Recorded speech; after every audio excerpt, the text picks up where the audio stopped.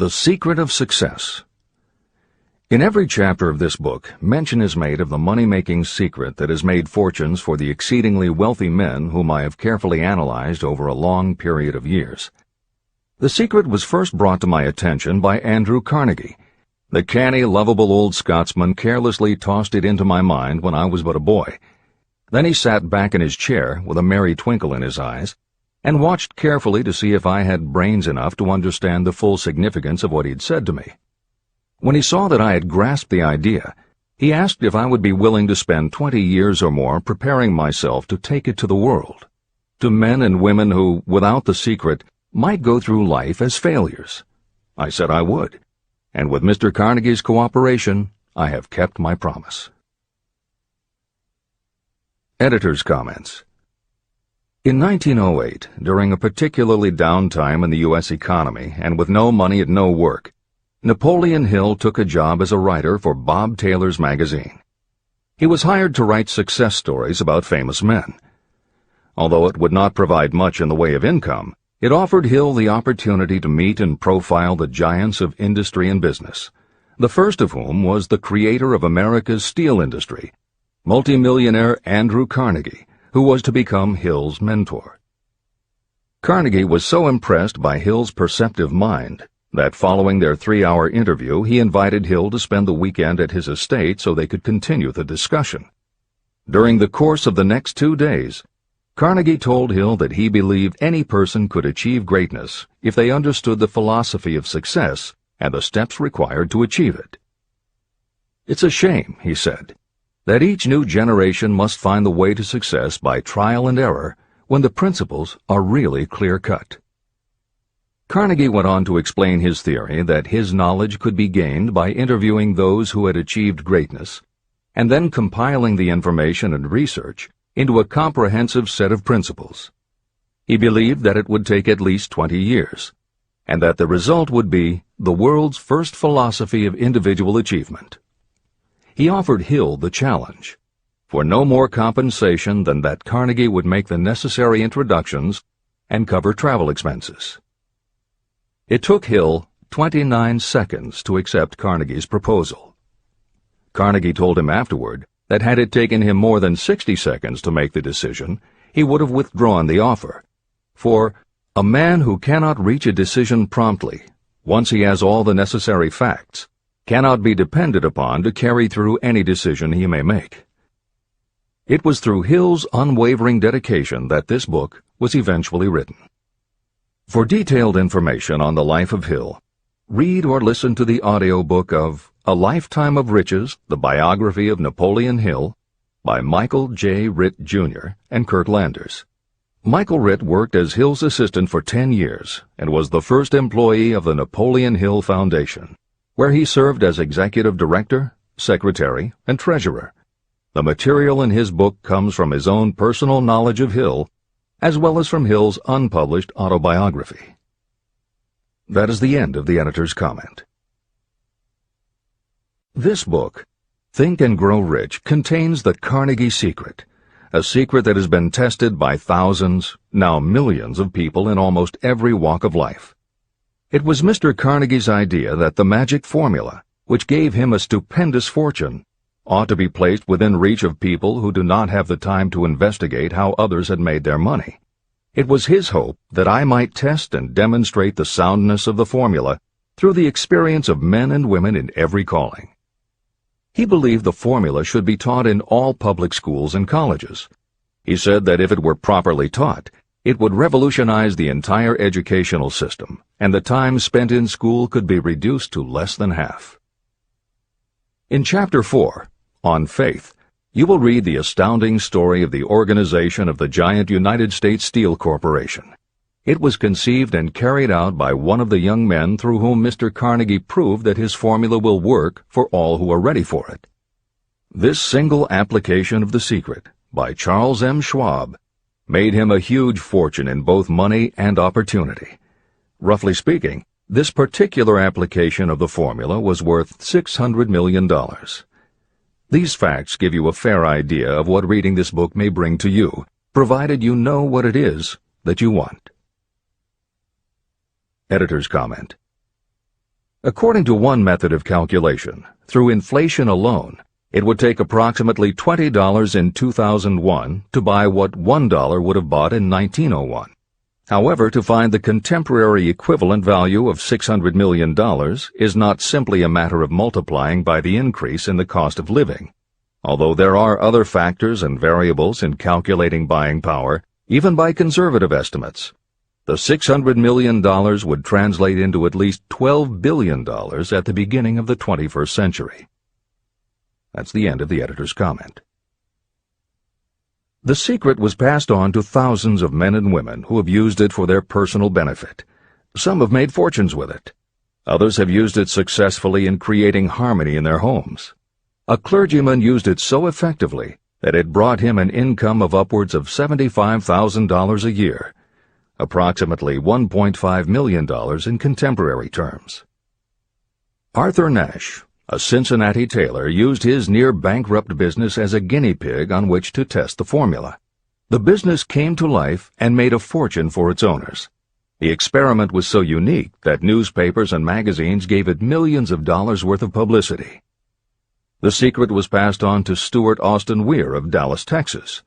He was ready for it, so ready that he gave up his profession and studied law. Did he succeed? You'll read the answer in Chapter 6, Specialized Knowledge. While I was the advertising manager of the LaSalle Extension University, I had the privilege of seeing J.G. Chaplin, president of the university, use the formula so effectively that he made LaSalle one of the great extension schools of this country. The secret is mentioned no fewer than 100 times throughout this book. It has not been directly named, for it seems to work more successfully when it is merely left in sight, where those who are ready and searching for it may pick it up. That is why Andrew Carnegie passed it to me without giving me its specific name. If you are ready to put it to use, you will recognize this secret at least once in every chapter, but you will not find an explanation of how you will know if you are ready. That would deprive you of much of the benefit you will receive when you make the discovery in your own way. If you have ever been discouraged, if you have had difficulties that took the very soul out of you, if you have tried and failed, if you were ever handicapped by illness or physical affliction, the story of my own son's discovery and use of the Carnegie formula may prove to be the oasis in the desert of lost hope for which you have been searching. This secret was extensively used by President Woodrow Wilson during the World War, and by President Roosevelt during the Second World War. It was passed on to every soldier in the training received before going to the front. President Wilson told me it was a powerful factor in raising the funds needed for the war. A peculiar thing about this secret is that those who acquire and use it find themselves literally swept on to success. However, as is often pointed out in this book, there is no such thing as something for nothing. The secret cannot be had without paying a price, although the price is far less than its value.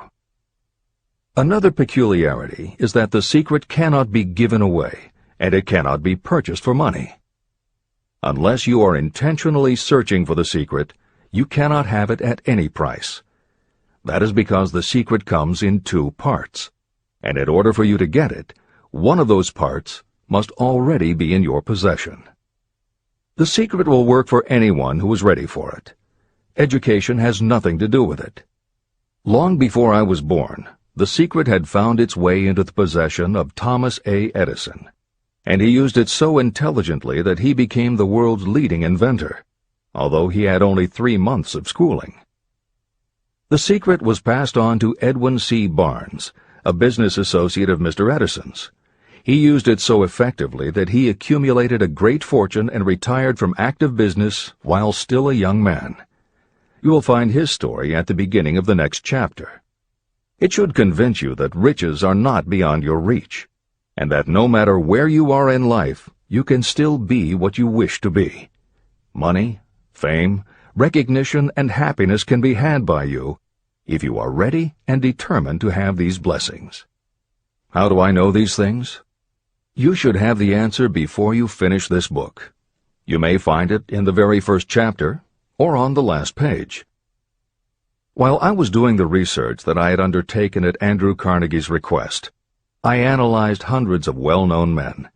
Many of them attributed the accumulation of their vast fortunes to the Carnegie secret.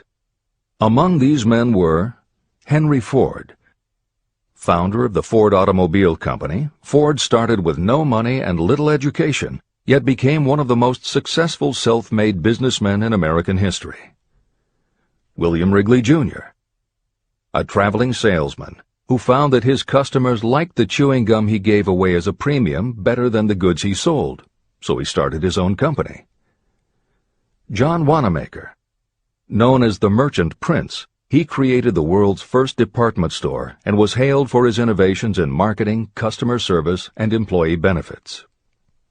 James J. Hill. Known as the Empire Builder, he built the transcontinental Great Northern Railway, encouraged homesteading in the West, then established shipping routes linking America to Asia. George S. Parker. A school teacher who grew tired of fixing his students' pens, he created a new design, founded the Parker Pen Company, and turned a simple idea into a fortune. E. M. Statler. The son of a poor pastor, he started as a bellboy and worked his way up until he was able to start his own chain of Statler hotels, famous for their luxury and service with a smile. Henry L. Doherty. Started at age 12 as an office boy for Columbia Gas, he went on to acquire 53 utilities companies and patented 140 innovations for natural gas and oil production. Cyrus H.K. Curtis. Starting with a small agricultural weekly, Curtis turned it into Ladies' Home Journal, created Saturday Evening Post, then assembled one of the largest newspaper empires. George Eastman.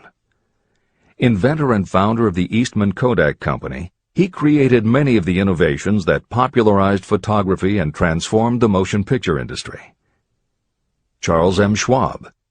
The right-hand man of Andrew Carnegie, he was president of Carnegie Steel Company, brokered the deal that formed U.S. Steel, and went on to found Bethlehem Steel.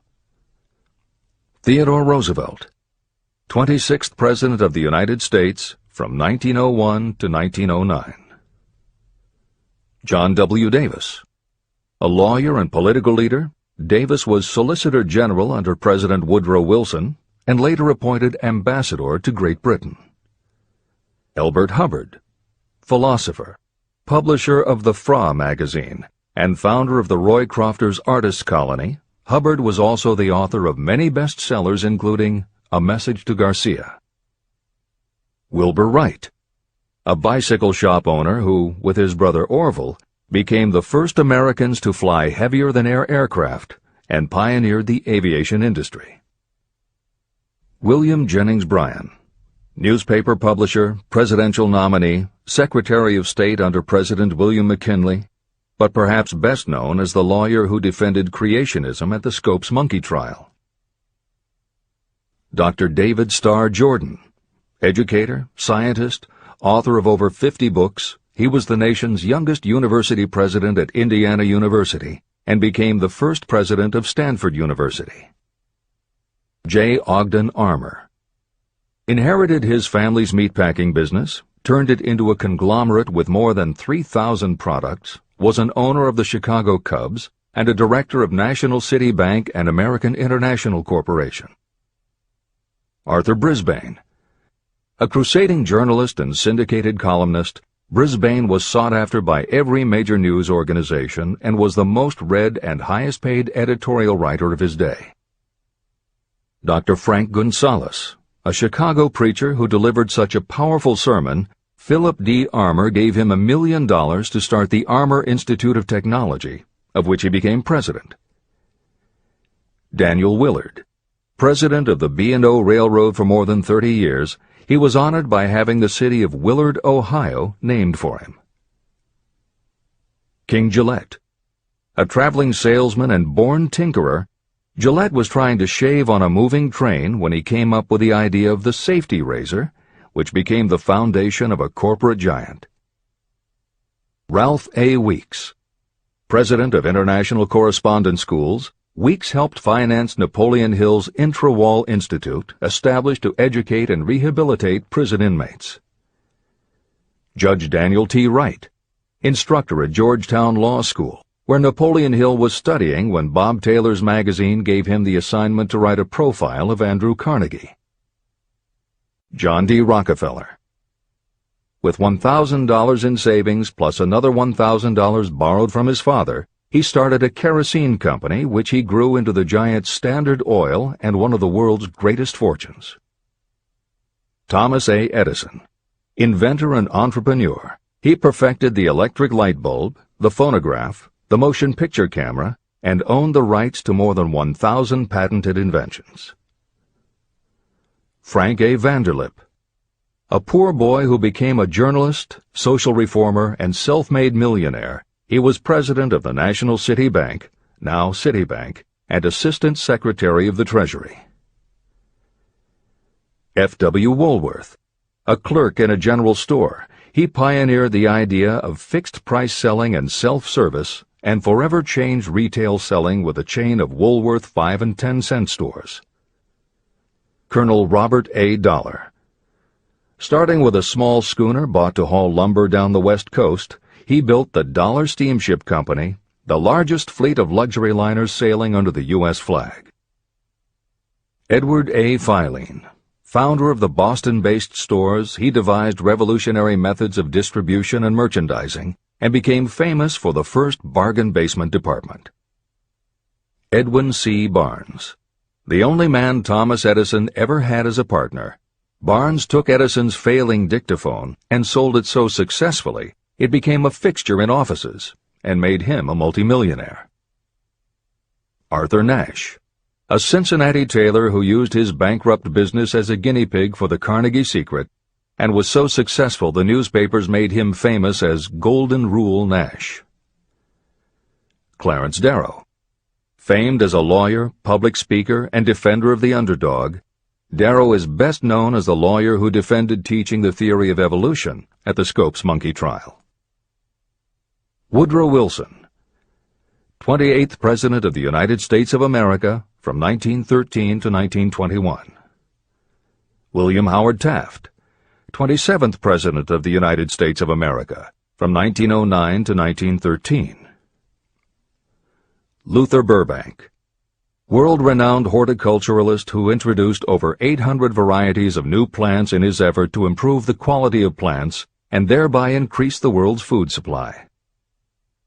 Edward W. Buck. Although he had only 6 years' schooling, by the age of 20 he was editor of Ladies' Home Journal, which he helped to build into the world's most widely circulated magazine. Frank A. Munsey.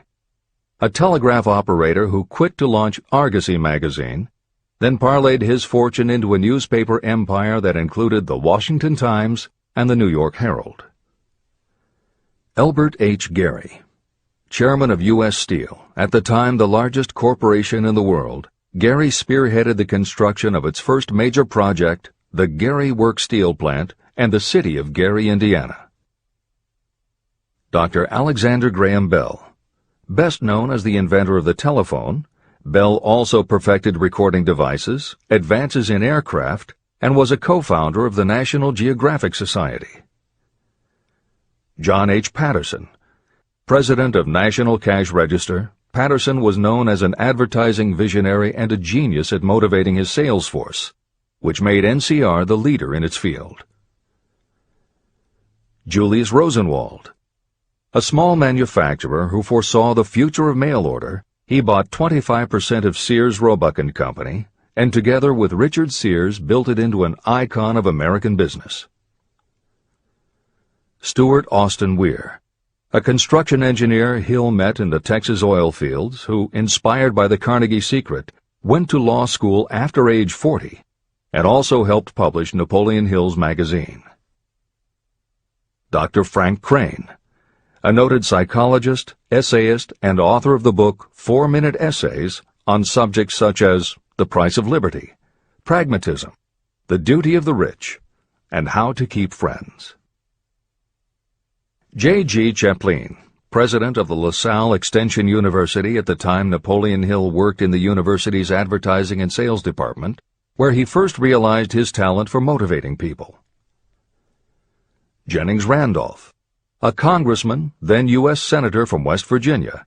Randolph was a lifelong admirer of Napoleon Hill, and it was he who encouraged Hill to act as advisor to President Franklin Delano Roosevelt.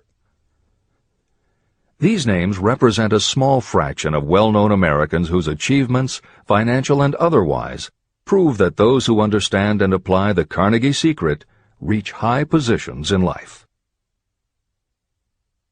Editor's comment.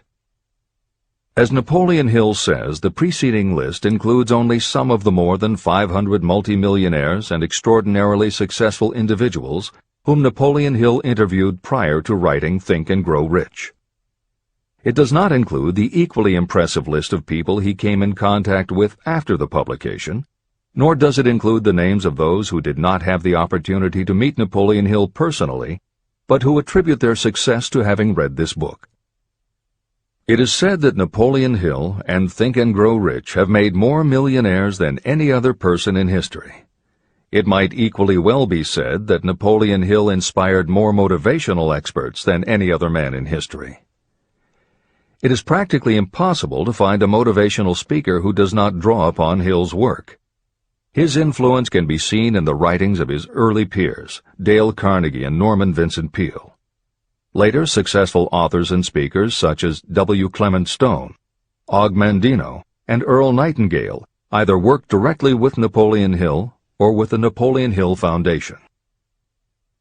Echoes of Hill's principles can also be found in books by people as diverse as Wally Famous Amos, Mary Kay Ash, Ken Blanchard, Adelaide Bry, Chicken Soup for the Soul authors Jack Canfield and Mark Victor Hansen, Debbie Fields, Shakti Gawain, John Gray, Susan Jeffers, Bruce Jenner, Charlie Tremendous Jones, Tommy Lasorda, Art Linkletter, Joan London, Dr. Maxwell Maltz, James Redfield, Dr. Bernie Siegel, Jose Silva, Brian Tracy, Lillian Vernon, and Dennis Waitley.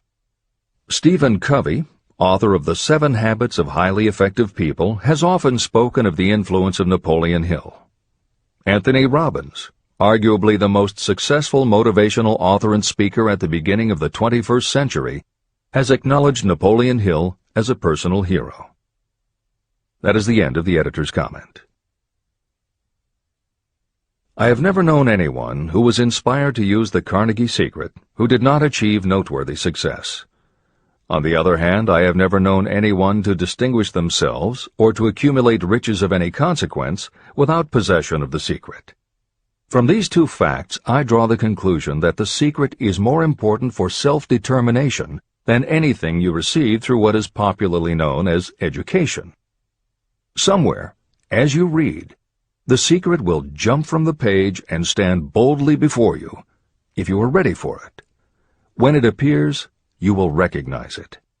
Whether you receive the sign in the first chapter or the last, stop for a moment when it presents itself, and make a note of the time and place.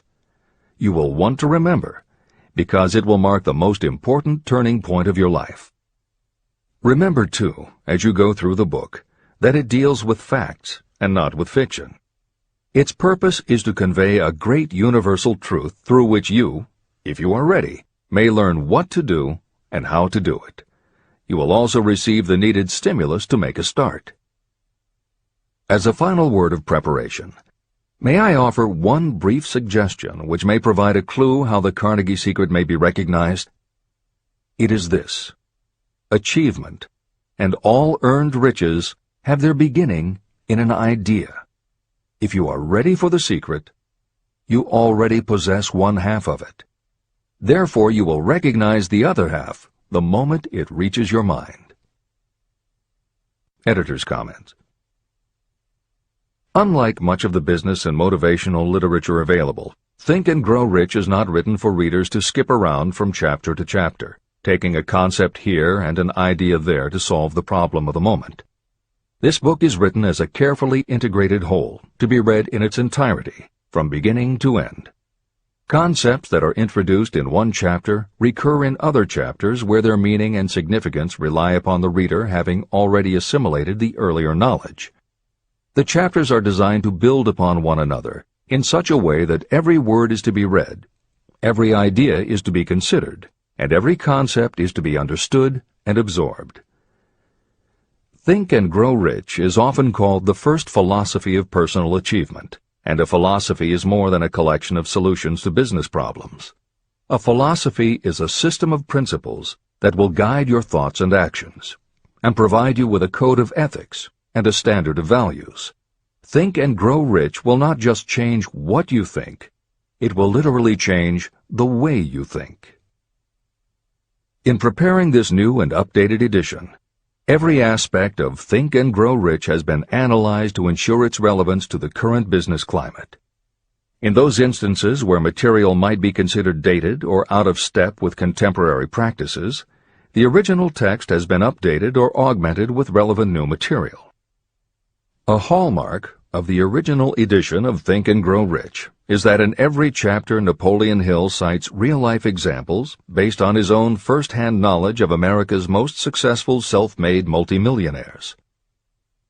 In this edition, every one of Hill's stories has been retained, and the editors have added contemporary examples and modern parallels which clearly demonstrate that Hill's principles are as up-to-date as today and still guiding those who succeed. In addition to contemporary examples, where the editors felt it would be of interest to the reader, we have included marginal notes that provide relevant information about recent developments. Where applicable, we have also suggested books or other materials that complement various aspects of Napoleon Hill's philosophy. On a more technical note, the editors have approached the written text as we would that of a living author. When we encountered what modern grammarians would consider run-on sentences, outdated punctuation, or other matters of form, we opted for contemporary usage. Those readers familiar with earlier editions will note that the chapter numbers have been changed in this edition. Originally, Think and Grow Rich began with an unnumbered chapter, a word from the author. In this edition, that text appears as Chapter 1, and is renamed The Secret of Success. The chapters that follow are renumbered sequentially and proceed in their original order. The chapter that was previously titled The Mystery of Sex Transmutation has been retitled Sexuality, Charisma and Creativity, and the text has been restructured and annotated to reflect the role of women in contemporary society. All editorial commentary is clearly set off in a font and style that is different from the original text. This is the end of the editor's comments.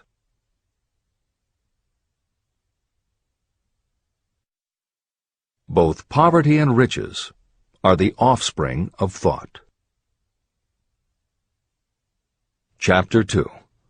Thoughts are Things. The man who thought his way into partnership with Thomas A. Edison. Truly, thoughts are things, and powerful things, when they are mixed with definiteness of purpose, persistence, and a burning desire for their translation into riches or other material objects. Some years ago, Edwin C. Barnes discovered how true it is that you really can think and grow rich. His discovery did not come about at one sitting. It came little by little, beginning with a burning desire to become a business associate of the great Thomas Edison. One of the chief characteristics of Barnes' desire was that it was definite. He wanted to work with Edison, not for him. Pay close attention to the story of how he turned his desire into reality, and you'll have a better understanding of the principles that lead to riches. When this desire, or this thought, first flashed into his mind, he was in no position to act upon it. Two problems stood in his way.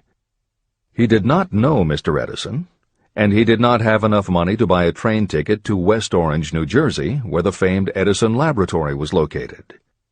These problems would have discouraged the majority of people from making any attempt to carry out the desire. But his was no ordinary desire. The Inventor and the Tramp. Edwin C. Barnes presented himself at Mr. Edison's laboratory and announced that he had come to go into business with the inventor. Years later, in speaking about that first meeting, Mr. Edison said about Barnes, "He stood there before me looking like an ordinary tramp, but there was something in the expression of his face which conveyed the impression that he was determined to get what he had come after. I had learned from years of experience with men that when a man really desires a thing so deeply that he is willing to stake his entire future on a single turn of the wheel in order to get it, he is sure to win. I gave him the opportunity he asked for, because I saw he had made up his mind to stand by until he succeeded. Subsequent events proved that no mistake was made." It could not have been the young man's appearance that got him his start in the Edison office. That was definitely against him. It was what he thought that counted. Barnes did not get his partnership with Edison on his first interview. What he did get was a chance to work in the Edison offices at a very nominal wage. Months went by. Nothing happened to bring nearer the goal that Barnes had set as his definite major purpose. But something important was happening in Barnes' mind. He was constantly intensifying his desire to become the business associate of Edison. Psychologists have correctly said, when one is truly ready for a thing, it puts in its appearance. Barnes was ready for a business association with Edison, and he was determined to remain ready until he got what he was seeking. He did not say to himself, well, what's the use? I guess I'll change my mind and try for a salesman's job.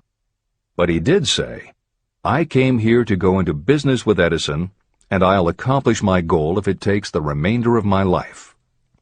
He meant it. What a different story people would tell if only they would adopt a definite purpose and stand by that purpose until it had time to become an all-consuming obsession. Maybe young Barnes did not know it at the time, but his bulldog determination and his persistence in focusing on a single desire was destined to mow down all opposition and bring him the opportunity he was seeking. When the opportunity came, it appeared in a different form and from a different direction than Barnes had expected.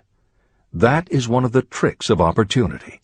It has a sly habit of slipping in by the back door, and often it comes disguised in the form of misfortune or temporary defeat. Perhaps this is why so many people fail to recognize opportunity. Mr. Edison had just perfected a new device, known at that time as the Edison dictating machine. His salesmen were not enthusiastic about the machine.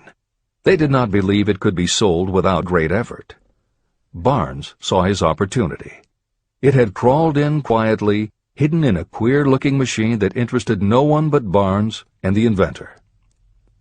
Barnes knew he could sell the Edison dictating machine, and he told Edison so. Edison decided to give him his chance. And Barnes did sell the machine. In fact, he sold it so successfully that Edison gave him a contract to distribute and market it all over the nation. Out of that business association, Barnes made himself rich in money, but he did something infinitely greater. He proved that you really can think and grow rich. How much actual cash that original desire of Barnes was worth to him, I have no way of knowing. Perhaps it brought him $2 or $3 million. Editor's comment. $3 million in the early years of the 20th century would be comparable to more than $50 million in terms of buying power at the beginning of the 21st century. This is the end of the editor's comment. But the amount becomes insignificant compared with the greater asset he acquired. The definite knowledge that an intangible impulse of thought can be transmuted into material rewards by the application of known principles. Barnes literally thought himself into a partnership with the great Edison. He thought himself into a fortune. He had nothing to start with except knowing what he wanted, and the determination to stand by that desire until he realized it. 3 feet from gold. One of the most common causes of failure is the habit of quitting when you're overtaken by temporary defeat.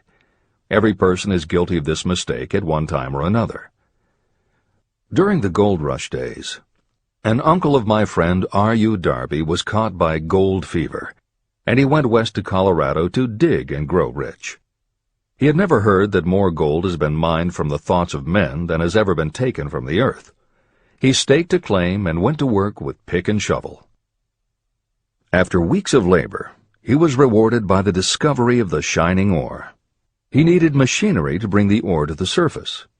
Quietly, he covered up the mine and returned to his home in Williamsburg, Maryland. He told his relatives and a few neighbors about the strike. They got together the money for the machinery and had it shipped. R.U. Darby decided to join his uncle, and they went back to work the mine. The first car of ore was mined and shipped to a smelter. The returns proved they had one of the richest mines in Colorado. A few more cars of that ore would clear their debts. Then would come the big killing in profits. Down went the drills. Up went the hopes of Darby and Uncle. Then something happened. The vein of gold ore disappeared. They had come to the end of the rainbow, and the pot of gold was no longer there. They drilled on, desperately trying to pick up the vein again, all to no avail. Finally, they decided to quit. They sold the machinery to a junkman for a few $100s and took the train back home. The junkman called in a mining engineer to look at the mine and do a little calculating. The engineer advised that the project had failed because the owners were not familiar with fault lines. His calculations showed that the vein would be found just 3 feet from where the Darbys had stopped drilling. And that is exactly where it was found. The junkman took millions of dollars in ore from the mine because he knew enough to seek expert counsel before giving up. Long afterward, Mr. Darby recouped his loss many times over when he made the discovery that desire can be transmuted into gold. The discovery came after he went into the business of selling life insurance. Never forgetting that he lost a huge fortune because he stopped 3 feet from gold, Darby profited by the experience in his newly chosen field. He simply said to himself, "I stopped 3 feet from gold, but I will never stop because men say no when I ask them to buy insurance." Darby became one of a small group of men who sell over $1 million in life insurance annually. He owed his stickability to the lesson he learned from his quitability in the gold mining business. Before success comes in anyone's life, that person is sure to meet with much temporary defeat, and perhaps some failure. When defeat overtakes a person, the easiest and most logical thing to do is to quit. That is exactly what the majority of people do. More than 500 of the most successful people this country has ever known told me their greatest success came just one step beyond the point at which defeat had overtaken them. Failure is a trickster with a keen sense of irony and cunning. It takes great delight in tripping you just when success is almost within reach. Editor's comments. Napoleon Hill's creed, "Every failure brings with it the seed of an equivalent success," was the inspiration for entrepreneur and motivational speaker Wayne Allen Root to write his book, The Joy of Failure. Published in the late 1990s, it not only tells Wayne's personal story of using his failures as stepping stones to success, he also recounts stories from other successful people, which prove that the rich and famous got to be that way only because of what they learned from their failures. People such as Jack Welch, the hugely successful CEO of General Electric, who early in his career failed dramatically when a plastics plant for which he was responsible blew up. Billionaire Charles Schwab was a failure at school and university, flunking basic English twice due to a learning disability, and then failed on Wall Street more than once before he thought of the idea that grew to make him very rich indeed. Sylvester Stallone, Bruce Willis, Oprah Winfrey, Bill Clinton, Stephen Jobs, Donald Trump, and a host of other equally well-known achievers all had to fail in order to learn the lessons that ultimately made them successes. Every one of them was a failure, but none of them was defeated. Charles F. Kettering, who patented more than 200 inventions including the automobile ignition, the spark plug, Freon for air conditioners and the automatic transmission, said, "From the time a person is 6 years old until he graduates from college, he has to take 3 or 4 examinations a year. If he flunks once, he is out." But an inventor is almost always failing.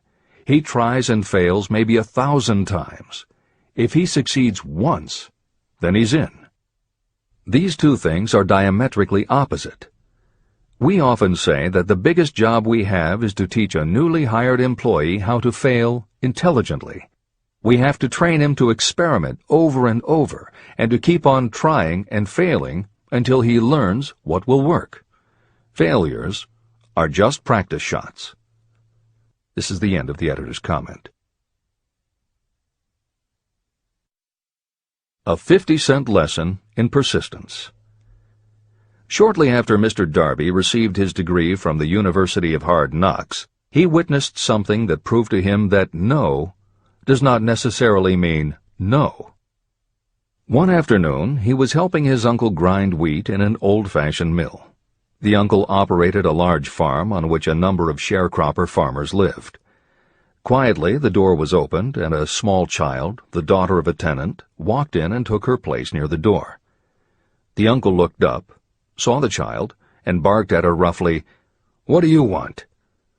Meekly, the child replied, "My mom says to send her 50 cents. "I'll not do it," the uncle retorted. "Now you run on home." But she did not move. The uncle went ahead with his work, not noticing that she did not leave. When he looked up again and saw her still standing there, he said, "I told you to go on home. Now go, or I'll take a switch to you." But she did not budge. The uncle dropped a sack of grain he was about to pour into the mill hopper and started toward the child. Darby held his breath. He knew his uncle had a fierce temper. When the uncle reached the spot where the child was standing, she quickly stepped forward one step, looked up into his eyes, and screamed at the top of her voice, "My mom's got to have that 50 cents!" The uncle stopped, looked at her for a minute, put his hand in his pocket, took out $50, and gave it to her. The child took the money and slowly backed toward the door, never taking her eyes off the man whom she had just conquered. After she had gone, the uncle sat down on a box and looked out the window into space for more than 10 minutes. He was pondering, with awe, over the whipping he had just taken. Mr. Darby, too, was doing some thinking. This was the first time in all his experience that he had seen a child deliberately master an adult. How did she do it? What happened to his uncle that caused him to lose his fierceness and become as docile as a lamb? What strange power did this child use that made her master of the situation? These questions flashed into Darby's mind, but he did not find the answer until years later, when he told me the story. Strangely, the story of this unusual experience was told to me in the old mill on the very spot where the uncle took his whipping. As we stood there in that musty old mill, Mr. Darby repeated the story and finished by asking, "What can you make of it? What strange power did that child use that so completely whipped my uncle?" The answer to his question will be found in the principles described in this book. The answer is full and complete. It contains enough details and instructions for you to understand and apply the same force that the little child accidentally stumbled upon. Keep your mind alert, and you will learn exactly what strange power came to the rescue of the child. You may catch a glimpse of the power in this chapter, or it may flash into your mind in some later chapter. If you stay alert to the possibility, somewhere you will find the idea that will quicken your receptive powers and place at your command this same irresistible power. It may come in the form of a single idea, or it may come as a complete plan or a purpose. It may even cause you to go back over your past experiences of failure or defeat, and in doing so, it may bring to the surface some lesson by which you can regain all that you lost through defeat. After I had explained to Mr. Darby the power unwittingly used by the little child, he mentally retraced his 30 years as a life insurance salesman.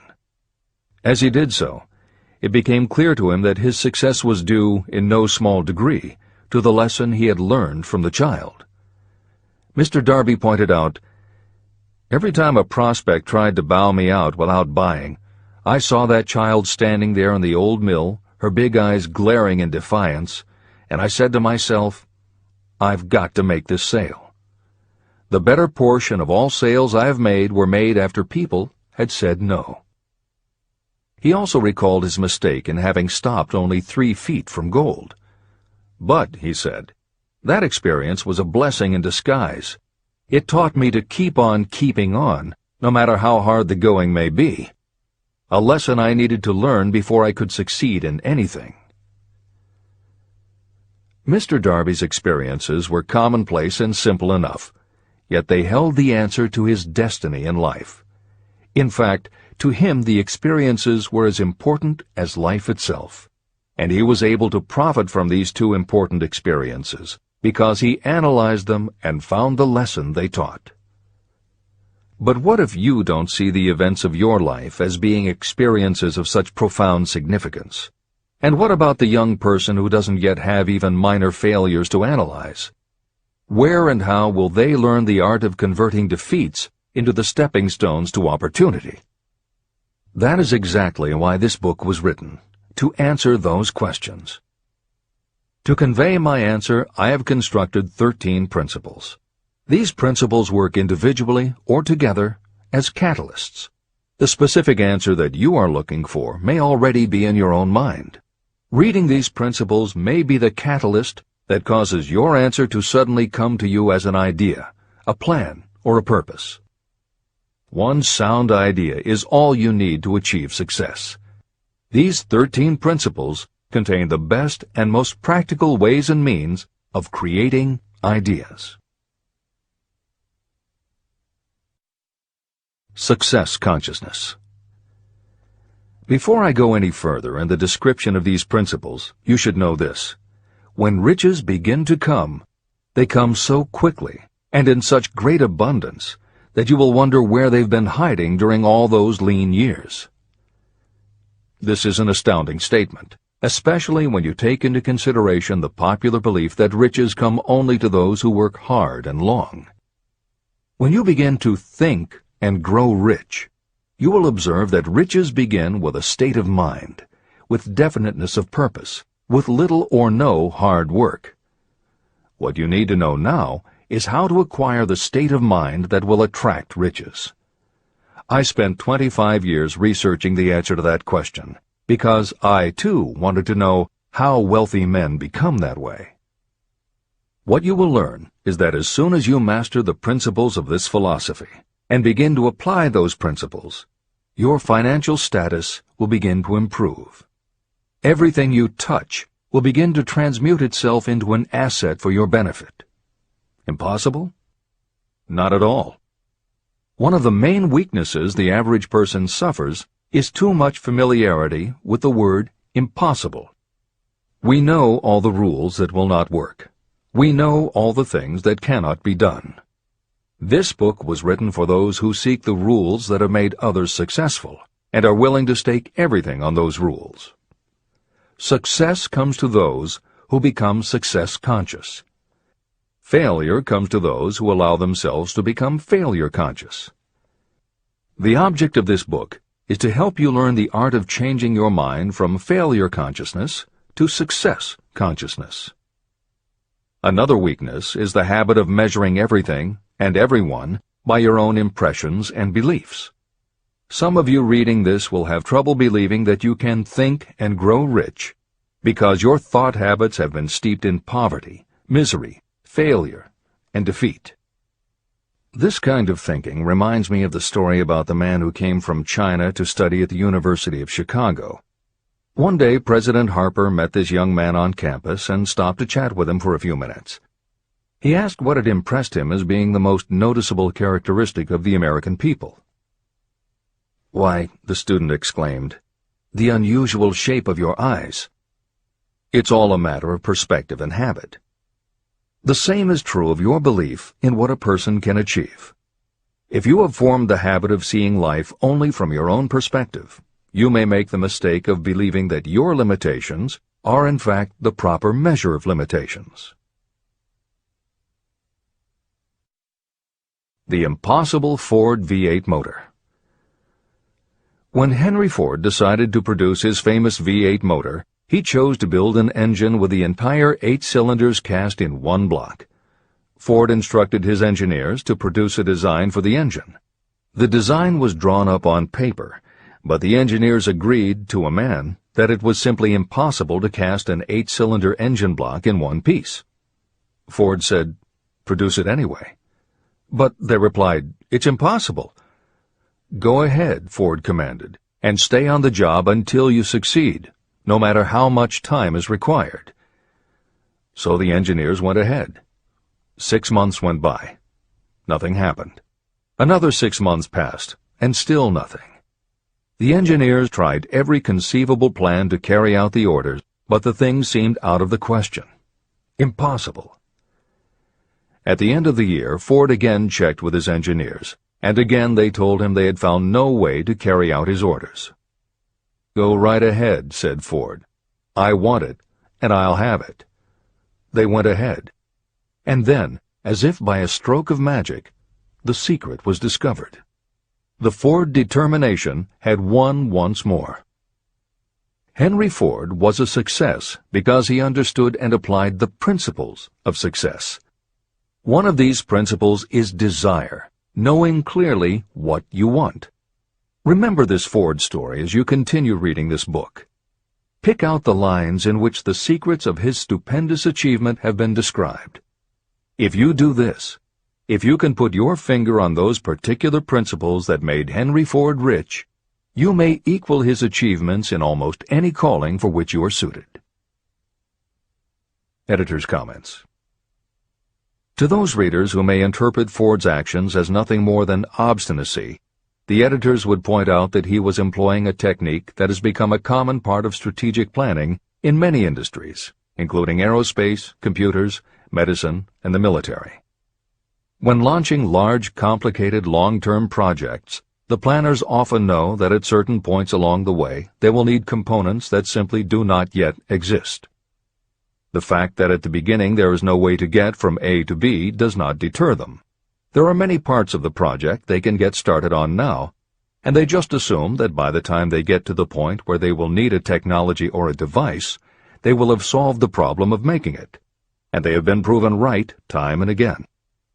Stated simply, the technique is to clearly know what you want to accomplish, have faith in your ability to do it, and persist until you have accomplished your goal. This is the end of the editor's comments. Why you are the master of your fate.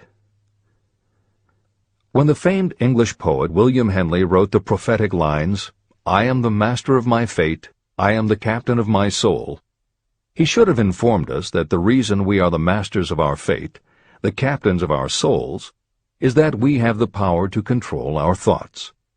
He should have told us that it is because in some way our brains become magnetized with the dominating thoughts that we hold in our minds. And it is as though our magnetized minds attract to us the forces, the people, and the circumstances of life that are in sync with our dominating thoughts. He should have told us that before we can accumulate riches in great abundance, we must magnetize our minds with intense desire for riches. That we must become money-conscious until the desire for money drives us to create definite plans for acquiring it. But, being a poet, Henley contented himself by stating a great truth in poetic form, leaving those who followed him to interpret the philosophical meaning of his lines. Little by little, the truth has unfolded itself, until I have come to know with certainty that the principles described in this book hold the secret of mastery over our economic fate. Principles that can change your destiny. We are now ready to examine the first of these principles, and as we do, I ask you to maintain a spirit of open-mindedness. Remember as you read that these principles are not my invention, nor are they the invention of any one person. These principles have worked for literally millions of people. You, too, can put them to work for you and your own enduring benefit. You will find it easy, not hard to do. Some years ago, I delivered the commencement address at Salem College in Salem, West Virginia. I emphasized with so much intensity the need to have a burning desire that one of the members of the graduating class became completely convinced and made it a cornerstone of his own philosophy. That young man became a congressman and an important factor in President Franklin D. Roosevelt's administration. He wrote me a letter in which he so clearly stated his opinion of the principle of desire outlined in the next chapter that I have chosen to publish his letter as an introduction to that chapter. It gives you an idea of the rewards to come. My dear Napoleon, my service as a member of Congress having given me an insight into the problems of men and women, I am writing to offer a suggestion which may become helpful to thousands of worthy people. In 1922, you delivered the commencement address at Salem College when I was a member of the graduating class. In that address, you planted in my mind an idea which has been responsible for the opportunity I now have to serve the people of my state, and will be responsible, in a very large measure, for whatever success I may have in the future. I recall, as though it were yesterday, the marvelous description you gave of the method by which Henry Ford, with but little schooling, without a dollar, with no influential friends, rose to great heights. I made up my mind then, even before you had finished your speech, that I would make a place for myself, no matter how many difficulties I had to surmount. Thousands of young people will finish their schooling this year and within the next few years. Every one of them will be seeking just such a message of practical encouragement as the one I received from you. They will want to know where to turn, what to do to get started in life. You can tell them, because you have helped to solve the problems of so many, many people. There are thousands of people in America today who would like to know how they can convert ideas into money. People who must start from scratch, without finances, and recoup their losses. If anyone can help them, you can. If you publish the book, I would like to own the first copy that comes from the press, personally autographed by you. With best wishes, believe me, cordially yours, Jennings Randolph. Since that time in 1922, I watched Jennings Randolph rise to become one of the nation's leading airline executives, a great inspirational speaker, and a United States Senator from West Virginia. 35 years after I made that speech, it was my pleasure to return to Salem College in 1957 and deliver the baccalaureate sermon. At that time, I received an honorary Doctor of Literature degree from Salem College. Editor's comments.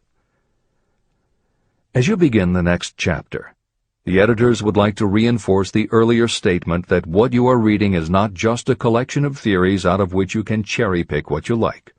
The 13 principles of success were proven by the real-life experiences of the long list of famous successful people cited earlier by Napoleon Hill. His techniques are also practiced and endorsed by the contemporary experts and authors whom the editors mentioned, following Hill's list. More than 60 million people have purchased copies of the book that you are now holding in your hands. If this book has proven to be that successful, surely you owe it to yourself to give it every chance to work for you too. Read it. Don't question it. Do it.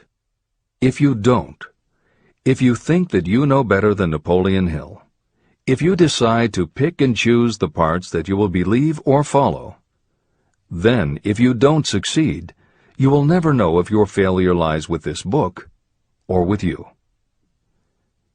This is the end of the editor's comments. Whatever the mind of man can conceive and believe, it can achieve. Chapter 3. Desire. The starting point of all achievement. The first step toward riches. When Edwin C. Barnes climbed down from the freight train in West Orange, New Jersey, he may have resembled a tramp, but his thoughts were those of a king. As he made his way from the railroad tracks to Thomas A. Edison's office, his mind was at work. He saw himself standing in Edison's presence. He heard himself asking Mr. Edison for an opportunity to carry out the one consuming obsession of his life, a burning desire to become the business associate of the great inventor. Barnes' desire was not a hope. It was not a wish. It was a pulsating desire which transcended everything else. It was definite. A few years later, Edwin C. Barnes again stood before Edison, in the same office where he first met the inventor. This time, his desire had been translated into reality. He was in business with Edison. The dominating dream of his life had become a reality. Barnes succeeded because he chose a definite goal, placed all his energy, all his willpower, all his effort. He put everything he had into achieving that goal. 5 years passed before the chance he had been seeking made its appearance. To everyone except himself, he appeared to be just another cog in the Edison business wheel.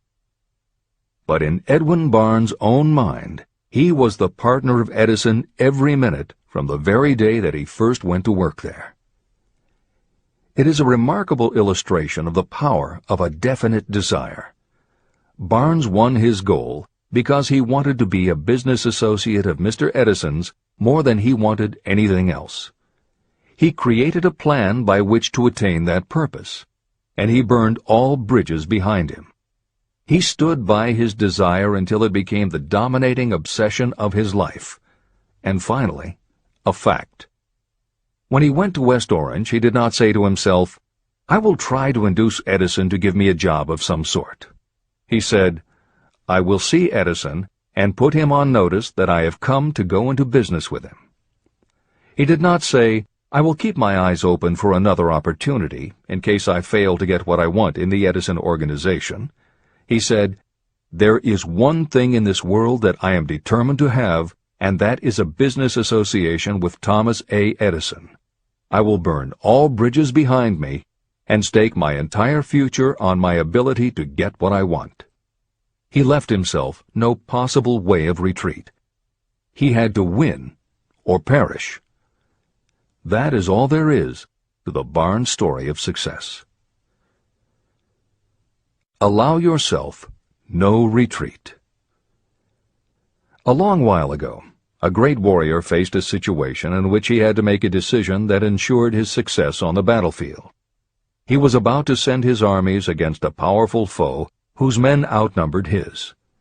He loaded his soldiers into boats, sailed to the enemy's country, and unloaded the soldiers and equipment. Then he gave the order to burn the ships that had carried them. Addressing his men before the first battle, he said, "You see the boats going up in smoke. That means we cannot leave these shores alive unless we win. We now have no choice. We win or we perish." They won. Every person who wins in any undertaking must be willing to burn his ships and cut all sources of retreat. That is the only way you can be sure of maintaining the state of mind known as a burning desire to win. It is essential to success. The morning after the Great Chicago Fire, a group of merchants stood on State Street, looking at the smoking remains of what had been their stores. They went into a conference to decide if they would try to rebuild or if they would leave Chicago and start over in a more promising section of the country. They decided to leave, all except one. The merchant who decided to stay and rebuild pointed a finger at the remains of his store and said, "Gentlemen, on that very spot I will build the world's greatest store, no matter how many times it may burn down." That was in 1871. The store was built. It still stands there today. The Marshall Field's department store is a towering monument to the power of that state of mind known as a burning desire. The easy thing would have been for Marshall Field to do exactly what his fellow merchants did. When the going was hard and the future looked dismal, they pulled up and went where the going seemed easier. Mark well this difference between Marshall Field and the other merchants. It is that difference which distinguishes those who succeed from those who fail. Every human being old enough to understand the value of money wishes for it, but wishing will not bring riches. Desiring riches, with a state of mind that becomes an obsession, then planning definite ways and means to acquire riches, and backing those plans with persistence, a persistence which does not recognize failure, that's what will bring riches. Editor's comments. In other of his writings, Napoleon Hill uses the term definiteness of purpose as being interchangeable with desire. The following explanation is adapted from the Napoleon Hill Foundation's book, Believe and Achieve. Desire, or definiteness of purpose, is more than goal setting.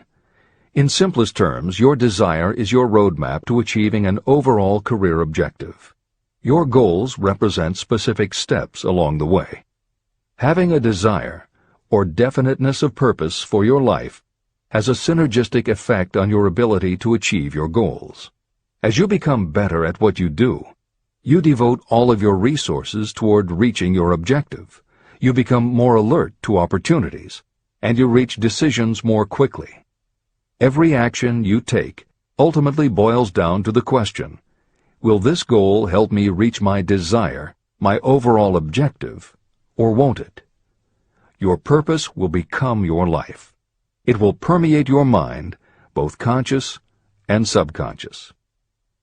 This is the end of the editor's comments. 6 ways to turn desire into gold. The method by which your desire for riches can be transmuted into its financial equivalent consists of 6 definite, practical steps. 1. Fix in your mind the exact amount of money you desire. It is not sufficient merely to say, "I want plenty of money." Be definite about the amount. There is a psychological reason for such definiteness explained in subsequent chapters. 2. Determine exactly what you intend to give in return for the money you desire. There is no such reality as something for nothing. 3. Establish a definite date when you intend to possess the money you desire. 4. Create a definite plan for carrying out your desire, and begin at once, whether you are ready or not, to put this plan into action. 5. Now write it out. Write a clear, concise statement of the amount of money you intend to acquire. Name the time limit for its acquisition. State what you intend to give in return for the money, and describe clearly the plan through which you intend to accumulate it. 6. Read your written statement aloud, twice daily. Read it once just before retiring at night, and read it once after arising in the morning. As you read, see and feel and believe yourself already in possession of the money. It is important that you follow the instructions in these 6 steps. It is especially important that you observe and follow the instructions in the 6th step. You may complain that it is impossible for you to see yourself in possession of money before you actually have it. Here is where a burning desire will come to your aid. If you truly desire money so keenly that your desire is an obsession, you will have no difficulty in convincing yourself that you will acquire it. The object is to want money, and to become so determined to have it that you convince yourself you will have it. If you have not been schooled in the workings of the human mind, these instructions may appear impractical. It may help you to know that the information they convey was given to me by Andrew Carnegie, who made himself into one of the most successful men in American history. Carnegie began as an ordinary laborer in the steel mills, but managed, despite his humble beginning, to make these principles yield him a fortune of considerably more than $100 million. Editor's comment. In today's terms, the value of Carnegie's fortune would be at least $20 billion and probably a good deal more. End of editor's comment. It may be of further help to know that the 6 steps were carefully scrutinized by the famed inventor and successful businessman, Thomas A. Edison. He gave his stamp of approval, saying they are not only the steps essential for the accumulation of money, but also for the attainment of any goal. Editor's comments. In the time since Napoleon Hill wrote these words, advances in our understanding of both the physiology of the brain and the psychology of the mind have yielded a much greater understanding of human motivation. Even so, the methods used by modern motivational experts are essentially the same techniques advised by Hill. Research studies confirm that there is sound psychological basis for doing as Hill advises. Be very specific when setting goals. Perform the physical act of committing those goals to paper, and repeat your stated goal aloud to yourself often. These techniques have gained wide acceptance among modern experts in the field. The psychological principle at work is similar to that which underlies autosuggestion and self-hypnosis, concepts that will be discussed in greater depth in Chapter 5, Autosuggestion, and in Chapter 13, The Subconscious Mind. Hill's instruction to see yourself as you will be when you have already achieved your objective is also a specific technique. Today it is commonly taught by motivational experts under the term creative visualization. In Chapter 4 on faith and in Chapter 5 on autosuggestion, Hill elaborates on his method. Before moving on, the editors would like to reinforce Hill's advice to follow his instructions to the letter. The editors know there is a tendency for the reader to assume that it is enough for them just to intellectually understand a concept. As you read Hill's 6 points, you probably found yourself thinking, sure, some people might need to write things down, but I'm not a kid, I get the idea. Or, okay, I understand that saying it out loud might help some less sophisticated people, but I already understand the point intellectually. If you feel that way, let us remind you that many of the most successful people whom you admire did not think they were too smart or too sophisticated to follow Hill's instructions. The editors would again point out that if Napoleon Hill believed the actual acts of writing and speaking your goals is important, and if psychologists and motivational experts agree, then you would be foolish not to follow this simple advice. Just do it. This is the end of the editor's comments. The steps call for no hard labor. They call for no sacrifice. To apply them does not call for a great amount of education. But the 6 steps do call for enough imagination to see and to understand that the accumulation of money cannot be left to chance or luck. You may as well know right here that you can never have riches in great quantity unless you can work yourself into a white heat of desire for money and actually believe you will possess it.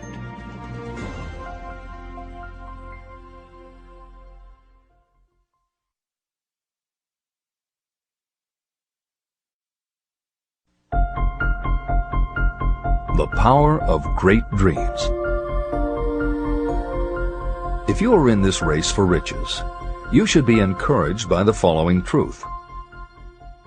The world in which we live is demanding new ideas, new ways of doing things, new leaders, new inventions, and new methods, styles, versions, and variations of everything all the time. Behind all this demand for new and better things, there is one quality that you must possess to win, and that is definiteness of purpose, the knowledge of what you want, and a burning desire to possess it. If you truly desire riches, remember that the real leaders of the world have always been people who harnessed and put into practical use the intangible, unseen forces of opportunity. Leaders are the people who convert those opportunities into cities, skyscrapers, factories, transportation, entertainment, and every form of convenience that makes things easier, faster, better, or just make life more pleasant. In planning to acquire your share of the riches, don't let anyone put you down for being a dreamer. To win the big stakes in this changing world, you must catch the spirit of the great pioneers, whose dreams have given to civilization all that it has of value. It is that spirit which serves as the lifeblood of our own country, your opportunity and mine to develop and market our talents. A burning desire to be and to do is the starting point from which the dreamer must take off. Dreams are not born of indifference, laziness, or lack of ambition. If the thing you wish to do is right, and you believe in it, go ahead and do it. Never mind what they say if you meet with temporary defeat. They do not know that every failure brings with it the seed of an equivalent success. Marconi dreamed of a system for sending sound from one place to another without the use of wires. It may interest you to know that Marconi's friends had him taken into custody and examined in a psychiatric hospital when he announced he had discovered a principle by which he could send messages through the air. Evidence that he did not dream in vain may be found in every radio and television set, cellular phone, communication satellite, and every other wireless device in the world. Fortunately, the dreamers of today fare better. Today, your world is filled with an abundance of opportunity that the dreamers of the past never knew. If you doubt this is true, if you are feeling crushed because of a recent failure, you are about to learn how your failure can be your most valuable asset. Almost everyone who succeeds in life gets off to a bad start and passes through many heartbreaking struggles before they arrive. The turning point in the lives of those who succeed usually comes at the moment of some crisis through which they are introduced to their other selves. Editor's comments. Napoleon Hill's concept of the other self is mentioned elsewhere in Think and Grow Rich, but he does not comment on it extensively. The following elaboration is taken from his later writings. You've been thinking about your losses to the exclusion of everything else. The more you concentrate on them, the more you attract other losses. Stop thinking about them, and make up your mind that you are going to benefit from your experience. Whatever personal obstacles you face, you must start getting to know that side of your personality that knows no obstacles, that recognizes no defeats. Cultivate a friendship with the other you, so no matter what you're doing, you are allied with someone who shares your goals. All the philosophy and advice about persuading others will be much more useful to you if you practice it yourself. This is the end of the editor's comment. Sidney Porter discovered the genius that slept within his brain only after he had met with great misfortune. He was found guilty of embezzlement and confined to a prison cell in Columbus, Ohio, and it was there that he became acquainted with his other self. He began to write short stories. Then, while locked in his cell, he began to sell those stories to magazines under the pen name O. Henry. Through the use of his imagination, he discovered himself to be a great author instead of a miserable criminal and outcast. By the time he was released from prison, O. Henry was the most popular short story writer in the country. Editor's comments. More recently, in another prison, another kind of writer met his other self, and country music gained one of its most talented songwriters and biggest stars. As a kid, Merle Haggard's family home was a converted boxcar in Bakersfield, California. After his father died when Merle was 9, more often than not, home for young Merle was a series of juvenile detention centers. At 16, he quit school, and for the next 4 years the only mark Merle Haggard made in the world was a rap sheet for stolen cars, burglaries, and bogus checks. By the age of 20, he was serving time in San Quentin and gaining a reputation as a hard-case con. Then he met his other self. Inspired by a concert Johnny Cash played for the inmates, plus conversations with men on death row and the time he spent in solitary confinement, Haggard learned that he had another self, and that self had something to say through his music. When he got out of solitary, Haggard asked for the hardest job the prison had to offer. He enrolled in night school courses at the prison, straightened himself out, and won his parole after 2.5 years. He went back to Bakersfield and dug ditches during the day so he could polish his songwriting and performing at night. Within 3 years, he had a recording contract. Within 5 years, he had his first top 10 hit, and has since gone on to become one of the most influential voices in modern country music. This is the end of the editor's comments. Thomas Edison dreamed of a lamp that could be operated by electricity. and he began where he stood to put his dream into action. He failed more than 10,000 times. Despite his failures, he stood by that dream until finally he was driven to the discovery of the genius that slept within his brain. Editor's comments. Dean Kamen got to know his other self very early in life. While he was a teenager, Kamen started his own company, building and selling control systems for automated sound and light shows. He was still in high school when he got the contract to automate the Times Square New Year's Eve ball. Though he went on to attend university, he never bothered to graduate because he was too busy working on something he called auto-syringe, the first wearable infusion pump for administering drug therapies. His invention was hailed as a medical landmark, as were many of his other breakthroughs, which include a revolutionary kidney dialysis machine, an insulin pump for diabetics, an improved stent used for heart patients, and more than 150 other devices he has patented. One day, seeing the difficulty a man in a wheelchair was having getting up a curb, Kamen set his mind to creating a device that would liberate people confined to wheelchairs. The result is the iBot, a revolutionary wheel device that uses computers and a system of stabilizing gyroscopes that imitate the working of the human body. It not only goes over curbs, but it will even go up and down stairs, travel over almost any kind of rough ground, and will allow the user to raise themselves eye to eye with a standing person. And it does it all without the user having to get out of the device or needing anyone's assistance.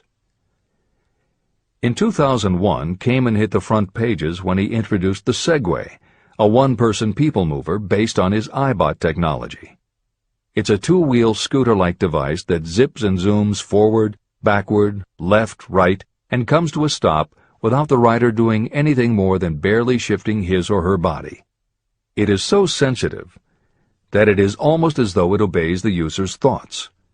The Segway may be a world-changing invention, with possible applications for work and travel that stagger the imagination.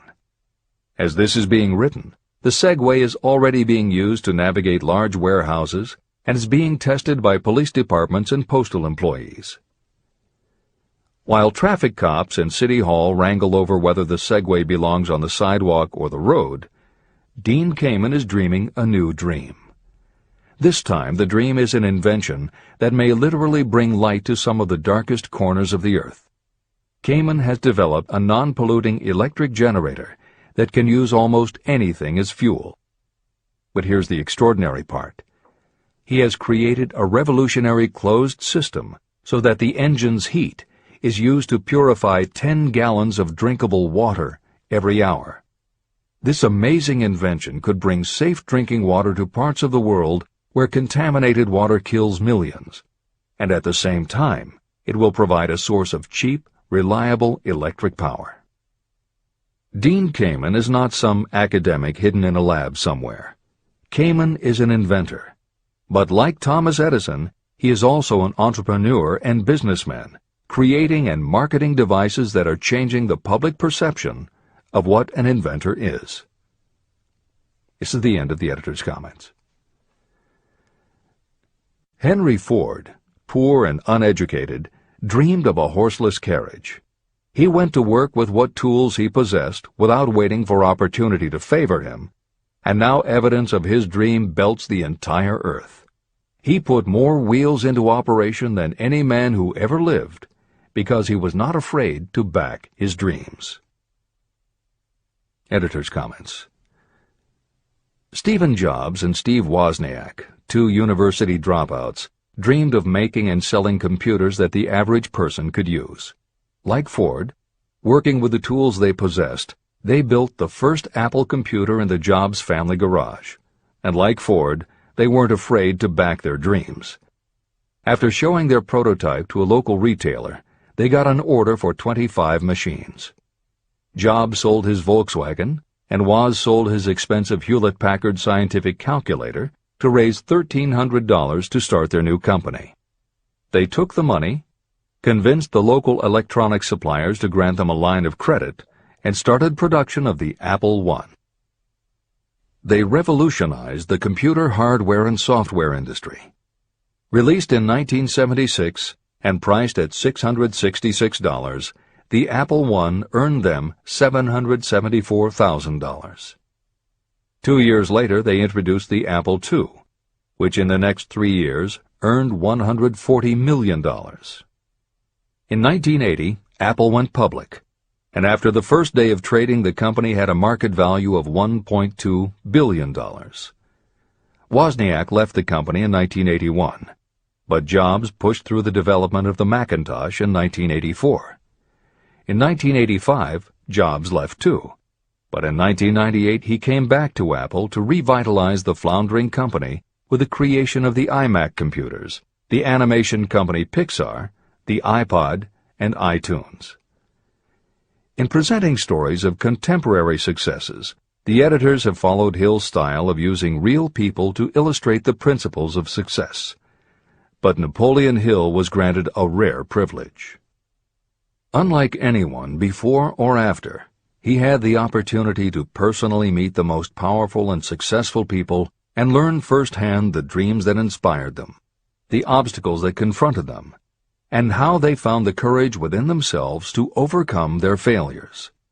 Hill met many of the inventors and the empire builders who laid the foundations of 20th century American industry while they were still news, not history. Then, for more than 25 years, he studied the habits and learned the secrets of the next generations who built on the foundations, forged new industries, devised new systems, and dreamed new dreams. It was only because Hill was given such unprecedented access over such a long period that he was able to compare, contrast, analyze, and then formulate a philosophy of achievement based on the real stories of real people who had used these techniques to create their success.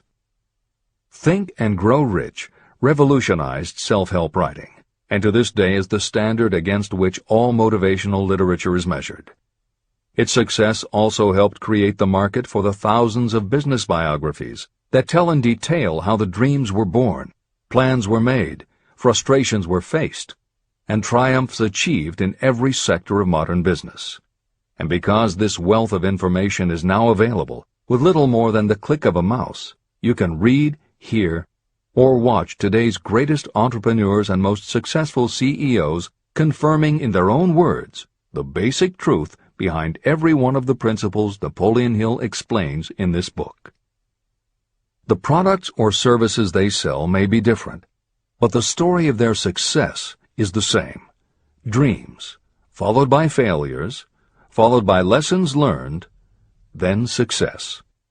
For every Henry Ford, Thomas Edison, or O. Henry that Napoleon Hill cites to make a point, today there is a Steve Jobs, Dean Kamen, or Merle Haggard, proving that Hill's points are still valid. This is the end of the editor's comments. There is a difference between wishing for a thing and being ready to receive it. No one is ready for a thing until they believe they can acquire it. The state of mind must be belief, not mere hope or wish. Open-mindedness is essential for belief. Closed minds do not inspire faith, courage, and belief. Remember, no more effort is required to aim high in life, to demand abundance and prosperity, than is required to accept misery and poverty. A great poet has correctly stated this universal truth through these lines. I bargained with life for a penny, and life would pay no more. However, I begged at evening when I counted my scanty store. For life is a just employer. He gives you what you ask. But once you have set the wages, why, you must bear the task. I worked for a menial's hire, only to learn dismayed that any wage I had asked of life, life would have willingly paid. Desire outwits Mother Nature. As a fitting climax to this chapter, I wish to introduce one of the most unusual persons I have ever known. I first saw him a few minutes after he was born. He came into the world without any physical sign of ears. When pressed for an opinion, the doctor concluded that the child might be deaf and mute for life. I challenged that doctor's opinion. I had the right to do so. I was the child's father. I, too, reached a decision. But I expressed my opinion silently, in the secrecy of my own heart. In my own mind, I knew that my son would hear and speak. How? I was sure there must be a way, and I knew I would find it. I thought of the words of the immortal Emerson. The whole course of things goes to teach us faith. We need only obey. There is guidance for each of us, and by lowly listening, we shall hear the right word.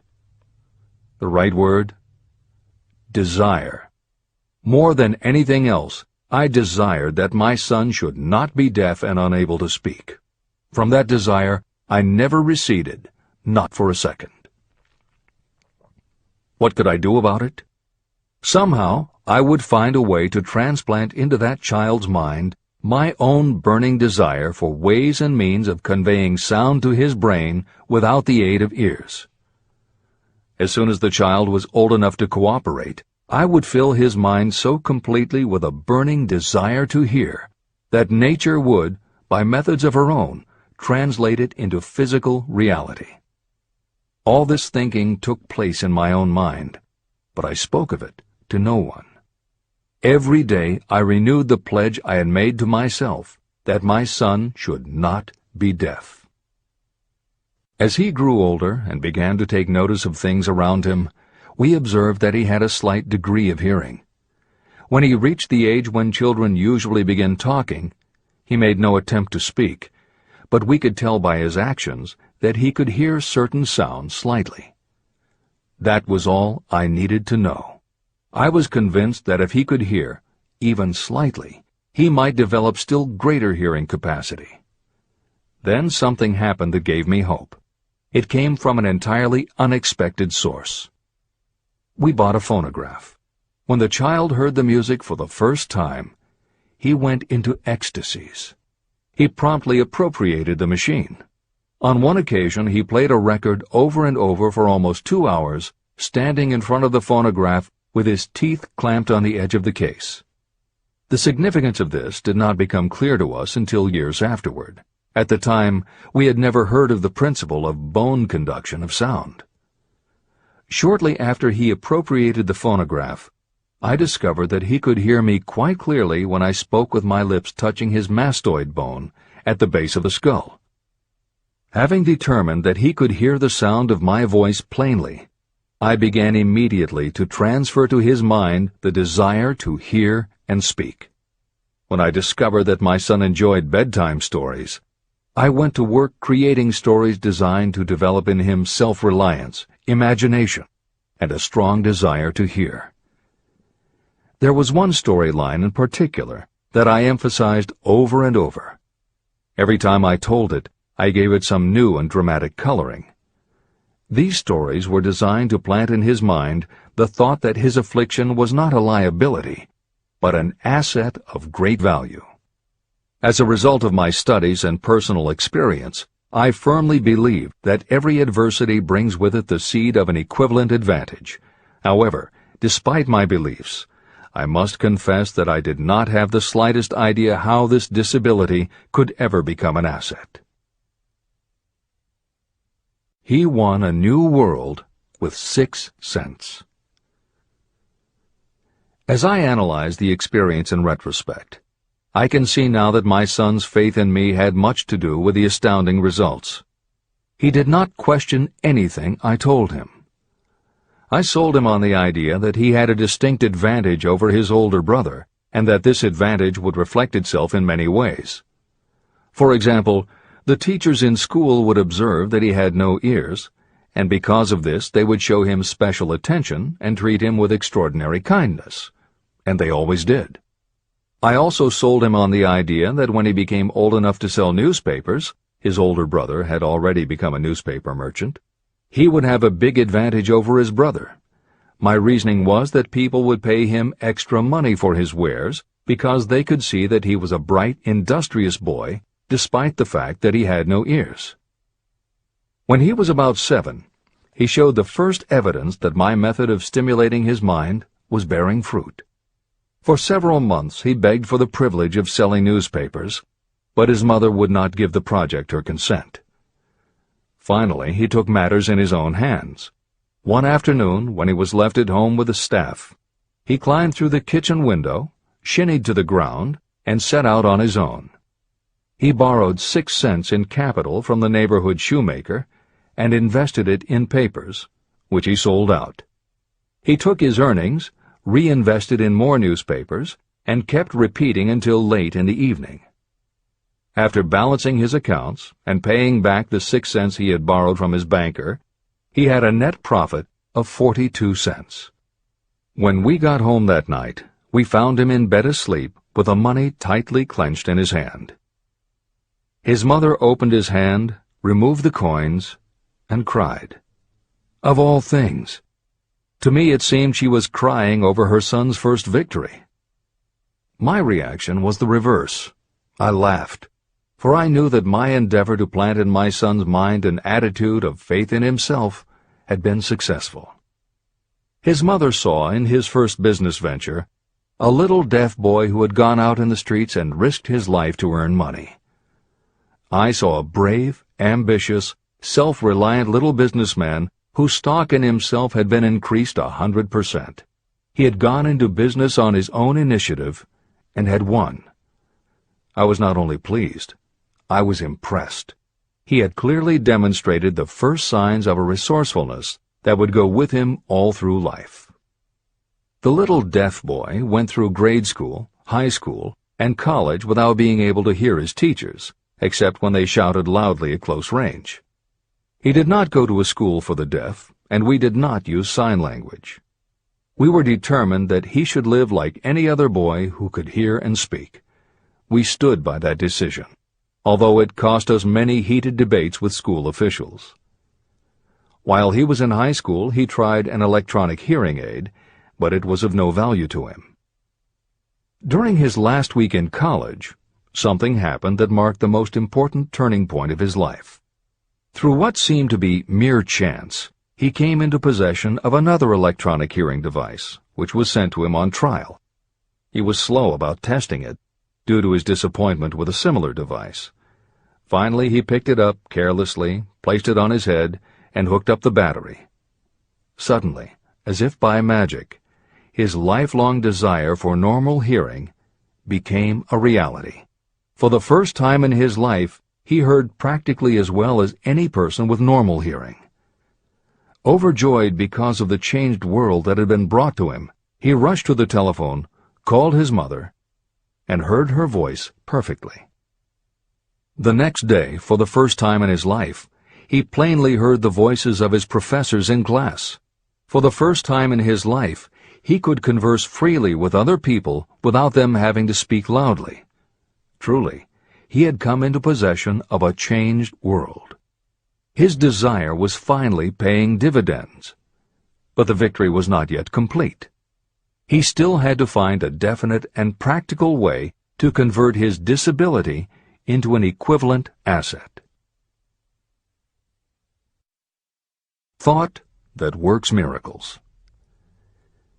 Intoxicated with the joy of his newly discovered world of sound, he wrote a letter to the manufacturer of the hearing aid, enthusiastically describing his experience. Something in his letter prompted the company to invite him to New York. He was escorted through the factory, and while talking with the chief engineer, telling him about his changed world, a hunch, an idea, or an inspiration, call it what you wish, flashed into his mind. It was this impulse of thought that converted his disability into an asset destined to pay dividends in both money and happiness to thousands for all time to come. The sum and substance of that impulse was this. It occurred to him that he might be of help to the millions of people who go through life without the benefit of hearing devices, if he could find a way to tell them the story of his changed world. For an entire month, he carried out intensive research, during which he analyzed the entire marketing system of the manufacturer of the hearing device. Then he created a plan for reaching out to other hearing-impaired people all over the world, to share with them his newly discovered changed world. When this was done, he put in writing a 2-year plan based upon his findings. When he presented the plan to the company, he was instantly given a position for the purpose of carrying out his ambition. Little did he dream when he went to work that he was destined to bring hope and practical relief to thousands of people who, without his help, would have been limited forever by deafness. There's no doubt in my mind that Blair would have been deaf and unable to speak all his life if his mother and I had not managed to shape his mind as we did. When I planted in his mind the desire to hear and talk and live as other people, there went with that impulse some strange influence that caused nature to become bridge builder and span the gulf of silence between his brain and the outer world. Truly, a burning desire has devious ways of transmuting itself into its physical equivalent. Blair desired normal hearing. Now he has it. He was born with a condition that in those days might easily have sent a person with a less defined desire to the street with a bundle of pencils and a tin cup. The little white lie I planted in his mind when he was a child, by leading him to believe his impaired hearing would become a great asset, has justified itself. I am convinced it is a fact that there is nothing, right or wrong, that belief plus burning desire cannot make real. These qualities are free to everyone. Editor's comments. As Napoleon Hill was finishing this chapter on desire, it was reported that the famed opera singer Madame Schumann-Heink had died. A passage in her obituary struck Hill as being so appropriate to the subject of this chapter that he was moved to comment as follows. End of editor's comment. One short paragraph in the newspaper story about the famed opera singer Madame Schumann-Heink gives the clue to this unusual woman's stupendous success. I quote the paragraph because the clue it contains is none other than desire. Early in her career, Madame Schumann-Heink visited the director of the Vienna Court Opera to have him test her voice. But he did not test it. After taking one look at the awkward and poorly dressed girl, he exclaimed, none too gently, "With such a face, and with no personality at all, how can you ever expect to succeed in opera? My good child, give up the idea. Buy a sewing machine and go to work. You can never be a singer." Never is a long time. The director of the Vienna Court Opera may have known much about the technique of singing, but he knew little about the power of desire when it assumes the proportion of an obsession. If he had known more of that power, he would not have made the mistake of condemning genius without giving it an opportunity. Editor's comments. Although few readers of this edition will be familiar with Madame Schumann-Heink, every reader knows a half-dozen similar stories. It is true for every generation and every kind of music. At some time, even the biggest stars were failures. At some time, someone told them they weren't good enough. But every one of those times that they failed, their desire was bigger than their failure. That is why you know their stories. And it's also why you've never heard about the thousands of other performers who were also told they weren't good enough. The ones you've never heard of are the ones whose desire wasn't big enough. They are the ones who believed that failure was defeat. This is the end of the editor's comment. Several years ago, one of my business associates became ill. He became worse as time went on, and finally was taken to the hospital for an operation. The doctor warned me that there was little, if any, chance of my ever seeing him alive again. But that was the doctor's opinion. It was not the opinion of the patient. Just before he was wheeled away, he whispered to me, "Do not be disturbed, Chief. I will be out of here in a few days." The attending nurse looked at me with pity. But the patient did come through safely. After it was all over, his physician said, nothing but his own desire to live saved him. He never would have pulled through if he had not refused to accept the possibility of death. Editor's comments. By the 1980s, the phenomenon that Napoleon Hill wrote about in the preceding paragraph was embraced by a growing segment of the population. Among the adherents were numerous medical professionals who incorporated the concept under the term the body-mind connection. And by the turn of the 21st century, the belief that the mind can manifest physical changes in the body had become a part of mainstream medical practice. In Chapter 5, Autosuggestion, you will find further comment on the medical aspects of having a burning desire. This is the end of the editor's comment. I believe in the power of desire backed by faith in yourself, because I have seen this power lift people from lowly beginnings to places of power and wealth. I have seen it rob the grave of its victims. I have seen it serve as the medium by which people staged a comeback after having been defeated in 100 different ways.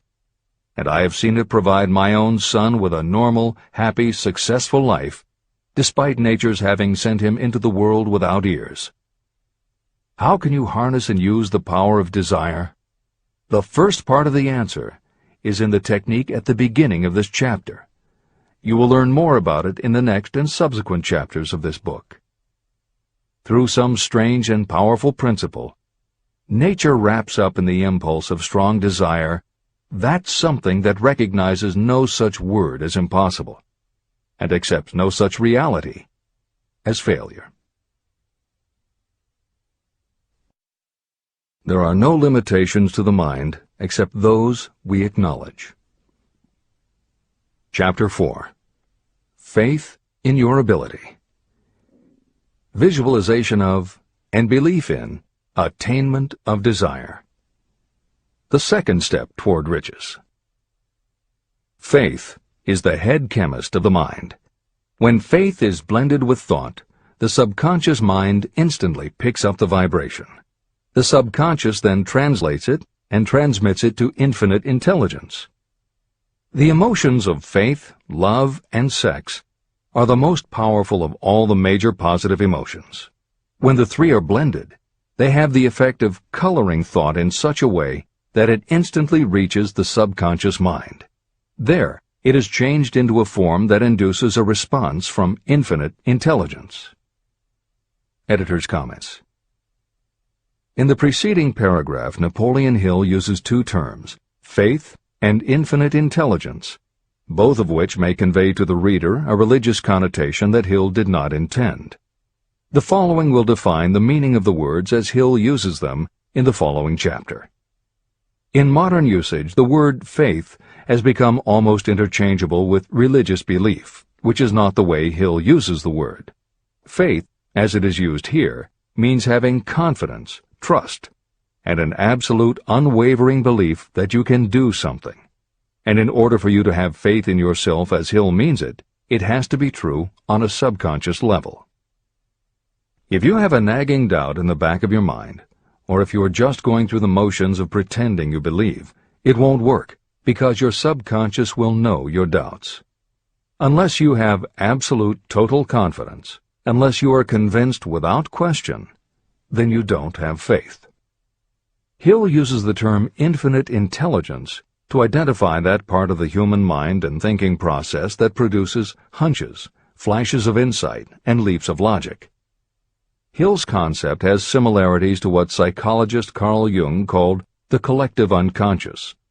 And on another level, it is very close to what contemporary psychologists refer to as working in the flow state, or being in the zone. Infinite intelligence is discussed in greater depth in later chapters. Hill also uses another term, the subconscious mind, that should be commented on before the reader proceeds with this chapter. Although there are differing schools of thought, in general modern psychology developed from the pioneering work of Sigmund Freud and Carl Jung.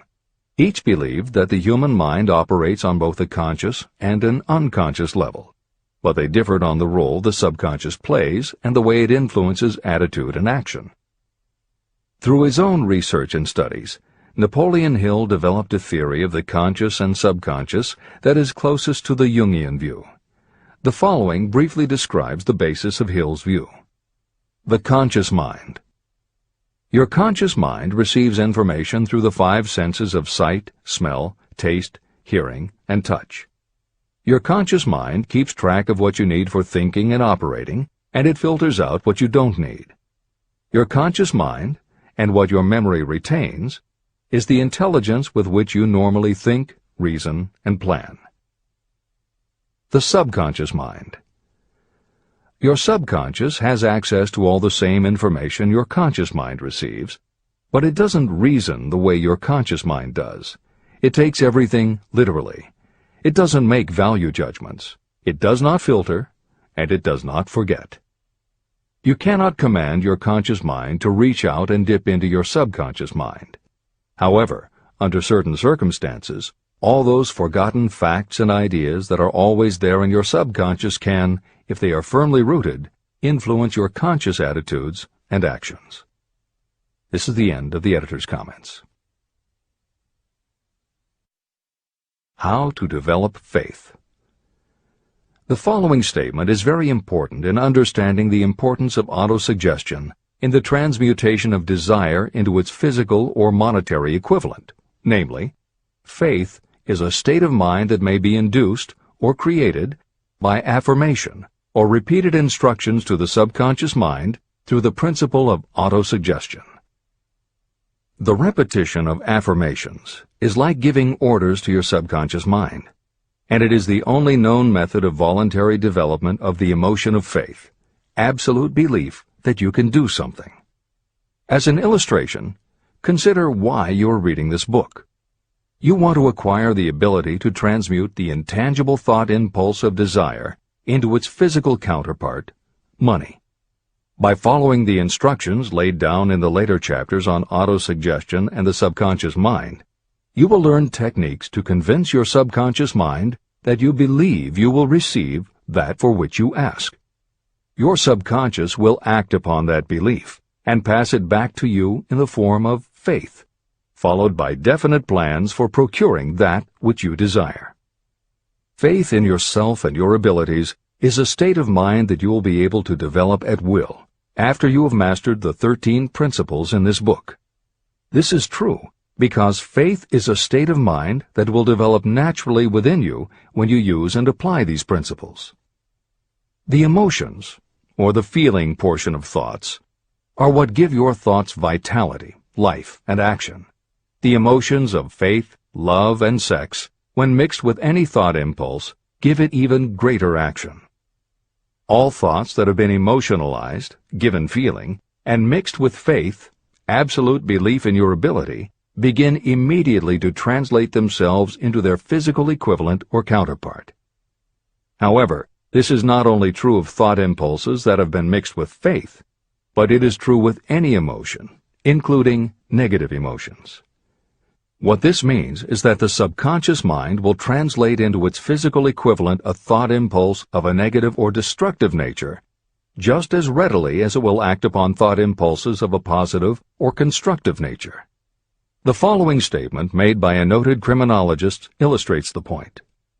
When men first come into contact with crime, they abhor it. If they remain in contact with crime for a time, they become accustomed to it and endure it. If they remain in contact with it long enough, they finally embrace it and become influenced by it. This is the equivalent of saying that a negative impulse of thought that is repeatedly passed on to the subconscious mind often enough is finally accepted and acted upon by the subconscious mind. The subconscious then proceeds to translate that impulse into its physical equivalent by the most practical procedure available. This also accounts for the strange phenomenon that so many millions of people experience, referred to as bad luck. There are millions of people who believe themselves doomed to poverty and failure because of some strange force they call bad luck, over which they believe they have no control. But the truth is that they are the creators of their own misfortunes, because this negative belief in bad luck is picked up by the subconscious mind and translated into its physical equivalent.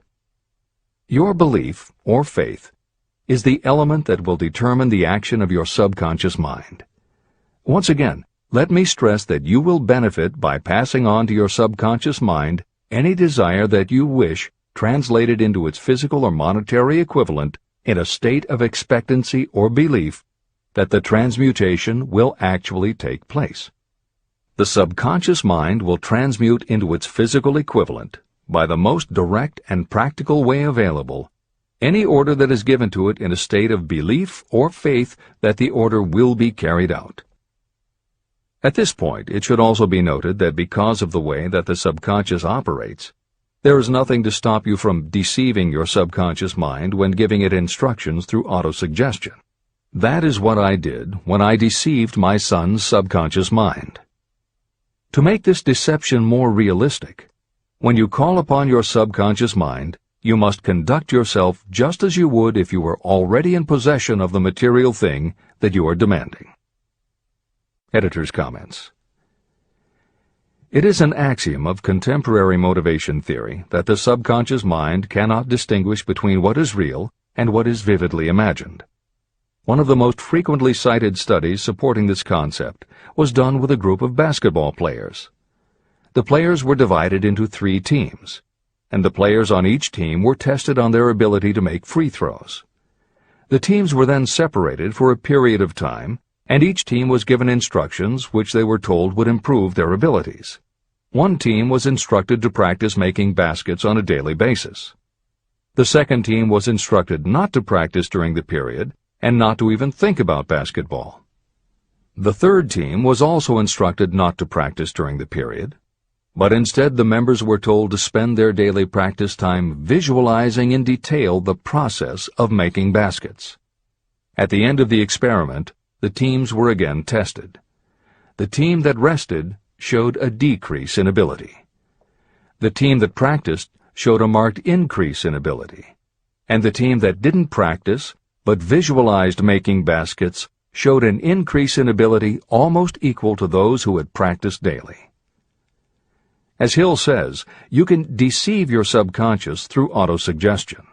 If you convincingly plant an idea in your subconscious will accept and work with the idea as though it were a fact. But the key word is convincingly. If you try to send a message to your subconscious, but in the back of your mind you have a nagging doubt whether it will work, your subconscious will pick that up also. You will have sent mixed messages that cancel each other out. That is why Hill stresses the importance of doing it with faith. Your subconscious will not judge if it is true or false, positive or negative, but it does respond to the power of the input, how emotionalized the thought is. This is the end of the editor's comment. It is essential for you to encourage the positive emotions as the dominating forces of your mind. But faith in yourself doesn't come from merely reading instructions. Now that you understand the theory, you must begin to apply it. By experimenting and practicing, you will develop your ability to mix faith with any order you give to your subconscious. When you have faith in your ability, then you can give your subconscious mind instructions, which it will accept and act upon immediately. When your mind is dominated by positive emotions, it will encourage the state of mind known as faith. Faith in yourself is a state of mind that you can create by autosuggestion. All through the ages, religious leaders have admonished people to have faith. They say to have faith in this, that, and the other dogma or creed, but they have failed to tell people how to have faith. They have not stated that faith is a state of mind that may be induced by self-suggestion. In language that anyone can understand, this book explains the principle through which faith in your ability to accomplish a goal may be developed where it does not already exist. Before we begin, you should be reminded again that faith is the eternal elixir that gives life, power, and action to the impulse of thought. Faith is the starting point of all accumulation of riches. Faith is the basis of all miracles and of all mysteries that cannot be analyzed by the rules of science. Faith is the only known antidote for failure. Faith is the element that, when mixed with desire, gives you direct communication with infinite intelligence. Faith is the element that transforms the ordinary vibration of thought created by the human mind into the spiritual equivalent. Faith is the only way the force of infinite intelligence can be harnessed and used. The magic of self-suggestion. It is a fact that you will come to believe whatever you repeat to yourself, whether the statement is true or false. If you repeat a lie over and over, you will eventually accept that lie as truth. Moreover, you will believe it to be the truth. You are what you are because of the dominating thoughts that you permit to occupy your mind. Thoughts that you deliberately place in your own mind and encourage with sympathy, and with which you mix any one or more of the emotions, constitute the motivating forces that direct and control your every movement, act, and deed. The following sentence is a very significant statement of truth. Thoughts that are mixed with any of the feelings of emotions become like a magnetic force, which attracts other similar or related thoughts. A thought that is magnetized with one of the emotions may be compared to a seed. When it is planted in fertile soil, it germinates, grows, and multiplies itself over and over again. What was originally one small seed becomes countless millions of seeds of the same kind. The human mind is constantly attracting vibrations that are in sync with whatever dominates the mind. Any thought, idea, plan, or purpose that you hold in your mind attracts a host of its relatives. Add these relatives to its own force, and it grows until it becomes the prime motivator of the person in whose mind it has been housed. Now, let us go back to the starting point. How can the original seed of an idea, plan, or purpose be planted in the mind? The answer? Any idea, plan, or purpose may be placed in the mind through repetition of thought. This is why you are asked to write out a statement of your major purpose, or definite chief aim. Commit it to memory, and repeat it out loud day after day until these vibrations of sound have reached your subconscious mind. You are what you are because of the dominating thoughts that you permit to occupy your mind. If you choose to, you can throw off any bad influences from your past and build your own life the way you want it to be. For instance, by taking inventory of your mental assets and liabilities, you might discover that your greatest weakness is lack of self-confidence. This can be overcome and translated into courage through the principle of autosuggestion. You can do this by writing out a set of simply stated positive thought impulses, memorizing them, and repeating them until they become a part of the working equipment of your subconscious mind. The following is an example for someone whose definite purpose is to overcome a lack of self-confidence. Self-confidence formula. 1. I know that I have the ability to achieve the object of my definite purpose in life. Therefore, I demand of myself persistent, continuous action toward its attainment, and I here and now promise to render such action. 2. I realize the dominating thoughts of my mind will eventually reproduce themselves in outward physical action and gradually transform themselves into physical reality. Therefore, I will concentrate my thoughts for 30 minutes each day, visualizing the person I intend to become. In this way, I will create in my mind a clear mental picture. 3. I know, through the principle of autosuggestion, that any desire I persistently hold in my mind will eventually find some practical means of attaining my objective. Therefore, I will devote 10 minutes daily to demanding of myself the development of self-confidence. 4. I have clearly written down a description of my definite chief aim in life, and I will never stop trying until I have developed sufficient self-confidence for its attainment. 5. I fully realize that no wealth or position can last unless it is built upon truth and justice. Therefore, I will engage in no transaction that does not benefit all whom it affects. I will succeed by attracting to myself the forces I wish to use and the cooperation of others. I will persuade others to help me because of my willingness to help others. I will eliminate hatred, envy, jealousy, selfishness, and cynicism by developing love for all humanity, because I know that a negative attitude toward others can never bring me success. I will cause others to believe in me because I will believe in them and in myself. I will sign my name to this formula, commit it to memory, and repeat it aloud once a day, with full faith that it will gradually influence my thoughts and actions so that I will become a self-reliant and successful person. Behind this formula is a law of nature that psychologists call autosuggestion or self-suggestion. It is a proven technique that will work for your success if it is used constructively.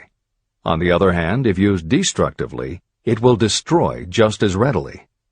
In this statement may be found a very significant truth, namely that those who go down in defeat and end their lives in poverty, misery, and distress do so because of negative application of the principle of autosuggestion.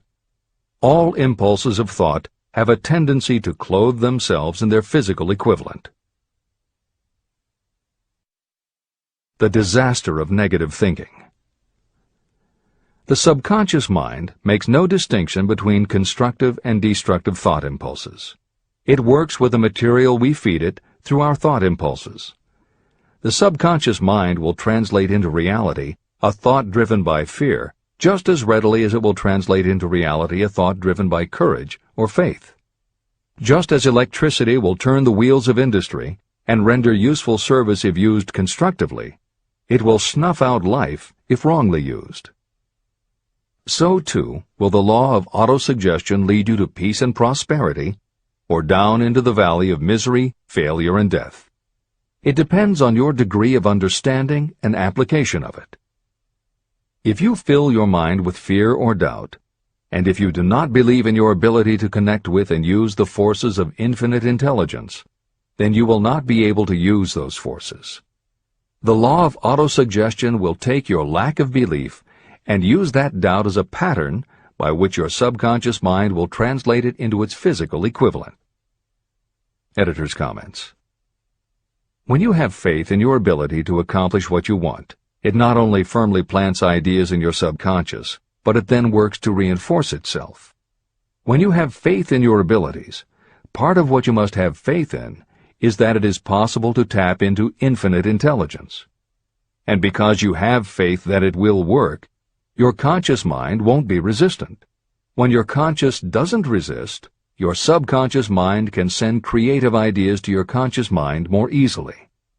Then, the more you see the power working in your life, the easier it is for you to act on faith the next time. Will it work for you? You will never know unless you relax your resistance and just have faith that it will. This is the end of the editor's comment. Like the wind that carries one ship east and another west, the law of autosuggestion will lift you up or pull you down according to the way you set your sails of thought. The law of autosuggestion, through which any person may rise to altitudes of achievement that stagger the imagination, is well described in the following verse. Observe the words that have been emphasized, and you will catch the deep meaning that the poet had in mind. If you think you are beaten, you are. If you think you dare not, you don't. If you like to win, but you think you can't, it is almost certain you won't. If you think you'll lose, you're lost. For out in the world we find, success begins with a fellow's will. It's all in the state of mind. If you think you are outclassed, you are. You've got to think high to rise. You've got to be sure of yourself before you can ever win a prize. Life's battles don't always go to the stronger or faster man, but soon or late the man who wins is the man who thinks he can. Editor's comments. As noted at the beginning of this chapter, the way in which Napoleon Hill uses the word faith is meant to have no religious connotation. However, it would be impossible for Hill to write this chapter without acknowledging the power of religious faith. Therefore, in the following two paragraphs, when Hill discusses Jesus Christ and Mahatma Gandhi as exemplifying the power of faith, he is referring to their personal faith, the absolute trust in his beliefs that Jesus exhibited, and Gandhi's total conviction and confidence in his cause. In this way, they perfectly exemplify thought impulse mixed with faith. This is the end of the editor's comment. If you wish evidence of the power of faith, study the achievements of men and women who have employed it. At the head of the list comes the Nazarene. The basis of Christianity is faith, no matter how many people may have perverted or misinterpreted the meaning of this great force. The sum and substance of the teachings and the achievements of Christ, which may have been interpreted as miracles, were nothing more nor less than faith. If there are any such phenomena as miracles, they are produced only through the state of mind known as faith. Consider Mahatma Gandhi of India, one of the most astounding examples of the possibilities of faith. Gandhi wielded more potential power than any man living in his time, and he had this power despite the fact that he had none of the orthodox tools of power, such as money, battleships, soldiers, and materials of warfare. Gandhi had no money, no home. He did not own a suit of clothes, but he did have power. How did he come by that power? He created it out of his understanding of the principle of faith and through his ability to transplant that faith into the minds of 200 million people. Gandhi accomplished the astounding feat of influencing 200 million minds to coalesce and move in unison as a single mind. What other force on earth, except faith, could do as much? How an idea built a fortune. Editor's comment. Although the following story is not exclusively about faith, and it makes no mention of autosuggestion or the subconscious mind, Napoleon Hill included it at this point in every edition of Think and Grow Rich. In fact, as Hill says, this story illustrates at least 6 of the 13 principles of success, but faith is at the center of it. If the central figure, Charles M. Schwab, had not mixed his big idea with absolute unwavering faith that he could pull it off, the whole history of American business would have been different. This is the end of the editor's comment. The event chosen for this illustration dates back to 1900, when the United States Steel Corporation was being formed. As you read the story, keep in mind the following fundamental facts and you will understand how ideas have been converted into huge fortunes. First, the United States Steel Corporation was born in the mind of Charles M. Schwab in the form of an idea he created through his imagination. Second, he mixed faith with his idea. Third, he formulated a plan for the transformation of his idea into physical and financial reality. Fourth, he put his plan into action with his famous speech at the University Club. Fifth, he applied and followed through on his plan with persistence and backed it with firm decision until it had been fully carried out. Sixth, he prepared the way for success by a burning desire for success. If you are one of those who have often wondered how great fortunes are accumulated, this story of the creation of the United States Steel Corporation will be enlightening. If you have any doubt that a person can think and grow rich, this story should dispel that doubt. You can plainly see in the story of United States Steel the application of a major portion of the principles described in this book. This astounding description of the power of an idea was dramatically told by John Lowell in the New York World Telegram, with whose courtesy it is here reprinted. Editor's comments. In order for the modern reader to fully appreciate the following newspaper story, it is appropriate at this point to provide some background information about the main players. Charles M. Schwab was Andrew Carnegie's right-hand man and president of the Carnegie Steel Corporation. Andrew Carnegie was a wealthy and powerful steel baron whose company controlled 25% of the iron and steel production in America. J.P. Morgan was a wealthy and powerful Wall Street banker whose company had arranged the financing for many of the major industrial companies in America at the beginning of the 20th century. All the reader needs to know about the other men mentioned in the story is that at the beginning of the 20th century, finance, business, and industry were dominated by a few hundred men, most of whom had amassed great fortunes through some connection with the railroads that had opened the country. These people were well known to readers of the New York World Telegram because of their financial influence. And that sets the stage for the following newspaper article, which is not only a fascinating story about the power of faith in an idea, but also a wonderful example of the irreverent writing style that was used by many newspaper journalists of the day. This is the end of the editor's comment. A pretty after-dinner speech for $1 billion. When on the evening of December 12, 1900, some 80 of the nation's financial nobility gathered in the banquet hall of the University Club on Fifth Avenue to do honor to a young man from out of the West, not half a dozen of the guests realized they were to witness the most significant episode in American industrial history. J. Edward Simmons and Charles Stewart Smith, their hearts full of gratitude for the lavish hospitality bestowed on them by Charles M. Schwab during a recent visit to Pittsburgh, had arranged the dinner to introduce the 38-year-old steel man to Eastern banking society. But they didn't expect him to stampede the convention.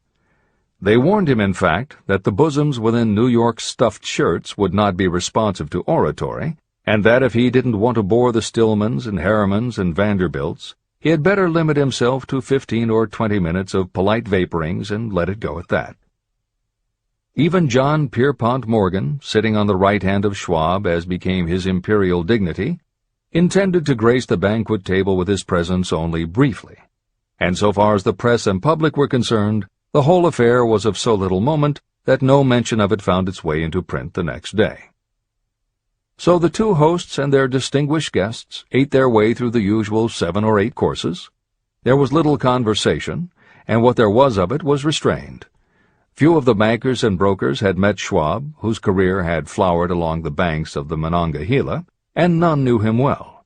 But before the evening was over, they, and with them Money Master Morgan, were to be swept off their feet, and $1 billion baby, the United States Steel Corporation, was to be conceived. It is perhaps unfortunate for the sake of history that no record of Charlie Schwab's speech at the dinner ever was made. It is probable, however, that it was a homely speech, somewhat ungrammatical, for the niceties of language never bothered Schwab, full of epigram and threaded with wit. But aside from that, it had a galvanic force and effect upon the $5 billion of estimated capital that was represented by the diners. After it was over, and the gathering was still under its spell, although Schwab had talked for 90 minutes, Morgan led the orator to a recessed window where, dangling their legs from the high, uncomfortable seat, they talked for an hour more. The magic of the Schwab personality had been turned on full force, but what was more important and lasting was the full-fledged, clear-cut program he laid down for the aggrandizement of steel. Many other men had tried to interest Morgan in slapping together a steel trust after the pattern of the biscuit, wire and hoop, sugar, rubber, whiskey, oil, or chewing gum combinations. Editor's comments. The Random House College Dictionary defines a trust as an illegal combination of industrial or commercial companies in which the stock is controlled by a central board of trustees, thus making it possible to control prices and destroy competition. Many of America's new industrial companies had grown so quickly that they were not yet profitable. They were saddled with huge debt incurred in raising the capital to finance their rapid expansion, and at the same time they were faced with having to cut costs and slash prices or go out of business. The answer for many was to join up with others in related industries to form what were called trusts or combinations. Although trusts were illegal since the passage of the Sherman Antitrust Act in 1890, companies still tried to find ways to monopolize their industries, and if their efforts weren't technically trusts, they were something very close. The one thing the large company owners who assembled these trusts needed was cash to buy up the many smaller companies they would have to own in order to effectively dominate an industry. J.P. Morgan was the banker who financed many such takeovers. This is the end of the editor's comment. John W. Gates, the gambler, had urged it, but Morgan distrusted him.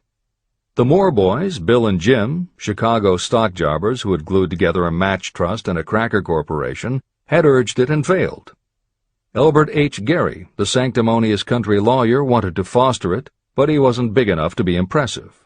Until Schwab's eloquence took J.P. Morgan to the heights from which he could visualize the solid results of the most daring financial undertaking ever conceived, the project was regarded as a delirious dream of easy-money crackpots.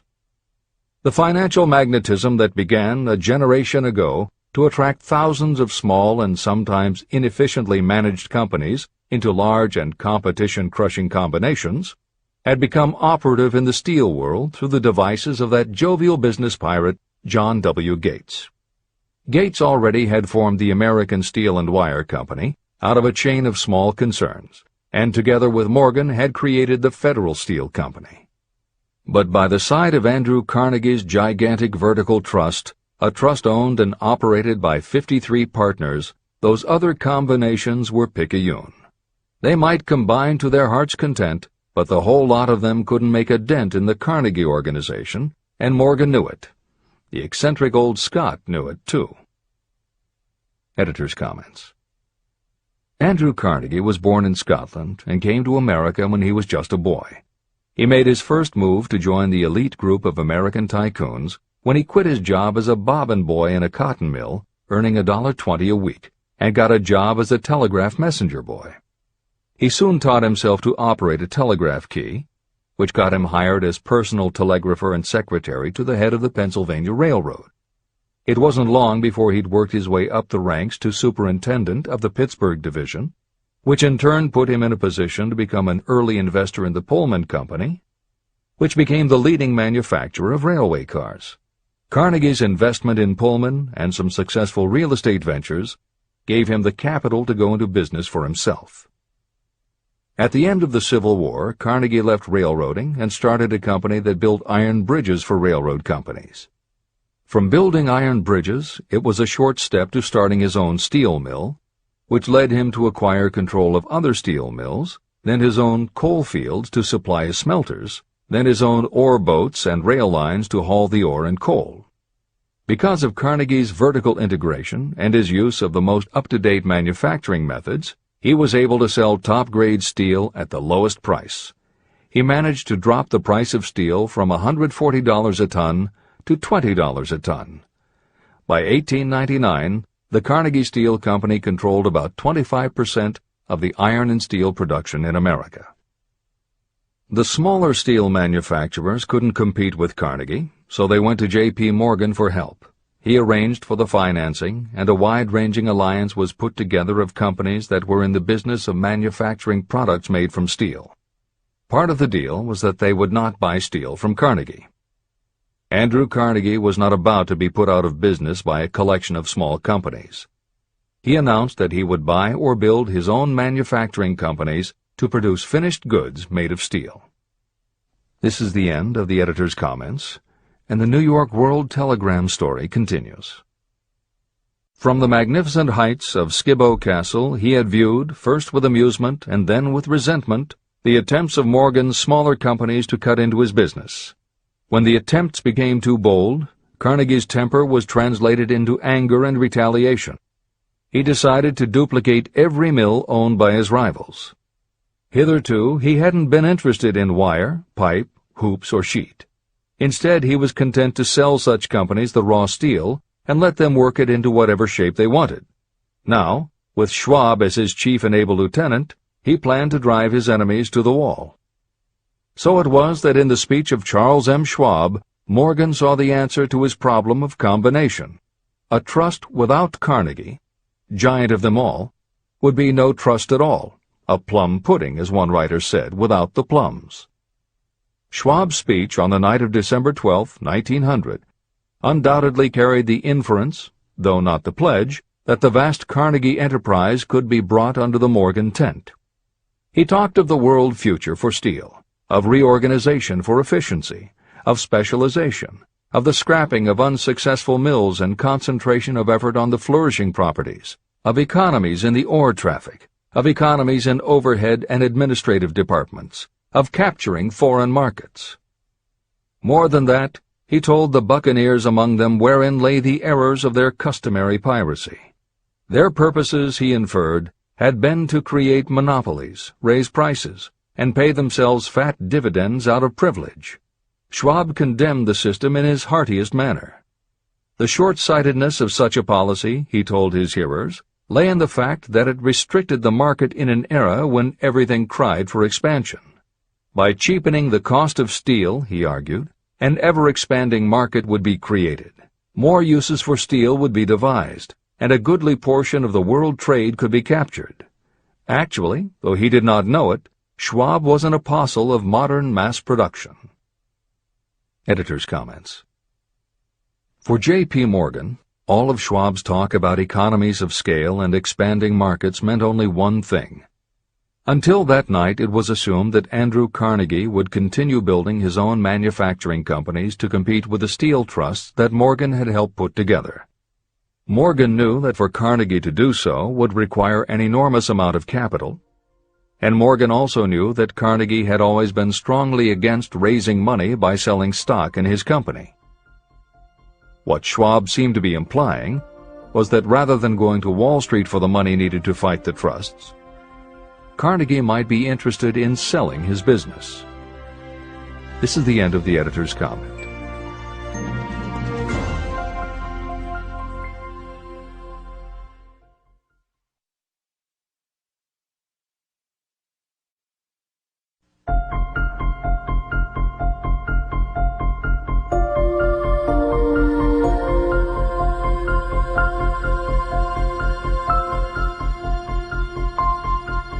New York World Telegram story continues.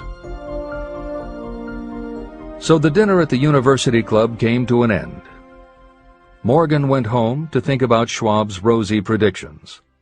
Schwab went back to Pittsburgh to run the steel business for Andrew Carnegie, while Gary and the rest went back to their stock tickers to fiddle around in anticipation of the next move.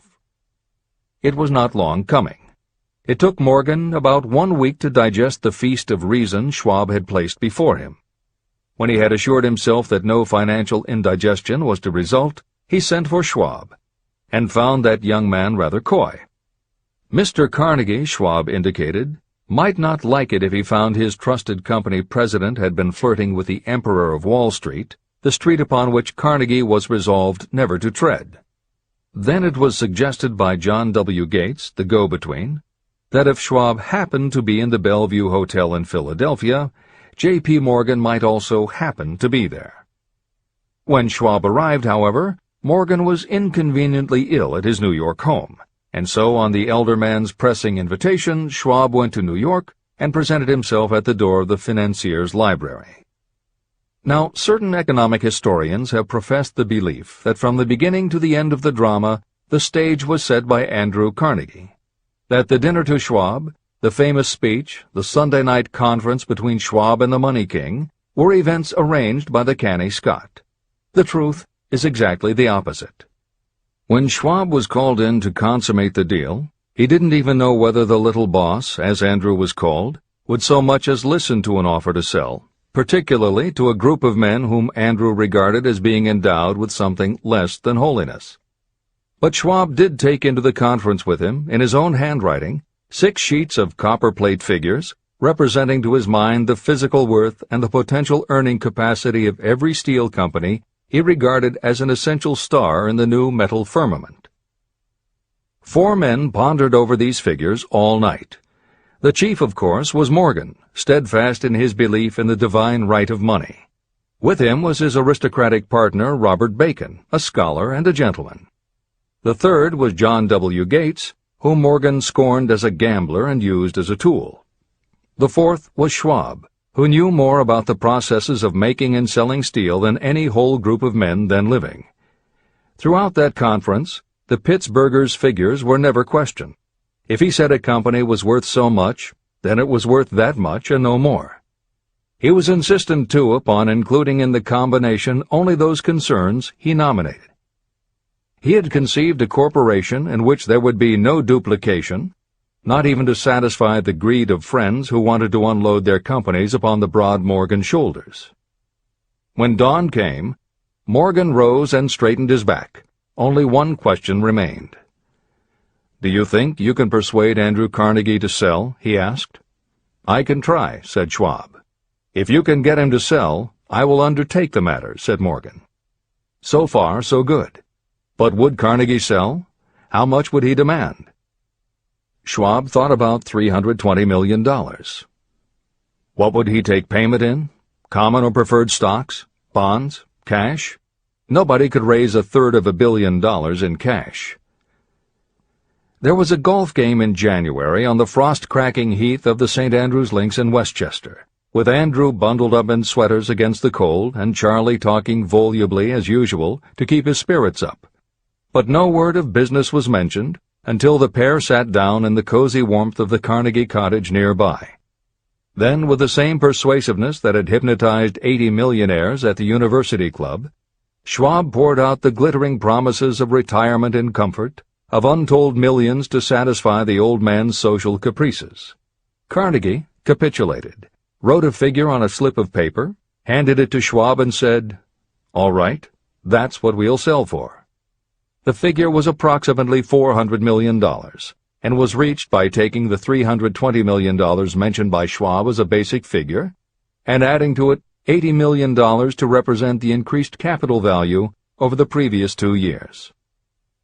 Later, on the deck of a transatlantic liner, the Scotsman said ruefully to Morgan, "I wish I had asked you for $100 million more." "If you had asked for it, you'd have gotten it," Morgan told him cheerfully.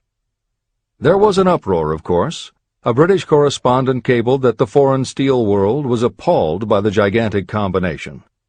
President Hadley of Yale declared that unless trusts were regulated, the country might expect an emperor in Washington within the next 25 years.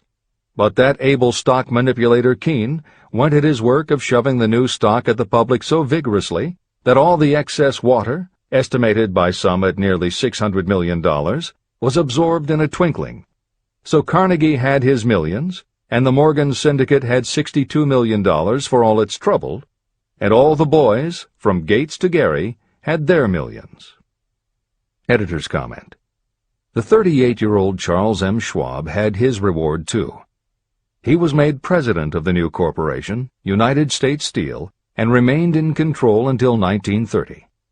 When Schwab left U.S. Steel, he went on to found the mammoth Bethlehem Steel Corporation, of which he also became president. This is the end of the editor's comment. Riches begin with thought. The dramatic story of big business that you've just finished is a perfect illustration of the method by which desire can be transmuted into its physical equivalent. That giant organization was created in the mind of one man. The plan by which the organization was provided with the steel mills that gave it financial stability was created in the mind of the same man. His faith, his desire, his imagination, his persistence were the real ingredients that went into United States Steel. The steel mills and equipment acquired by the corporation, after it had been brought into legal existence, were incidental. However, careful analysis reveals that the appraised value of the properties acquired by the corporation increased in value by an estimated $600 million, approximately $12 billion today. The increase in value of the assets is attributable to the mere transaction that consolidated them under one management. In other words, Charles M. Schwab's idea, plus the faith with which he conveyed it to the minds of J.P. Morgan and the others, was marketed for a profit of approximately $600 million. Not an insignificant sum for a single idea.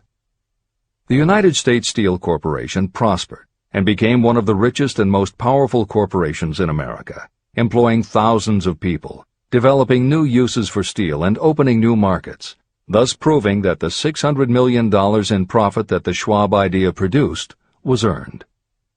Riches begin in the form of thought.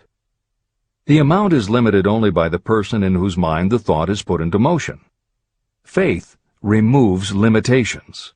Remember this when you are ready to bargain with life for whatever it is that you ask as your price for having passed this way. Editor's comments. In the years since that article appeared in the New York World Telegram, the well-told business story has become its own genre within the publishing industry. There are best-selling books and biographies by and about the insiders who run every industry.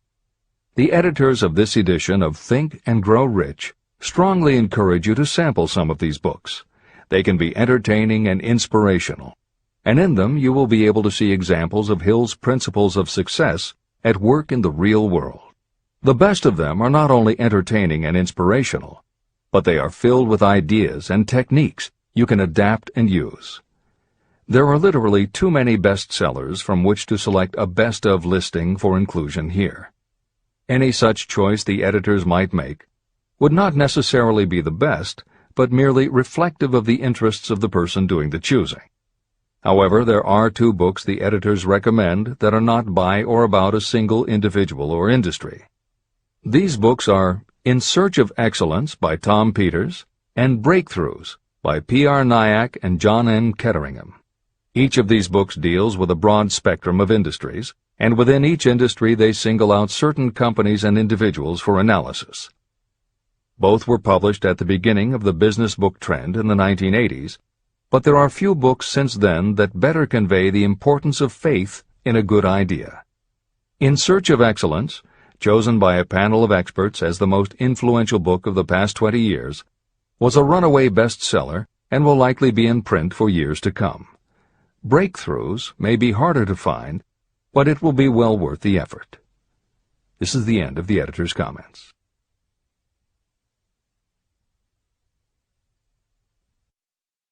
A quitter never wins, and a winner never quits. Chapter 5. Autosuggestion. The medium for influencing the subconscious mind. The third step toward riches. Autosuggestion is a term that applies to all suggestions and all self-administered stimuli that reach your mind through the 5 senses. Stated in another way, autosuggestion is self-suggestion. It is the way of communicating between that part of the mind where conscious thought takes place and that which serves as the seat of action for the subconscious mind. Through the dominating thoughts that you permit to remain in your conscious mind, it doesn't matter whether these thoughts are negative or positive, the principle of autosuggestion reaches the subconscious mind and influences it with these thoughts.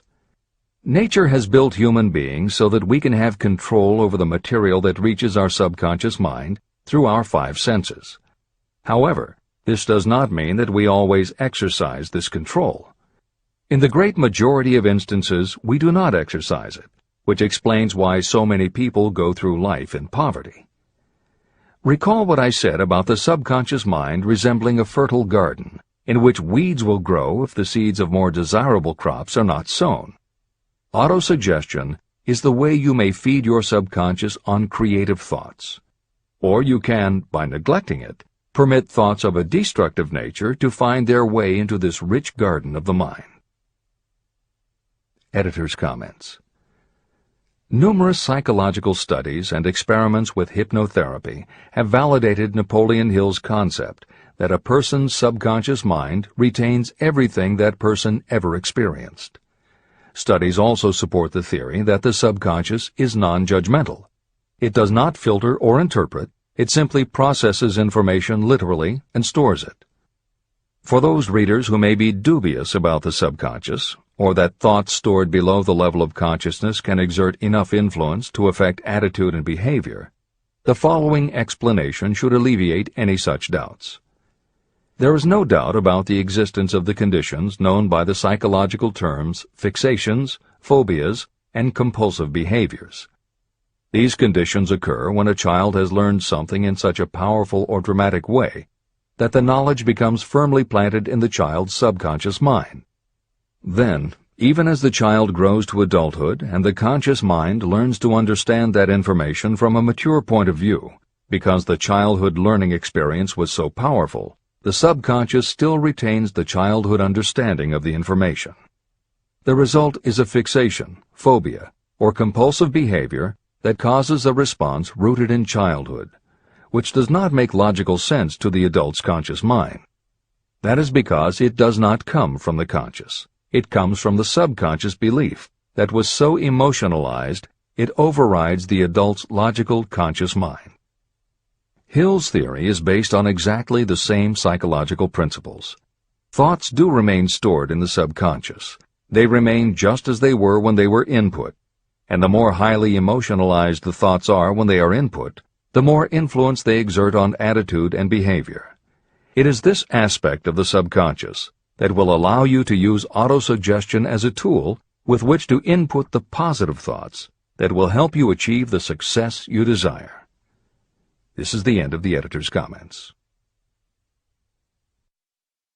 See and feel money in your hands.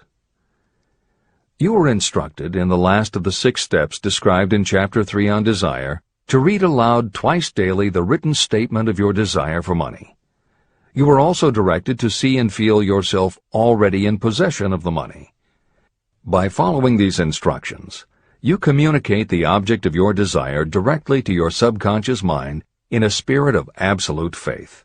Through repetition of this procedure, you will create thought habits that reinforce your efforts to transmute desire into its monetary equivalent. Read these steps again, very carefully, before you proceed further. 1. Fix in your mind the exact amount of money you desire. It is not sufficient merely to say, "I want plenty of money." Be definite about the amount. 2. Determine exactly what you intend to give in return for the money you desire. There is no such reality as something for nothing. 3. Establish a definite date when you intend to possess the money you desire. 4. Create a definite plan for carrying out your desire and begin at once, whether you are ready or not, to put this plan into action. 5. Now write it out. Write a clear, concise statement of the amount of money you intend to acquire, name the time limit for its acquisition, state what you intend to give in return for the money, and describe clearly the plan through which you intend to accumulate it. 6. Read your written statement aloud, twice daily. Read it once just before retiring at night, and read it once after arising in the morning. As you read, see and feel and believe yourself already in possession of the money. Remember, when reading aloud the statement of your desire, through which you will develop a money consciousness, that the mere reading of the words is of no consequence, unless you mix emotion or feeling with your words. Your subconscious mind recognizes and acts only upon thoughts that have been well mixed with emotion or feeling. This is a fact of such importance as to warrant repetition in practically every chapter. The lack of understanding of this is the main reason the majority of people who try to apply the principle of autosuggestion get no desirable results. Plain, unemotional words do not influence the subconscious mind. You will get no appreciable results until you learn to reach your subconscious mind with thoughts or spoken words that have been well emotionalized with belief. Do not become discouraged if you cannot control and direct your emotions the first time you try. Remember, there is no such possibility as something for nothing. You cannot cheat even if you desire to do so. The price of ability to influence your subconscious mind is persistence in applying the principles described here. You cannot develop the desired ability for a lower price. You, and you alone, must decide whether or not the reward, the money consciousness, is worth the price you must pay for it in effort. Your ability to use the principle of autosuggestion will depend very largely upon your capacity to concentrate on a given desire until that desire becomes a burning obsession. How to strengthen your powers of concentration. When you begin to carry out the instructions in the 6 steps, it will be necessary for you to make use of the principle of concentration. Following are suggestions for the effective use of concentration.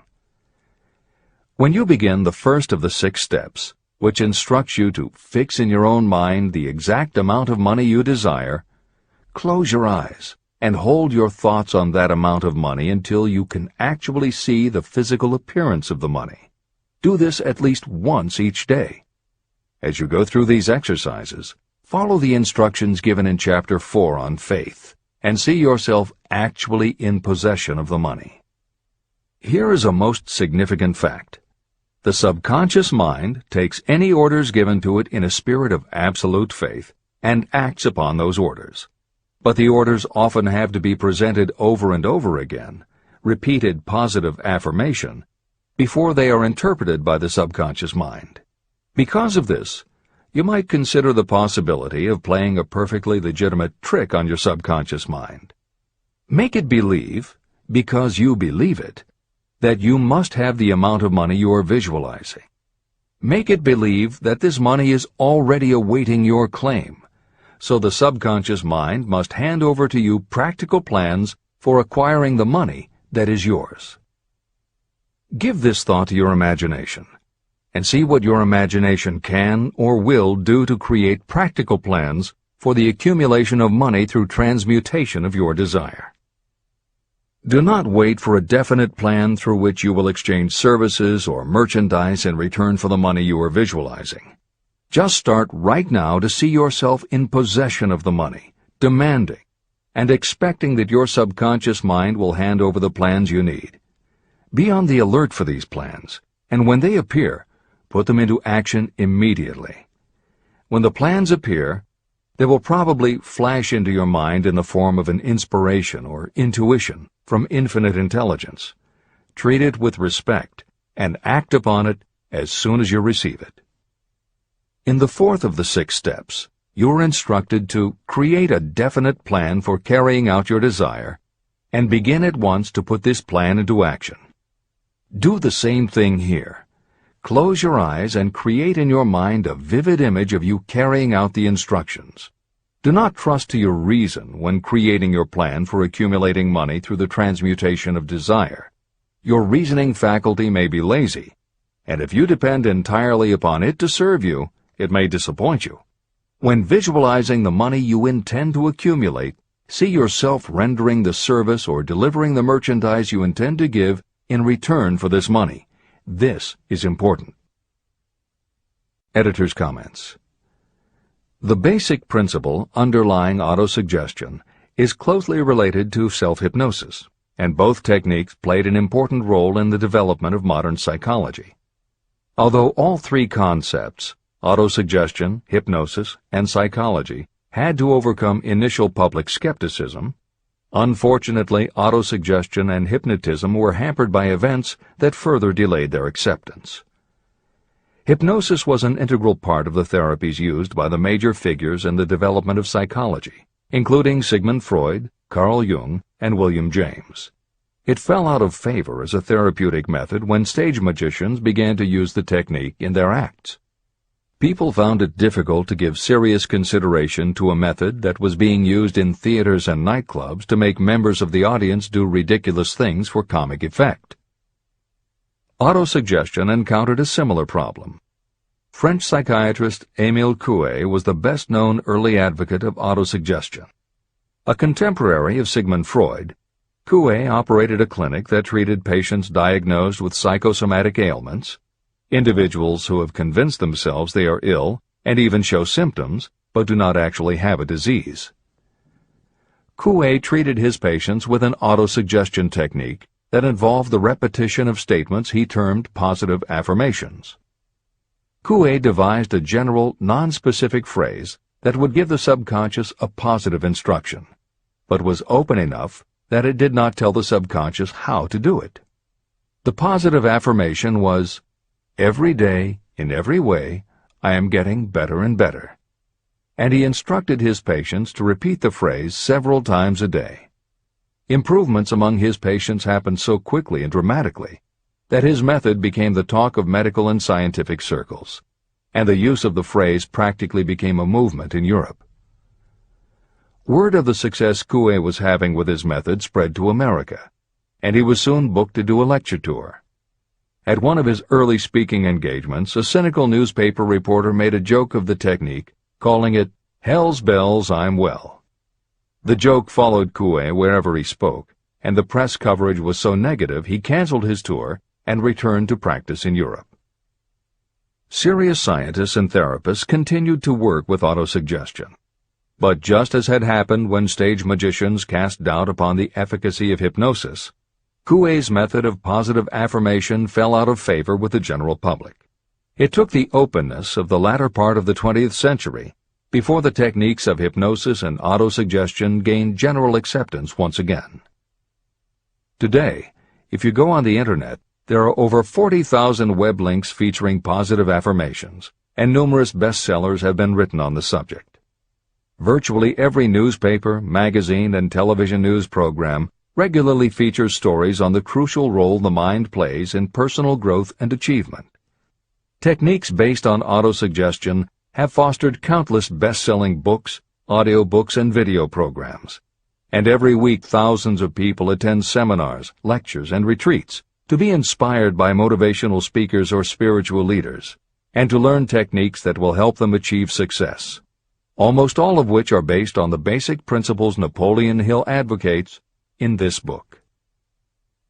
When Hill instructs the reader to close your eyes and hold your thoughts on that amount of money until you can actually see the physical appearance of the money, he is in fact describing the autosuggestion technique most widely taught by contemporary motivational experts.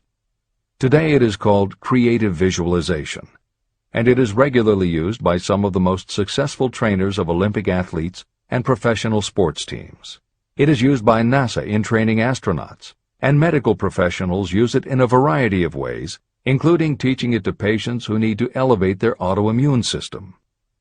Using visualization effectively is much more than simply daydreaming about something you would like to have or a goal you would like to achieve. Visualization is a specific technique that involves the use of imagination, creativity, vivid imagery, and affirmations, all focused on creating something you wish to manifest in reality. Napoleon Hill identified the practice of visualization and wrote about it as early as 1928 in his first bestseller, Law of Success. Since then, many other psychologists, medical professionals, motivational speakers, and authors have developed systems based on the same principles. Dr. Maxwell Maltz, a noted plastic surgeon, found that often it was as important for his patients to change their inner perception of themselves as it was to change their outer appearance. Dr. Maltz's landmark bestseller, Psycho-Cybernetics, draws heavily on visualization as a way to increase self-esteem and improve a wide range of abilities.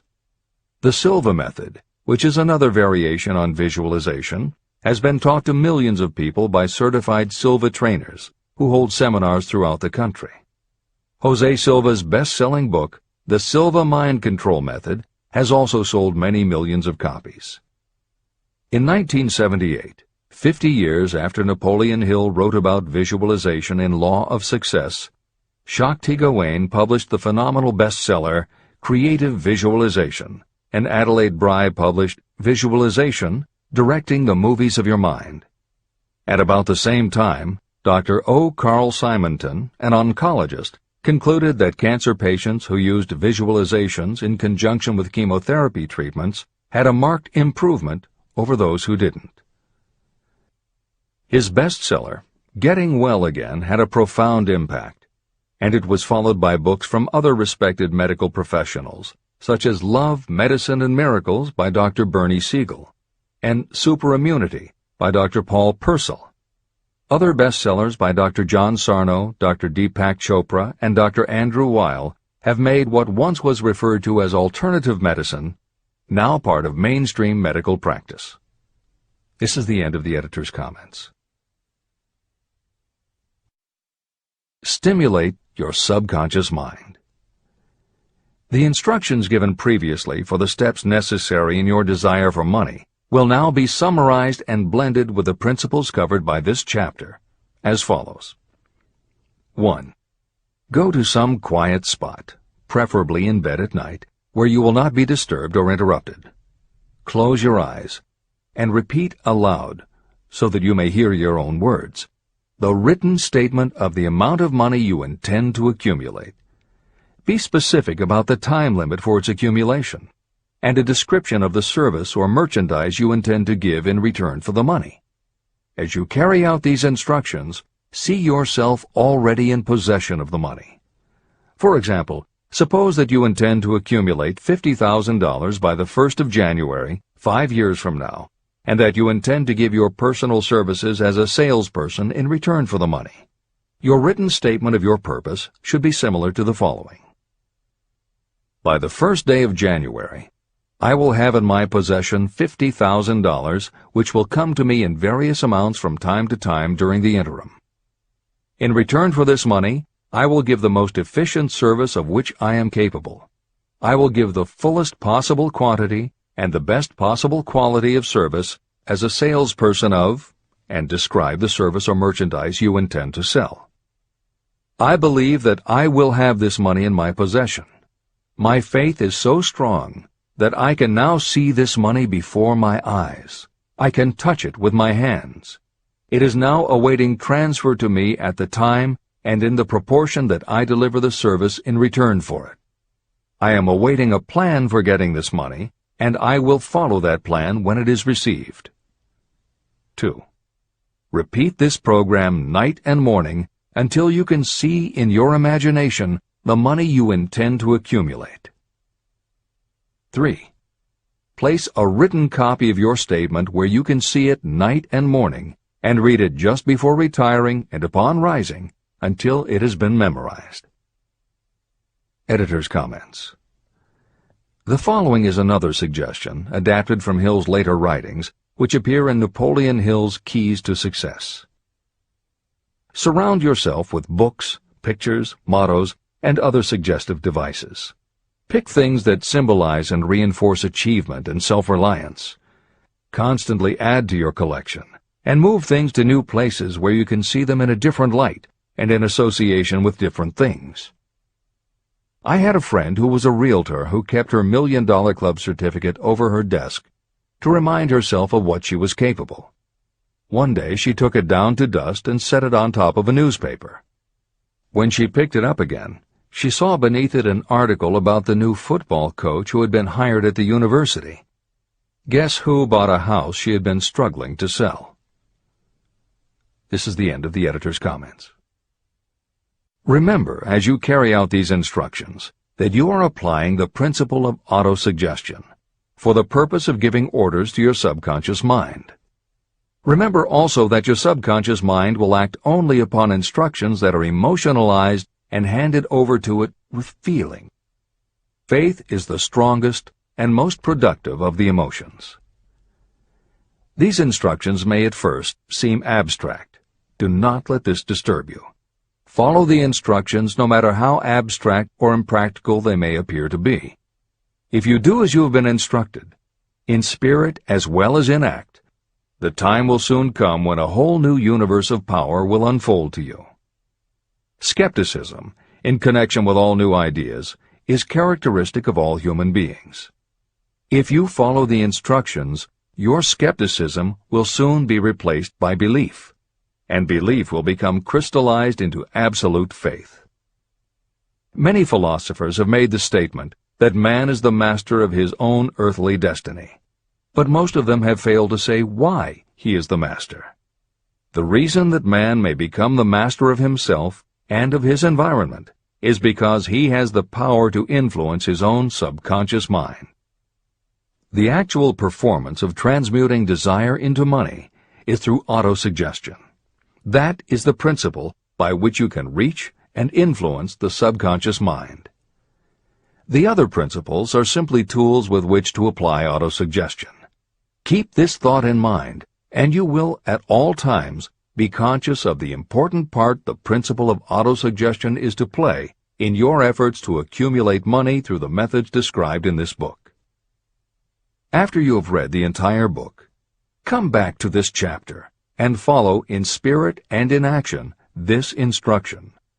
Read the entire chapter aloud once every night until you become thoroughly convinced that the principle of autosuggestion is sound and that it will accomplish for you all that has been claimed for it. As you read, underscore with a pencil every sentence that impresses you. Follow the foregoing instruction to the letter, and it will open the way for a complete understanding and mastery of the principles of success. Every adversity, every failure, and every heartache carries with it the seed of an equivalent or a greater benefit. Chapter 6.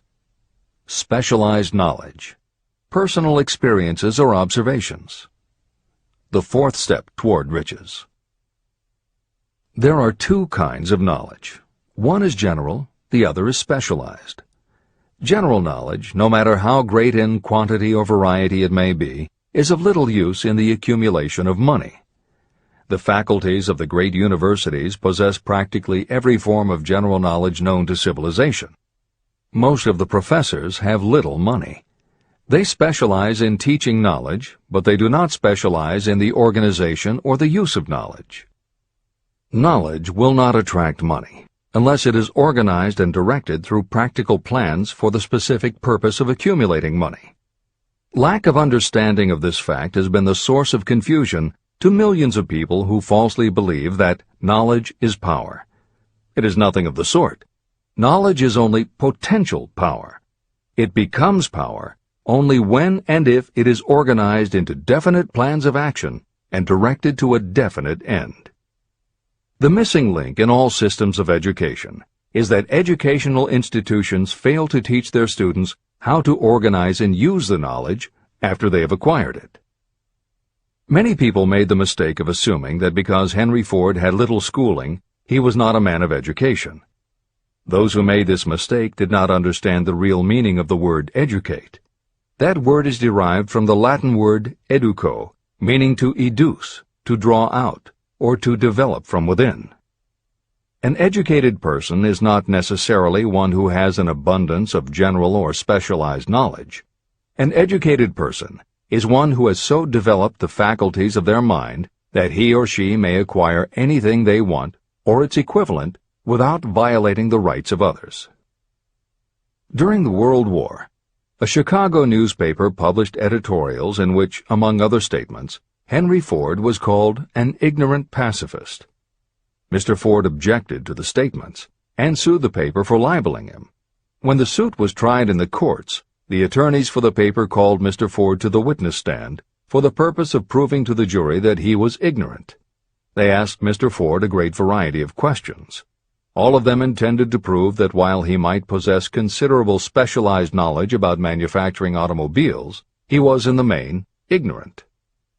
Mr. Ford was asked such questions as, who was Benedict Arnold, and how many soldiers did the British send over to America to put down the rebellion of 1776? In answer to the last question, Mr. Ford replied, I do not know the exact number of soldiers the British sent over, but I have heard that it was a considerably larger number than ever went back. Finally, Mr. Ford became tired of this line of questioning. In reply to a particularly offensive question, he leaned over, pointed his finger at the lawyer who had asked the question, and said, If I should really want to answer the foolish question you have just asked, or any of the other questions you have been asking me, let me remind you that I have a row of electric push buttons on my desk, and by pushing the right button I can summon to my aid men who can answer any question I desire to ask concerning the business to which I am devoting most of my efforts. Now, will you kindly tell me why I should clutter up my mind with general knowledge for the purpose of being able to answer questions when I have men around me who can supply any knowledge I require? That answer floored the lawyer. Every person in the courtroom realized it was the answer not of an ignorant man, but of a man of education. Any person is educated who knows where to get knowledge when they need it and how to organize that knowledge into definite plans of action. Through the assistance of his mastermind group, Henry Ford had at his command all the specialized knowledge he needed to become one of the wealthiest men in America. It was not essential that he have this knowledge in his own mind. You can get all the knowledge you need. Before you can transmute your desire into money, you will require specialized knowledge of the service, merchandise, or profession that you intend to offer in return for fortune. Perhaps you may need much more specialized knowledge than you have the ability or the inclination to acquire. If this is true, you may bridge your weakness through the aid of your mastermind group.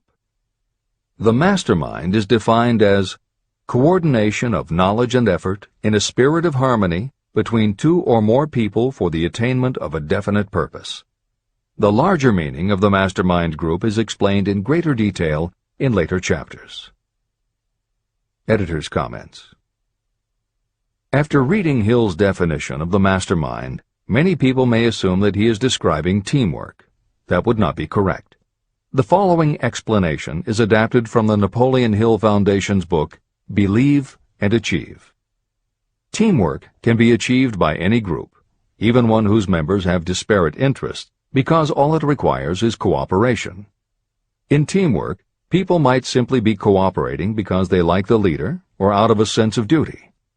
Some team members will give 100% to any team that pays them enough, but they have little concern about the objective. And sometimes there is good teamwork because different members have different agendas. A board of directors may disagree, even be unfriendly, and still run a business successfully. Musical groups are made up of notoriously self-centered people who work as a team if it will help them get ahead. Masterminds, on the other hand, are formed of individuals who have the same agenda, a deep sense of mission, and commitment to the same goal. Masterminds represent the highest order of thinking by a group of knowledgeable people, each contributing their absolute best according to their abilities, expertise, and background. If you have ever been a part of a meeting when everything just clicked and ideas built upon other ideas, with each member contributing until out of the group activity came the best possible idea or solution, that was a mastermind at work. Napoleon Hill believed that you must make the mastermind experience a regular part of your life if you really want to succeed. How to select the right people for your mastermind will be discussed further in Chapter 11, The Power of the Mastermind. This is the end of the editor's comment. The accumulation of great fortunes calls for power, and power is acquired through highly organized and intelligently directed specialized knowledge. That knowledge does not, necessarily, have to be in the possession of the person who accumulates the fortune. This should give hope and encouragement to those who want to accumulate a fortune, but don't have the necessary education to supply such specialized knowledge. People sometimes go through life suffering from inferiority complexes because they are not people of education. The person who can organize and direct a mastermind group of people who possess the knowledge needed is just as much a person of education as any other individual in the group. Thomas A. Edison had only 3 months of schooling during his entire life, but he did not lack education. Neither did he die poor. Henry Ford had less than a 6th grade schooling, but he managed to do pretty well by himself financially. Albert Einstein was working as a clerk in a patent office when he began to develop his world-altering scientific theories. Editor's comments. Had Einstein been born today, he might have been diagnosed in his early years as having attention deficit disorder. As a child, he was slow to learn to talk. As a student, he showed little promise and was expelled from at least one school. But what Einstein could do was to focus his concentration on a goal of his choice. His famous theories were the result of thought experiments, experiments that took place inside his mind. It is said that the breakthrough which led him to the theory of relativity came not from specialized knowledge of physics or mathematics, but from his ability to imagine what would happen if he were riding on a beam of starlight through space. This is the end of the editor's comments. Specialized knowledge is among the most plentiful and the cheapest forms of service that may be had. If you doubt this, consult the payroll of any university. It pays to know how to purchase knowledge, and it pays to know where to look. First of all, decide the sort of specialized knowledge you require and the purpose for which it is needed.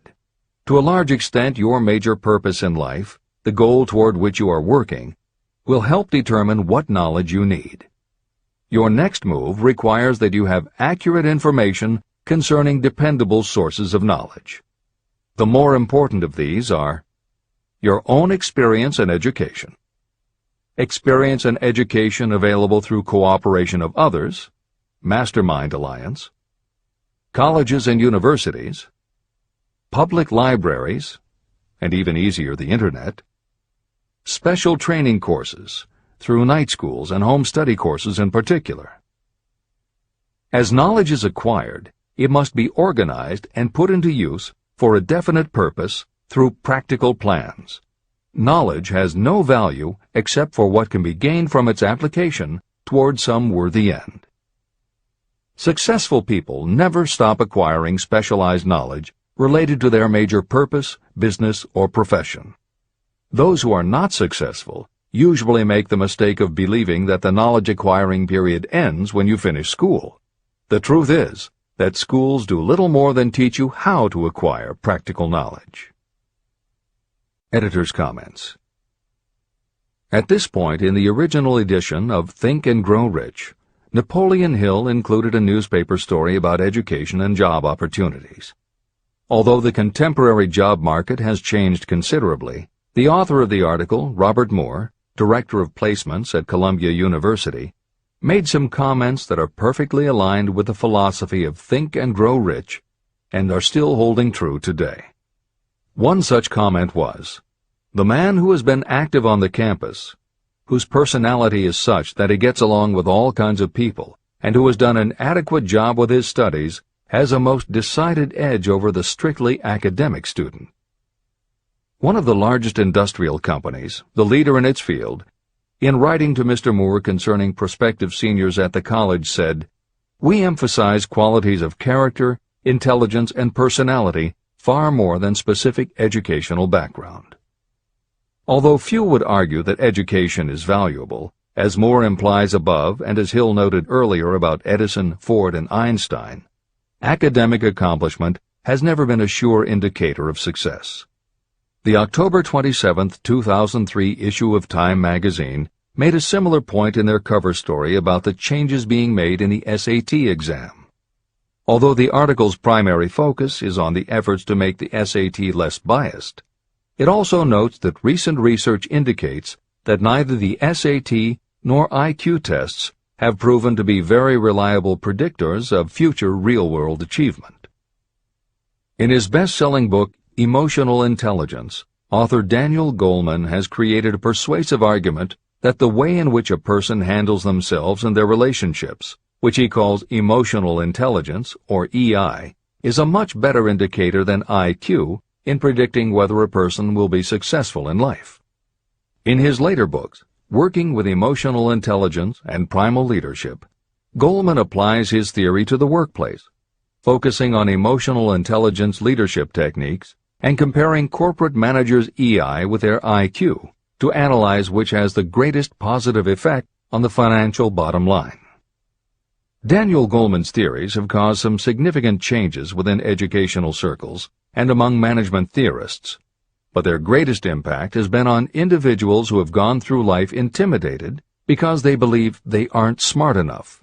For them, Goleman's books offer convincing evidence that although they may not have conventional education, their natural abilities and interpersonal skills can be far more important in achieving success. This is the end of the editor's comments. One of the most reliable and practical sources of knowledge available to those who need specialized schooling are night schools, extension courses, and seminars. The correspondence schools give specialized training anywhere the U.S. mails go, or via the Internet. One advantage of home study training is the flexibility of the study program, which permits you to study during spare time.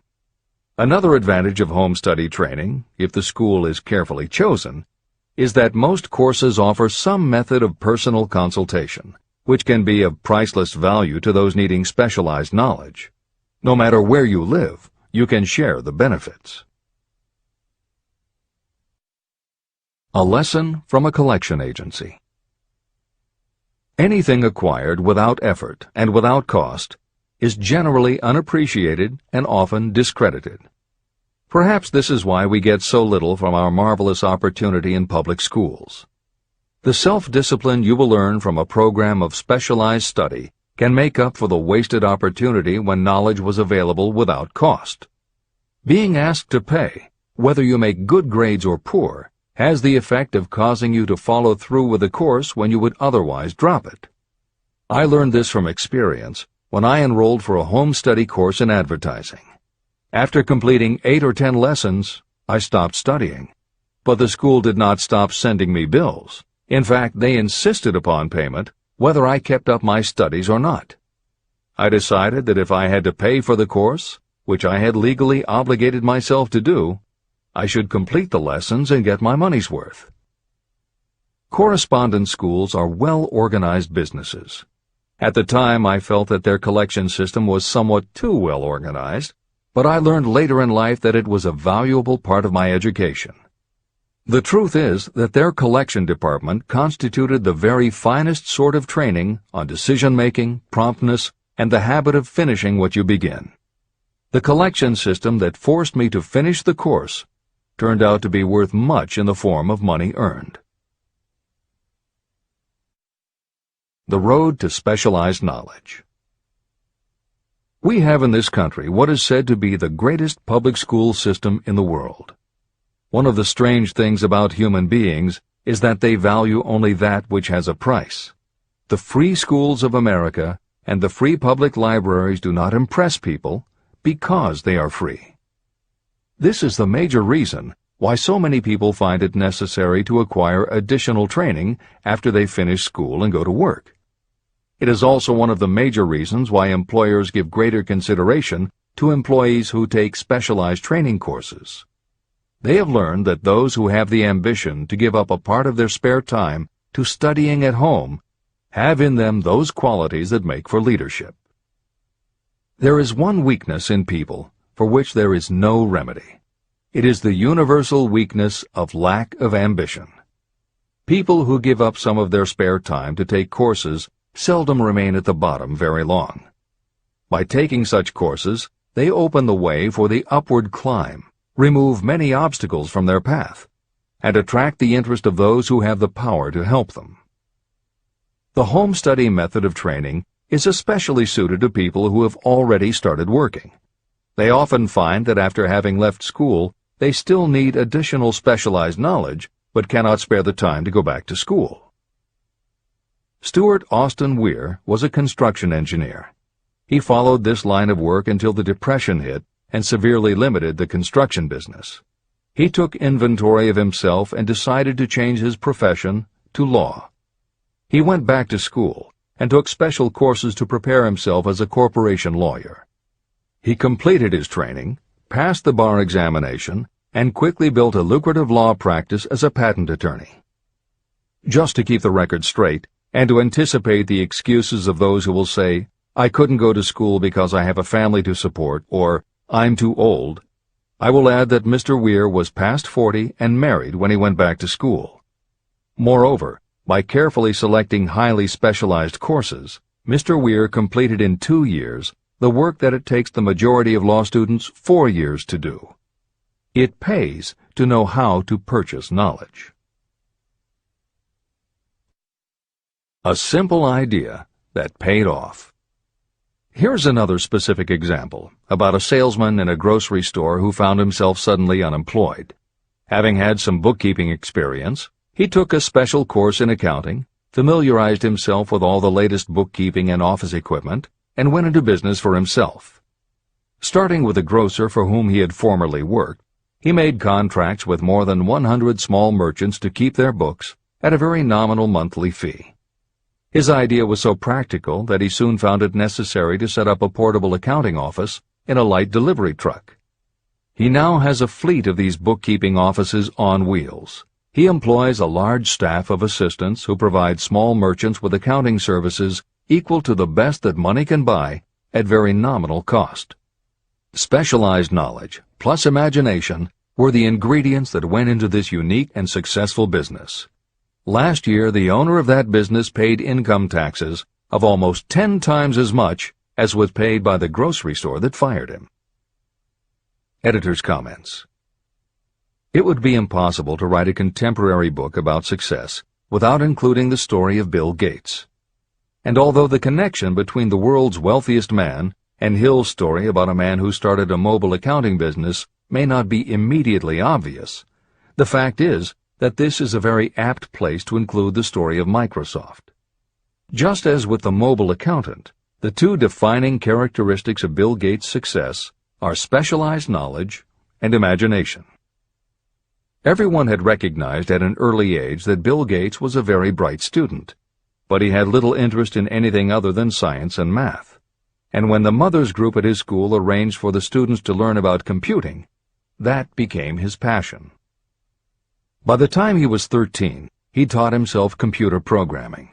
And throughout high school and his years at university, his life revolved around computer clubs and odd jobs working for companies that had something to do with computers.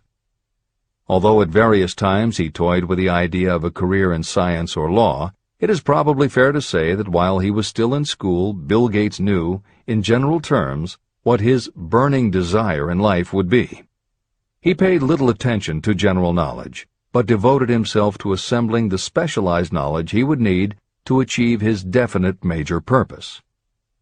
Gates' burning desire heated up the day his friend and fellow computer club member Paul Allen bought a copy of the January 1975 issue of Popular Electronics. On the cover was a picture of an inexpensive desktop computer, the Altair 8800, which could be built from a kit. Gates and Allen knew in their gut that there were other students just like them who would love to get their hands on one of these things. At the time, it took a lot of imagination to foresee the impact computers might have on the average person. And even though they didn't own an Altair, they decided they could write a computer program for it. That took even more imagination. They contacted Ed Roberts, the founder of the company that made the Altair, and pitched their idea. Roberts told them he was getting offers from all over, and his policy was that whoever wrote it first would get the job. For the next 2 months, they tore apart the manual, gleaning the specialized knowledge they would need to write the program. They were the first to deliver a workable operating system, and Roberts bought it from them for $3,000 plus a royalty on sales. With their vision of the future burning in their imaginations, Gates and Allen used the advance and their royalties to launch a company that would be in the business of writing computer programs. They named their new company Microsoft and called old friends from their high school computer club to staff it. Bill Gates was 19, and Paul Allen was only a few years older. They and about 9 of their friends started writing programs for Apple Computer, Commodore, and anyone else who would contract with the company for their services. For the next 5 years, Bill Gates and Paul Allen had their share of imaginative ideas, but mostly they concentrated on learning the specialized knowledge needed to run and grow a successful business. Then in 1980, IBM, which had finally decided to get into the small computer business, needed help getting up to speed. They approached Microsoft to write an operating system for the new computer venture. Once again, specialized knowledge and imagination were the qualities that guided Bill Gates. In their imagination, Gates and Allen could see an even bigger future than before, and through specialized knowledge of what computers were capable of, they knew the role they could play in that future. They then made 2 business moves that are the foundation of the Microsoft success. First, because IBM had such a tight schedule, Gates went to a computer programmer, Tim Patterson, and bought from him a rudimentary but already developed operating system. Gates then set to work modifying the system, and he renamed it MS-DOS, for Microsoft Disk Operating System. The other move that was crucial to their success was the negotiation with IBM. They started from the position that they would not sell an operating system to IBM. What they would do was license the system to IBM in exchange for a royalty on every copy sold with an IBM computer. And it would not be an exclusive license, which meant that Microsoft could also license the system to other computer companies. If you were to continue to track the history of Microsoft, you would find those same qualities: a burning desire, an idea, specialized knowledge, and imagination behind each move Bill Gates made and continues to make, just as they were behind the success of the man who started the mobile accounting business. This is the end of the editor's comments. The beginning of the successful mobile accounting business was an idea. I know this is true because I was the one who gave him that idea. Now I'd like to pass on the story of another idea. and it was my accountant friend who indirectly suggested this one to me. When I first proposed the accounting idea to him, he said, "I like the idea, but I would not know how to turn it into cash."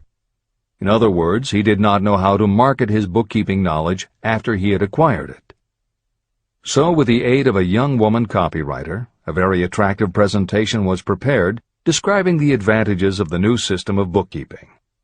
The brochure told the story of this new business so effectively that its owner soon had more accounts than he could handle. There are thousands of people all over the country who need the services of a merchandising specialist capable of preparing an attractive way to market personal services. This idea was born of the necessity to solve a specific problem. But it did not stop by serving merely one person. The woman who created the presentation has a keen imagination. She saw in her newly born brainchild the making of a new profession to serve thousands of people who need practical guidance in marketing personal services. Spurred to action by the success of her first prepared plan to market personal services, this woman turned to solving a similar problem for her son. He had just finished college, but had been totally unable to find a market for his services. The plan she created for him was the best example of merchandising personal services I have ever seen. When the presentation had been completed, it contained nearly 50 pages of beautifully typed, properly organized information. It told the story of her son's natural abilities, schooling, personal experiences, and a great variety of other information. The book also contained a complete description of the position her son desired, together with a marvelous word picture of the exact plan he would use in filling his position. The preparation of the presentation required several weeks of her time, during which she sent her son to the public library almost daily to get specific data needed to sell his services to best advantage. She also sent him to all the competitors of his prospective employer, where he gathered information concerning their business methods. This was of great value in the formation of the plan he intended to use in filling the position he sought. When the plan was finished, it contained more than half a dozen very fine suggestions that would benefit the prospective employer. You don't have to start at the bottom. You may be inclined to ask, why go to all this trouble to secure a job? The answer is, doing a thing well is never trouble. The plan prepared by this woman for her son helped him get the job at the first interview and at a salary fixed by himself. Moreover, and this too is important, the position did not require the young man to start at the bottom. He began as a junior executive at an executive salary. Why go to all this trouble? Well, for one thing, this young man's planned presentation saved him no less than 10 years of working his way up. The idea of starting at the bottom and working your way up may appear to be sound, but the major objection to it is this. Too many of those who begin at the bottom never manage to lift their heads high enough to be seen by those who count. And the outlook from the bottom is not very bright or encouraging. It has a tendency to kill off ambition. You get into a rut, and you accept your fate because you form the habit of daily routine. Often this habit finally becomes so strong you don't even try to throw it off. And that is another reason why it pays to start 1 or 2 steps above the bottom. By so doing, you will form the habit of looking around, of observing how others get ahead, of seeing opportunity, and of embracing it without hesitation. A splendid example of what I mean is Dan Halpin. During his college days, he was manager of the famous 1930 championship Notre Dame football team, when it was under the direction of the late Knute Rockne. Halpin finished college at a very unfavorable time. The Depression had made jobs scarce. So after a fling at investment banking and motion pictures, he took the first job with a potential future he could find. It was selling electrical hearing aids on a commission basis. Anyone could start in that sort of job, and Halpin knew it, but it was enough to open the door of opportunity to him. For almost 2 years he worked at the job, but it didn't satisfy him. He would never have risen above that job if he had not done something about his dissatisfaction. He aimed first at the job of assistant sales manager of the company, and he got the job. That single step upward placed him high enough above the crowd for him to see still greater opportunity. Also, it placed him where opportunity could see him. In his new position, he did so well selling hearing aids that A.M. Andrews, chairman of the board of the Dictograph Products Company, a competitor of the company for which Halpin worked, asked to meet with him. Mr. Andrews wanted to know something about that man Dan Halpin, who was taking big sales away from the long-established Dictograph Company. When the interview was over, Halpin was the new sales manager in charge of the Acousticon division of Dictograph.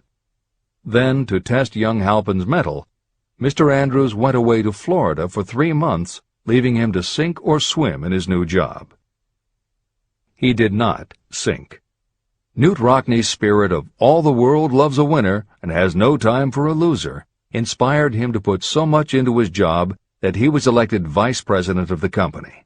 Vice president was a job that most would be proud to earn through 10 years of loyal effort, but Halpin turned the trick in little more than 6 months. One of the major points I'm trying to emphasize through this entire philosophy is that we rise to high positions or remain at the bottom because of conditions we can control, but only if we desire to control them. I am also trying to emphasize another point, that both success and failure are largely the results of habit. I have not the slightest doubt that Dan Halpin's close association with the greatest football coach America ever knew planted in his mind the same kind of desire to excel that made the Notre Dame football team world famous. Truly, there's something to the idea that hero worship is helpful, provided you worship a winner.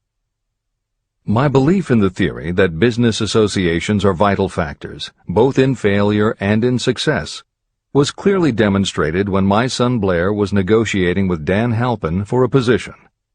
Mr. Halpin offered him a beginning salary of about 1/2 what he could have gotten from a rival company. I brought parental pressure to bear, and encouraged Blair to accept the job with Mr. Halpin. I believe that close association with people who refuse to compromise with circumstances is an asset that can never be measured in terms of money. The bottom is a monotonous, dreary, unprofitable place for any person. That is why I have taken the time to describe how lowly beginnings can be overcome by proper planning. Make your ideas pay off through specialized knowledge. The woman who prepared the personal service sales plan for her son now receives requests from all parts of the country, from others who want to market their personal services for more money. But don't think that all her plan consists of is clever salesmanship to help her clients get more money for the same services they formerly sold for less. She looks after the interests of the purchaser as well as the seller of personal services. She prepares her plans so that the employers receive full value for the additional money they pay.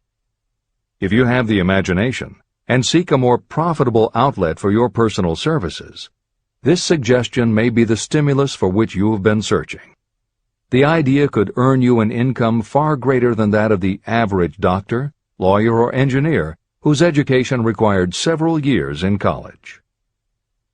Editor's comments. Mary Kay Ash was literally researching and writing down specialized knowledge when the idea for a new business was born in her imagination. Mary Kay had quit her job as a very successful sales manager in the gift business because she had become discouraged by seeing the men she had trained earning more and being promoted ahead of her.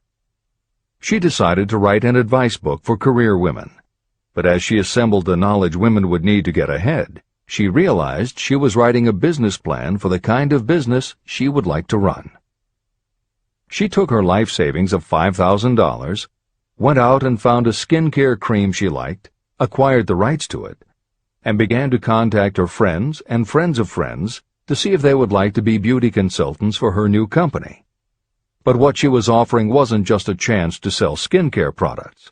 It was a very imaginative combination of philosophy and opportunity that gave women the chance to achieve both personal satisfaction and financial success. The company showed a modest profit in its first year, and continued to grow each year until, by the beginning of the 21st century, There are over 1 million independent beauty consultants in 30 countries with wholesale sales of more than $1.5 billion. 3 times Mary Kay Cosmetics was named as one of the 100 best companies to work for in America, and Lifetime Television Network named Mary Kay the businesswoman of the century. She became one of the most in-demand motivational speakers and the best-selling author of 3 books. Neil Balter also started his company based on specialized knowledge and imagination. He got his specialized knowledge from his job as a carpenter's apprentice.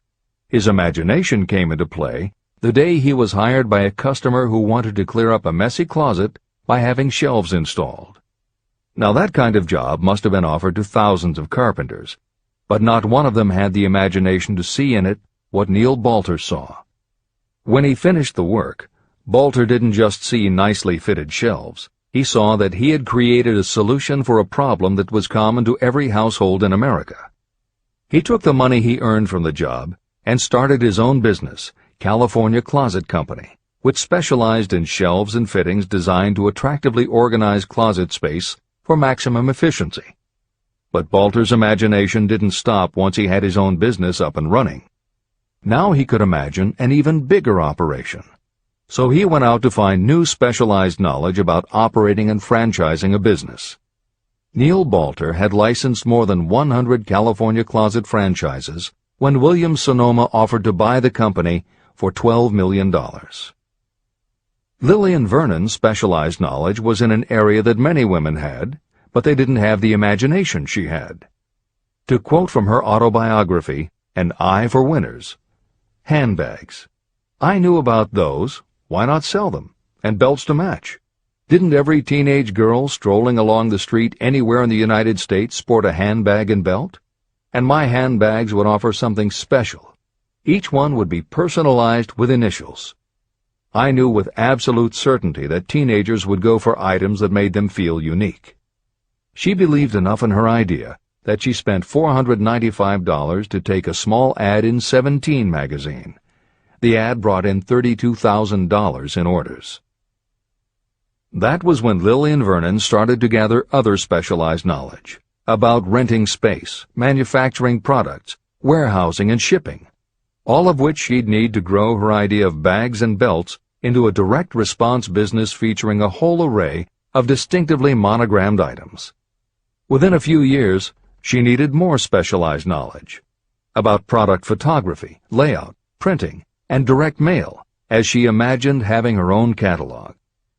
She started by mailing a 16-page black-and-white catalog to 125,000 customers who had bought products from her in the past. At the beginning of the 21st century, Lillian Vernon was still picking the merchandise and overseeing the design of her catalogs, many of which now run well over 100 full-color pages, are mailed to millions of people many times each year, and generate approximately $250 million in annual sales. There is another story about gathering specialized knowledge that is so good we will use it to conclude this editorial comment. It actually comes from the Napoleon Hill archives, and although he did not include it in Think and Grow Rich, he often used it as an example in his lectures and seminars. There was a young man who started out working for the railroad in 1893. As a machinist at 5 cents an hour. He was always taking courses and learning what he could about steam engines, and by 1905 he had worked his way up through the ranks until he was superintendent of motive power for Chicago Great Western in Olwine, Iowa. Then he did something that must have made his friends think he had taken leave of his senses. He was attending the Chicago Automobile Show when a red and white locomobile caught his attention. He put up his life savings of $700 and convinced a friend to co-sign a loan for $4,300 so he could buy the car. He promptly took it home, put it into a shed, jacked it up, and proceeded to take it apart piece by piece. Then he put it back together again. Then he took it apart and put it back together again. After doing that a few more times, he had learned what he wanted to know. And that was how Walter P. Chrysler gathered the specialized knowledge he needed to get himself out of railroading and into the automobile business. This is the end of the editor's comment. There is no fixed price for sound ideas. Behind all ideas is specialized knowledge. But remember, specialized knowledge is more abundant and more easily acquired than ideas. Because of this truth, there are ever-increasing opportunities for the person capable of helping men and women sell their personal services. Capability means imagination, the one quality needed to combine specialized knowledge with ideas to create organized plans that will yield riches. If you have imagination, this chapter may present you with an idea that is the beginning of the riches you desire. Remember, the idea is the main thing. Specialized knowledge may be found just around the corner. Any corner.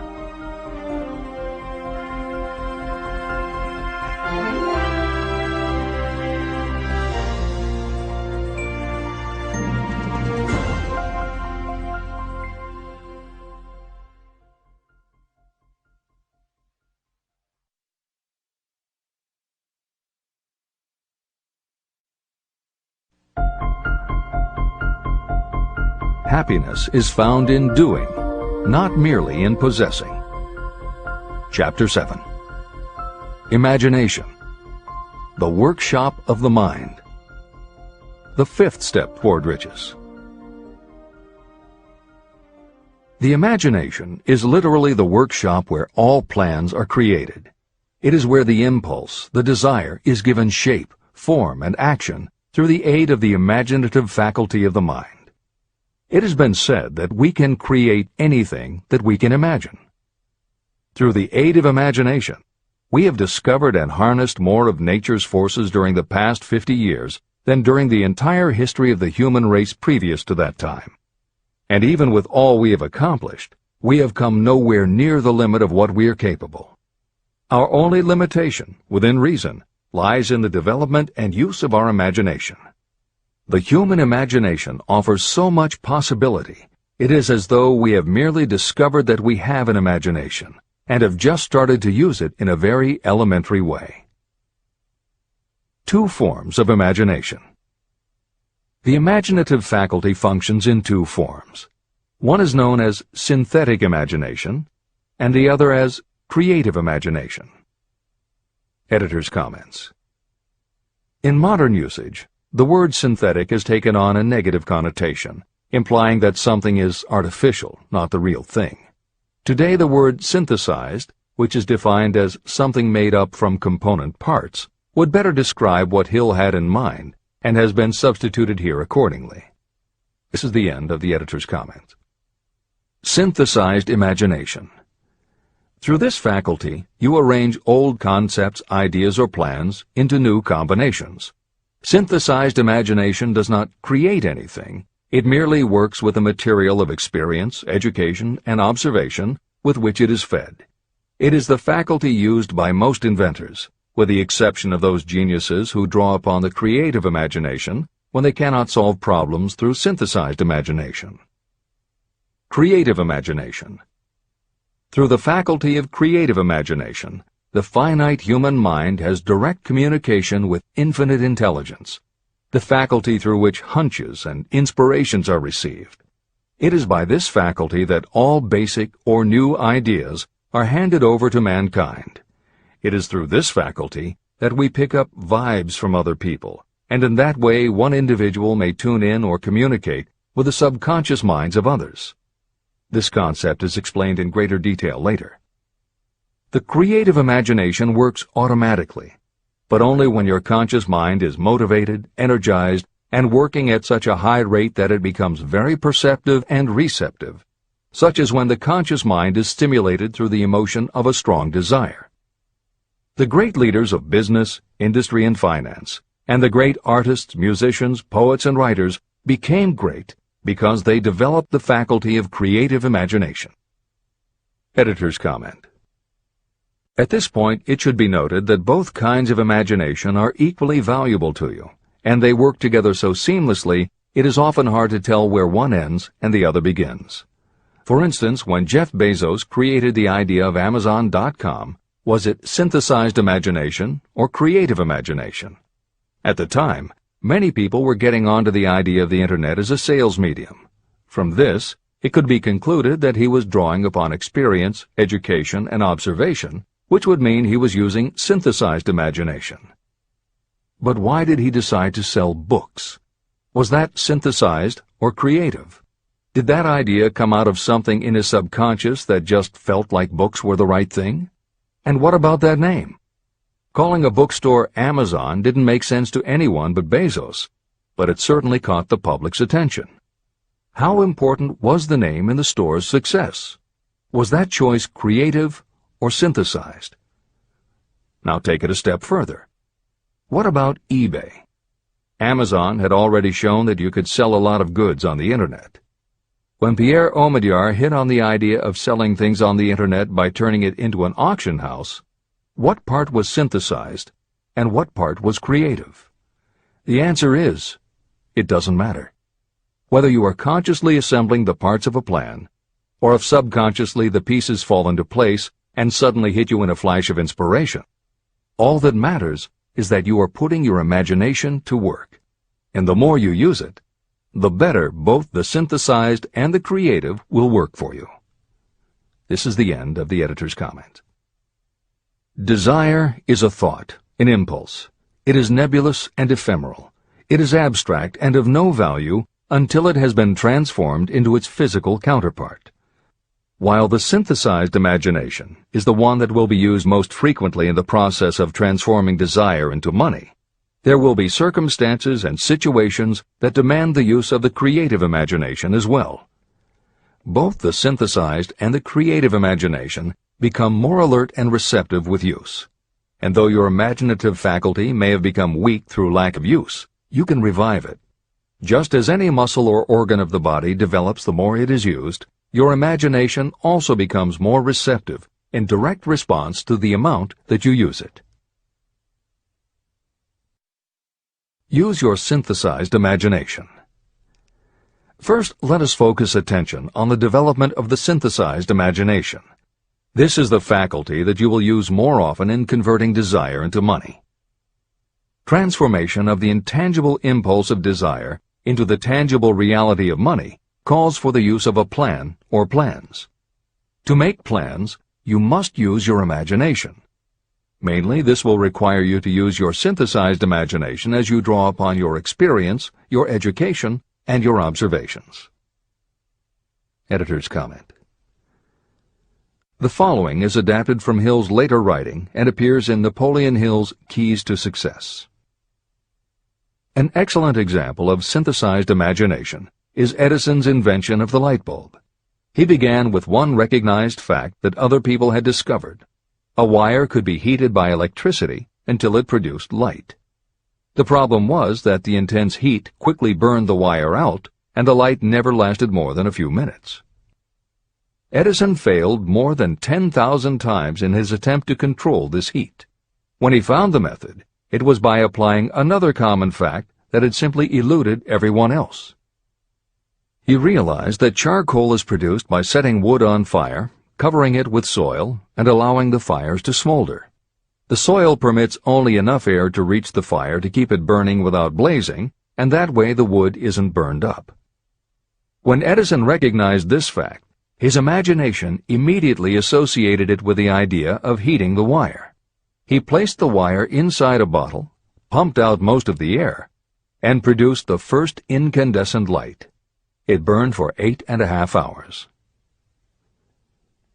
Everything that Edison used to make the electric light was widely known, but the way he synthesized the knowledge changed the world and made him a very wealthy man. W. Clement Stone called the process the R2A2 formula. Recognize and relate, assimilate and apply.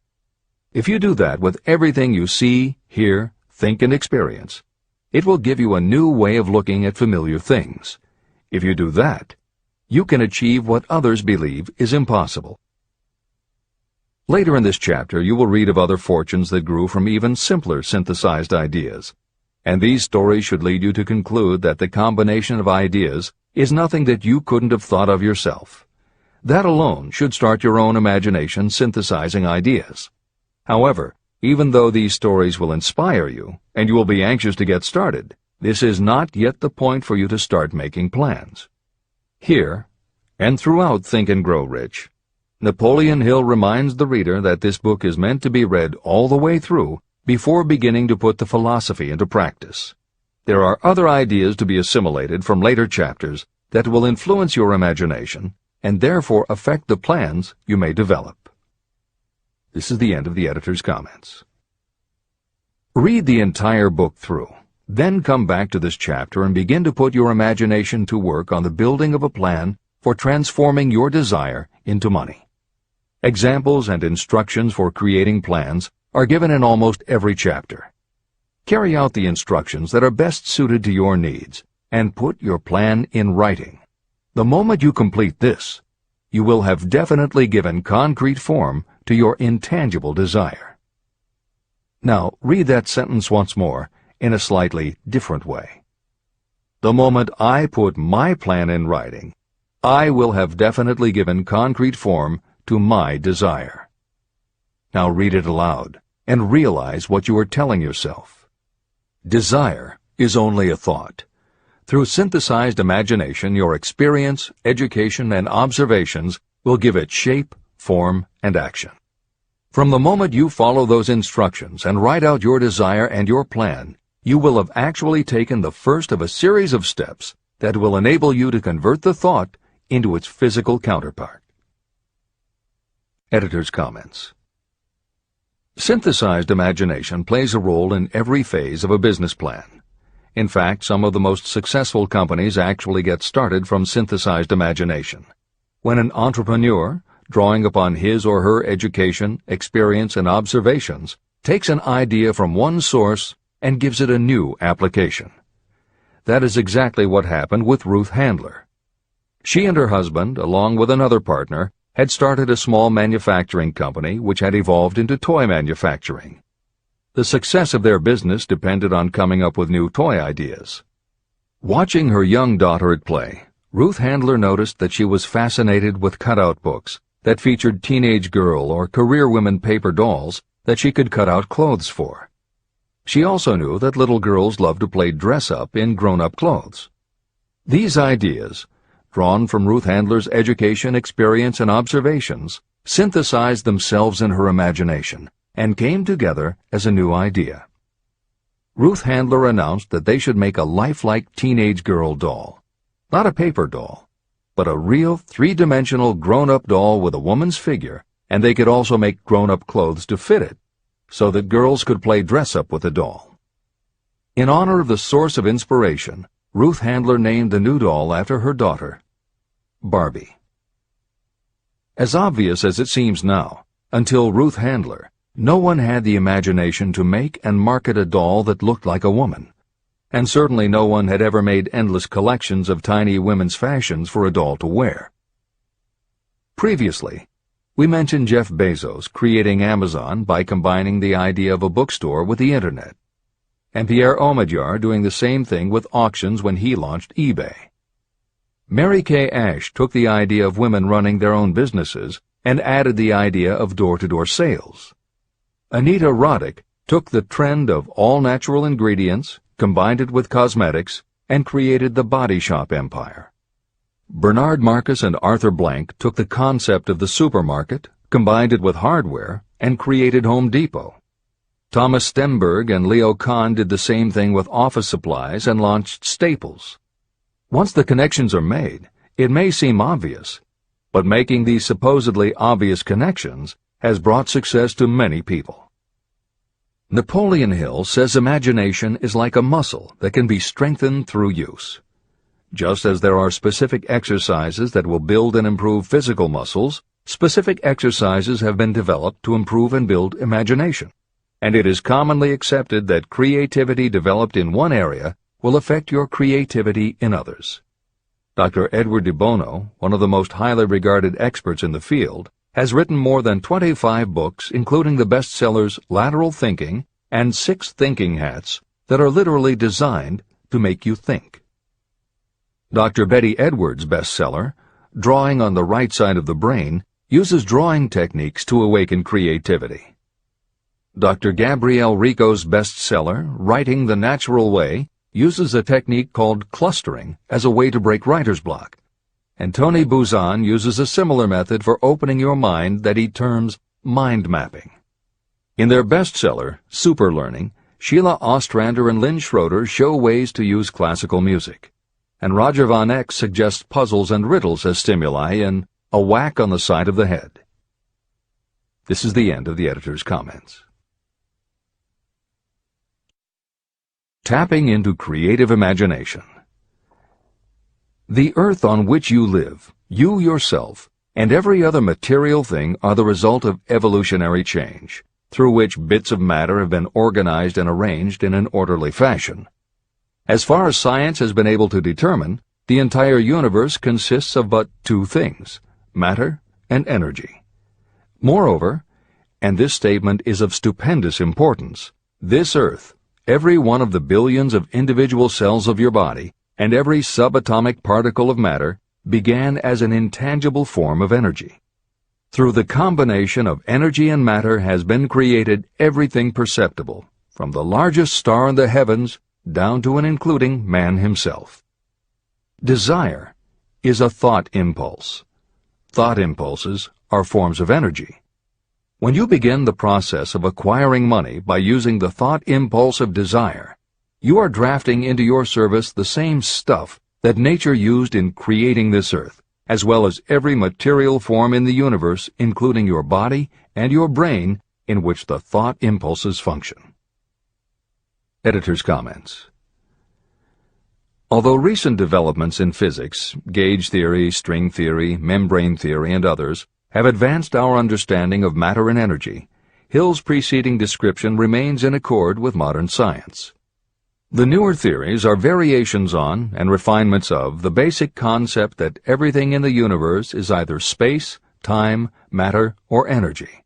And as Einstein stated, energy and matter are in fact different forms of the same thing. As Hill says, everything from the stars to the solar system to the earth, to you, your brain, and that little spark called a thought, are all the same stuff. As when a tablecloth is spread out, there are folds and bumps in the fabric that are all different from each other, but they are all still tablecloth. Like the folds and bumps in the tablecloth, energy and matter are the same thing in different forms. Therefore you, matter, your thoughts, energy, and everybody else, matter, and their thoughts, energy, and all other things, matter, are not just interconnected, but are in essence all the same thing. Hill calls this interrelation of everything to everything else infinite intelligence. In the chapter on faith, he made his first mention of infinite intelligence being the source of hunches, intuition, and flashes of inspiration.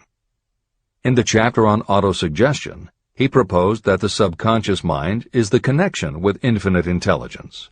In this chapter, Hill elaborates that creative imagination is the receiver through which these flashes of insight come to us from infinite intelligence. Under some circumstances, when your mind is operating at a high rate, your creative intelligence receives not just an idea, but also a flash of intuition. You get a hunch or a premonition about something or somebody. That flash could not come from your conscious or your subconscious because neither ever had the information. Because everything is a part of everything else, your creative imagination, energy, pulled the thought, energy, directly from the common pool of infinite intelligence, energy, that contains not just your subconscious, energy, but all other subconscious minds, energy, as well. Infinite intelligence is a complex concept, and for those readers who find themselves questioning the process, be assured that Hill expands on the theory in later chapters. The editors advise the reader to set aside any questions for the moment and focus on the logical and practical application Hill had in mind. This is the end of the editor's comments. You are engaged in trying to turn your desire into its physical or monetary counterpart, and there are laws of physics and principles of psychology that can help you. But first, You must give yourself time to become familiar with these laws and learn to use them. Through repetition, and by describing these principles from every conceivable angle, I hope to reveal to you the secret through which every great fortune has been accumulated. Strange and paradoxical as it may seem, the secret is not a secret. It is made obvious in the earth, the stars, the planets, in the elements above and around us, in every blade of grass, and every form of life within our vision. Do not be discouraged if you do not fully understand or accept this theory. I do not expect that you will accept all that is in this chapter on your first reading. Assimilate as much as you can now as you read this for the first time. Later, when you reread and study it, you will discover that something has happened to clarify it and give you a broader understanding of the whole. Above all, do not stop nor hesitate in your study of these principles until you have read the book at least 3 times. Then you will not want to stop. How to make practical use of imagination. Ideas are the beginning points of all fortunes. Ideas are products of the imagination. Following are 2 true stories about ideas that have yielded huge fortunes. I hope that these stories will convey how important a role imagination can play in turning an idea into success, and that they will illustrate the method by which imagination may be used in accumulating riches. The Enchanted Kettle. In the late 1880s, an old country doctor drove to town, hitched his horse, quietly slipped into a drugstore by the back door, and began dickering with a young drug clerk. For more than an hour, behind the prescription counter, the old doctor and the clerk talked in low tones. Then the doctor left. He went out to the buggy and brought back a large, old-fashioned kettle, a big wooden paddle, used for stirring the contents of the kettle, and deposited them in the back of the store. The clerk inspected the kettle, reached into his inside pocket, took out a roll of bills, and handed it over to the doctor. The roll contained exactly $500, the clerk's entire savings. The doctor handed over a small slip of paper on which was written a secret formula. The words on that small slip of paper were worth a king's ransom, but not to the doctor.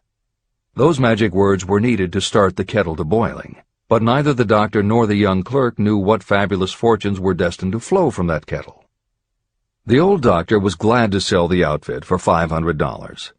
The clerk was taking a big chance by staking his entire life savings on a mere scrap of paper and an old kettle.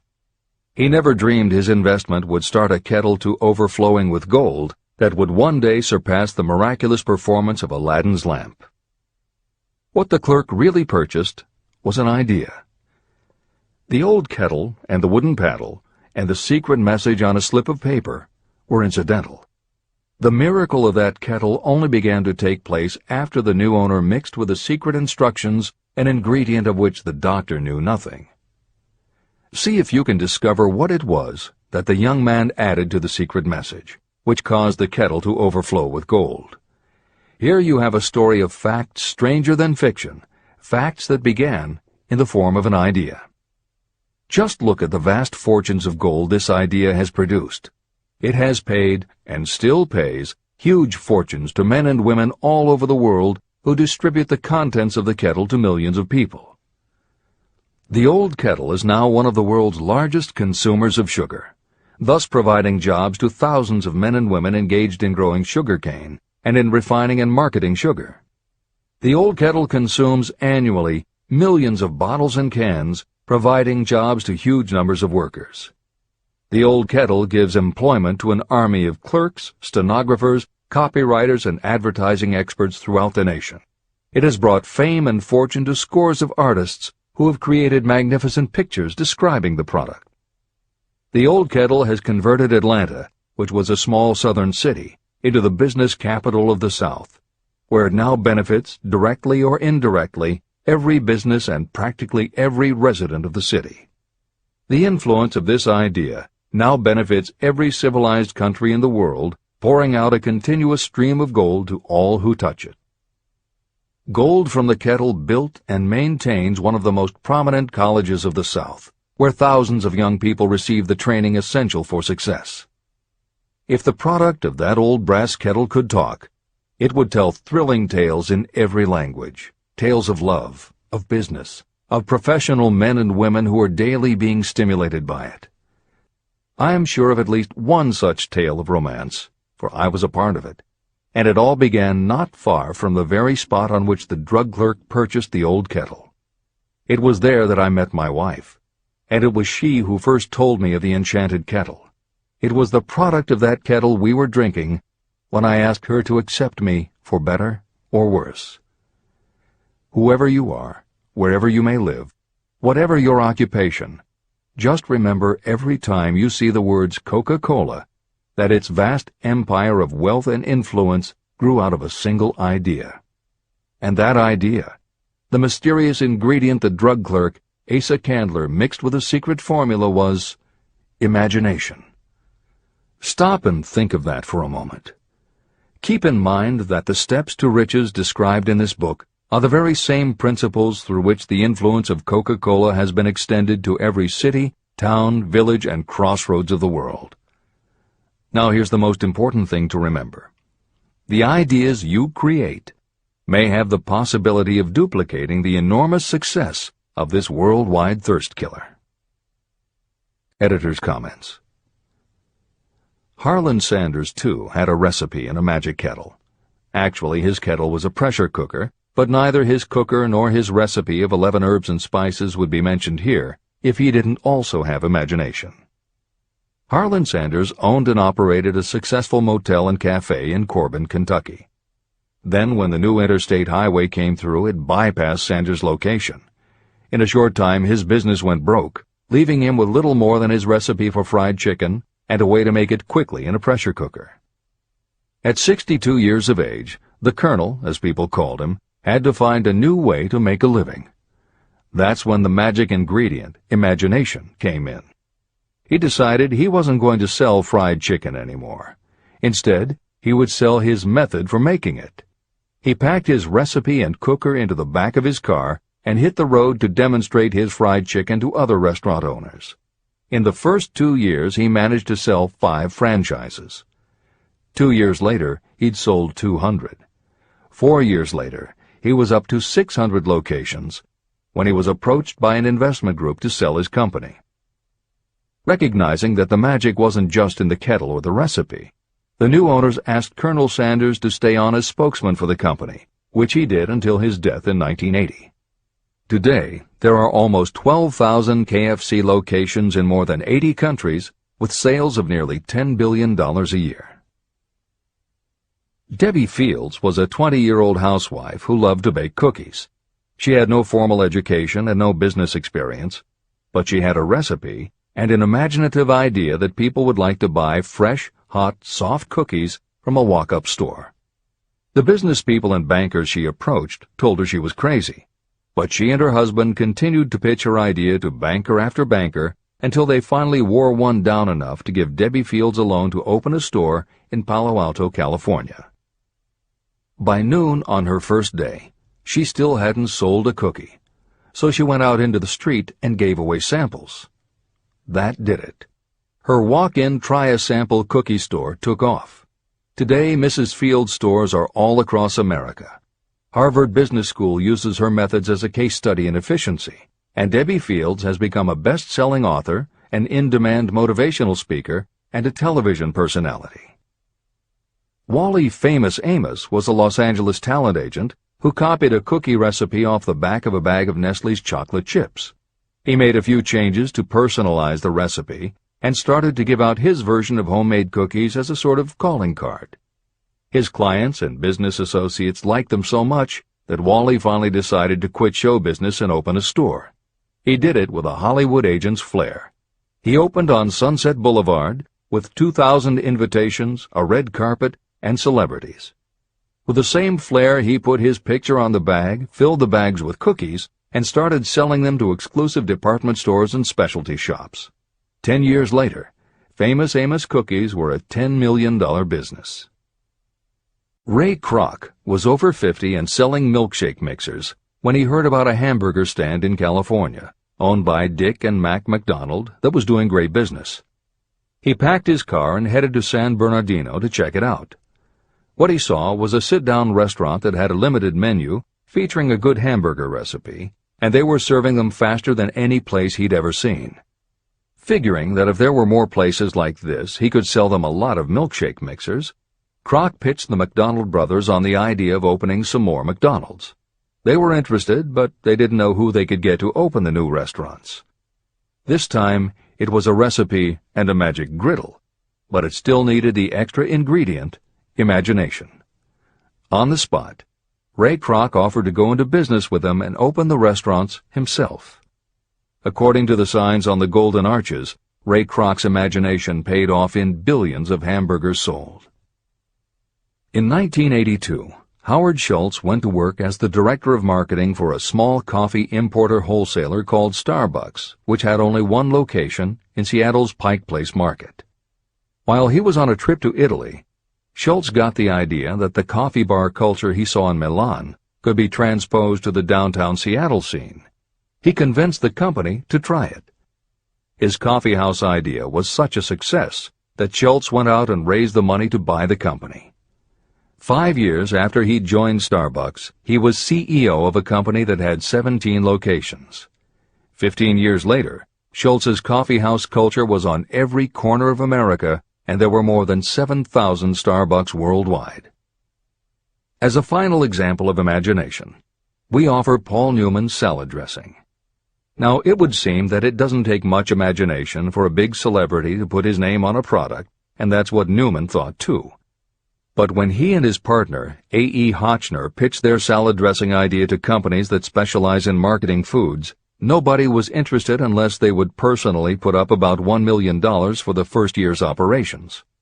According to Newman and Hotchner's book, Shameless Exploitation, they found out that almost all celebrity products in the food business have been disastrous failures, and now nobody would touch them.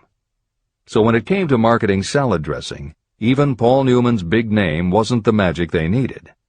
And unless they were willing to put up a ridiculous amount, money wasn't the magic either. The magic would have to be in the imaginative way that they would convince the right people to help them, and in having the perseverance to stick with it until they succeeded. And just like most everyone with an idea, they were told they were crazy to try it. They were turned down by bottling companies that wouldn't do small runs, and they were rejected by distributors who wouldn't take a chance on another celebrity product.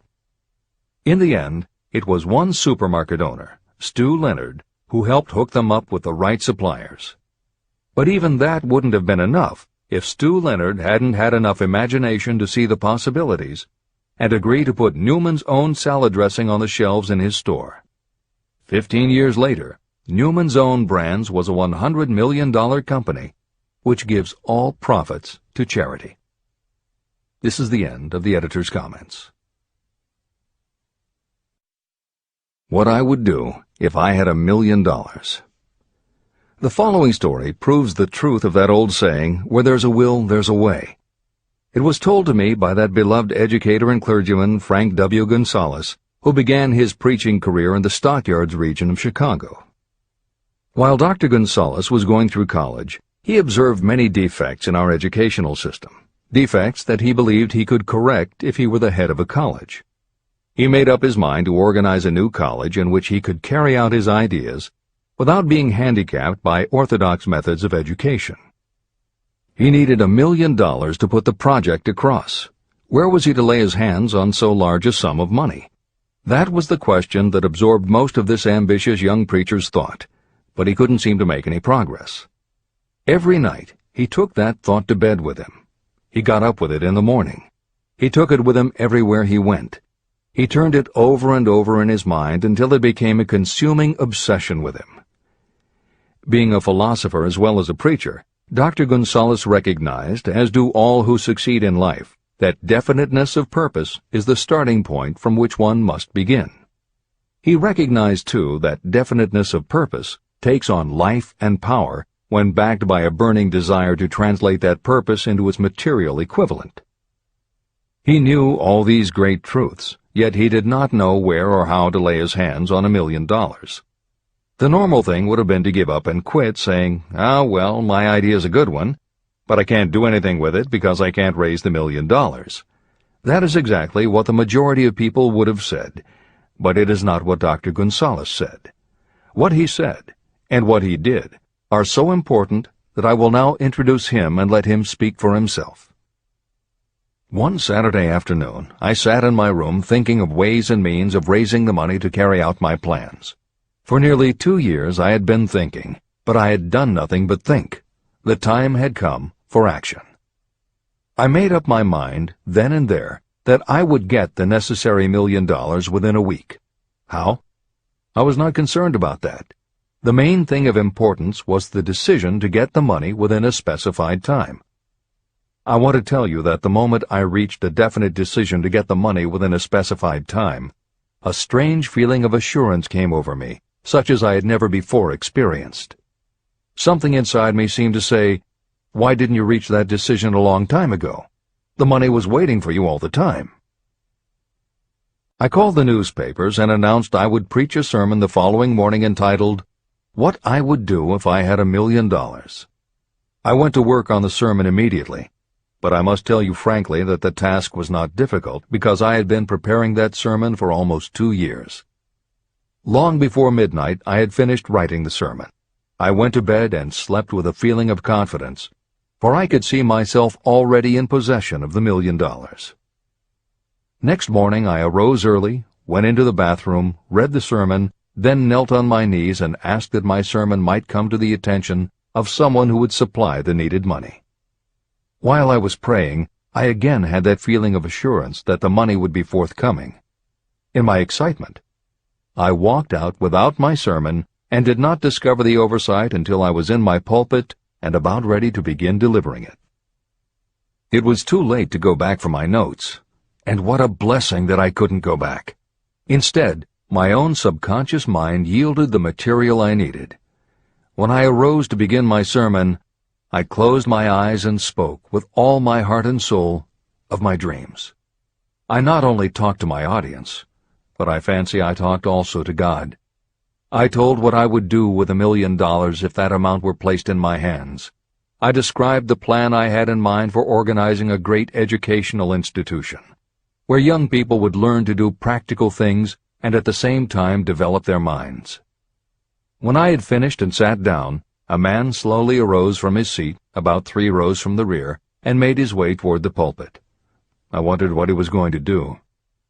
He came into the pulpit, extended his hand, and said, "Reverend, I liked your sermon. I believe you can do everything you said you would if you had $1 million. To prove that I believe in you and your sermon, if you will come to my office tomorrow morning, I will give you the $1 million. My name is Philip D. Armour."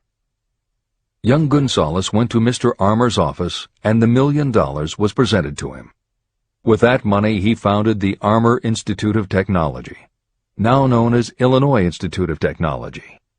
The $1 million that launched the Armour Institute came as the result of an idea. Behind the idea was a desire that young Gonzalez had been nursing in his mind for almost 2 years. Observe this important fact.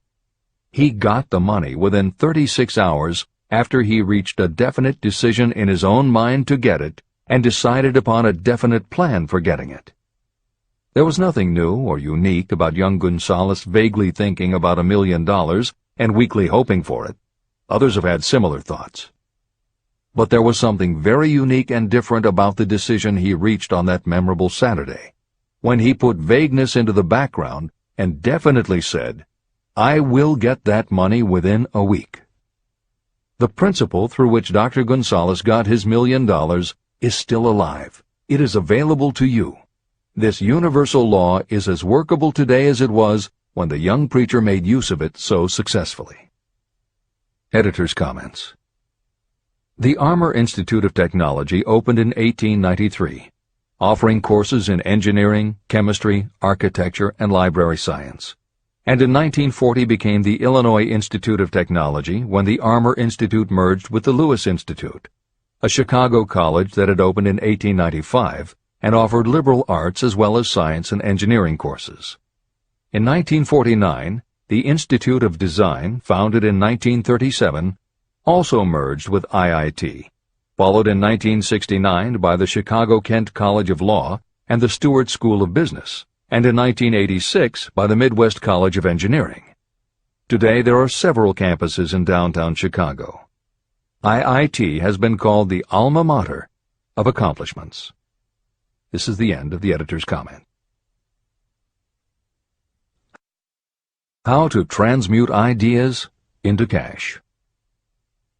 Asa Candler and Dr. Frank Gunsaulus had one characteristic in common.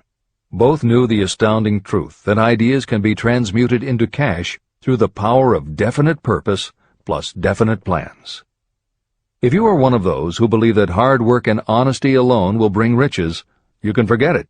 It is not true. Riches, when they come in huge quantities, are never the result of hard work alone. Riches come, if they come at all, in response to definite demands based upon the application of definite principles, and not by chance or luck. Generally speaking, an idea is a thought that prompts you to action because it appeals to your imagination. All master salespeople know that ideas can be sold where merchandise cannot. Ordinary salespeople do not know this. That is why they are ordinary. A publisher of low-priced books made a discovery that has been worth much to publishers. He learned that many people buy titles and not the contents of books. By merely changing the name of one book that was not moving, his sales of that book jumped upward more than 1 million copies. The inside of the book was not changed in any way.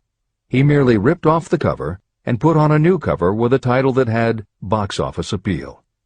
That, as simple as it may seem, was an idea. It was imagination. Editor's comment.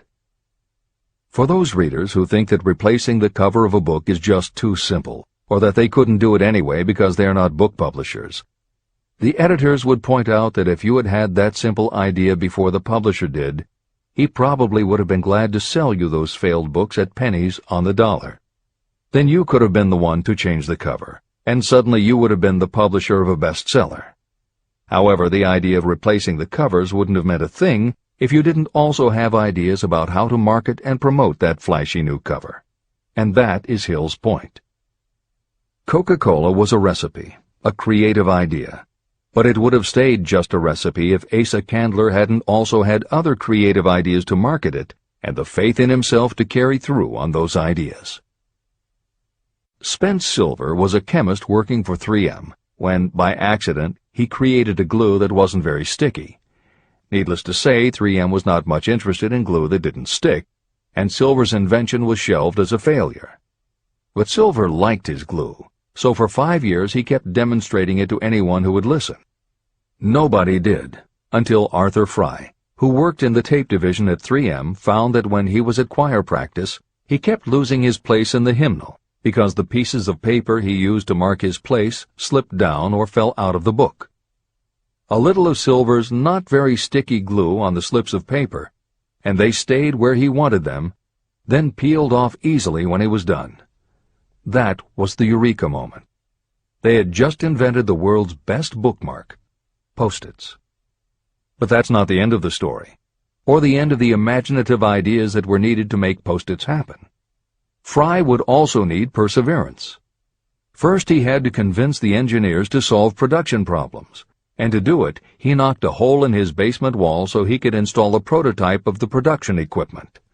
He stuck with it, and finally, 2 years later, 3M gave the project to their marketing department.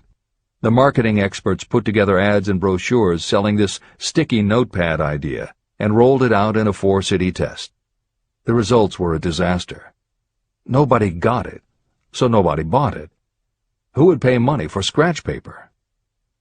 The Post-it project was about to be scrapped when Jeffrey Nicholson and Joseph Ramey added their imaginations. Like Silver and Fry, Nicholson and Ramey had faith in the idea because they saw how people in their office fell in love with these little sticky pieces of paper once they started working with them. So Nicholson and Ramey went to Richmond, Virginia, one of the 4 test cities that had failed, and they went up and down the business district, going into offices and giving pads of Post-its to receptionists, secretaries, and anyone else who would listen. Whereas 3M's conventional marketing machinery had failed, Giving Post-its to the people who would actually use them did the trick. Once those Richmond office workers started to use Post-its, it didn't seem like a bad idea at all to pay for scratch paper. They got it, and they bought it. The Richmond test turned from failure to success, and soon Post-its were sticking to everything around the world. Here's another simple idea that imagination turned into success. The story began with a man whose problem was just the opposite of spent silvers. This man had something that stuck too well. George de Mestral was a Swiss mountaineer who went hunting one day with his dog. But when they got home, they were both covered with burrs. The burrs were so difficult to remove that de Mestral put them under a magnifying glass to learn why. He saw that they were covered with tiny hooks which attached themselves to fur and fabric. That was when the flash hit. If burrs stuck where you didn't want them, why couldn't you put tiny hooks on things so they would stick where you did want them? Like everyone else mentioned in this book, de Mestral had an imaginative idea, but that was just the beginning. He also had the faith in himself to keep going when people laughed at his idea, which many did, until he eventually found a French textile plant that would help him do what he wanted. However, even when they finally worked out a way to use cotton fabric to make what they called locking tape, they couldn't afford to mass-produce it. And that's when de Mestral accidentally discovered that when you sew nylon under infrared light, it naturally made little hooks. Now they could manufacture it economically. All they needed was a name. One side was fuzzy like velvet, and the other side was crochet, the French word for hook. Take half vel and half crow, combine it with imagination. The result is Velcro, and a Swiss mountaineer becomes a business tycoon. The Sony Corporation once tried to make a very small stereo tape recorder that would work with standard-size cassettes, but they couldn't do it. They could make a small playback machine, but at the time the electronics needed to also make it a recording machine just couldn't be made small enough. They concluded that the design was a failure. Then one day Sony's honorary chairman, Masaru Ibuka, walked into the laboratory and saw that a few of the engineers were using the prototypes of the failed tape recorder to listen to music tapes. They didn't seem to care that it couldn't record. They just liked to be able to walk around listening to their favorite music. Then came the imaginative idea that made all the difference. Ibuka remembered that another division was working on lightweight headphones. That was the flash. Ibuka's imagination made the connection that the rest of the engineers had not. In Ibuka's view, they hadn't made a failed recorder. They had created a successful private stereo listener. They added the headphones, named it the Walkman, and it revolutionized both the music business and the electronics industry. Clarence Saunders was a grocery clerk in a small southern retail store. One day he was standing with a tray in his hands waiting his turn in a cafeteria. He had never earned more than $20 a week before then, and no one had ever noticed anything about him that indicated unusual ability, but something took place in his mind as he stood in the line of waiting people that put his imagination to work. That was when he came up with the idea that this same self-serve concept would also work at the grocery store. Clarence Saunders took the idea to his boss. Naturally, his boss told him he was crazy. So Clarence Saunders quit his job, went out and did what he needed to do to raise the money, and opened the first self-serve grocery store. He called it Piggly Wiggly, and Clarence Saunders, the $20-a-week grocery clerk, rapidly became the multi-million-dollar chain store groceryman of America. Sylvan Goldman was the owner of a number of Piggly Wiggly stores in Oklahoma, and like any good businessman, he spent a lot of time watching his customers go up and down the aisles, putting their choices into their baskets or net shopping bags. One night, while trying to figure out how to get his customers to buy more at one time, he found himself staring at a basket sitting on the seat of a wooden folding chair. Eureka! He called in his mechanic, Fred Young. They put some wheels on the bottom of the legs, added another basket below the seat, and the shopping cart was born. As this edition is being readied for publication, there are about 35 million shopping carts in America, and approximately 1.25 million new carts are sold each year. Thomas Stemberg, whom we also mentioned earlier, was another supermarket executive who watched his customers as they shopped. By this time, shopping carts were well established in supermarkets, and it was because his customers were pushing shopping carts up and down the aisles that he got his flash of inspiration. He was so sure of his idea that he convinced another supermarket executive, Leo Kahn, to join him. Together, they took the supermarket concept and applied it to selling office supplies. And in 1986 they opened their first store in Brighton, Massachusetts. They called it Staples. In 1989 they took the company public, and 10 years later there were more than 1,000 Staples stores with revenues exceeding $7 billion. We'll end this commentary with another set of connected stories, which make the point that sometimes the most imaginative part of marketing is in the timing. If you were to go shopping in the late 1800s, it usually meant bartering with a merchant who would then have to get the goods from storage shelves kept behind the counter. In the 1870s, fixed pricing was just starting to be used by storekeepers. Merchants were trying the idea by setting out a table of merchandise that was all priced the same, usually 5 cents. Frank Winfield Woolworth was a clerk in a general store, and he convinced the store owner to let him try the 5-cent table idea. Although it worked, the owner wasn't impressed. So Woolworth borrowed $350 from his boss, and in 1879 opened his first 5-cent store in Utica, New York. It was an entire store full of goods where everything cost a nickel. A year later, he had 4 stores, and the 4th one, in Lancaster, Pennsylvania, was the first that he named F.W. Woolworth's 5 and 10 cent store.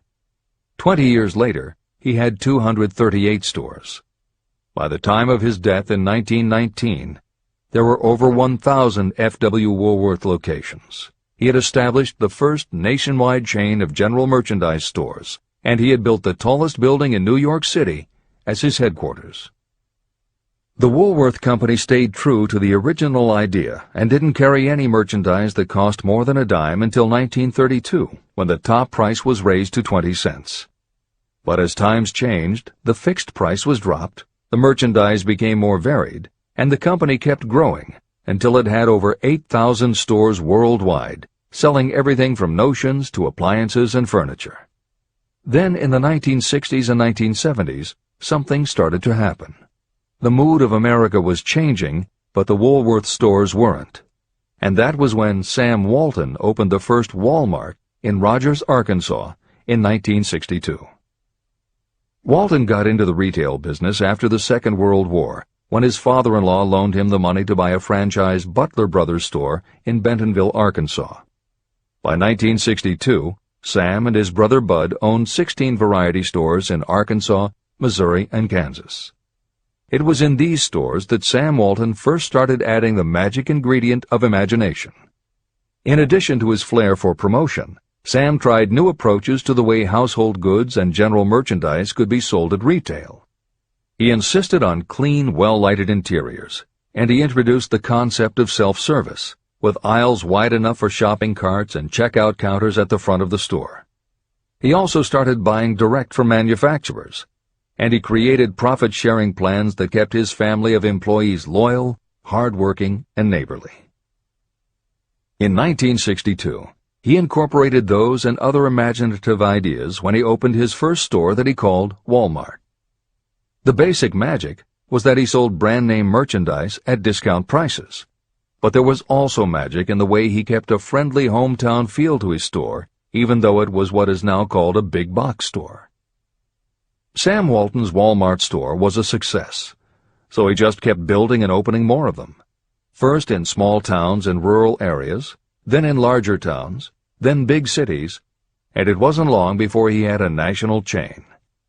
By 1992, when Sam Walton died, there were more than 1,700 Walmart stores. It was the biggest retailer in the country, it employed more than 600,000 people, and Sam Walton was the richest man in America.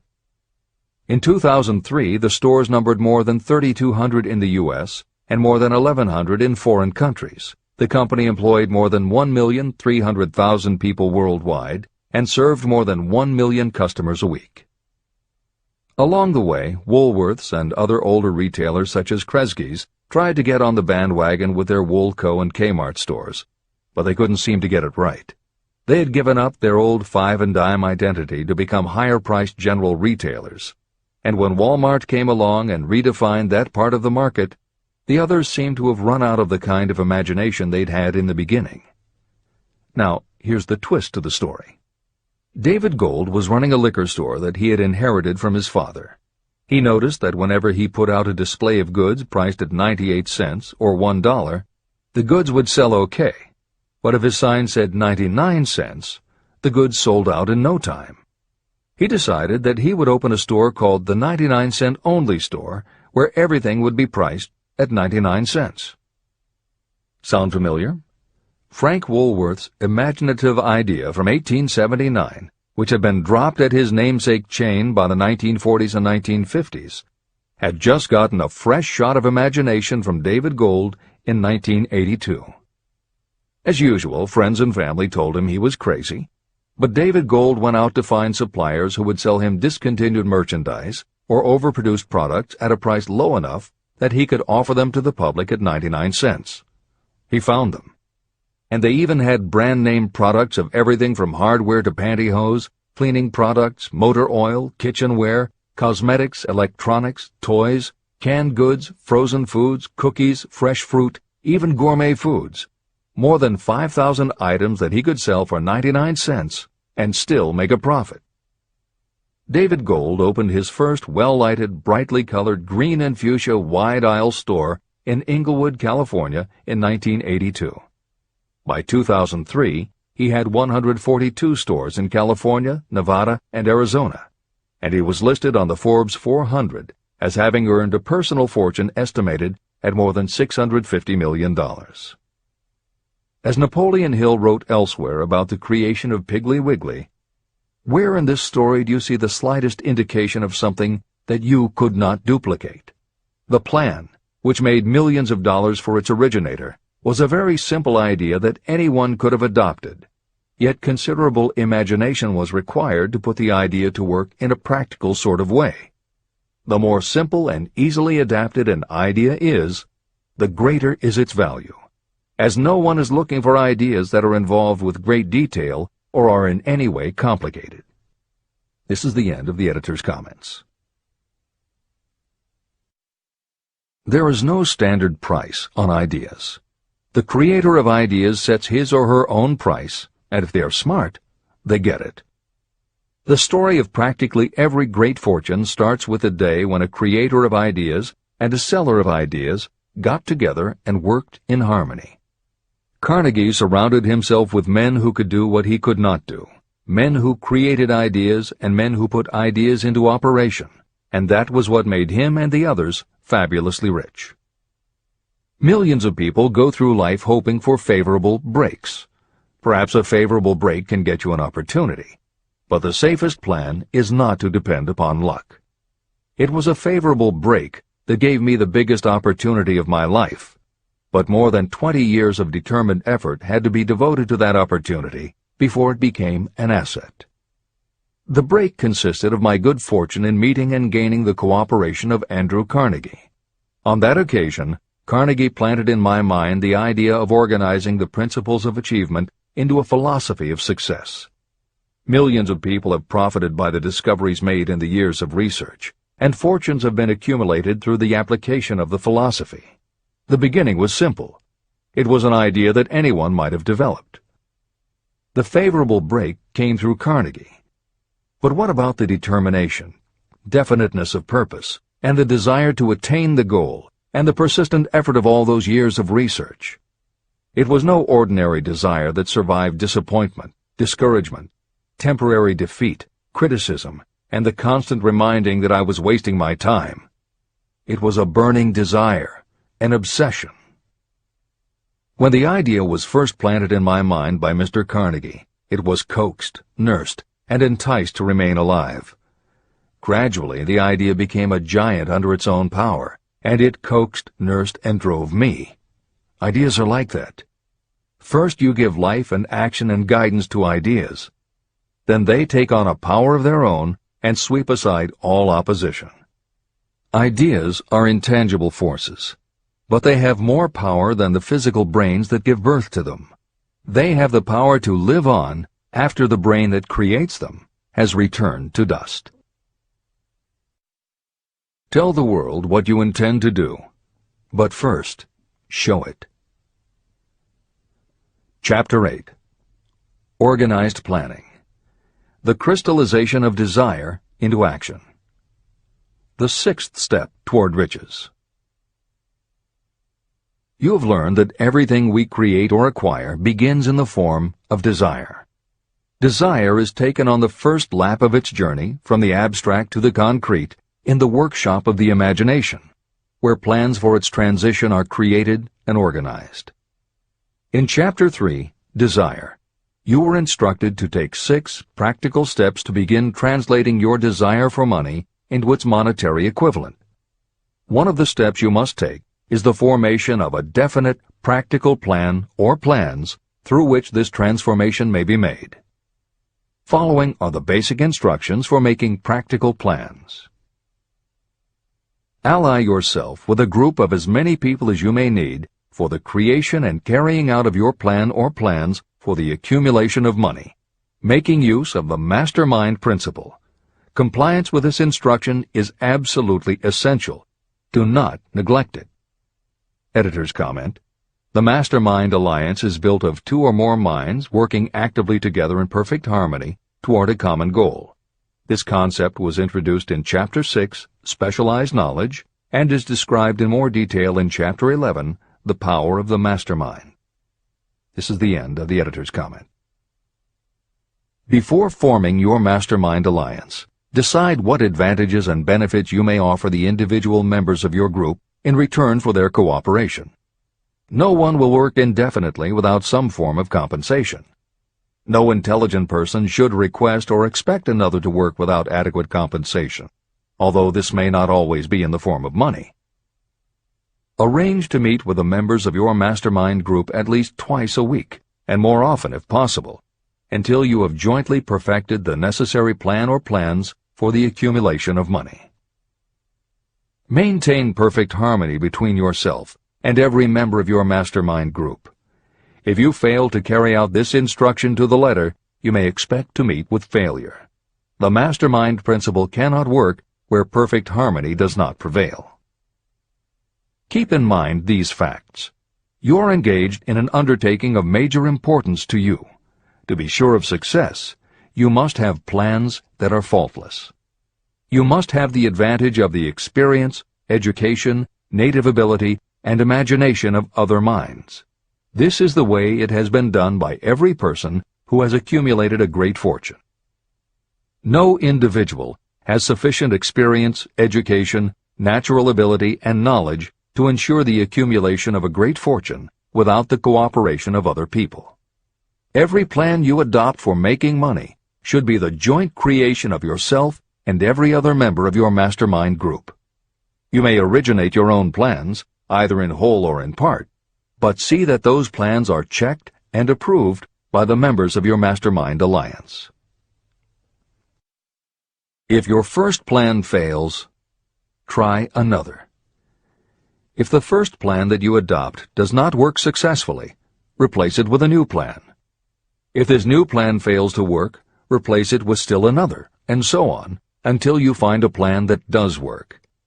Right here is the point at which the majority of people meet with failure, because of their lack of persistence in creating new plans to take the place of those that fail. The most intelligent person living cannot succeed in accumulating money, or in any other undertaking, without plans that are practical and workable. Just keep this fact in mind, and remember when your plans fail that temporary defeat is not permanent failure. It may only mean that your plans have not been sound. Build other plans. Start all over again. Temporary defeat should mean only one thing: the certain knowledge that there is something wrong with your plan. Millions of people go through life in misery and poverty because they lack a sound plan through which to accumulate a fortune. Your achievement can only be as good as the plans you make. You are never whipped until you quit in your own mind. James J. Hill, who was the greatest railroad builder of them all, met with temporary defeat when he first tried to raise the capital needed to build the Great Northern Railroad from the east to the west. But he turned defeat into victory through new plans. Henry Ford met with temporary defeat not only at the beginning of his automobile career, but even after he had gone a long way toward the top. But he, too, created new plans and went marching on to financial victory. We see people who have accumulated great fortunes, but we often recognize only their triumph, and we overlook the temporary defeats that they had to surmount before arriving. No follower of this philosophy can reasonably expect to accumulate a fortune without experiencing temporary defeat. When defeat comes, accept it as a signal that your plans are not sound. Rebuild those plans and set sail once more toward your goal. If you give up before your goal has been reached, you're a quitter. A quitter never wins, and a winner never quits. Write this sentence on a piece of paper in letters an inch high and place it where you will see it every night before you go to sleep and every morning before you go to work. When you begin to select members for your mastermind group, choose those who do not take defeat seriously. Some people foolishly believe that only money can make money. This is not true. Desire, transmuted into its monetary equivalent through the principles in this book, is the way money is made. Money, of itself, is nothing but inert matter. It cannot move, think, or talk, but it can hear when someone who desires it calls it to come. Intelligent planning is essential for success in any undertaking designed to accumulate riches. Following are detailed instructions to those who must begin the accumulation of riches by selling personal services.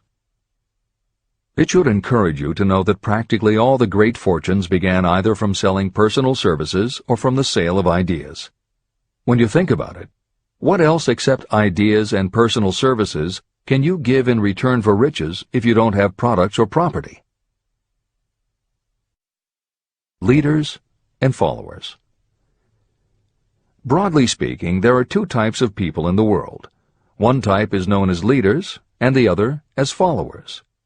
Decide at the outset whether you intend to become a leader in your chosen calling or remain a follower. The difference in compensation is vast. The follower cannot expect to make as much as a leader, although some followers make the mistake of thinking they should. It is no disgrace to be a follower. On the other hand, it is no credit to remain a follower. Most great leaders began as followers. They became great leaders because they were intelligent followers. With few exceptions, the person who cannot follow a leader intelligently cannot become an efficient leader. The person who can follow a leader most efficiently is usually the person who develops into leadership most rapidly.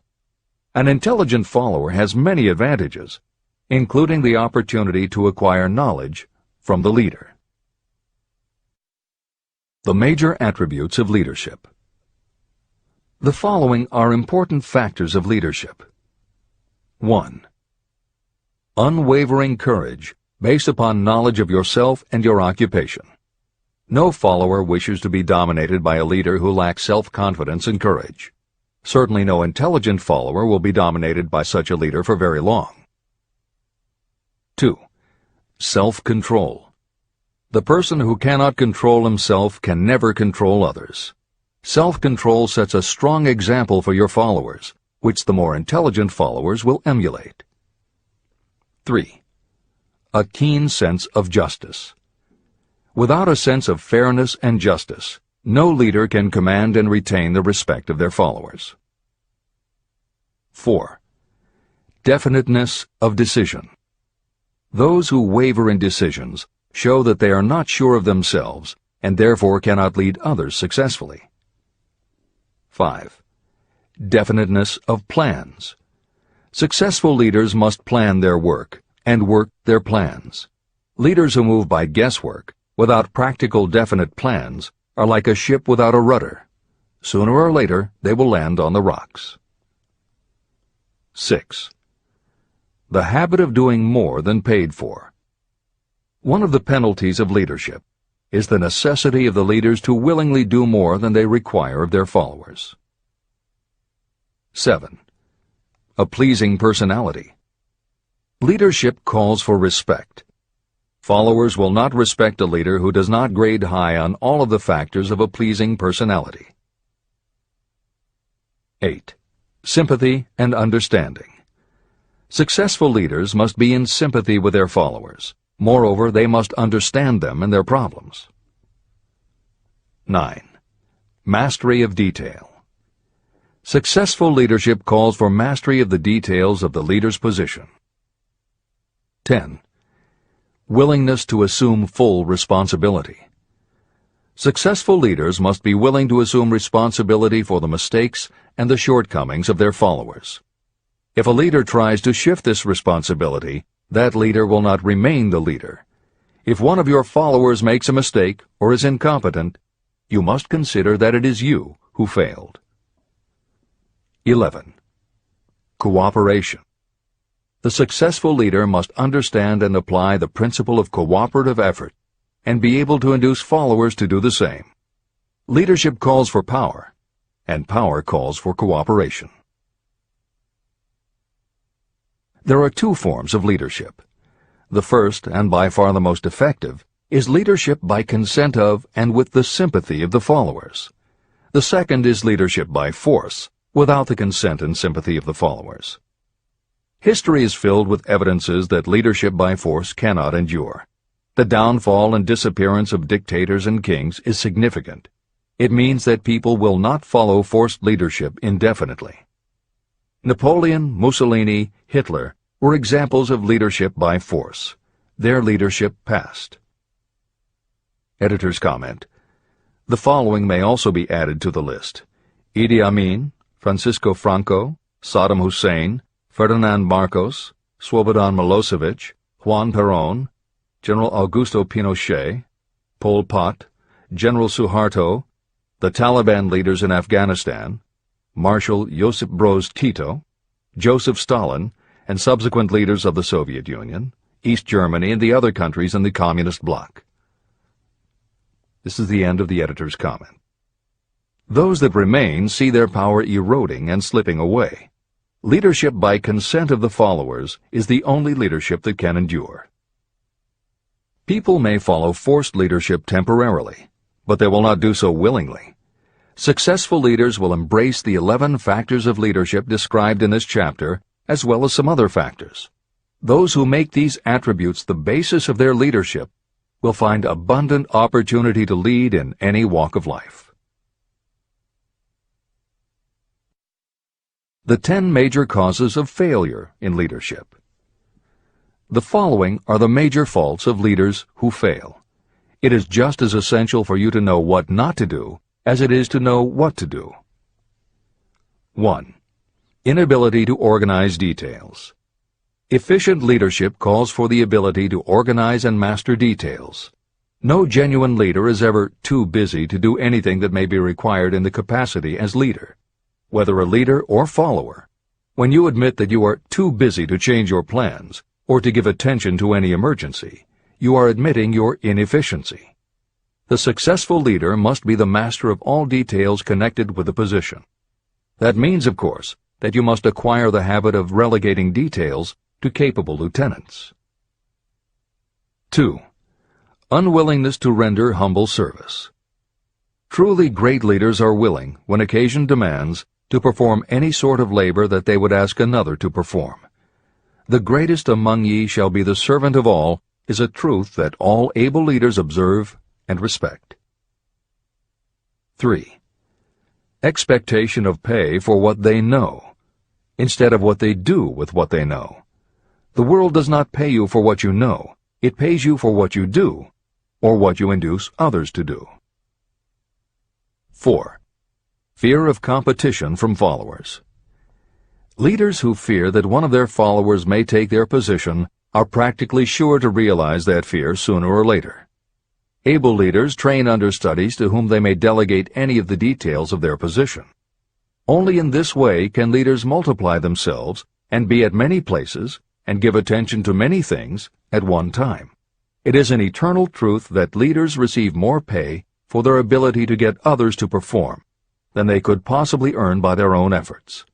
An efficient leader may, through knowledge of the job and a magnetic personality, greatly increase the efficiency of others and get them to render more service and better service than they could render without the leader's guidance. 5. Lack of imagination.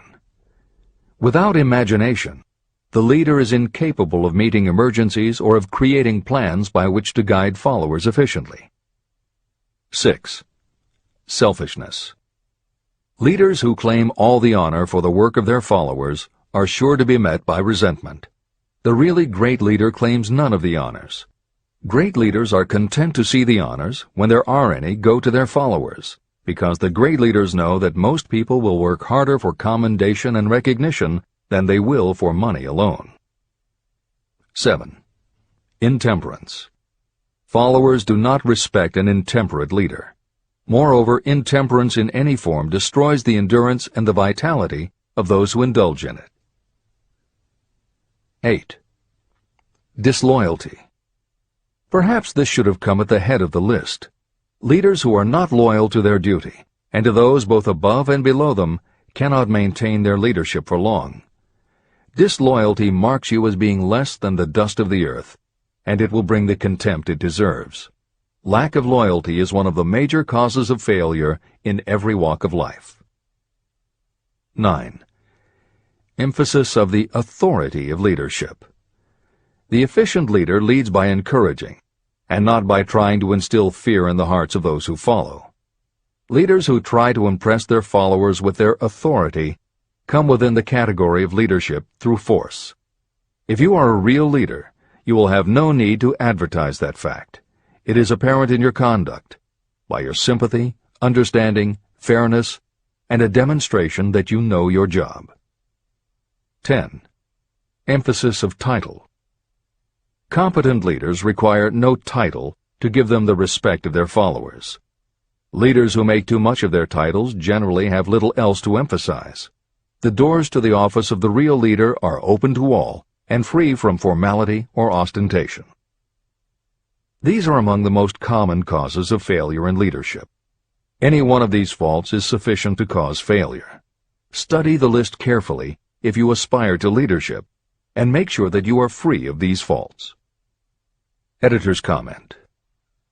Warren Bennis, a professor who teaches management and organization, said, "A manager is someone who does things right.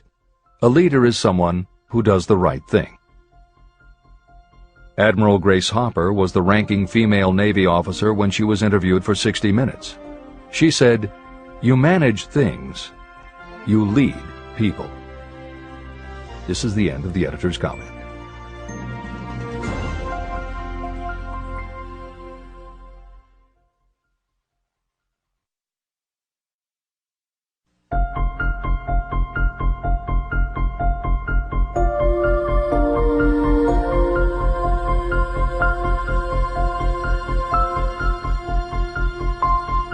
When and how to apply for a position. The information described here is the net result of many years of experience during which thousands of men and women were helped to market their services effectively. Editor's comment.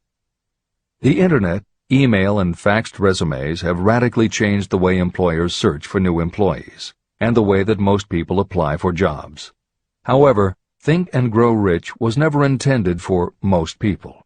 It was written for those who want to stand out.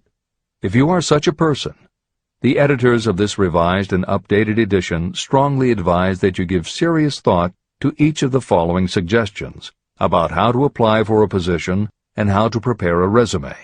If you are tempted to think the suggestions are too obvious, simplistic, or out of date, we assure you they are not.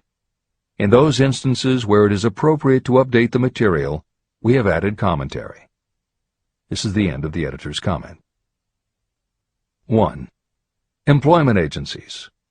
Care must be taken to select only reputable companies that can show adequate records of achievement of satisfactory results. Editor's comment. As anyone in the job market knows, Today, employment agencies range from companies that supply temporary office help to headhunters who connect high-level executives with companies seeking experienced management talent. If you are seeking a mid to upper-level position, the old adage that you get what you pay for is particularly true. This is the end of the editor's comment. 2. Advertising in newspapers, trade journals, magazines. Classified advertising may produce satisfactory results for those applying for entry-level, clerical, or salaried positions. For those seeking executive positions, a well-written and well-designed display ad, though more expensive, may be more desirable.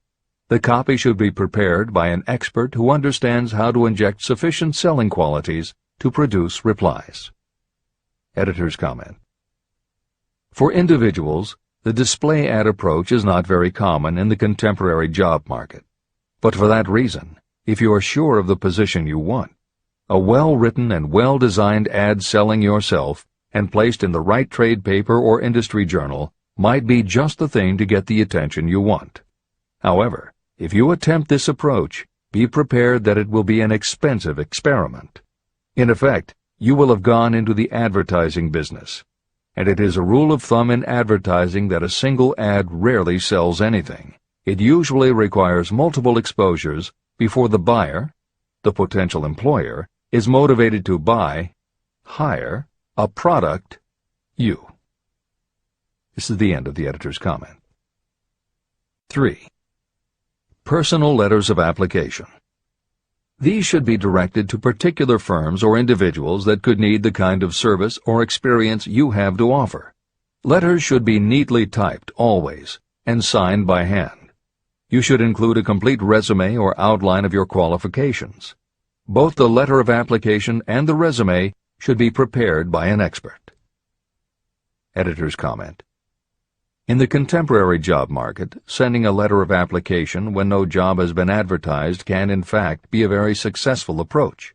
But this is only for those who truly know what they want and will take the time to prepare a convincing presentation. Managers in a position to hire always have an eye out for good prospective employees. If they receive a well-constructed and intriguing presentation that clearly states you are interested in a position whenever one is available, it will not be thrown away. And the first thing good managers do when a position comes open is go to their files.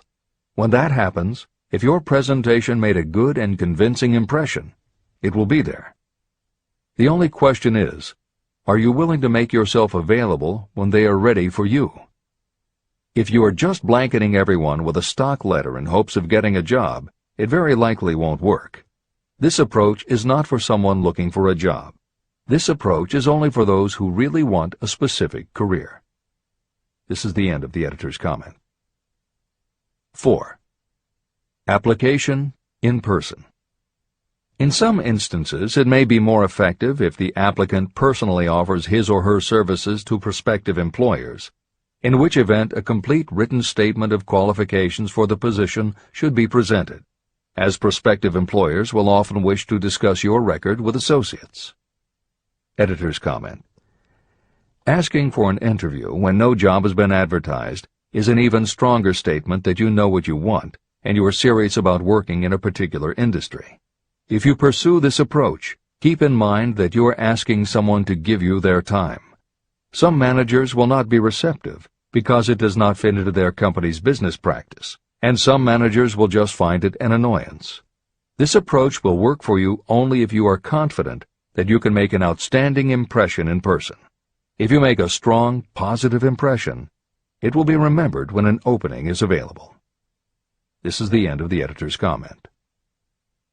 5. Application through personal acquaintances. When possible, the applicant should approach prospective employers through some mutual acquaintance. This method is particularly advantageous in the case of those who seek executive connections and do not wish to appear to be peddling themselves. Information to be supplied in a written resume. A good resume should be prepared as carefully as a lawyer would prepare the brief for a case to be tried in court. Unless the applicant is experienced in the preparation of such briefs, an expert should be consulted for this purpose. When successful businesses want to advertise, they hire specialists who understand the psychology of advertising to sell their products. If you are selling your personal services, you should do the same. Editor's comment. The job market in America has never been as bad as it was when Napoleon Hill wrote the preceding paragraph. Because of the Great Depression, many adults had never had any kind of steady job, let alone sought a career position, and there were few places to learn how to do it. Since that time, many excellent books have been published on the subject, and companies that offer professional help in preparing resumes have become very common. However, neither books nor copywriters are magic. It all begins with what you have to offer. The editors of this edition suggest that you start to assemble your presentation using the guidelines that appear below. Once you have a first draft, you should review at least one of the books on the subject to see what suggestions are offered that might help you sell yourself better than you have already done. Then, depending how satisfied you are, you might also want to seek advice from a professional who specializes in such presentations. We offer 2 notes of caution. First, make sure that your presentation does not look like something turned out by a resume mill.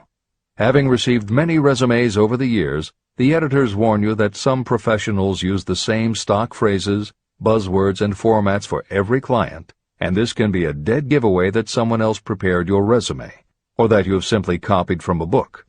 Your intention should be to make yours stand out. The second word of caution is, don't go overboard in trying to stand out. There is a balance between catching an employer's attention and looking like you are trying too hard. For instance, if you are a New York marketing executive applying to a Los Angeles company, sending your application with a bag of fresh bagels by next morning FedEx would probably make a good impression, whereas sending a dartboard with your picture in the center might be viewed as just a little too cute and a little too much. Clever is good, but professional is a must. Never be so clever that you don't look professional. Following are a set of guidelines for preparing your resume. Because part of your search for a position will involve responding to ads for job openings, and because it has become common to respond by faxing applications and resumes, Napoleon Hill's guidelines should be used to prepare 2 separate presentations. As Hill suggests below, you should prepare an elaborate presentation to be used when mailed or presented in person. But you should also prepare a second, shorter version that is designed specifically to be faxed. Take care to make your fax version complete and interesting, but it should be no more than 3 pages. The following information should appear in your presentation. 1. Education. State briefly but definitely what schooling you've had and in what subjects you specialized in school, giving the reasons for that specialization. Editor's comments. Never exaggerate.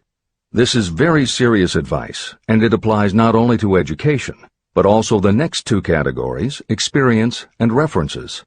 Smart employers will check in all 3 areas.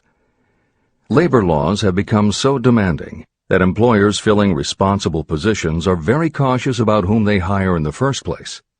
There are rules about such things as the difference between salaried and hourly employment, sexual harassment, what constitutes grounds for dismissal, what questions can and cannot be asked in job interviews, and a host of other things that leave the employer open to potential lawsuits.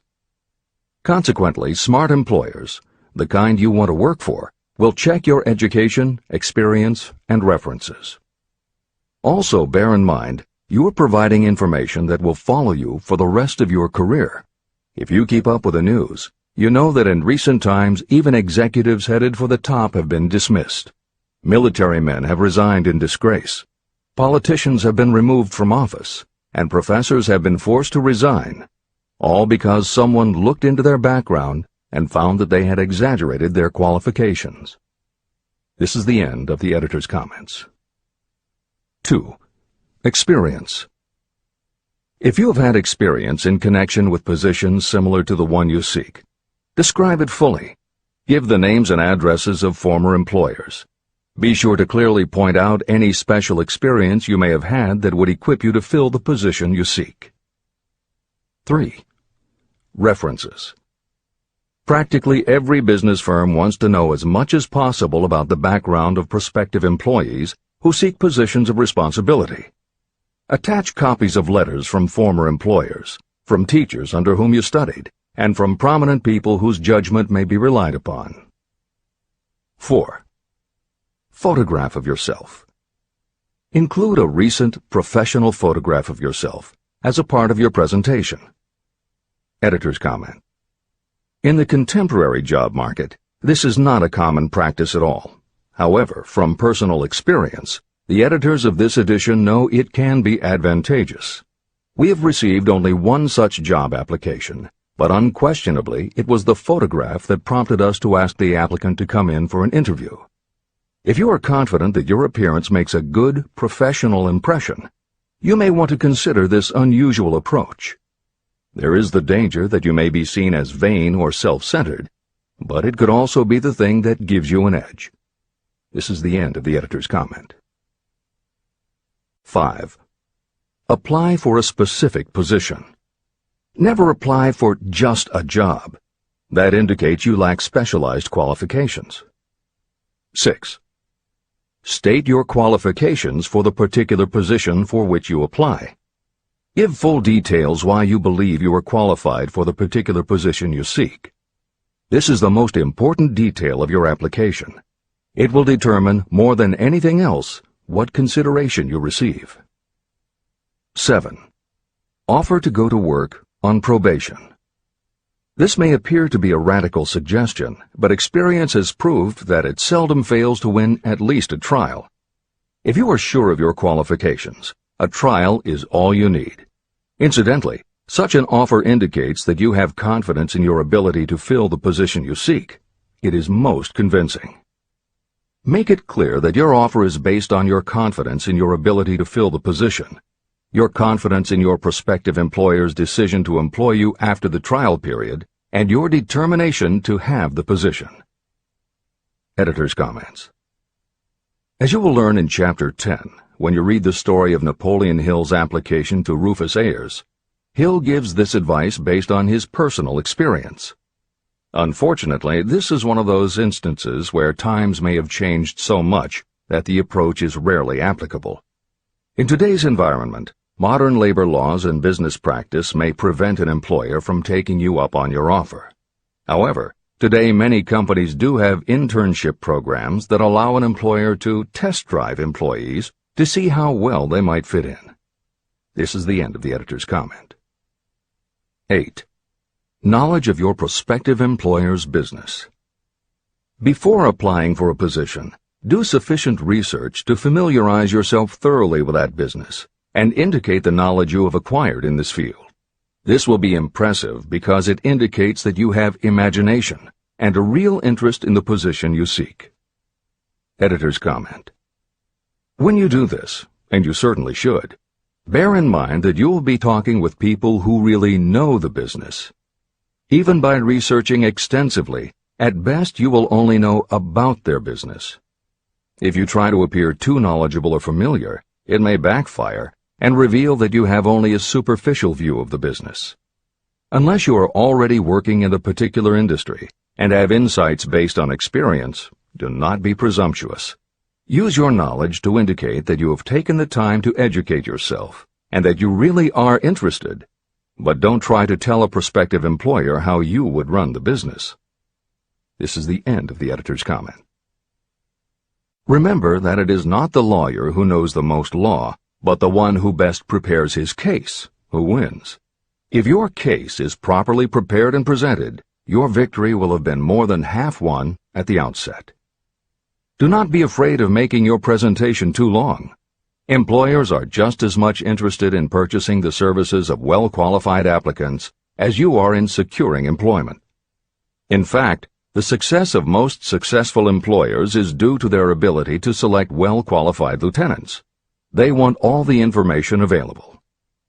Editor's comment.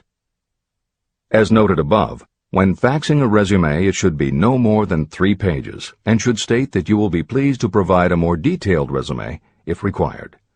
This is the end of the editor's comment. Remember another thing. Neatness in the preparation of your resume and application will indicate that you are a painstaking person. Successful salespeople groom themselves with care. They understand that first impressions are lasting. Your presentation is your sales rep. Give it a good suit of clothes, so it will stand out in bold contrast to anything else your prospective employer ever saw. If the position you seek is worth having, it is worth going after with care.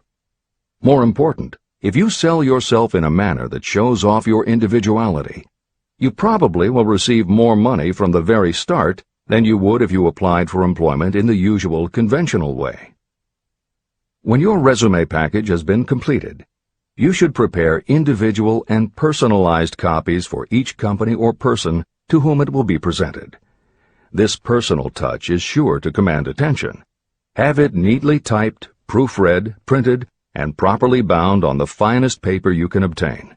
Your photograph should be mounted and included on one of the pages. Prepare a separate binding with the proper company name inserted if it is to be shown to more than one company. If you seek employment through an employment agency, have the agent use copies of your presentation in marketing your services. This will help to gain preference for you, both with the agent and the prospective employers. I've helped to prepare presentations for clients that were so striking and out of the ordinary that they resulted in the employment of the applicant without a personal interview. If you want similar results, follow the instructions to the letter, improving upon them however your imagination suggests. Editor's comments. Today, every office supply store offers a wide variety of paper stock, folders, binders, and presentation materials that can be put together in a way that is both unique and professional looking.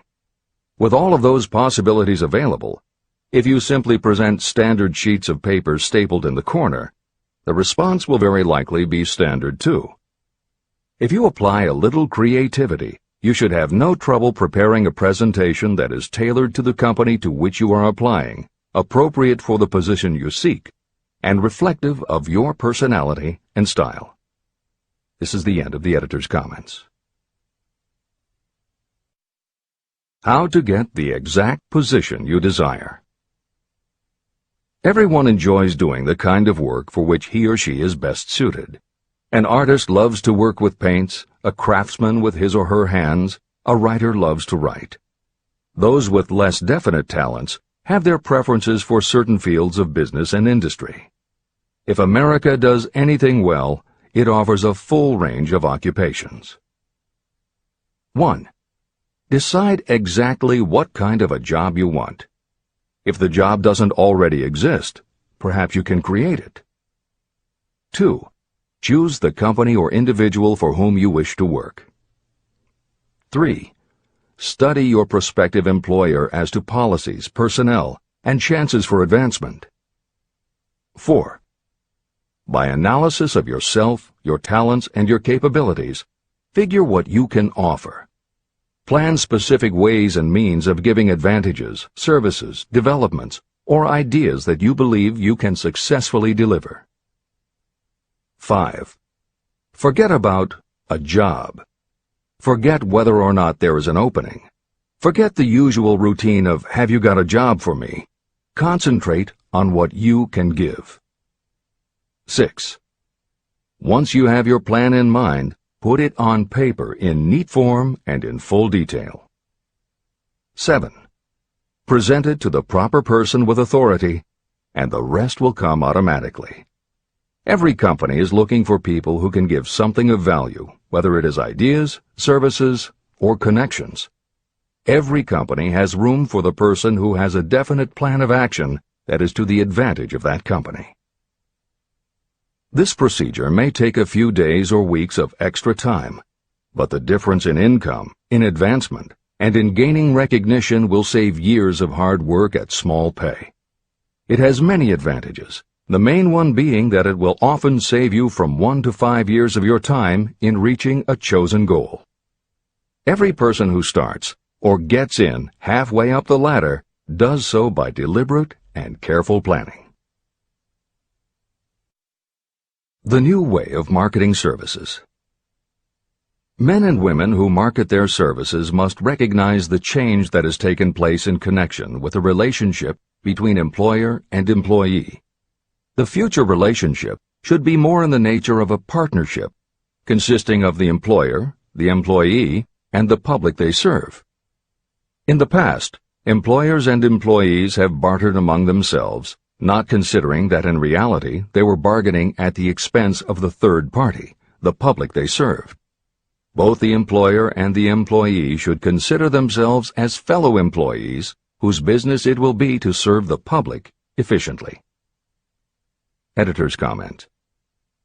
In the preceding paragraph, Napoleon Hill once again demonstrates his foresight into the future direction of American business.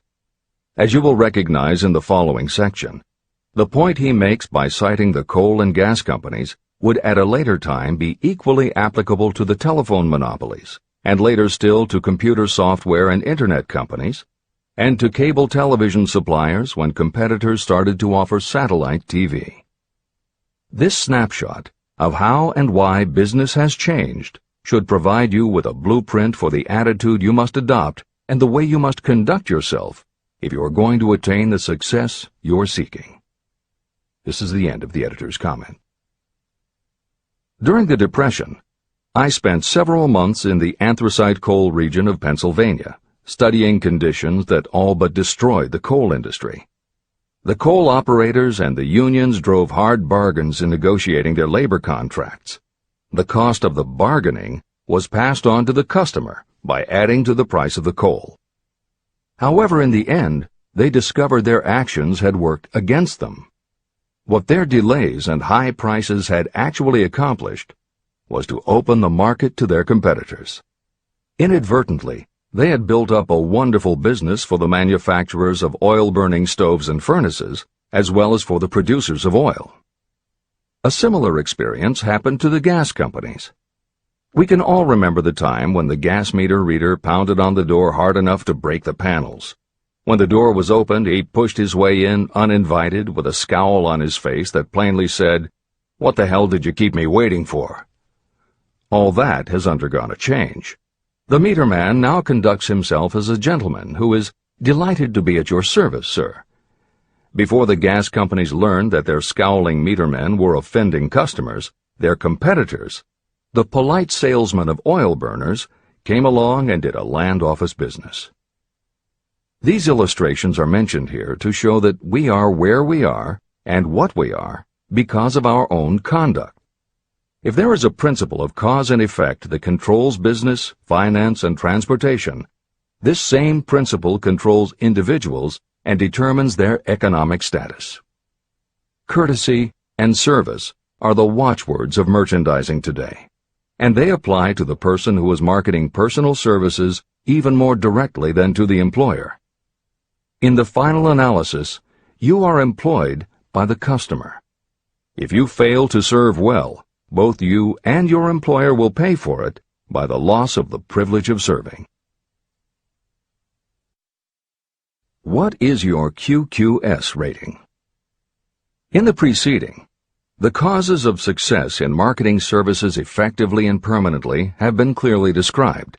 Unless those causes are studied, analyzed, understood, and applied, no one can market services effectively and permanently. Every man or woman must be their own sales force of their personal services. The quality and the quantity of service rendered, and the spirit in which it is rendered, determine the price and the duration of employment. To market your personal services effectively, which means a permanent market at a satisfactory price under pleasant conditions, you must adopt and follow the QQS formula. QQS means that quality plus quantity plus the proper spirit of cooperation equals perfect salesmanship of service. Remember the QQS formula, but do more. Apply it as a habit. Analyze the formula to make sure you understand exactly what it means. Quality of service means the performance of every detail in connection with your position in the most efficient manner possible, with the object of greater efficiency always in mind. Quantity of service means the habit of rendering all the service of which you are capable at all times, with the purpose of increasing the amount of service rendered as you develop greater skill through practice and experience. Emphasis is again placed on the word habit. Spirit of service means the habit of agreeable, harmonious conduct, which will induce cooperation from associates and fellow employees. Adequate quality and adequate quantity of service is not sufficient to maintain a permanent market for your services. The spirit in which you deliver service is a strong determining factor in connection with both the price you receive and the duration of your employment. Andrew Carnegie stressed this point in his description of the factors that lead to success in the marketing of personal services. He emphasized again and again the necessity for harmonious conduct. He stressed the fact that he would not retain any man, no matter how great a quantity or how efficient the quality of his work, unless he worked in a spirit of harmony. Mr. Carnegie insisted upon his people working with each other in an agreeable manner. To prove that he placed a high value on this quality, he helped many who met his standards to become very wealthy. Those who did not conform had to make room for others who did.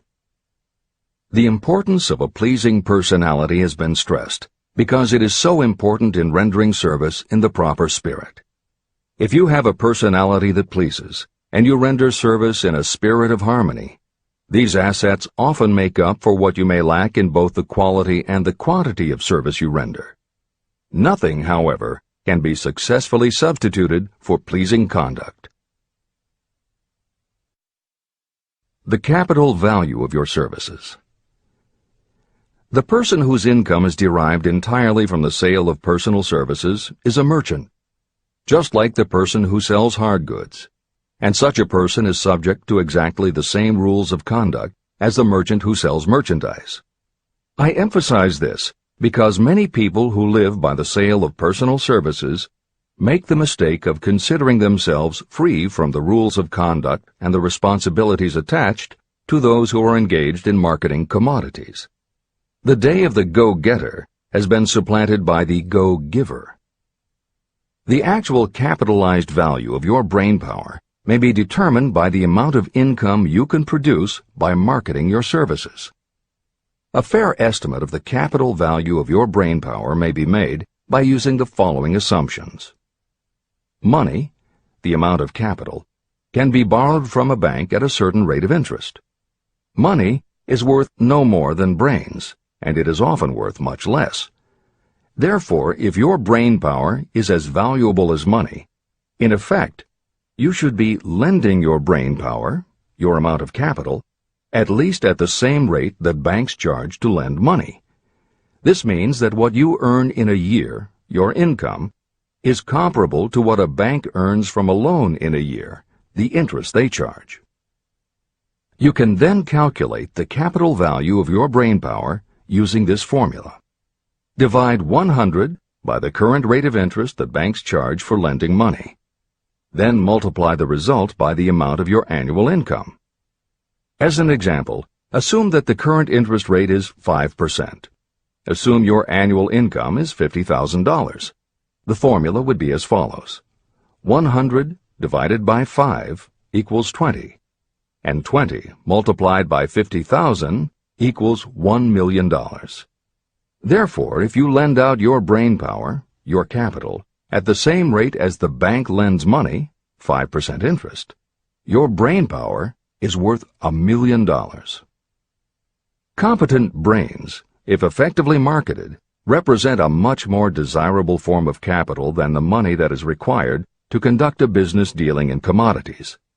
This is true because brains are a form of capital that cannot be permanently depreciated by economic depressions, nor can this form of capital be stolen or spent. Moreover, the money that is essential for the conduct of business is as worthless as a sand dune until it has been mixed with efficient brains. The 31 major causes of failure. Life's greatest tragedy consists of men and women who earnestly try and fail. The tragedy lies in the overwhelmingly large majority of people who fail as compared with the few who succeed. I have had the privilege of analyzing several thousand men and women, 98% of whom were classed as failures. My analysis proved that there are 13 major principles through which people accumulate fortunes. Each of the 13 principles of success has its own chapter in this book, and there are 31 major reasons for failure. The 31 causes of failure are listed below. As you go through the list, measure yourself point by point. It will help you to discover how many of these causes of failure stand between you and success. 1. Unfavorable hereditary background. There is little, if anything, that can be done for people who are born with a deficiency in brain power. This is the only one of the 31 causes of failure that may not be easily corrected by any individual. My philosophy can offer only one method of bridging this weakness, through the aid of the mastermind.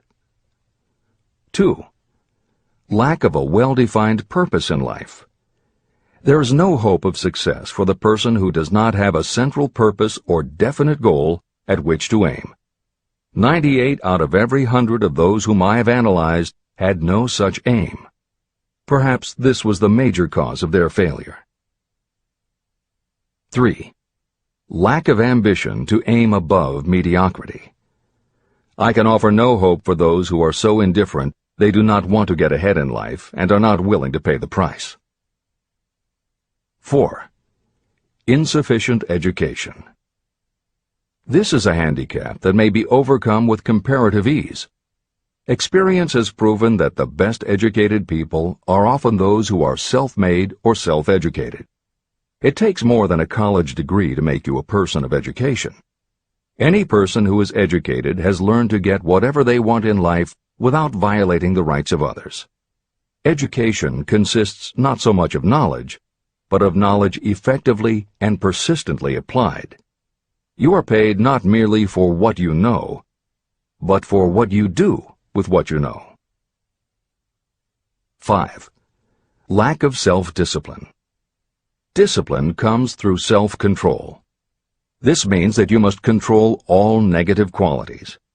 Before you can control conditions, you must first control yourself. Self-mastery is the hardest job you will ever tackle. If you do not conquer yourself, you will be conquered by yourself. By stepping in front of a mirror, you may see both your best friend and your greatest enemy. 6. Ill health. No person may enjoy outstanding success without good health. Many of the causes of ill health are subject to mastery and control. These, in the main, are overeating of foods not conducive to health, wrong habits of thought or negative thinking, wrong use of and overindulgence in sex, lack of proper physical exercise, an inadequate supply of fresh air due to improper breathing. 7. Unfavorable environmental influences during childhood. As the twig is bent, so shall the tree grow. Most people who have criminal tendencies acquire them as the result of bad environment and improper associates during their childhood or youth. Procrastination. This is one of the most common causes of failure. Procrastination stands within the shadow of every human being, waiting its opportunity to spoil your chances of success. Most of us go through life as failures because we are waiting for the time to be right to start doing something worthwhile. Do not wait. The time will never be just right. Start where you stand, work with whatever tools you have at your command, and you will acquire better tools as you go along. 9. Lack of persistence. Most of us are good starters, but poor finishers of everything we begin. People are prone to give up at the first signs of defeat. There is no substitute for persistence. The person who makes persistence his or her watchword discovers that failure finally becomes tired and makes its departure. Failure cannot cope with persistence. 10. Negative personality. There is no hope of success for the person who repels people through a negative personality. Success comes through the application of power, and power is attained through the cooperative efforts of other people. A negative personality will not induce cooperation. 11. Lack of control of sexual urges. Sexual energy is the most powerful of all the stimuli that move people into action. Because it is the most powerful of the emotions, if it is controlled, it can be converted into other creative channels. 12. Uncontrolled desire for something for nothing. The gambling instinct drives millions of people to failure. Evidence of this may be found in the Wall Street stock market crash of 1929, during which millions of people tried to make money by gambling on stock margins. Editor's comments. For those who are not familiar with the stock market and buying on margin, the following is a simplified explanation of what caused the crash of '29. The first thing to understand is that prior to the Great Depression there was widespread optimism about the expanding economy. Businesses were booming, and the people who had invested in those companies were making fortunes almost overnight. When the average person saw how much money was being made, they wanted to get in on it, and there was a way for them to do it. Even average people who didn't have enough ready cash to buy stocks could do so because brokers allowed customers to purchase stocks on margin by making what amounted to a down payment. However, part of the purchase agreement stated that when the brokers called in the margin accounts, which they could do at any time, the customers would have to come up with the rest of the cash immediately to pay the balance owing on the original purchase price. That is why Hill used the term gambling when he referred to the stock market. These average people weren't investing in companies. They were betting on the future rise in value. The idea, in the average person's mind, was that they would only have to scrape together enough to pay the margin, which was a small percentage of the full cost. Then when the price of the stock went up, they would sell, which would give them more than enough money to pay the broker the balance owing on the purchase price, and they could pocket the difference. This worked fine as long as stock prices continued to rise, but when the stock market crashed, the stockbrokers called in the margins, and the people who had bought at prices they really couldn't afford suddenly found that they had to come up with the cash. And that was why so many average people got wiped out in the crash of '29. They gambled money they didn't have by buying on margin. This is the end of the editor's comments. 13. Lack of a well-defined power of decision. Those who succeed reach decisions promptly and change them very slowly. Those who fail reach decisions very slowly and change them frequently and quickly. Indecision and procrastination are twins. Where one is found, the other is also usually found. Kill off this pair before they completely tie you to the treadmill of failure. 14.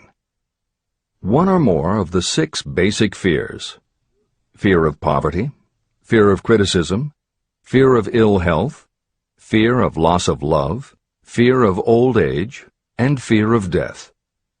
You will find an in-depth analysis of these 6 basic fears in the final chapter. They must be mastered before you can market your services effectively.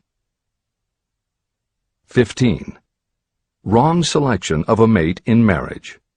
This is a most common cause of failure. The relationship of marriage brings people intimately into contact. Unless this relationship is harmonious, failure is likely to follow. Moreover, it will be a form of failure that destroys ambition. 16. Overcaution.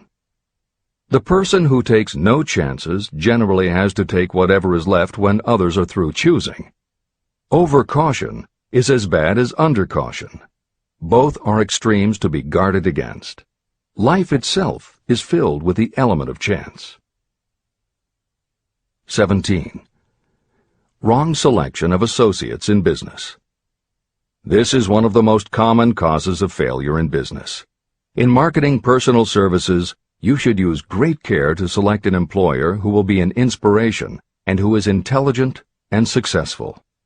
We emulate those with whom we associate most closely. Pick an employer who is worth emulating. 18. Superstition and prejudice. Superstition is a form of fear. It is also a sign of ignorance. Successful people keep open minds and are afraid of nothing. 19. Wrong selection of a vocation. You cannot have outstanding success in work that you do not like. The most essential step in the marketing of personal services is that of selecting an occupation into which you can throw yourself wholeheartedly. Although money or circumstances may require you to do something you don't like for a time, no one can stop you from developing plans to make your goal in life a reality. Editor's comments. Most contemporary experts agree with Napoleon Hill's statement that finding the work you love is of key importance in achieving success that is truly rewarding. This concept coincides so well with modern attitudes that it has inspired a number of books, including Feel the Fear and Do It Anyway by Susan Jeffers, Wishcraft by Barbara Sher, and Do What You Love, The Money Will Follow by Marcia Sinitar. All three books became bestsellers by expanding upon that single concept. This is the end of the editor's comments. 20. Lack of concentration of effort. The jack of all trades seldom is good at any. Concentrate all of your efforts on one definite chief aim. 21. The habit of indiscriminate spending. You cannot succeed if you are eternally in fear of poverty. Form the habit of systematic saving by putting aside a definite percentage of your income. Money in the bank gives you a very safe foundation of courage when bargaining for the sale of personal services. Without money, you must take what you are offered and be glad to get it. 22. Lack of enthusiasm. Without enthusiasm, you cannot be convincing. Moreover, enthusiasm is contagious, and the person who has it under control is generally welcome in any group of people. 23. Intolerance. The person with a closed mind on any subject seldom gets ahead. Intolerance means that you have stopped acquiring knowledge. The most damaging forms of intolerance are those connected with religious, racial, and political differences of opinion. 24. Intemperance. The most damaging forms of intemperance are connected with overeating, alcohol, drugs, and sexual activities. Overindulgence in any of these can be fatal to success. 25. Inability to cooperate with others. More people lose their positions and their big opportunities in life because of this fault than for all other reasons combined. It is a fault that no well-informed business person or leader will tolerate. 26. Possession of power that was not acquired through self-effort. Sons and daughters of wealthy parents and others who inherit money that they did not earn. Power in the hands of one who did not acquire it gradually is often fatal to success. Quick riches are more dangerous than poverty. 27. Intentional dishonesty. There is no substitute for honesty. You may be temporarily dishonest because of circumstances over which you have no control without permanent damage, but there is no hope for you if you are dishonest by choice. Sooner or later, your deeds will catch up with you, and you will pay by loss of reputation and perhaps even loss of liberty. 28. Egotism and vanity. These qualities serve as red lights that warn others to keep away. They are fatal to success. 29. Guessing instead of thinking. Most people are too indifferent or lazy to acquire facts with which to think accurately. They prefer to act on opinions created by guesswork or snap judgments. 30. Lack of capital. This is a common cause of failure among those who start out in business for the first time. You must have a sufficient reserve of capital to absorb the shock of your mistakes and to carry you over until you have established a reputation. 31. Here, name any particular cause of failure from which you have suffered that has not been included in the foregoing list. Contained in these 31 major causes of failure is the description of practically every person who tries and fails. It will be helpful if you get someone who knows you well to go over this list with you and help you to analyze yourself by each of these causes of failure. Most people cannot see themselves as others see them. You may be one who cannot. Do you know your own worth? The oldest of admonitions is, know thyself. If you market merchandise successfully, you must know the merchandise. The same is true in marketing personal services. You should know all of your weaknesses in order to bridge them or eliminate them entirely. You should know your strengths in order to call attention to them when selling your services. You can know yourself only through accurate analysis. There's a story about a young man applying for a job who was making a good impression until the manager asked him what salary he expected. He replied that he had no fixed sum in mind, lack of a definite aim. The manager then said, "We will pay you all you are worth after we try you out for a week." "I can't accept that," the applicant replied. "I'm already getting more than that where I'm now employed." It may seem funny, but it makes a serious point.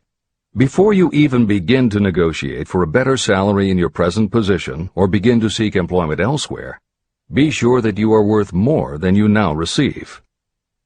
It is one thing to want money.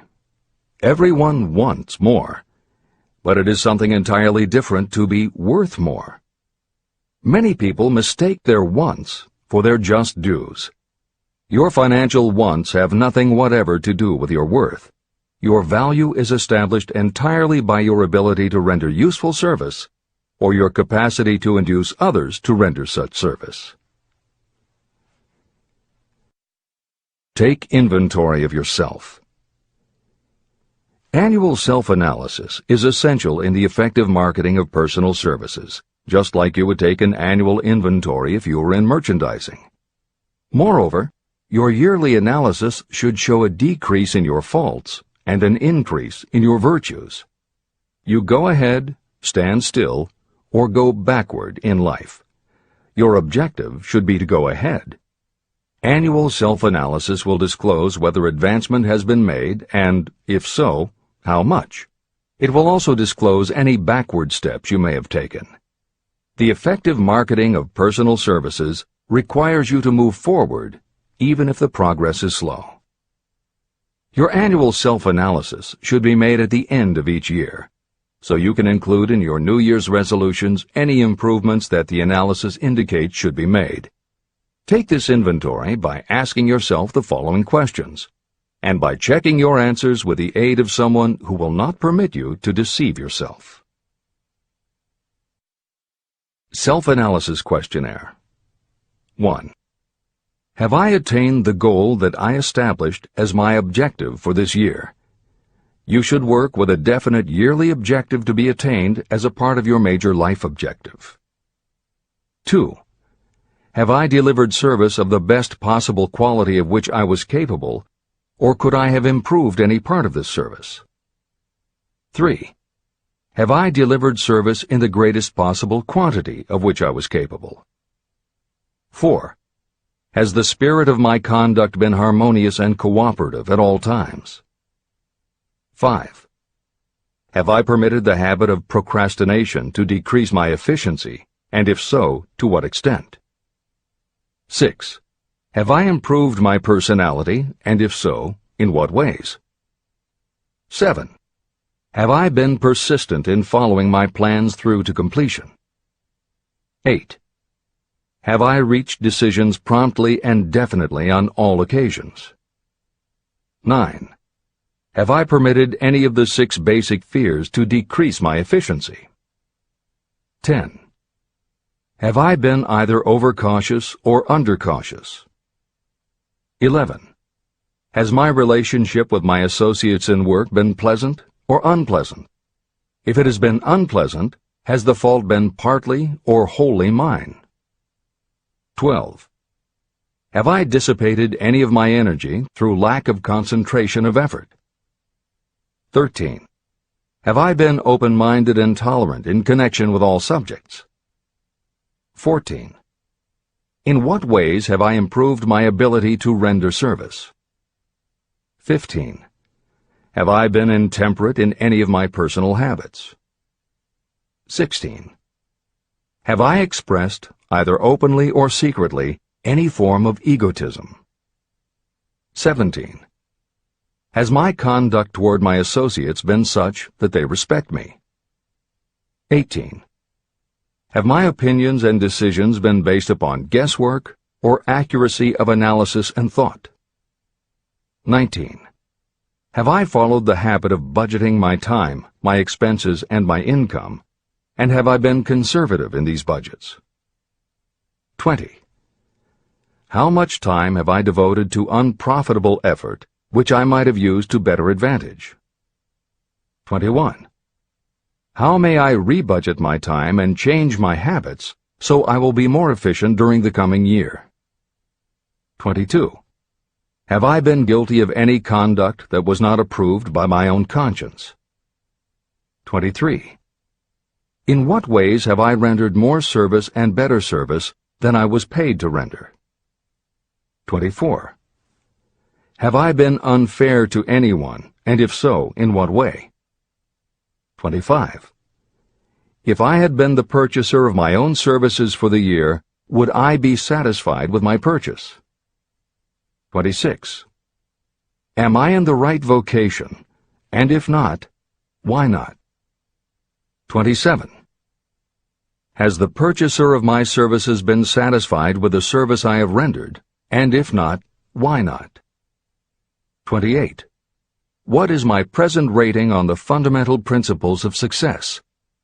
Make this rating fairly and frankly, and have it checked by someone who is courageous enough to do it accurately. After you have finished reading through to the end of this book at least once, and you are sure you have assimilated the information in this chapter, you will be ready to create a practical plan for marketing your personal services. In this chapter, you should have found adequate descriptions of every principle essential in planning the sale of personal services. These include the major attributes of leadership, the most common causes of failure in leadership, a description of the fields of opportunity for leadership, the main causes of failure in all walks of life, and the important questions that should be used in self-analysis. This extensive and detailed presentation has been included because it will be needed by you if you are going to earn your riches by marketing your personal services. Those who have lost their fortunes and those who are just beginning to earn money have nothing but personal services to offer in return for riches. Therefore, it is essential that you have real, practical information that you'll need to market your services to best advantage. Complete assimilation and understanding of the information will help you to market your services, and it will help you to become more analytical and capable of judging people. The information will be priceless to you if you work in an executive position where you select employees.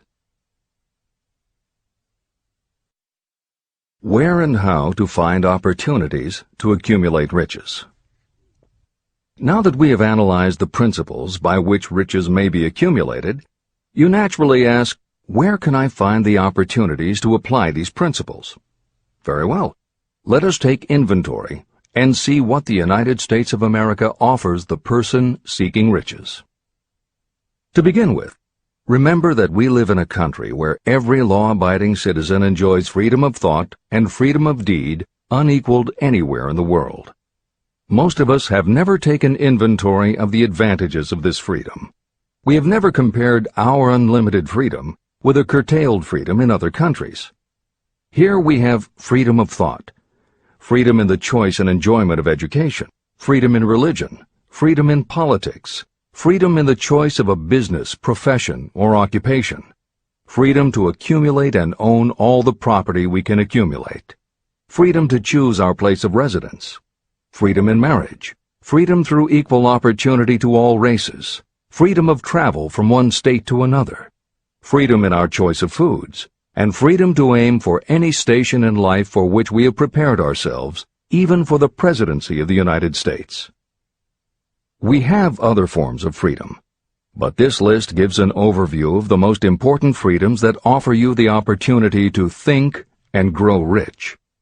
The United States is the only country guaranteeing to every citizen, whether native-born or naturalized, so broad and varied a list of freedoms. Next, let us recount some of the blessings that our widespread freedom has placed within our hands. Take the average American family of average income and sum up the benefits available to every member of the family in this land of opportunity and plenty. Food. Next to freedom of thought and deed comes food, clothing, and shelter, the three basic necessities of life. Because of our universal freedom, the average American family has available at its door the choicest selection of food to be found anywhere in the world, and at prices within its financial range. Shelter. This family lives in a comfortable apartment or house, complete with light, heat, water, and many conveniences. The toast they had for breakfast was toasted in an electric toaster, which cost but a few dollars. The apartment is cleaned with a vacuum cleaner that is run by electricity. Hot and cold water is available at all times in the kitchen and the bathroom. The food is kept cool in a refrigerator. Clothes are washed and dried, dishes are cleaned, and numerous labor-saving devices are run on power obtained by putting a plug into a wall socket. The family receives entertainment and information from all over the world 24 hours a day if they want it, by merely flipping a switch on their radio or television or computer. There are other conveniences, but the foregoing list will give a fair idea of some of the concrete evidences of the freedoms that we, of America, enjoy. Clothing.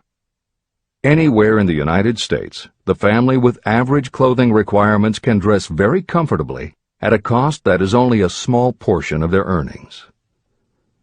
Only the three basic necessities of food, clothing, and shelter have been mentioned. The average American also has other options and advantages that are available in return for reasonable effort. The average American has security of property rights not found in any other country in the world. We can place any surplus money in a bank with the assurance that our government will protect it and make good to us if the bank fails. If an American citizen wants to travel from one state to another, he or she needs no passport and no one's permission.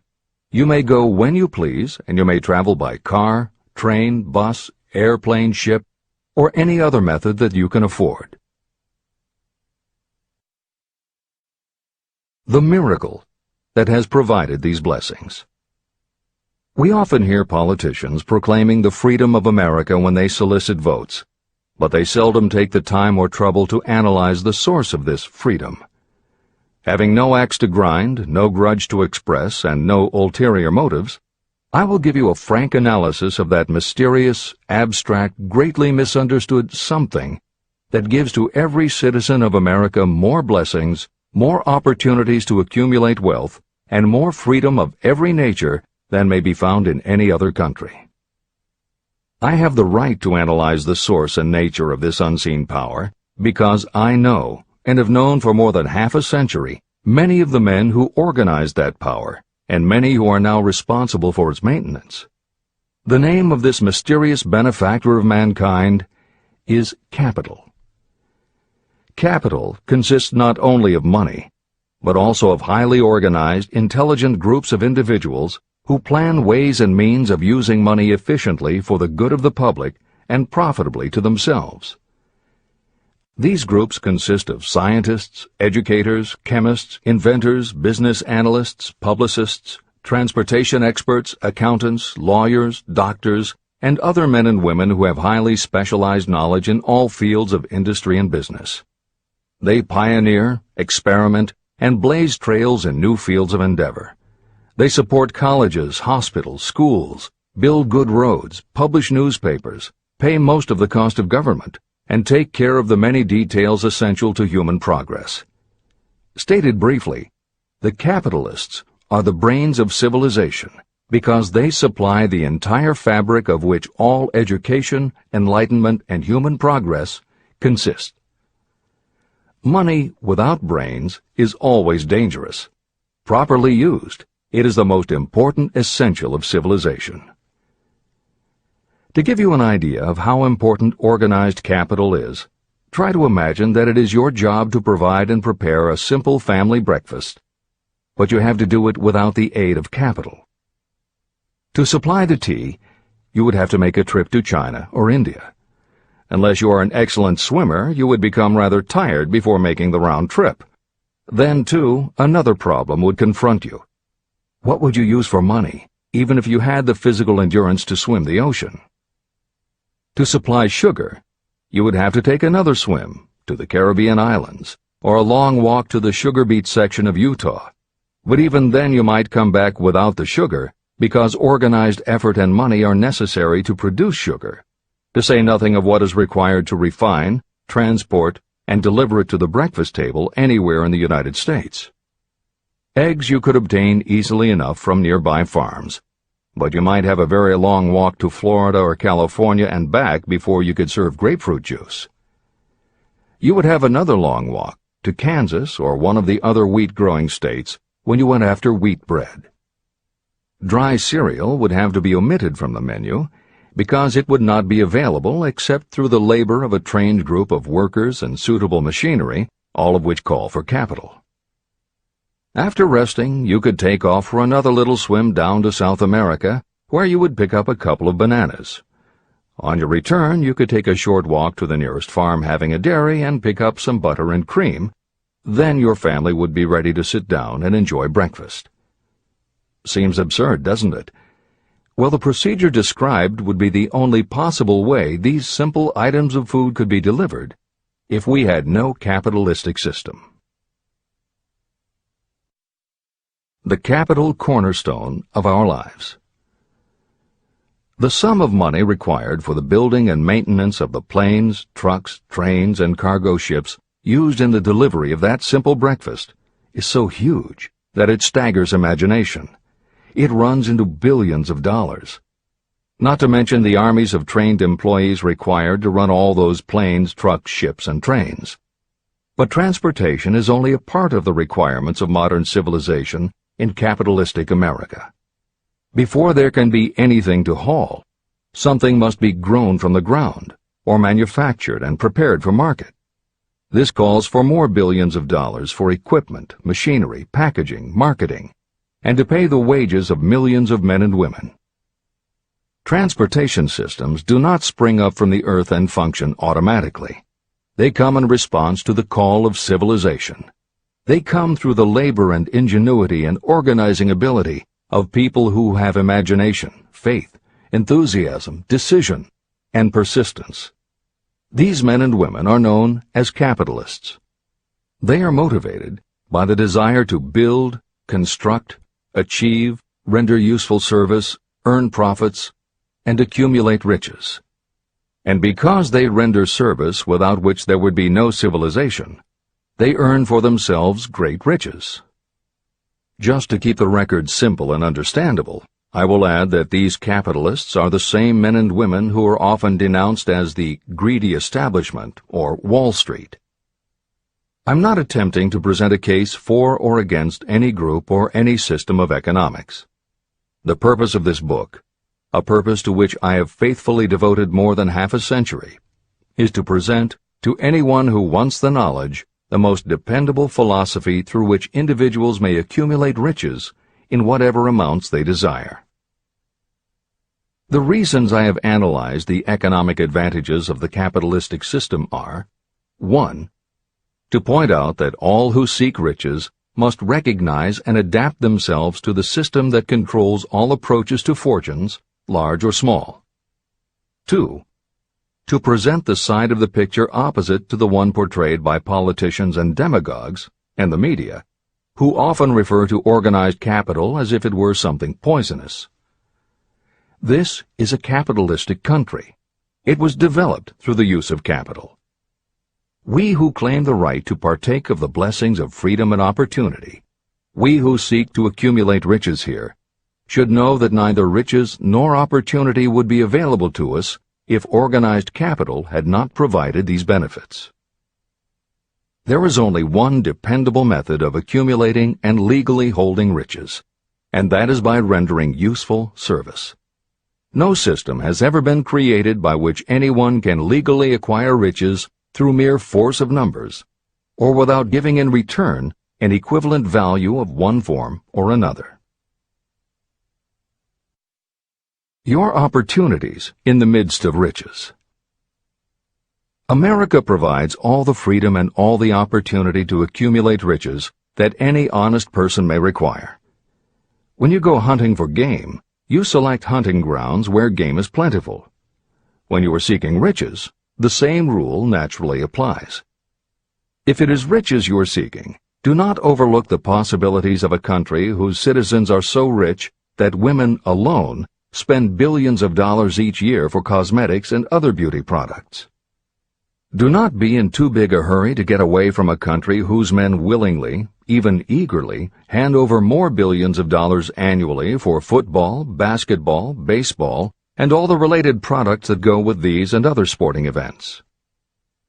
Only a few of the luxuries and non-essentials have been mentioned, but remember that the business of producing and marketing these few products gives regular employment to many millions of men and women, who receive for their services many millions of dollars monthly, and spend it freely for both the luxuries and the necessities. Especially, remember that behind all this exchange of merchandise and personal services is an abundance of opportunity to accumulate riches. Here our American freedom comes to your aid. There is nothing to stop you or anyone from engaging in any portion of the effort necessary to carry on these businesses. If you have superior talent, training, experience, you may accumulate riches in large amounts. Those not so fortunate may accumulate smaller amounts. Anyone may earn a living in return for a very nominal amount of labor. So there you are. Opportunity has spread its wares before you.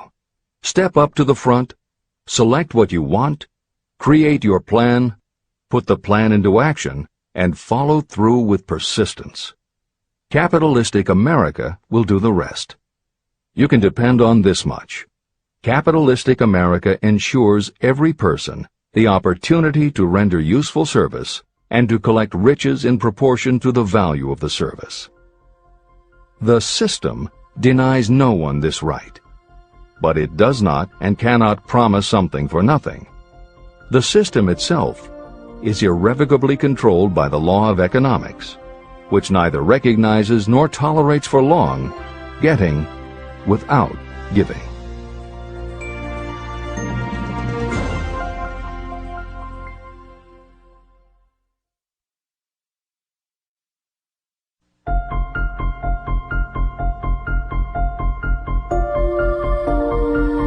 Conceit is a fog that envelops a man's real character beyond his own recognition. It weakens his native ability and strengthens all his inconsistencies. Chapter 9. Decision. The mastery of procrastination. The seventh step toward riches. Analysis of over 25,000 men and women who had experienced failure reveals that lack of decision was near the head of the list of the 31 major causes of failure. Procrastination, the opposite of decision, is a common enemy which practically every person must conquer. You will have an opportunity to test your capacity to reach quick and definite decisions when you finish reading this book and begin to put the principles into action. My analysis of several hundred people who had accumulated fortunes well beyond the $1 million mark disclosed the fact that every one of them had the habit of reaching decisions promptly and of changing these decisions slowly. People who fail to accumulate money, without exception, have the habit of reaching decisions, if at all, very slowly, and of changing these decisions quickly and often. One of Henry Ford's most outstanding qualities was his habit of reaching decisions quickly and definitely and changing them slowly. This quality was so pronounced in Mr. Ford that it gave him the reputation of being obstinate. It was this quality that prompted Mr. Ford to continue to manufacture his famous Model T, the world's ugliest car, when all of his advisors and many of the purchasers of the car were urging him to change it. Perhaps Mr. Ford delayed too long in making the change, but the other side of the story is that Mr. Ford's firmness of decision yielded a huge fortune before the change in model became necessary. Some say that Mr. Ford's definiteness of decision was just obstinacy, but even this quality is preferable to slowness in reaching decisions and quickness in changing them. Editor's comments. Henry Ford's consistency extended also to the color of the Model T, 15 million of which in 19 years of production from 1908 to 1927 were made only in black and with little change in the design. Shortly after its introduction, Napoleon Hill met with Ford to talk about the principles of success. According to Hill, in Michael Ritt's biography of Napoleon Hill, A Lifetime of Riches, Henry Ford was cold, indifferent, unenthusiastic, and spoke only when forced to, unless he was talking about his car. Early on, few people other than Carnegie could foresee the success Ford would achieve, which Hill later attributed to Ford's self-control and concentrated effort. At Hill's first meeting with him in 1911, Ford was interested only in talking about the Model T. After Ford took him for a spin around the factory, Hill bought one for $680. This is the end of the editor's comments. Making your own decisions. The majority of people who fail to accumulate the money they need are generally easily influenced by the opinions of others. They permit gossip, rumors, other people's opinions, and the news reporters to do their thinking for them. Opinions are the cheapest commodities on earth. Everyone has a flock of opinions they are ready to tell anyone who will listen. If you are too influenced by other people's opinions when you reach decisions, you will not succeed in any undertaking, much less in that of transmuting your own desire into money. If you are influenced by the opinions of others, you will have no desire of your own. Keep your own counsel. Rely on yourself to reach your own decisions when you begin to put these principles into practice, and follow through on your decisions. Take no one into your confidence except the members of your mastermind group, and be very sure that you choose for your group only those who will be in complete sympathy and harmony with your purpose. Close friends and relatives, while not meaning to do so, often handicap one through opinions. And for some reason, even friends often seem to think that ridiculing you and your plans is funny. Thousands of men and women carry inferiority complexes with them all through life because some well-meaning but ignorant person destroyed their confidence through opinions or ridicule. You have a brain and mind of your own. Use it, and reach your own decisions. If you need facts or information from others to help you reach decisions, acquire the facts or information you need quietly, without disclosing your purpose. It is characteristic of people who have a smattering of knowledge to try to give the impression that they know more than they do. Such people generally do too much talking and too little listening. Keep your eyes and ears open and your mouth closed if you wish to acquire the habit of prompt decision. Those who talk too much do little else. If you talk more than you listen, you may miss some important piece of knowledge that might have been very useful to you. By talking too much, you may also disclose your plans and purposes to people who will take great delight in defeating you because they envy you. Remember, every time you open your mouth in the presence of a person who really has knowledge, you tip your hand and show that person your exact stock of knowledge, or you tip your hand to your lack of it. The mark of genuine wisdom is modesty and silence. Keep in mind that every person is, like you, seeking the opportunity to accumulate money.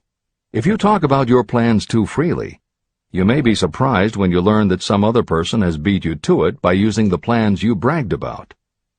Let one of your first decisions be to keep a closed mouth and open ears and eyes.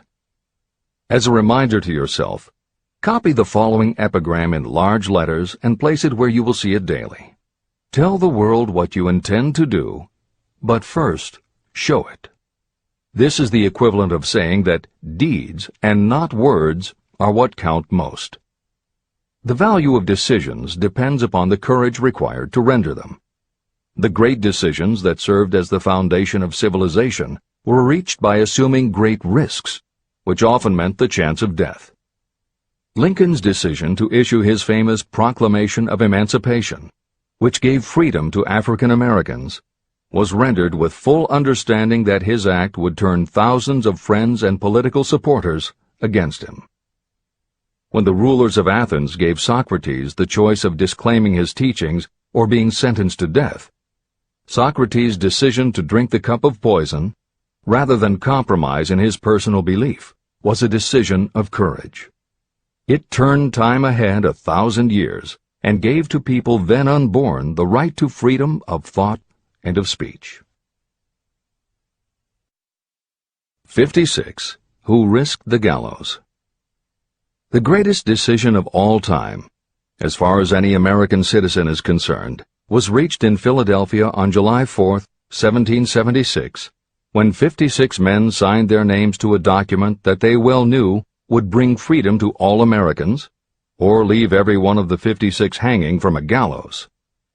You have heard of this famous document, the Declaration of Independence. But have you taken from it the great lesson in personal achievement it so plainly taught? We all remember the date of this momentous decision, but few of us realize what courage that decision required. We remember our history as it was taught. We remember dates and the names of the men who fought. We remember Valley Forge and Yorktown. We remember George Washington and Lord Cornwallis.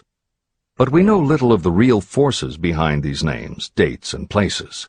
We know even less of that intangible power that ensured freedom long before Washington's armies reached Yorktown.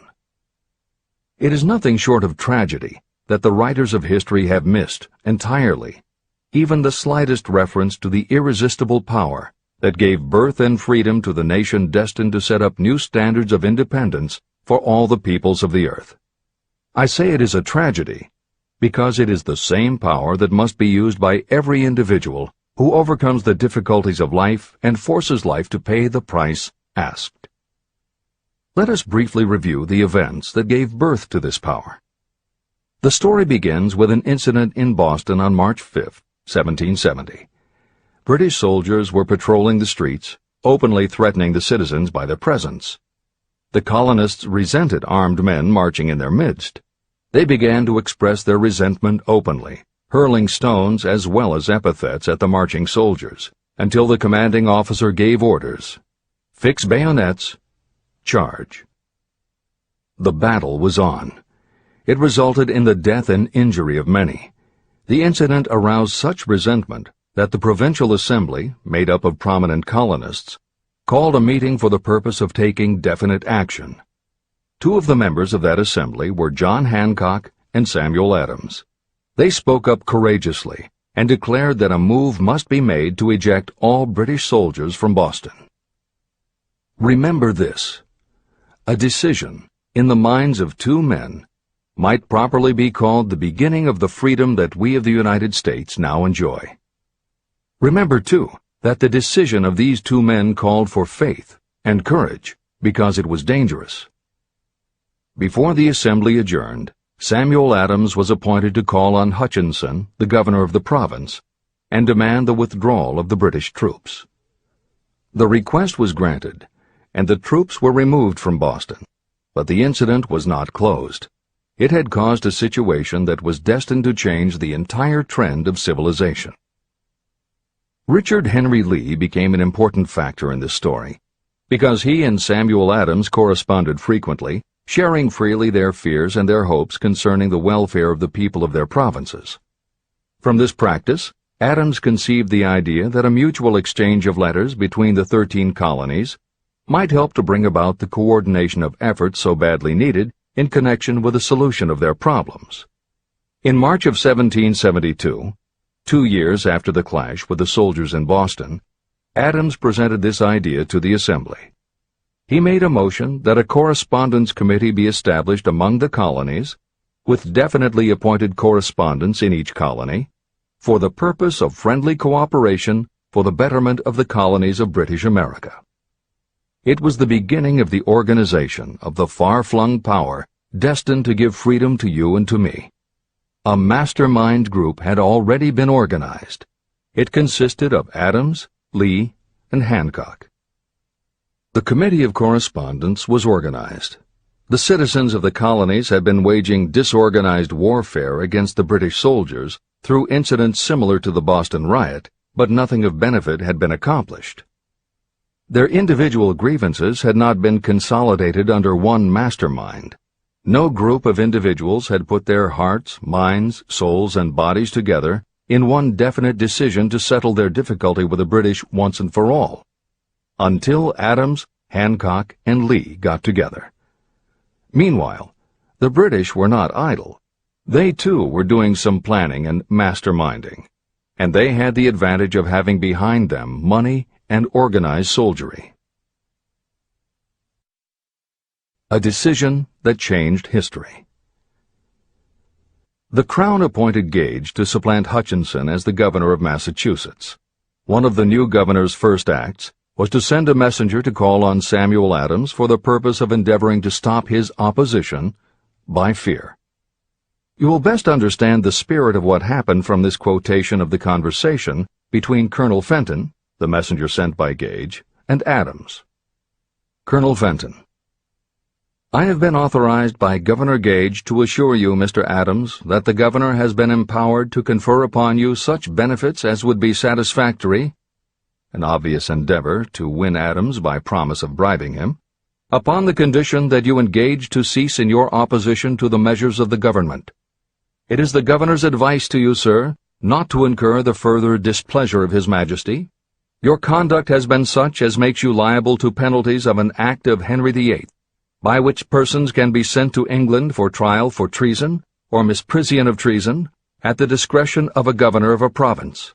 But by changing your political course, you will not only receive great personal advantages, but you will make your peace with the king.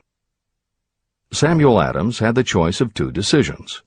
He could cease his opposition and receive personal bribes, or he could continue and run the risk of being hanged.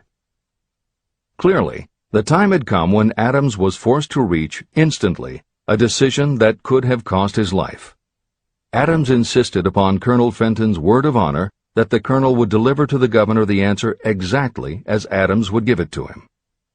Adams' answer: Then you may tell Governor Gage that I trust I have long since made my peace with the King of Kings. No personal consideration shall induce me to abandon the righteous cause of my country. And tell Governor Gage it is the advice of Samuel Adams to him no longer to insult the feelings of an exasperated people.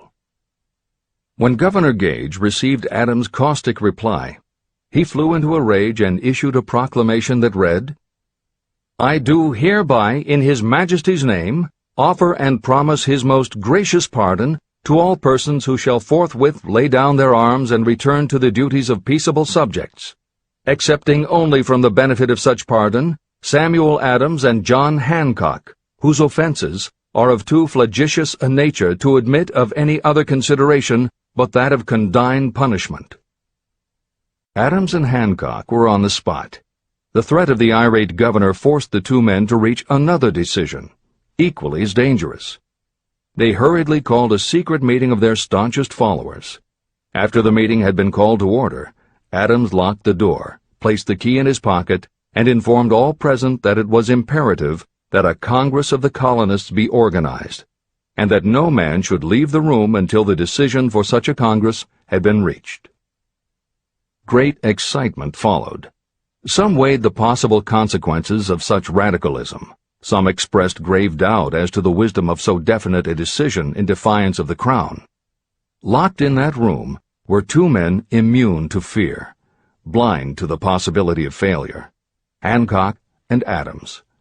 Through the influence of their minds, the others were induced to agree that, through the Correspondence Committee, arrangements should be made for a meeting of the First Continental Congress to be held in Philadelphia, September 5, 1774.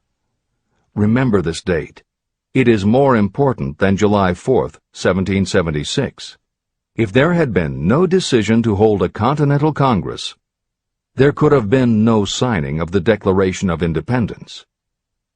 Before the first meeting of the new Congress, another leader, in a different section of the country, was deep in the throes of publishing a summary view of the rights of British America. He was Thomas Jefferson, of the province of Virginia, whose relationship to Lord Dunmore, representative of the Crown in Virginia, was as strained as that of Hancock's and Adams with their governor.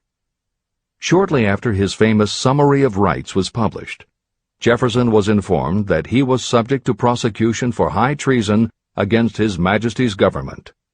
Inspired by the threat, one of Jefferson's colleagues, Patrick Henry, boldly spoke his mind, concluding his remarks with a sentence that shall remain forever a classic.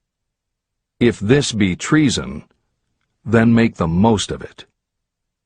It was such men as these who, without power, without authority, without military strength, without money, sat in solemn consideration of the destiny of the colonies, beginning at the opening of the First Continental Congress and continuing at intervals for 2 years, until on June 7, 1776, Richard Henry Lee arose, addressed the chair, and to the startled assembly made this motion: "Gentlemen, I make the motion that these united colonies are, and of right ought to be, free and independent states, that they be absolved from all allegiance to the British Crown, and that all political connection between them and the state of Great Britain is, and ought to be, totally dissolved."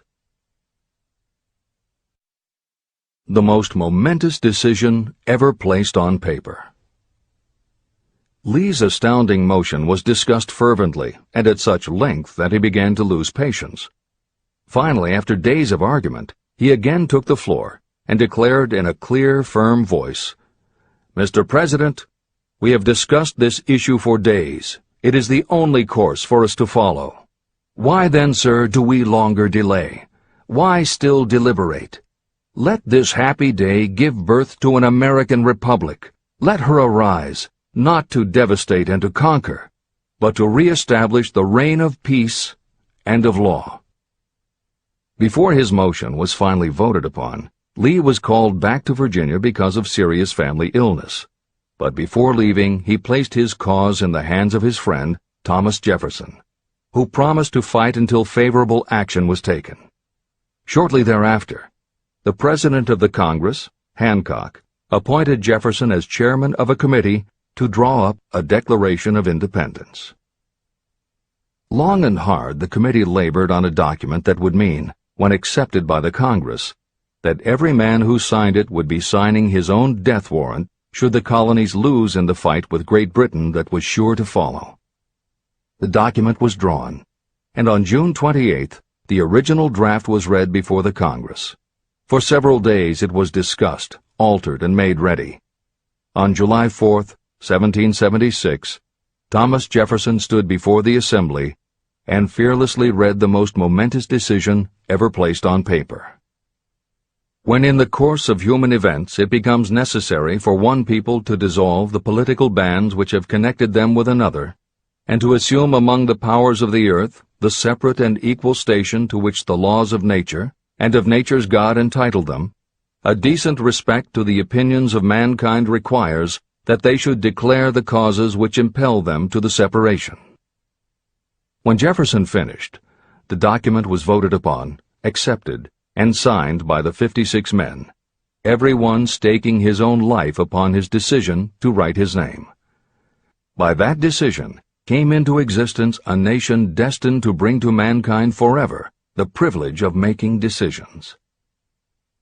Analyze the events that led to the Declaration of Independence, and be convinced that this nation, which now holds a position of commanding respect and power among all nations of the world, was born of a decision created by a mastermind consisting of 56 men.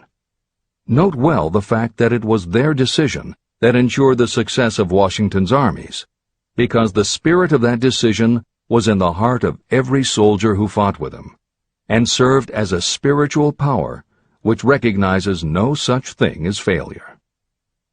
Note also, with great personal benefit, that the power that gave this nation its freedom is the same power that must be used by every individual who becomes self-determining. This power is made up of the principles described in this book. It will not be difficult to detect in the story of the Declaration of Independence at least 6 of these principles: desire, decision, faith, persistence, the mastermind, and organized planning. Know what you want, and you will generally get it. Throughout this philosophy, you'll find the suggestion that thought, backed by strong desire, will transmute itself into its physical equivalent. The story of the founding of America and the story of the organization of the United States Steel Corporation are perfect examples of the method by which thought makes this astounding transformation. In your search for the secret of the method, do not look for a miracle, because you will not find it. You will find only the eternal laws of nature. These laws are available to every person who has the faith and the courage to use them. They may be used to bring freedom to a nation or to accumulate riches. Those who reach decisions promptly and definitely know what they want and generally get it. The leaders in every walk of life decide quickly and firmly. That is the major reason why they are leaders. The world has a habit of making room for the people whose words and actions show that they know where they are going. Indecision is a habit that usually begins when a person is young. It becomes more and more of a habit as the youth goes through grade school, high school, and even through college without definiteness of purpose. The habit of indecision goes with the student into the occupation he or she chooses. Generally, a young person just out of school seeks any job that can be found. Young people take the first job they can find because they have fallen into the habit of indecision. The vast majority of people working today are in the positions they hold because they lack the definiteness of decision to plan a definite position and the knowledge of how to choose an employer. Definiteness of decision always requires courage, sometimes very great courage. The 56 men who signed the Declaration of Independence staked their lives on the decision to affix their signatures to that document. The person who reaches a definite decision to go after a specific job and make life pay the price he or she asks does not stake his or her life on that decision. They stake their economic freedom. Financial independence, riches, and desirable business positions are not within reach of the person who neglects or refuses to expect, plan, and demand these things. The person who desires riches in the same spirit that Samuel Adams desired freedom for the colonies is sure to accumulate wealth. No man achieves great success who is unwilling to make personal sacrifices. Chapter 10. Persistence. The sustained effort necessary to induce faith. The 8th step toward riches. Persistence is an essential factor in the procedure of transmuting desire into its monetary equivalent. The basis of persistence is the power of will. Willpower and desire, when properly combined, make an irresistible pair. Those who accumulate great fortunes are sometimes called cold-blooded or ruthless. Frequently, it is simply because their critics simply don't understand that what they have is a strong desire backed up by willpower, which they mix with persistence. It is the combination that ensures the attainment of their objectives. The majority of people are ready to throw their aims and purposes overboard and give up at the first sign of opposition or misfortune. A few carry on despite all opposition until they attain their goal. There may be no heroic connotation to the word persistence, But persistence does for your character what carbon does to iron. It hardens it to steel. The building of a fortune will involve the application of the entire 13 factors of this philosophy. These principles must be understood, and they must be applied with persistence by all who accumulate money. Your test of persistence. If you are reading this book with the intention of seriously applying the knowledge, the first test of your persistence will come when you begin to follow the 6 steps described in the 3rd chapter. Desire. Unless you are one of the few people who already have a definite goal and a definite plan for its attainment, you may read the instructions, but you will never actually apply them in your daily life. Lack of persistence is one of the major causes of failure. Moreover, my experience with thousands of people has proved that lack of persistence is a weakness common to the majority of people. However, it is a weakness that may be overcome by effort. The ease with which lack of persistence may be conquered will depend entirely upon the intensity of your desire. The starting point of all achievement is desire. Keep this constantly in mind. Weak desires bring weak results, just as a small amount of fire makes a small amount of heat. If you are lacking in persistence, this weakness may be remedied by building a stronger fire under your desires. Continue reading through to the end of this book. Then go back to Chapter 3 and start immediately to carry out the instructions for using the 6 steps. The eagerness with which you follow these instructions will indicate clearly how much or how little you really desire to accumulate money. If you find that you are indifferent, you may be sure that you have not yet acquired the money consciousness that you must possess before you can be sure of accumulating a fortune.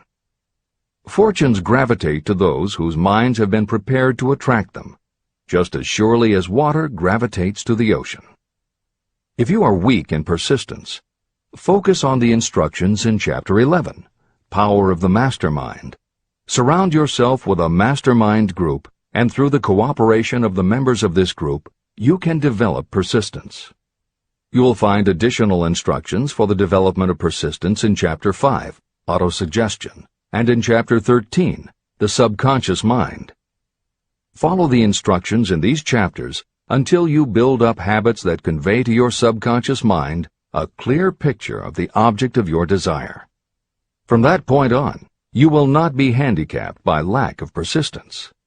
Your subconscious mind works continuously while you are awake and while you are asleep. Are you money conscious or poverty conscious? Occasional effort to apply the rules will be of no value to you. To get results, you must apply all of the rules until they become a fixed habit with you. In no other way can you develop the necessary money consciousness. Just as money is attracted to those who have deliberately set their mind on it, poverty is attracted to those whose mind is open to it. And although money consciousness must be developed intentionally, poverty consciousness develops without conscious application of habits favorable to it. Poverty consciousness will seize the mind that is not occupied with money consciousness. If you understand the point of the preceding paragraph, you will understand the importance of persistence in the accumulation of a fortune. Without persistence, you will be defeated even before you start. With persistence, you will win. If you have ever had a nightmare, you will realize the value of persistence. You are lying in bed, half awake, with a feeling that you are about to smother. You are unable to turn over or to move a muscle. You realize that you must begin to regain control over your muscles. Through persistent effort of willpower, you finally manage to move the fingers of one hand. By continuing to move your fingers, you extend your control to the muscles of one arm until you can lift it. Then you gain control of the other arm. You finally gain control over the muscles of one leg, and then extend it to the other leg. Then, with one supreme effort of will, you regain complete control over your muscular system and snap out of your nightmare. You did it step by step. You may find it necessary to snap yourself out of your mental inertia in a similar way. First, by moving slowly, then increasing your speed until you gain complete control over your will. Be persistent, no matter how slowly you may have to move at first. With persistence will come success. Snap out of mental inertia. If you select your mastermind group with care, you will have in it at least one person who will aid you in the development of persistence. Some people who have accumulated great fortunes did so because of necessity. They developed the habit of persistence because circumstances forced them to become persistent. Those who have cultivated the habit of persistence seem to enjoy insurance against failure. No matter how many times they are defeated, they finally arrive up toward the top of the ladder. Sometimes it appears that there is a hidden guide whose duty is to test us through all sorts of discouraging experiences. Those who pick themselves up after defeat and keep on trying finally arrive, and the world says, "I knew you could do it." The hidden guide lets no one enjoy great achievement without passing the persistence test.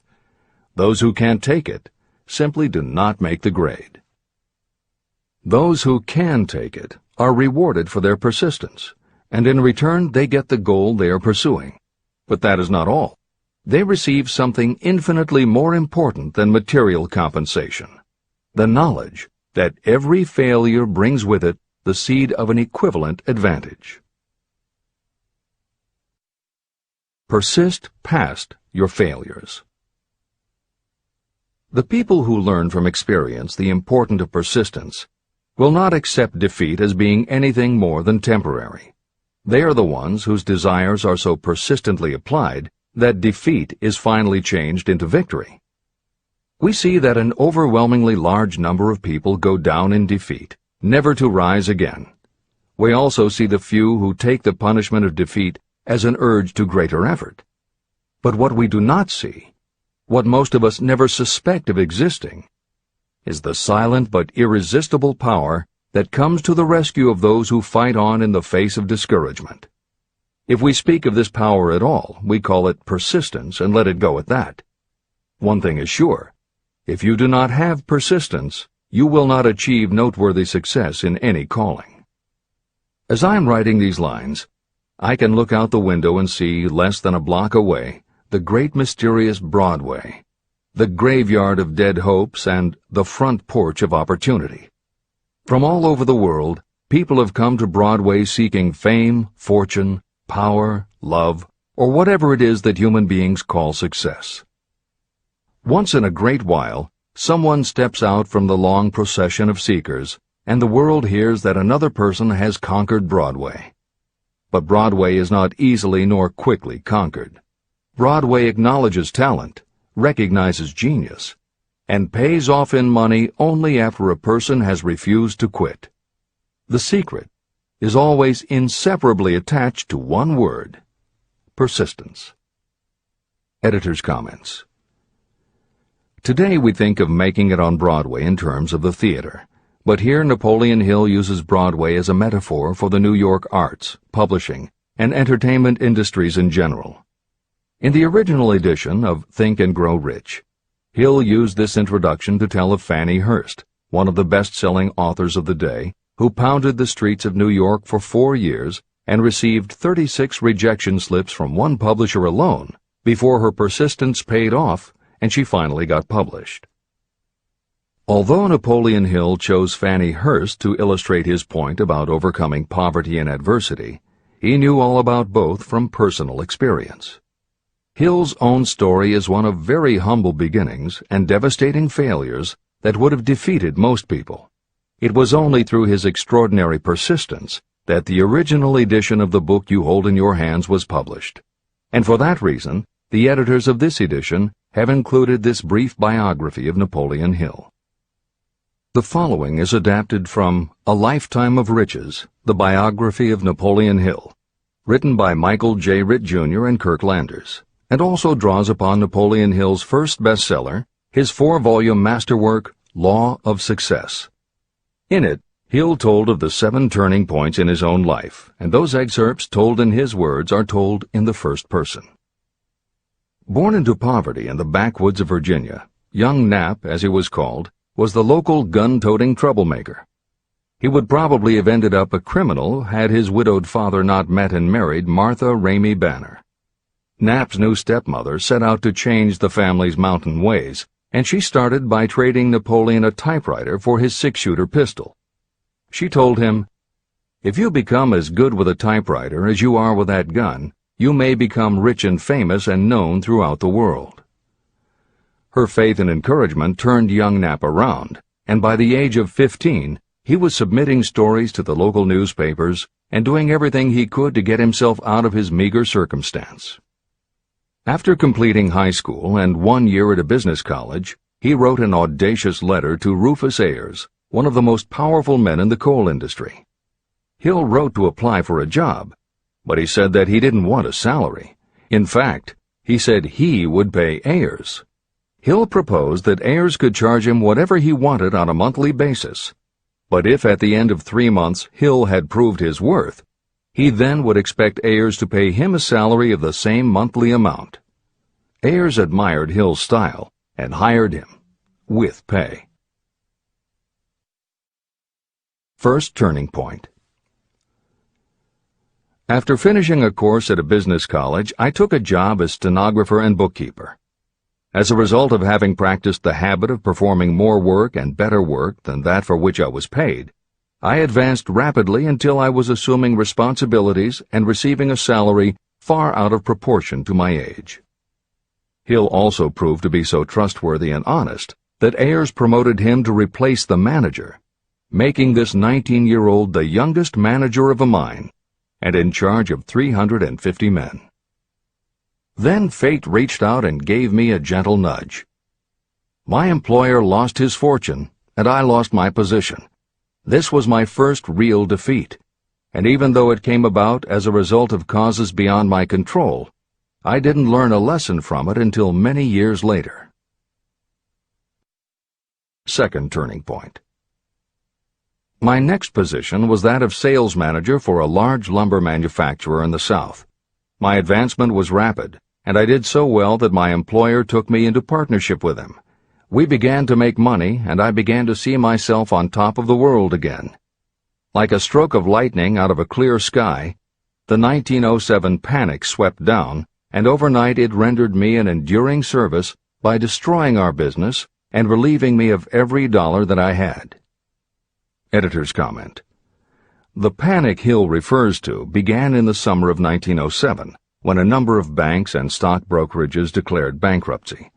Word spread to the general public, and it created a run on the banks as depositors lined up to demand that they be given the money they had on deposit. Banks called in loans to meet the demand for cash, but those borrowers couldn't find buyers for their goods or property, so they couldn't pay back their loans. When the banks couldn't get back the money they had loaned, they repossessed the homes or businesses that the borrowers had put up as collateral. Businesses were closed, farmers were evicted from their land, jobs were lost, so even more banks were forced to close, and it just kept getting worse. America was caught in a downward spiral that was reversed only when the major Wall Street bankers and financial executives, who were themselves in danger of losing their businesses, stepped in to shore up troubled banks. It was in large part because of the bank panic of 1907 that legislation was enacted in 1913 to create the Federal Reserve System. This is the end of the editor's comments. Third turning point. This was my first serious defeat. I mistook it then for failure, but it was not. And before I complete this lesson, I will tell you why it was not. It required the 1907 panic and the defeat that it brought me to redirect my efforts from the lumber business to the study of law. I entered law school with the firm belief that I would emerge doubly prepared to catch up with the end of the rainbow and claim my pot of gold. Napoleon Hill planned to put himself and his brother through law school by writing articles for Bob Taylor's magazine. It was through the magazine that he arranged the fateful meeting with Andrew Carnegie, described at the beginning of this book. As was noted there, when Carnegie proposed the idea of writing The Philosophy of Success, he told Hill that he would have to earn his own way. I attended law school at night and worked as an automobile salesman during the day. Because of the job, I saw the need for trained automobile mechanics. I opened an educational department in the manufacturing plant and began to train ordinary machinists in automobile assembly and repair work. The school prospered, paying me over $1,000 a month in net profits. My banker knew that I was prospering, therefore he loaned me money with which to expand. A peculiar trait of bankers is that they will loan us money without any hesitation when we are prosperous. My banker loaned me money until I was hopelessly in his debt. Then he took over my business as calmly as if it had belonged to him, which it did. From an income of more than $1,000 a month, I was suddenly reduced to poverty. For the third time, Hill had experienced defeat, but he was not beaten. He got another job, and all the while continued to work on the Carnegie Project. Fourth turning point, 1912. Because my wife's family had influence, I secured the appointment as assistant to the chief counsel for one of the largest coal companies in the world. I was among friends and relatives, and I had a position that I could keep for as long as I wished without exerting myself. What more did I need? Nothing, I was beginning to say to myself. Then, without consultation with my friends and without warning, I resigned. This was the first turning point that was of my own selection. It was not forced upon me. I quit that position because the work was too easy and I was performing it with too little effort. This move proved to be the next most important turning point of my life, although it was followed by 10 years of effort that brought almost every conceivable grief the human heart can experience. I selected Chicago as my new field of endeavor. I made up my mind that if I could gain recognition in Chicago, in any honorable sort of work, it would prove that I had something that might be developed into real ability. Fifth turning point. My first position in Chicago was that of advertising manager for a large correspondence school. I did so well that the president of the school induced me to resign my position and go into the candy manufacturing business with him. We organized the Betsy Ross Candy Company, and I became its first president. The business grew rapidly, and soon we had a chain of stores in 18 different cities. They did so well, in fact, Hill's partners decided they wanted to take over the business. They had Hill arrested on a false charge and then offered to withdraw the charge if he would turn over to them his interest in the business. Outraged at the suggestion, Hill refused. When the case went to court, his partners failed to appear for the hearing. Hill sued them for malicious damage to his character. The judge's ruling completely vindicated Hill and allowed him the option to have his partners thrown in jail. Being arrested seemed at the time a terrible disgrace, even though the charge was false. It was not a pleasant experience, and I would not wish to go through a similar experience again, but I must admit that it was worth all the grief it cost me, because it gave me the opportunity to find out that revenge was not a part of my makeup. Sixth turning point. This turning point came shortly after my dreams of success in the candy business had been shattered, when I turned my efforts to teaching advertising and salesmanship as a department of one of the colleges in the Midwest. My school prospered from the very beginning. I had a resident class and also a correspondence school, through which I was teaching students in nearly every English-speaking country. It was 1917. And in April of that year, President Woodrow Wilson declared the United States would enter the war against Germany. Hill contacted the president, who he had previously met through Andrew Carnegie, and offered his services to help the war effort. Hill was given the position of creating public relations materials and helping to sell war bonds. When not operating his school, he threw himself into his war work, for which he insisted that he be paid only $1 a year. Then came the second military draft, and it practically destroyed my school, as it caught most of those who were enrolled as students. At one stroke, I charged off more than $75,000 in tuition fees. Once more, I was penniless. Despite the fact that Hill had to scrape just to get by, he continued to work for President Wilson and continued to refuse to take any compensation. Though Hill had a family to support, and the ridicule of his relatives put a tremendous strain on relations, he also continued to work on the Carnegie Project. Hill later said, "Believe me, there were times when between the needling of my relatives and the hardships I endured, it was not easy to maintain a positive mental attitude and persevere. Sometimes in barren hotel rooms, I almost believed my family was right.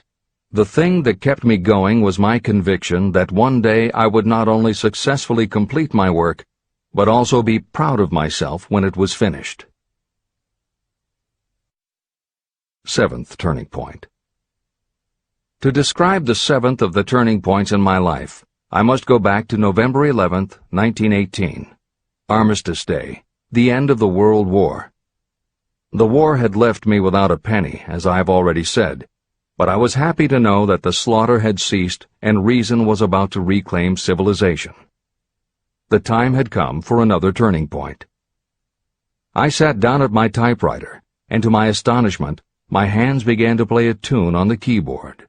I had never written so rapidly or so easily before.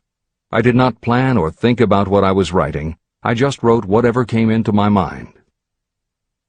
What Hill wrote was a long essay in which he described a new idealism based on the Golden Rule that he thought could emerge from the war. He declared that he would help spread the word, and promised that somehow he was going to find the money to launch a new magazine to be called Hill's Golden Rule.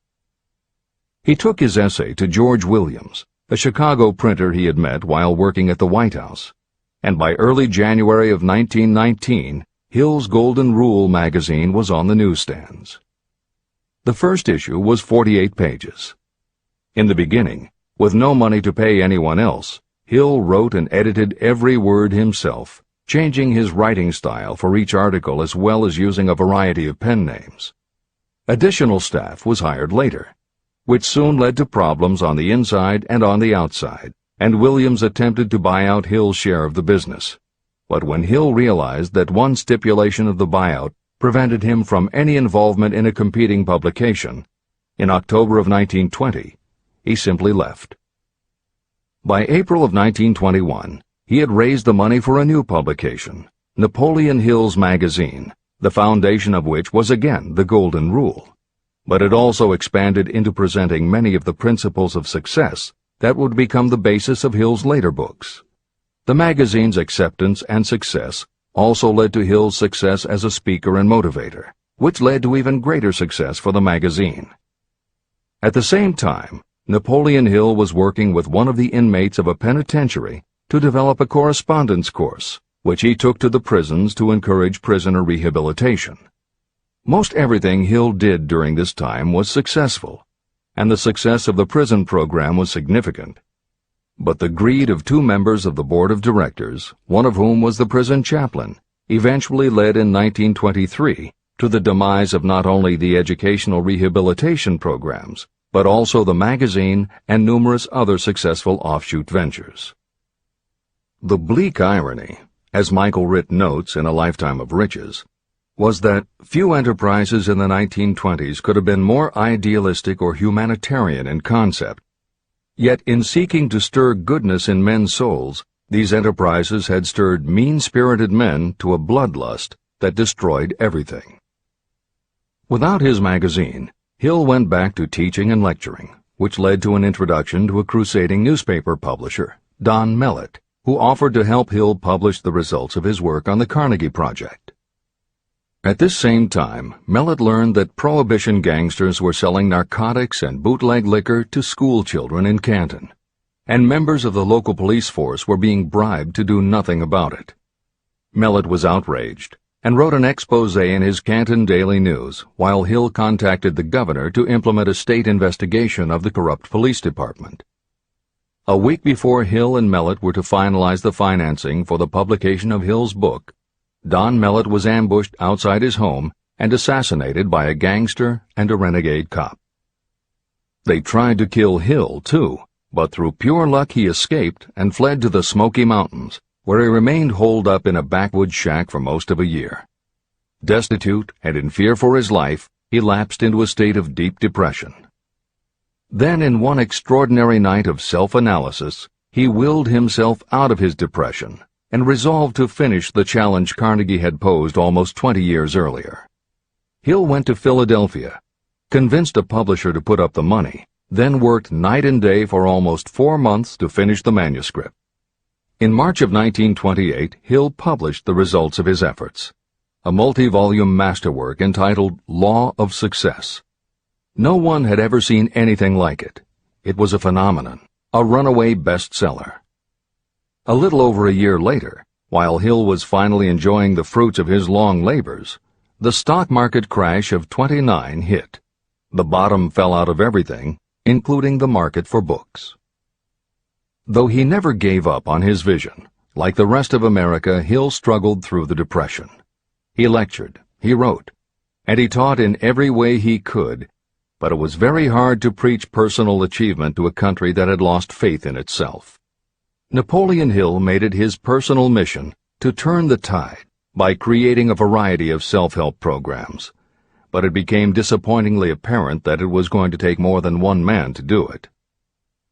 When Franklin Delano Roosevelt was elected president, he reached out to Hill. Though Napoleon Hill was an avowed capitalist, he believed enough in the ultimate goal of FDR's policies that he committed himself to helping the new administration. Throughout the Depression years, he became a close confidant of the president's, helping to guide Roosevelt in his efforts to revitalize America. It is said that it was Hill who gave FDR the famous line, "We have nothing to fear but fear itself." And though Hill was dead broke, just as he had done for President Wilson, he refused to accept more than $1 a year for his efforts. In 1937, as America was finally beginning to see glimmerings of hope that the Great Depression might end, Hill convinced his publisher that America now needed a book to help shake off the mental and emotional stigma of those terrible times. He was right. They released Think and Grow Rich to such resounding success that it sold well over 1 million copies even before the Depression ended. At this writing, it has sold more than 60 million copies worldwide, and to this day it still sells more than 1 million copies a year in its various editions. Take your own persistence inventory. Persistence is a state of mind. Therefore, it can be cultivated. Like all states of mind, persistence is based upon definite causes, among them these. Definiteness of purpose. Knowing what you want is the first and most important step toward the development of persistence. A strong motive will force you to surmount difficulties. Desire. It is comparatively easy to acquire and maintain persistence in pursuing the object of intense desire. Self-reliance. Belief in your ability to carry out a plan encourages you to follow the plan through with persistence. Self-reliance can be developed through the principle described in Chapter 5, Autosuggestion. Definiteness of plans. Organized plans, even ones that may be weak or impractical, encourage persistence. Accurate knowledge. Knowing that your plans are sound, based upon experience or observation, encourages persistence. Guessing, instead of knowing, destroys persistence. Cooperation. Sympathy, understanding, and cooperation with others tend to develop persistence. Willpower. The habit of concentrating your thoughts on making plans to attain your definite purpose leads to persistence. Habit. Persistence is the direct result of habit. The mind absorbs and becomes a part of the daily experiences upon which it feeds. Fear, the worst of all enemies, can be overcome by forcing yourself to perform and repeat acts of courage. Everyone who has seen active service in war knows this. Take inventory of yourself and determine what you are lacking in this essential quality of persistence. Measure yourself point by point and see how many of the previous 8 factors of persistence you lack. The analysis may lead to discoveries that will give you a new understanding of yourself and what you need to get ahead. The following is a list of the real enemies that stand between you and achievement. These are not only the symptoms indicating weakness of persistence, but also the deeply seated subconscious causes of this weakness. Study the list carefully, and face yourself squarely if you really wish to know who you are and what you are capable of doing. These are the weaknesses that must be mastered by anyone who really wants to accumulate riches. 1. Failure to recognize and to define clearly exactly what you want. 2. Procrastination, with or without cause, usually backed up with a long list of alibis and excuses. 3. Lack of interest in acquiring specialized knowledge. 4. Indecision, and the habit of passing the buck instead of facing issues squarely, also backed by alibis and excuses. 5. The habit of relying upon excuses instead of making definite plans to solve your problems. 6. Self-satisfaction. There is little remedy for this, and no hope for those who suffer from it. 7. Indifference, usually reflected in your readiness to compromise rather than meet opposition and fight it. 8. The habit of blaming others for your mistakes and accepting circumstances as being unavoidable. 9. Weakness of desire because you neglected to choose motives that will push you to take action. 10. Willingness to quit at the first sign of defeat, based upon one or more of the 6 basic fears. 11. Lack of organized plans that you have written out so they can be analyzed. 12. The habit of neglecting to act on ideas or to grasp opportunity when it presents itself. 13. Wishing instead of willing. 14. The habit of compromising with poverty instead of aiming at riches. A general lack of ambition to be, to do, or to own. 15. Searching for all the shortcuts to riches, trying to get without giving a fair equivalent, usually reflected in the habit of gambling or trying to drive unfair bargains. 16. Fear of criticism, resulting in failure to create plans and put them into action because of what other people might think, do, or say. This is one of your most dangerous enemies because it often exists in your subconscious mind, and you may not even know it is there. See the 6 basic fears in the last chapter. If you fear criticism. Following is an examination of the symptoms of the fear of criticism. The majority of people permit relatives, friends, and the public at large to influence them so that they cannot live their own lives because they fear criticism. Many people make mistakes in marriage but stay married, then go through life miserable and unhappy because they fear criticism. Anyone who has submitted to this form of fear knows the irreparable damage it does by destroying one's ambition and the desire to achieve. Millions of people neglect to go back and get an education after having left school because they fear criticism. Countless numbers of men and women permit relatives to wreck their lives in the name of family duty because they fear criticism. Duty does not require you to submit to the destruction of your personal ambitions and the right to live your own life in your own way. People refuse to take chances in business because they fear the criticism that may follow if they fail. The fear of criticism in such cases is stronger than the desire for success. Too many people refuse to set high goals for themselves because they fear the criticism of relatives and friends who may say, "Don't aim so high, people will think you're crazy."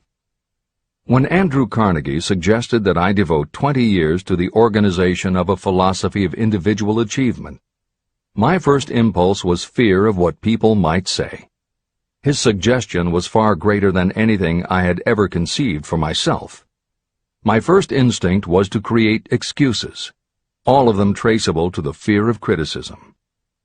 Something inside of me said, "You can't do it. The job is too big and requires too much time. What will your relatives think of you? How will you earn a living?" No one has ever organized a philosophy of success. What right have you to believe you can do it? Who are you anyway to aim so high? Remember your humble birth. What do you know about philosophy? People will think you are crazy, and they did. Why hasn't some other person done this before now? These and many other questions flashed into my mind. It seemed as if the whole world had suddenly turned its attention to me with the purpose of ridiculing me into giving up all desire to carry out Mr. Carnegie's suggestion.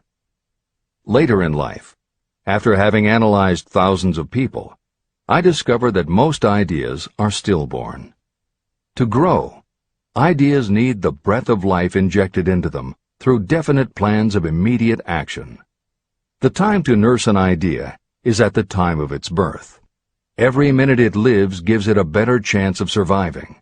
The fear of criticism is what kills most ideas that never reach the planning and action stage. Breaks can be made to order. Many people believe that success is the result of lucky breaks. There may be something to that, but if you depend upon luck, you will almost surely be disappointed. The only break anyone can afford to rely on is a self-made break. These come through the application of persistence. The starting point is definiteness of purpose. Editor's comments. In 1999, Mark Myers, editor of one of the country's most influential self-help newsletters, Bottom Line Personal, wrote a book entitled How to Make Luck: 7 Secrets Lucky People Use to Succeed. In it, he tells of a study that was done by the psychology department at the University of Hertfordshire near London.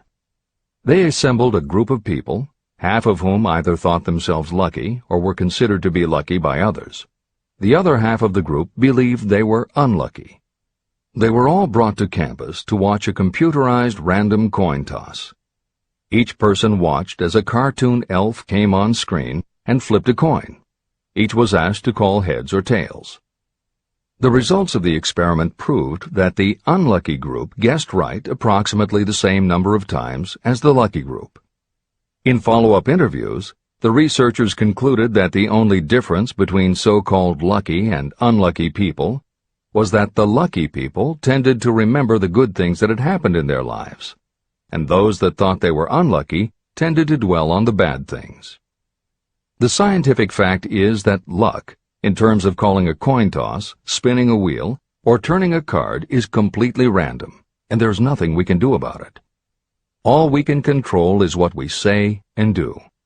Everything else that happens to us depends upon the actions of others and the random world in which we live. Then why do some people seem to be so lucky and get all the lucky breaks? Myers says it is because, unlike luck, lucky breaks are something you can control. And lucky people, whether they know it or not, have taken specific steps to make their good luck. You can influence lucky breaks in 2 ways. You have to intentionally put yourself in luck's way, and you must make people want to help you because they believe that you deserve their help.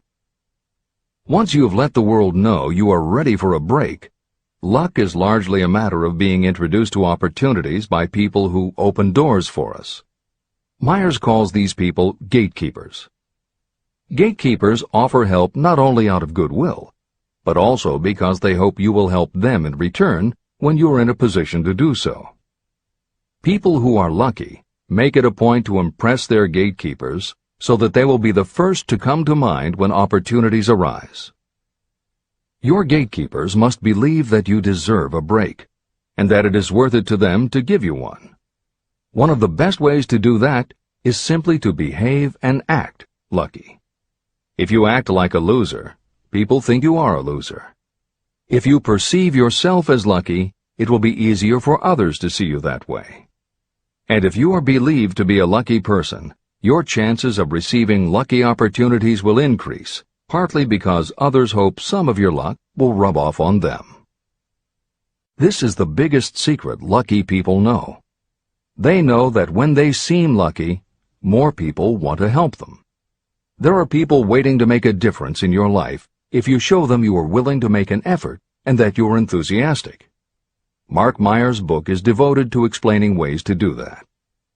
As Hill says, the only lucky break anyone can afford to rely upon is a self-made break. These come through the application of persistence. The starting point is definiteness of purpose. This is the end of the editor's comments. If you stop the first 100 people you meet on the street and ask them what they want most in life, 98 of them would not be able to tell you. If you press them for an answer, some will say security, many will say money, a few will say happiness, and others will say fame and power. Some might tell you they want social recognition, ease in living, the ability to sing, dance, or write. But none of them will be able to give you the slightest indication of a plan by which they hope to attain these vaguely expressed wishes. Riches do not respond to wishes. They respond only to definite plans backed by definite desires through constant persistence. How to develop persistence. There are 4 simple steps that lead to the habit of persistence. They call for no great amount of intelligence, no particular amount of education, and little time or effort. These necessary steps are: 1. A definite purpose, backed by a burning desire for its fulfillment. 2. A definite plan, expressed in continuous action. 3. A mind closed tightly against all negative and discouraging influences, including negative suggestions of relatives, friends, and acquaintances. 4. A friendly alliance with one or more persons who will encourage you to follow through with both plan and purpose. These 4 steps are essential for success in all walks of life. An important purpose of the 13 principles of this philosophy is to enable you to take those 4 steps as a matter of habit. They are steps by which you may control your economic destiny. They are steps that lead to freedom and independence of thought. They are steps that lead to riches, in small or great quantities. They are steps that lead the way to power, fame, and worldly recognition. They are 4 steps that guarantee favorable breaks. They are steps that convert dreams into physical realities. They are steps that lead also to the mastery of fear, discouragement, indifference. There is a magnificent reward for anyone who learns to take these 4 steps. It is the privilege of writing your own ticket and of making life yield whatever price is asked. How to master difficulties. What mystical power gives people of persistence the capacity to master difficulties? Does the quality of persistence set up in your mind some form of spiritual, mental, or chemical activity that gives you access to supernatural forces? Does infinite intelligence throw itself on the side of the person who still fights on when the whole world seems to be against them? These and many other similar questions were in my mind as I watched Henry Ford start from scratch and build an industrial empire with little more than persistence. Or Thomas A. Edison, who, with less than 3 months of schooling, became the world's leading inventor. He turned his persistence into sound recording and playback machines, motion picture cameras and projectors, and the incandescent light, to say nothing of 100 other useful inventions. I had the opportunity to analyze both Mr. Edison and Mr. Ford up close and personal, year by year, over a long period of time. So I speak from actual knowledge when I say that I found no quality except persistence in either of them that even remotely suggested the major source of their stupendous achievements. If you make an impartial study of the prophets, philosophers, and religious leaders of the past, you will come to the inevitable conclusion that persistence, concentration of effort, and definiteness of purpose were the major sources of their achievements. Consider, for example, the fascinating story of Muhammad. Analyze his life. Compare him with men of achievement in this modern age of industry and finance, and observe how they all have one outstanding trait in common: persistence. If you want to understand more about the power of persistence and how it works, I strongly suggest that you read a biography of Muhammad. Editor's comments. At the beginning of the 21st century, There was an increased interest in Islam due to the attacks on the World Trade Center and the subsequent War on Terror. Consequently, the modern reader will have no difficulty finding a number of very good books about Muhammad.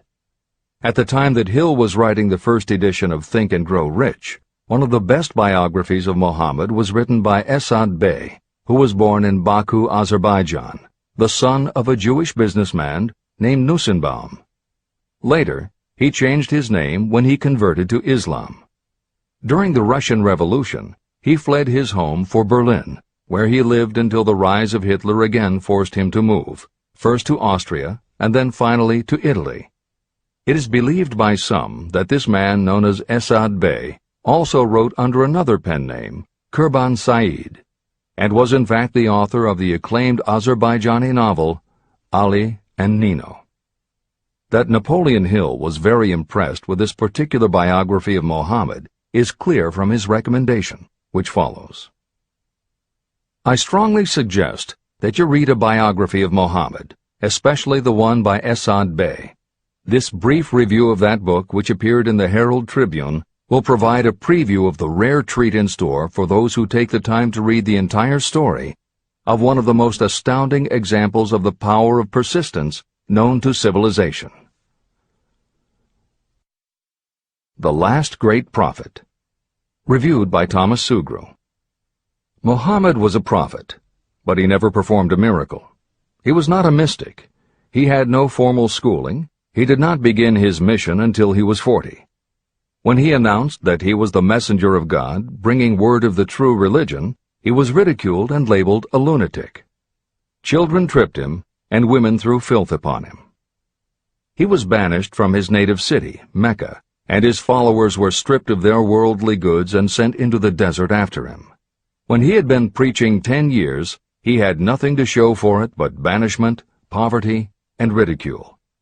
Yet before another 10 years had passed, he was dictator of all Arabia, ruler of Mecca, and the head of a new world religion which was to sweep to the Danube and the Pyrenees before exhausting the impetus he gave it.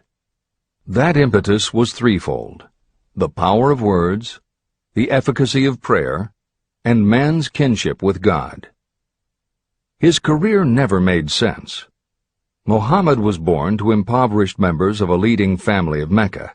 Because Mecca, the crossroads of the world, home of the magic stone called the Kaaba, great city of trade and the center of trade routes, was unsanitary, its children were sent to be raised in the desert by Bedouins.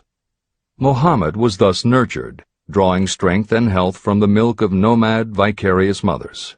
He tended sheep and soon hired out to a rich widow as leader of her caravans. He traveled to all parts of the Eastern world, talked with many men of diverse beliefs, and observed the decline of Christianity into warring sects. When he was 28, Khadijah, the widow, looked upon him with favor and married him. Her father would have objected to such a marriage, so she got him drunk and held him up while he gave the paternal blessing. For the next 12 years, Muhammad lived as a rich and respected and very shrewd trader. Then he took to wandering in the desert, and one day he returned with the first verse of the Koran and told Khadijah that the archangel Gabriel had appeared to him and said that he was to be the messenger of God. The Koran, the revealed word of God, was the closest thing to a miracle in Muhammad's life. He had not been a poet. He had no gift of words. Yet the verses of the Koran, as he received them and recited them to the faithful, were better than any verses which the professional poets of the tribes could produce. This, to the Arabs, was a miracle. To them, the gift of words was the greatest gift. The poet was all-powerful. In addition, the Koran said that all men were equal before God, that the world should be a democratic state, Islam. It was this political heresy, plus Muhammad's desire to destroy all the 360 idols in the courtyard of the Kaaba, which brought about his banishment. The idols brought the desert tribes to Mecca, and that meant trade. So the businessmen of Mecca, the capitalists, of which he had been one, set upon Muhammad. Then he retreated to the desert and demanded sovereignty over the world. The rise of Islam began. Out of the desert came a flame which would not be extinguished. A democratic army, fighting as a unit and prepared to die without wincing. Muhammad had invited the Jews and Christians to join him, for he was not building a new religion. He was calling all who believed in one God to join in a single faith. If the Jews and Christians had accepted his invitation, Islam would have conquered the world. They didn't. They would not even accept Muhammad's innovation of humane warfare. When the armies of the Prophet entered Jerusalem, not a single person was killed because of his faith. When the Crusaders entered the city, centuries later, not a Muslim man, woman, or child was spared. But the Christians did accept one Muslim idea, the place of learning, the university.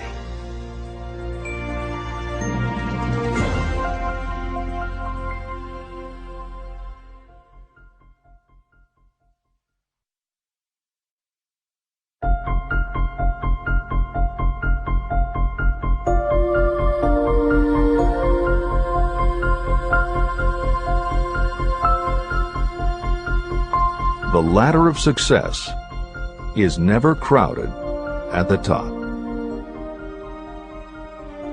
Chapter 11. Power of the Mastermind, the Driving Force. The ninth step toward riches.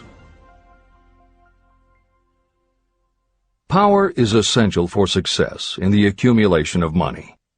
Plans are useless without sufficient power to turn them into action. This chapter will describe the method by which an individual may attain and apply power. Power may be defined as organized and intelligently directed knowledge. Power, as the term is used here, refers to organized effort, sufficient to enable an individual to transmute desire into its monetary equivalent. Organized effort is produced through the coordination of effort of two or more people, who work toward a definite end in a spirit of harmony. Power is required to accumulate money. Power is necessary to keep the money after it has been accumulated. How can power be acquired? If power is organized knowledge, let us examine the sources of knowledge. Infinite intelligence. This source of knowledge may be accessed with the aid of creative imagination through the subconscious mind, as described in the previous chapters on faith, autosuggestion, and imagination, and as will be elaborated on in Chapter 13, the subconscious mind, and Chapter 14, the brain. Accumulated experience. The accumulated experience of humanity may be found in any well-equipped public library. An important part of this accumulated experience is taught in public schools and colleges, where it has been classified and organized. Editor's comment. The computer revolution and the Internet have had a profound effect upon the quantity of information available and on the ease of access and ability to organize that information. This is the end of the editor's comment. Experiment and research. In the field of science, and in practically every other walk of life, people are gathering, classifying, and organizing new facts daily. This is the source to which you must turn when knowledge is not available through accumulated experience. Here, too, the creative imagination must often be used. Editor's comment. Today, because of the computer revolution and the Internet, publishing and dissemination of information happens so quickly that there is almost no lag time between experiment or research and the integration of those results into available knowledge. This is the end of the editor's comment. Knowledge may be acquired from any of the foregoing sources. It may be converted into power by organizing it into definite plans and by putting those plans into action. If you examine the three sources of knowledge, you will see how difficult it would be if you had to depend upon just your own efforts to assemble all the knowledge you need and turn it into definite plans of action. If your plans are big and comprehensive, generally you will have to get others to cooperate with you if you are going to organize your knowledge so that you can turn your plans into power. Gaining power through the mastermind. The mastermind may be defined as Coordination of knowledge and effort in a spirit of harmony between two or more people for the attainment of a definite purpose. No individual may have great power without utilizing the mastermind. In Chapter 8, Organized Planning, I commented on how to create plans for translating desire into its monetary equivalent. If you carry out these instructions with persistence and intelligence, and use discrimination in choosing your mastermind group, your objective will have been halfway reached even before you begin to recognize it. Editor's comments. In the following section, Hill describes the two kinds of power that an individual can access by assembling a mastermind alliance and working with that group. The first kind of power that he mentions is economic power, which needs no comment from the editors. However, to describe the second kind of power, for want of a better term, Hill uses the term psychic. Because this word has taken on connotations that Hill never intended, this concept deserves clarification before you read on. As is obvious throughout this book, Napoleon Hill was a very practical man. His use of the word psychic in this chapter has nothing to do with seances, fortune-telling, magic, or any other aspect of the paranormal. The word psychic is defined as of or pertaining to the human mind, and Hill uses the term to describe something pertaining to the mind that everyone reading this book has experienced. It is that feeling you get when you are working together with other people. Everyone is very focused on the same goal, and it is going so well that you seem to be in tune with each other. When that happens, you not only work well with the others, but your own work and ideas also seem to be operating on a higher and better plane than usual. This is the end of the editor's comments. So you may better understand the potential power available to you through a properly chosen mastermind group, I will explain the two characteristics of the mastermind principle. One kind of power is economic, and the other psychic. Economic power. The economic feature is obvious. Economic advantages may be created by any person who surrounds himself with the advice, counsel, and personal cooperation of a group of people who are willing to lend him or her wholehearted aid in a spirit of perfect harmony. This form of cooperative alliance has been the basis of nearly every great fortune. Your understanding of this great truth may definitely determine your financial status. Psychic power. What I refer to as the psychic phase of the mastermind principle is a little more difficult to comprehend. You'll get a better sense of the meaning from this statement. No two minds ever come together without creating a third, invisible, intangible force, which may be likened to a third mind. The human mind is a form of energy. When the minds of two people are coordinated in a spirit of harmony, the energy of each mind seems to pick up on the energy of the other mind, which constitutes the psychic phase of the mastermind. The mastermind principle, or rather the economic feature of it, was first called to my attention by Andrew Carnegie. Discovery of this principle was responsible for the choice of my life's work. Mr. Carnegie's mastermind group consisted of a staff of approximately 50 people with whom he surrounded himself for the purpose of manufacturing and marketing steel. He knew little of the technical side of the steel business. His strength was his ability to get others to work together in perfect harmony toward achieving a common goal. Carnegie attributed his entire fortune to the power he accumulated through this mastermind alliance. If you analyze the record of anyone who has accumulated a great fortune, and many of those who have accumulated modest fortunes, you will find that they have either consciously or unconsciously employed the mastermind principle. Great power can be accumulated through no other principle. How to multiply your brain power. The human brain may be compared to an electric battery. It is a fact that a group of batteries will provide more energy than a single battery. It is also a fact that the amount of energy provided by each individual battery depends upon the number and capacity of the cells it contains. The brain functions in a similar fashion. Some brains are more efficient than others. A group of brains coordinated or connected in a spirit of harmony will provide more thought energy than a single brain, just as a group of electric batteries will provide more energy than a single battery. Through this metaphor, you can see that the mastermind principle holds the secret of the power wielded by those who surround themselves with others of great brain power. The following will further define the so-called psychic phase of the mastermind principle.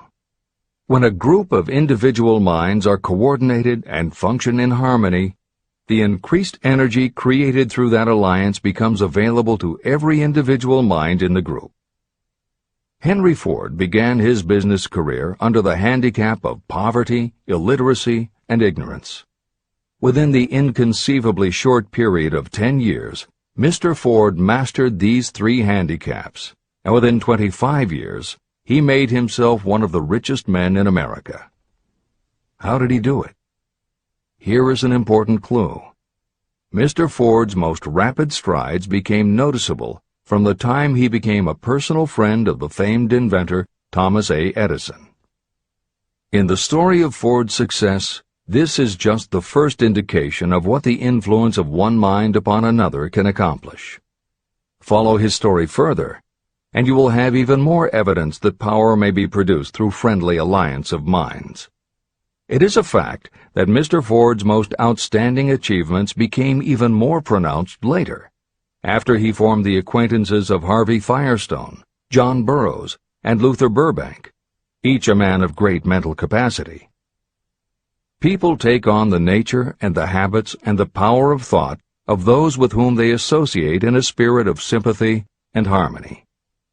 Through his association with Edison, Burbank, Burroughs, and Firestone, Mr. Ford added to his own brain power the intelligence, experience, knowledge, and spiritual forces of these 4 men. Henry Ford used the mastermind principle in exactly the way it is described in this book. This principle is available to you. I have already mentioned Mahatma Gandhi. Let me review the method by which he attained his stupendous power. It may be explained in a few words. He came by power through inducing over 200 million people to coordinate with mind and body in a spirit of harmony for a definite purpose. In brief, Gandhi accomplished a miracle, for it is a miracle when 200 million people can be induced, not forced, to cooperate in a spirit of harmony. If you doubt that this is a miracle, try to get even 2 people to cooperate in a spirit of harmony for any length of time. Every person who manages a business knows how difficult it is to get employees to work together in a spirit even remotely resembling harmony. Editor's comments. The first step in putting together your mastermind alliance is to clearly know your desire. Your desire will tell you what you need. It could be a small group, just 2 or 3 people, as was the case with Stephen Jobs and Steve Wozniak when they formed Apple, Bill Gates and Paul Allen launching Microsoft, or Steven Spielberg, Jeffrey Katzenberg, and David Geffen creating DreamWorks SKG. Or it could be a large group, such as the Mastermind Alliance of 30 regional directors of Century 21 Real Estate, which founder Arthur Bartlett firmly believes was essential to the company's success. Napoleon Hill suggests that in most cases it should be a dozen people or less, and generally the smaller the better. Choosing the people means finding those who not only share your vision, but who will also share their ideas, information, and contacts with you. They will let you use the full strength of their experience, training, and knowledge as if it were your own, and they will do it in a spirit of perfect harmony. The question that immediately comes to every reader's mind is, where do I find people who will help me to that degree? Napoleon Hill cannot answer that question for you, but he does tell you what to look for.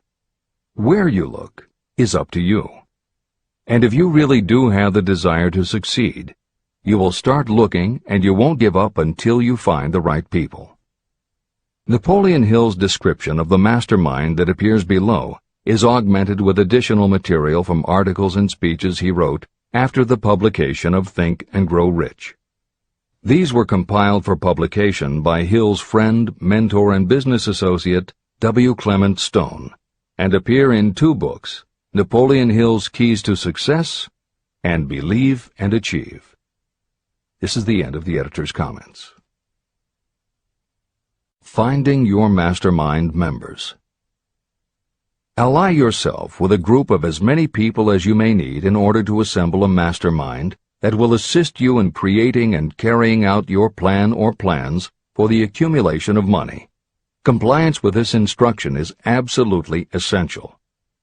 Choose to associate with people who share common values, goals, and interests, yet who each have a strong desire to contribute to the overall effort. Trial and error will be part of the process, but there are two qualities to keep foremost in your mind. The first is ability to do the job. Do not select people for your alliance merely because you know them and like them. Such people are valuable to you because they improve the quality of your life, but they are not necessarily suited to a mastermind alliance.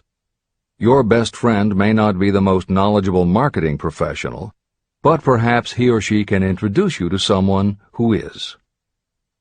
The second quality is the ability to work in a spirit of harmony with others. There must be a complete meeting of minds without any reservations. Personal ambition must be subordinate to the achievement of the purpose of the alliance. This includes your own. You must also insist upon confidentiality. Some people can give away an idea simply because they love to talk. You don't need them in your group. Attune yourself to every member of the group. Try to imagine how you would react in a given situation if you were in his or her shoes. Pay attention to body language. Sometimes facial expressions and movements say far more about what a person feels than the words that come out of his or her mouth. Be sensitive to what is not being said. Sometimes what is left out is far more important than what is included. Don't try to force the group along too quickly. Allow for those who want to test ideas by playing devil's advocate. Compensating your mastermind. Before forming your mastermind alliance, decide what advantages and benefits you may offer the individual members of your group in return for their cooperation. No one will work indefinitely without some form of compensation. No intelligent person should request or expect another to work without adequate compensation. Wealth will obviously have the most appeal to your members. Be fair and generous in your offer. Recognition and self-expression may be just as important as money to some of your members. Remember that in such partnerships, the principle of going the extra mile, doing more and better than paid for, is especially important. As the leader, you should set an example for the others to follow. Each member must agree at the outset on the contribution each will make, and on the division of benefits and profits. Otherwise, be assured that dissension will arise, you will have wasted everyone's time, you will ruin friendships, and your venture will be destroyed. Meeting with your mastermind. Arrange to meet with the members of your mastermind group at least twice a week, and more often if possible, until you have jointly perfected the necessary plan or plans for the accumulation of money. The first meeting will be involved in sorting out strengths and weaknesses, and in fine-tuning your plans. Your alliance must be active to do any good. Establish specific responsibilities and action steps to be taken.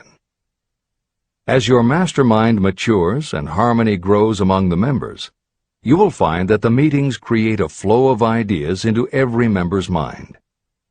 Don't let the meetings become so regular and formalized that they inhibit phone calls and other less formal contact. Mastermind maintenance. Maintain perfect harmony between yourself and every member of your mastermind group. If you fail to carry out this instruction to the letter, you may expect to meet with failure. The mastermind principle cannot work where perfect harmony does not prevail. Create a non-threatening environment. Explore all ideas with equal interest and concern for the originator's feelings. Everyone must deal with everyone else on a completely ethical basis. No member should seek unfair advantage at the expense of others. As the leader, you must inspire confidence in your members by your dedication to your desire, which is the object of the group. The members must know with certainty that you are reliable, trustworthy, and loyal. When you are finally ready to present the results of your efforts to investors, buyers, or the public, you may face your greatest leadership challenge in maintaining the harmony of your mastermind. The group's efforts will now be judged by outsiders, and facing judgment takes courage and persistence. The courage of separate individuals is nothing compared with that of a united team. The more you are able to maintain harmony, the greater the power, and the greater the power, the more resistance you can overcome. Marriage and the mastermind. A mastermind alliance with the person you love most deeply is of untold importance. If you are married and have not built your relationship on the same principles of harmony that are crucial to any alliance, you may have some reselling to do with your spouse. Set aside time each day to talk about what you want to achieve and how you are going about it. Rely on your definiteness of purpose to build your persuasive abilities, to convince your partner of the benefits of the work you are doing. It is very unlikely that your work will not affect your husband or wife in some significant way, and you absolutely must not drag your partner unwillingly into any adventure. Build your mastermind alliance into your marriage from the start, and it will steady and support you through the darkest moments. In fact, your whole family should be incorporated into your alliance. Lack of harmony at home can easily spill over elsewhere. A united family is a great team. The mastermind and infinite intelligence. The list of sources from which you can get power is headed by infinite intelligence. When two or more people coordinate in a spirit of harmony and work toward a definite objective, they place themselves in position to absorb power directly from that great universal storehouse that I refer to as infinite intelligence. This is the greatest of all sources of power. It is the source to which geniuses and great leaders turn, whether they may be conscious of the fact or not. In Chapter 13, The Subconscious Mind, and Chapter 14, The Brain, the methods for accessing infinite intelligence will be described in greater detail. This is not a course on religion. Neither the principle of infinite intelligence nor any other principle in this book should be interpreted as interfering with, endorsing, or rejecting any person's religious beliefs. This book is confined exclusively to instructing the reader how to transmute the definite purpose of desire for money into its monetary equivalent. Read, and really think about what you are reading. Soon the entire subject will unfold, and you will see it in perspective. At this point, you are only seeing the detail of the individual chapters. Editor's comments. This chapter would not be complete without commenting on a mastermind that came into being almost 15 years after the first publication of Think and Grow Rich. Napoleon Hill's own mastermind alliance with multimillionaire businessman and philanthropist W. Clement Stone. On May 2, 1951, at the age of 67, Napoleon Hill and his wife Annie Lou agreed it was time for Napoleon to think about retiring. They decided to begin by cutting back on his speaking engagements after he completed the lectures that were already on his calendar, including one he was scheduled to give a few weeks later in Chicago. Unbeknownst to them, at that event W. Clement Stone had prearranged to sit at the head table next to Napoleon Hill.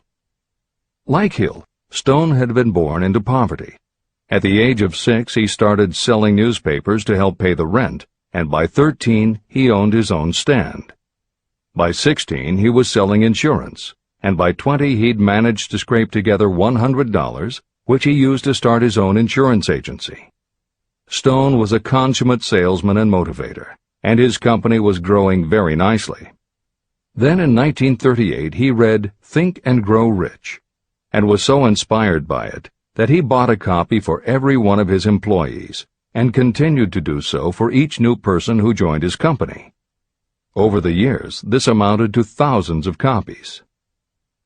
When Stone was introduced to Hill, he told him about all the copies he had purchased of Think and Grow Rich, and said that he firmly believed it was Hill's book that had transformed his sales force and turned his company from modest to extraordinary success.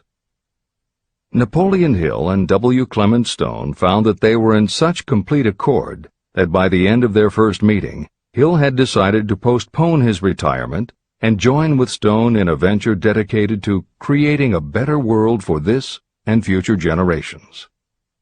Within a year, they launched Napoleon Hill Associates. They published new books by Hill, including How to Raise Your Own Salary and The Master Key to Riches. They reissued Hill's earlier bestsellers, and they co-authored a new bestseller, Success Through a Positive Mental Attitude.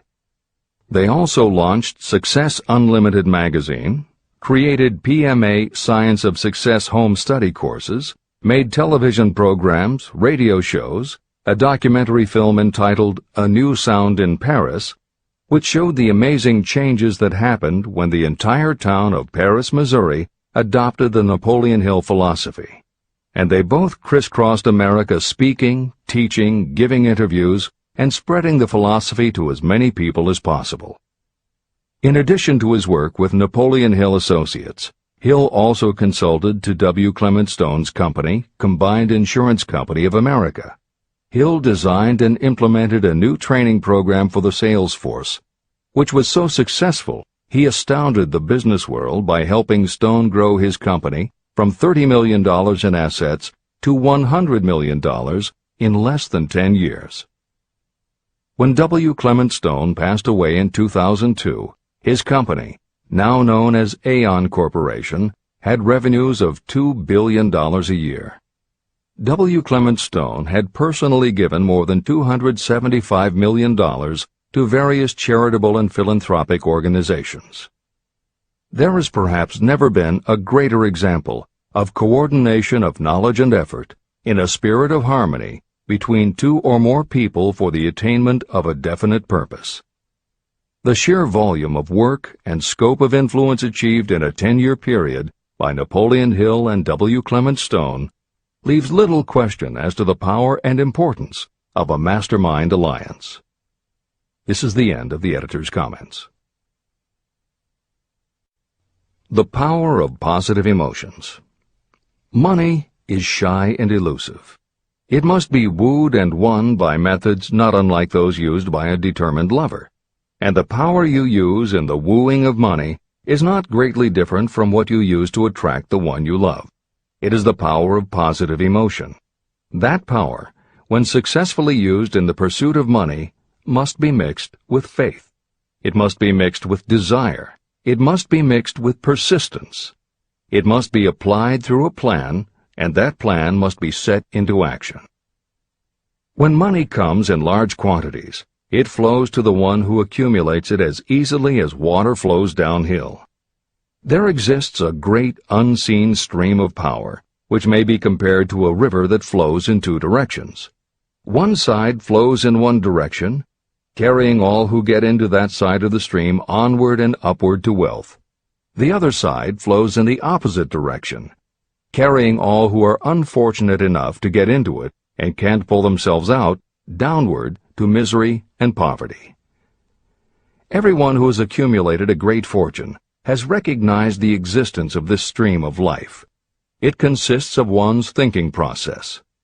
Positive emotions form the side of the stream that carries you to fortune. Negative emotions form the side that carries you down to poverty. This is a point of great importance to the person who is following this book with the object of accumulating a fortune. If you are caught in the side of the stream of power that leads to poverty, this book will serve as an oar by which you may propel yourself over into the other side of the stream. but it can serve you only through application and use. Merely reading and passing judgment on it, either one way or another, will be of no benefit to you. Poverty and riches can change places, but when riches take the place of poverty, the change only happens through well-conceived and carefully executed plans.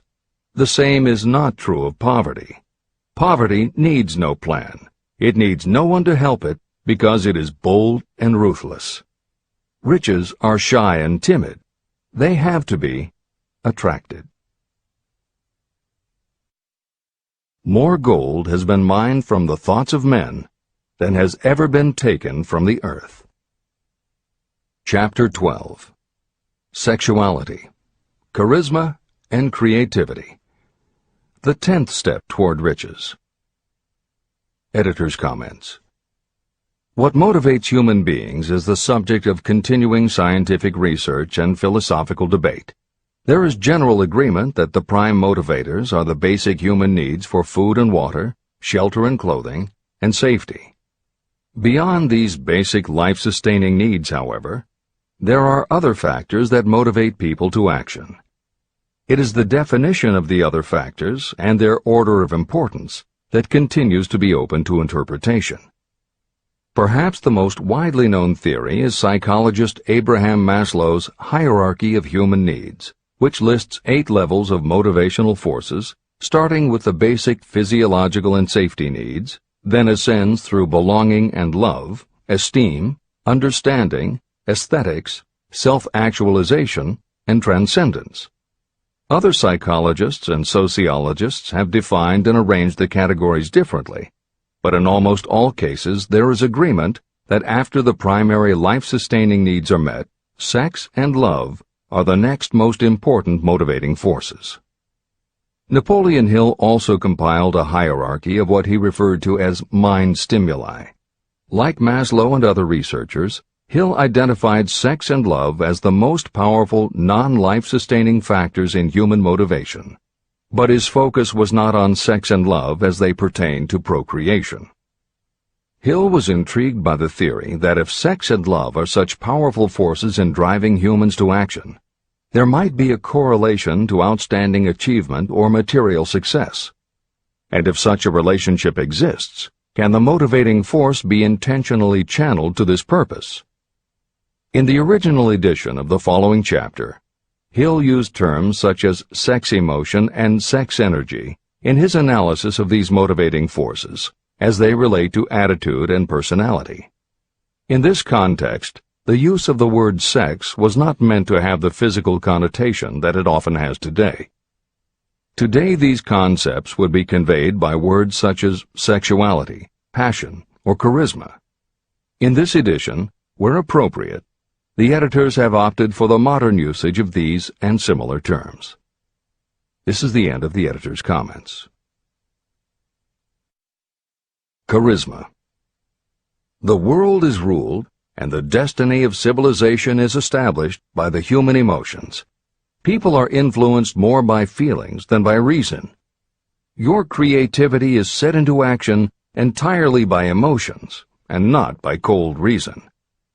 The human mind responds to stimuli, through which it may be keyed up in such a way that it takes on characteristics such as enthusiasm, creative imagination, and intense desire. The stimuli to which the mind responds most freely are 1. The desire for sexual expression, 2. Love, 3. A burning desire for fame, power, or financial gain, money, 4. Music, 5. Close friendship and or admiration, 6. A mastermind alliance based upon the harmony of 2 or more people who ally themselves for advancement, 7. Mutual suffering, such as that experienced by people who are persecuted, 8. Autosuggestion, 9. Fear, 10. Alcohol and drugs. The desire for sexual expression comes at the head of the list of stimuli that step up the mind and start the wheels of physical action. The emotions associated with a human sexual drive bring into being a state of mind. When motivated by this desire, people often show courage, willpower, persistence, imagination, and creative ability that they don't normally have. So strong and impelling is the desire for sexual expression that people freely run the risk of life and reputation because of it. A river may be dammed and its water controlled for a time, but eventually it will force an outlet. The same is true of the emotions related to sexual expression. It may be submerged and controlled for a time, but its very nature causes it to be ever-seeking means of expression. The desire for sexual expression is inborn and natural. The desire cannot and should not be submerged or eliminated, but it can be given other outlets that enrich the body, mind, and spirit. When harnessed and redirected, this motivating force has been used as a powerful creative force in literature, art, and other pursuits, including the accumulation of riches. A teacher who has trained more than 30,000 salespeople came to the conclusion that individuals who are most confident sexually are the most efficient salespeople. The explanation is that the factor of personality known as personal magnetism is a manifestation of sexual energy. Editor's comments. There have been numerous psychological and sociological studies about the relationship between sexuality and success that tend to support Hill's observation. Because physical characteristics are the most quantifiable aspects of sexuality, most research studies focus on gender, attractiveness, body size, and age, and they measure indicators such as first impressions, expectation of performance, perception of performance, and social interaction.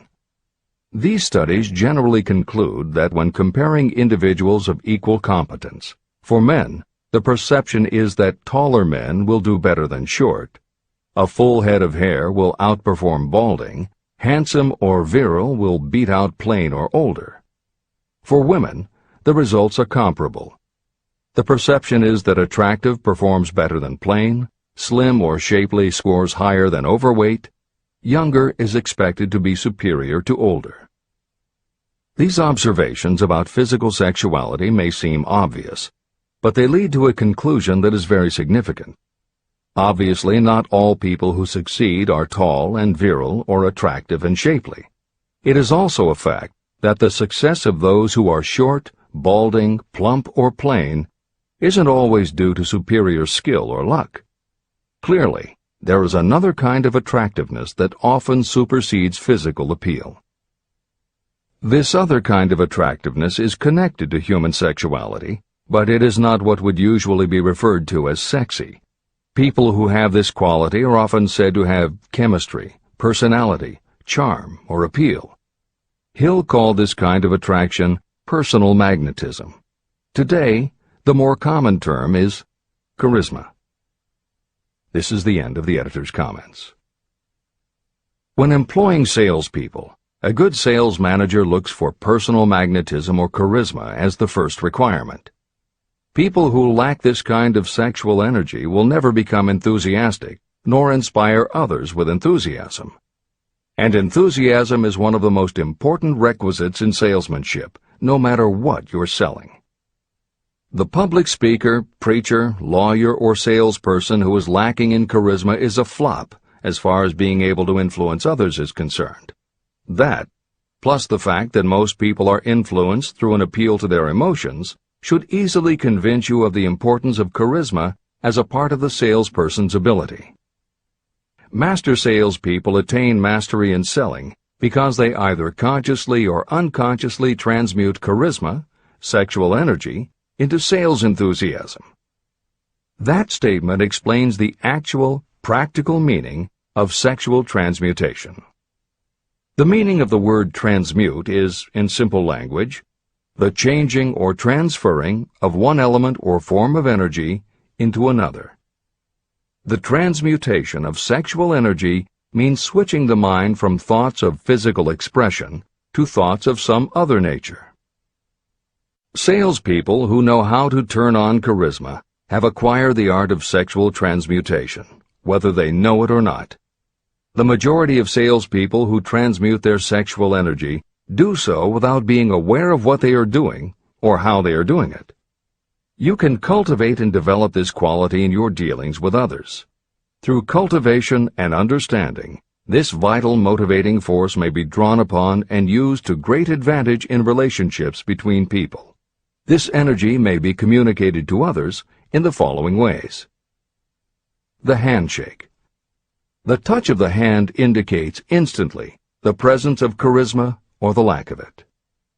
The tone of voice. Charisma, or sexual energy, is the factor with which the voice may be colored or made musical and charming. Posture and carriage of the body. People with charisma move briskly and with grace and ease. The vibrations of thought. People with charisma project sexuality through their personality in a way that influences those around them. Clothing and style. People who are charismatic are usually very careful about their personal appearance. They usually select clothing of a style becoming to their personality, physique, complexion, etc. Editor's comments. Having established a link between sexuality and success in the form of charisma, in the following section Napoleon Hill explores how sexuality might also be a motivating factor in success by enhancing creativity. To illustrate the connection, Hill draws upon the biographies of historical figures who exhibited both charisma and exceptional creativity. In the time since Hill conducted his research, many women have risen to positions of power and influence. Their accomplishments have been well documented and are readily available in bookstores and libraries. However, when Hill was assembling his data, the majority of historical biographies available were about successful men. Further, the successful industrialists and political leaders he had personally studied during the previous 30 years were also men. Because of this limitation, Hill does not theorize about the role men might play in motivating the success of women. This issue is addressed in a later editorial comment. This is the end of the editor's comments. Creativity. It seemed quite significant to me when I made the discovery that practically every great leader I had the privilege of analyzing was a man whose achievements were largely inspired by a woman. In most instances, the woman was a wife, of whom the public had heard little or nothing. In a few of the cases I studied, the source of inspiration was the other woman. The pages of history are filled with the records of great men whose achievements may be traced directly to the influence of women who aroused the creative faculties of their minds. Napoleon Bonaparte was one of these. When inspired by his first wife, Josephine, he was irresistible and invincible. When his better judgment or reasoning faculty prompted him to put Josephine aside, he began to decline. His defeat and exile to St. Helena were not far distant.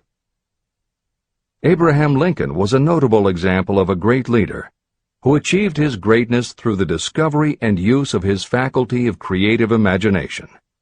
It is noted in practically every book written about Lincoln that he discovered and began to use this faculty as the result of the love that he experienced when he met Anne Rutledge. This is more than an interesting historical fact. It is of significance in connection with the role sexuality plays in the study of the source of genius. Following is a list of famous men of outstanding achievement: George Washington, Napoleon Bonaparte, William Shakespeare, Abraham Lincoln, Ralph Waldo Emerson, Robert Burns, Thomas Jefferson, Elbert Hubbard, Elbert H. Gary, Woodrow Wilson, John H. Patterson, Andrew Jackson, Enrico Caruso. Wherever there was evidence available in connection with the lives of these men of achievement, it indicated most convincingly that each possessed a highly developed sexual nature. An analysis of the information taken from biographies and historical writings leads to the following conclusions. 1. Those of greatest achievement have a highly developed sexual nature, but have learned the art of transmutation of sexual energy. 2. Those who have accumulated great fortunes and achieved outstanding recognition in literature, art, industry, architecture, and the professions were motivated by the influence of a mate or lover. When driven by these emotions, people become gifted with a superpower for action. If you understand this, you will also understand that sexual transmutation contains the secret of creative ability. Editor's comments. As noted previously, although Hill's analysis focused on men, today there is a wide range of biographies about women who have succeeded in every aspect of life, including business, politics, religion, sports, entertainment, and the arts. Bearing in mind that biographical information is always subjective, the reader can now find ample material from which to draw a conclusion as to whether Hill's theory about sexuality as a motivating force is equally evident in women. Napoleon Hill had to do an in-depth analysis of biographies in searching for indications that the subject sexuality had a correlation to their success. Today, we just turn on the television, and we're inundated with intimate details about both men and women suggesting that the best and the brightest are apparently also the sexiest. Although scandals aren't usually cited as scientific proof, the exposés of some of the biggest entertainment and sports stars, high-profile CEOs of major companies, numerous politicians, and even a few presidents, all make at least a common-sense case for Hill's theory about the correlation between sexuality and success. This is the end of the editor's comments. Obviously, this does not mean that everyone who is highly sexed is a genius. People attain the status of a genius only when and if they stimulate their minds so that they can draw upon the forces available through the creative faculty of the imagination. Although it is the most important of the stimuli or motivators, the mere possession of sexual energy is not sufficient to produce a genius. The energy must be transmuted from desire for physical contact into some other form of desire and action before it will lift one to the status of a genius. Genius and creative imagination. A definition of genius might be someone who has discovered how to increase the intensity of thought to the point where that person can freely communicate with sources of knowledge not available through the ordinary rate of thought.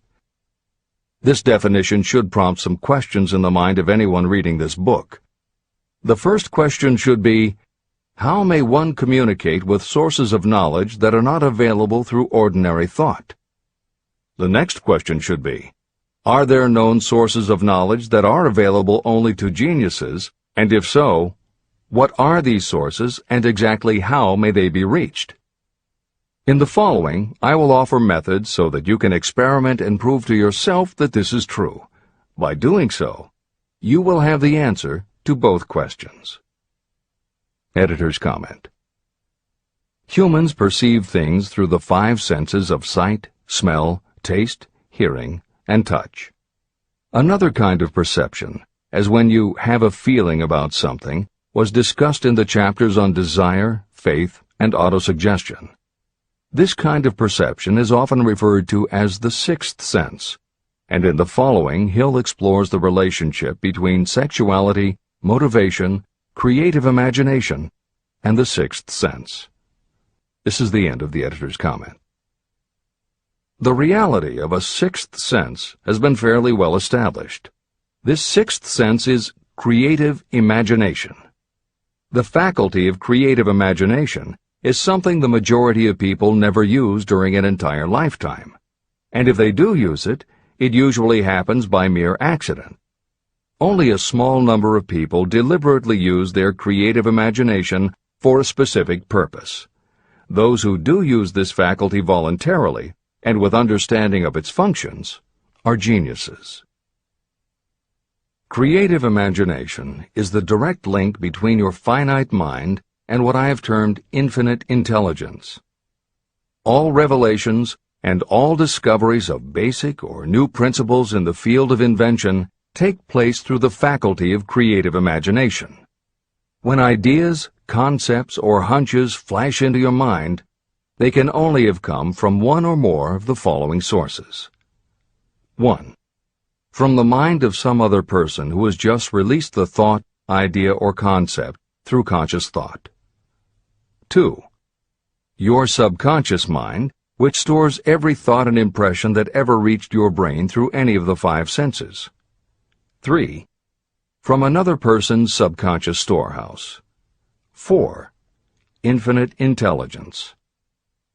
There are no other possible sources from which inspired ideas or hunches may be received. When brain action has been stimulated through one or more of the 10 mind stimulants listed at the beginning of this chapter, it has the effect of lifting you far above the horizon of ordinary thought. It permits you to envision distance, scope, and quality of thoughts not available on the lower plane, such as when you are solving routine problems of business. When you are lifted to a higher level of thought through mind stimulation, it is as though you have taken off in an airplane. You can now see over and beyond the horizon that limits your vision when you are on the ground. Not only that, but while you are on this higher level of thought, you are not even aware of such things as the problems of gaining the 3 basic necessities of food, clothing, and shelter. You are in a world of thought in which the ordinary workaday thoughts have been removed, just as the hills and valleys that obstruct your vision on the ground don't interfere when you are in an airplane. While on this exalted plane of thought, the creative faculty of the mind is given freedom for action. The way has been cleared for the 6th sense to function. It becomes receptive to ideas that could not reach the individual under any other circumstances. The 6th sense is the faculty that marks the difference between a genius and an ordinary individual. Developing your creative imagination. A mind stimulant is any influence that will either temporarily or permanently increase the intensity of thought. The previously mentioned 10 major stimulants are those most commonly resorted to. Through these sources you may commune with infinite intelligence, enter the storehouse of your subconscious mind, or perhaps even that of another person. That is all there is to genius. The more you use your creative faculty, the more alert and receptive it becomes to factors originating outside your conscious mind. And the more this creative faculty is used, the more you will rely upon it for your thoughts and ideas. This faculty can be cultivated and developed only through use. What we generally refer to as our conscience operates entirely through the faculty of the 6th sense. The great artists, writers, musicians, and poets become great because they acquire the habit of relying upon the still small voice that speaks from within through their creative imagination.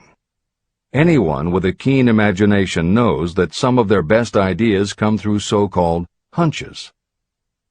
One of the best-known public speakers admits that his speeches are only really great when he closes his eyes and begins to rely entirely upon the faculty of creative imagination. When asked why he closed his eyes just before the climax of his speech, he replied, "I do it because then I speak through ideas that come to me from within." One of America's most successful and best-known financiers has the habit of closing his eyes for 2 or 3 minutes before making a decision. When asked why, he replied, "With my eyes closed, I am able to draw upon a source of superior intelligence." Dr. Elmer R. Gates created more than 200 useful patents through the process of cultivating and using his creative faculty. His method is significant to anyone interested in attaining to the status of genius. Dr. Gates was one of the really great, though less publicized, scientists of the world. In his laboratory, he had what he called his personal communication room. It was practically soundproof, and all light could be shut out. It had a small table on which he kept a pad of writing paper. In front of the table, on the wall, was a light switch. When Dr. Gates desired to draw upon the forces available to him through his creative imagination, he would go into this room, seat himself at the table, shut off the lights, and concentrate on the known factors of the invention he was working on. He would stay in that position until ideas began to flash into his mind in connection with the unknown factors of the invention. On one occasion, ideas came through so fast that he was forced to write for almost 3 hours. When the thoughts stopped flowing, he examined his notes and found they contained a minute description of principles that had no parallel in the known data of the scientific world. Moreover, the answer to his problem was right there in those notes. Dr. Gates earned his living by sitting for ideas. He did it for individuals and corporations, and some of the most sensible people and largest traditional corporations in America paid him to do it. The part of your mind that you generally use for reasoning may be faulty, because it is largely guided by your accumulated experience. Not all knowledge that you have learned through experience is accurate. Many times your creative ideas are much more reliable because they come from sources that are more reliable than those available to the reasoning faculty of the mind. Methods used by geniuses are available to you. The major difference between the genius and the ordinary inventor is that the genius makes use of both the synthesized and the creative faculties of imagination. For example, the scientific inventor begins an invention by organizing and combining the known ideas or principles accumulated through experience through the synthesized faculty, the reasoning faculty. If the inventor finds this accumulated knowledge is insufficient, the scientist then draws upon the sources of knowledge available through the creative faculty.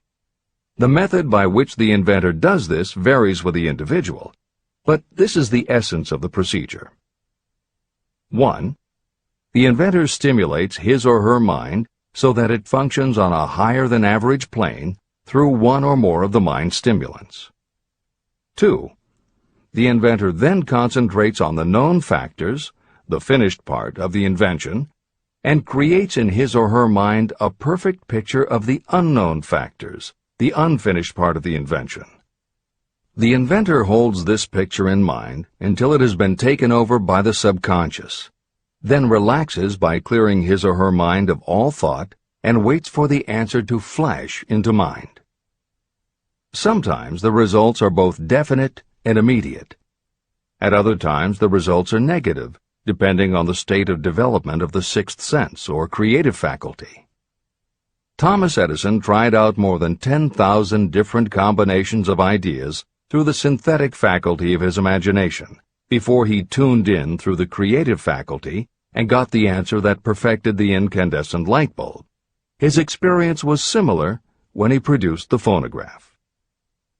Editor's comments.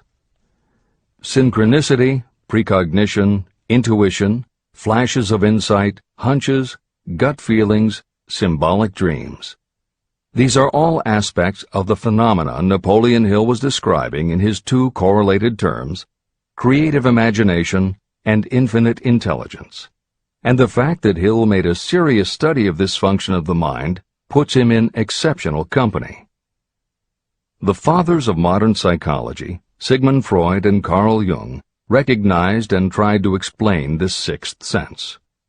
Jung's concept of the collective unconscious, which is the very basis of Jungian psychology, is in many ways identical to Hill's concept of infinite intelligence. Scientists from Archimedes to Newton to Einstein to the team of Watson and Crick, who determined the structure of DNA, all conceded that intuition was instrumental in their discoveries. Duke University created a department for the sole purpose of studying these phenomena under scientific conditions. Many scientists admit to using personalized techniques similar to Hill's method for accessing intuition and creativity. These include Friedrich Kekule, who discovered the molecular structure of benzene through a dream symbol; physiologist Otto Loewi, who had a hunch followed by a dream that won him the Nobel Prize in Medicine; and as mentioned above, James Watson's breakthrough in the structure of DNA.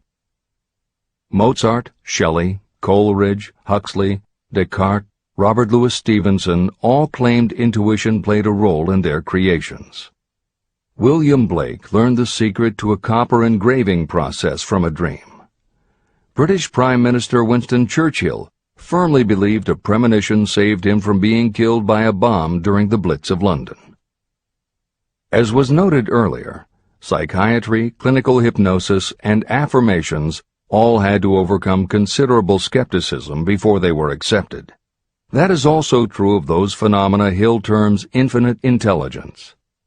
However, in the 1970s and 80s, the public's interest was piqued by well-researched books such as The Intuitive Edge by Philip Goldberg, Creative Dreaming by Patricia Garfield, and The Right Brain Experience by Mary Lee Zdenek. Though these anomalies of the mind still defy laboratory proof, contemporary researchers continue to publish tantalizing results. This is the end of the editorial comments.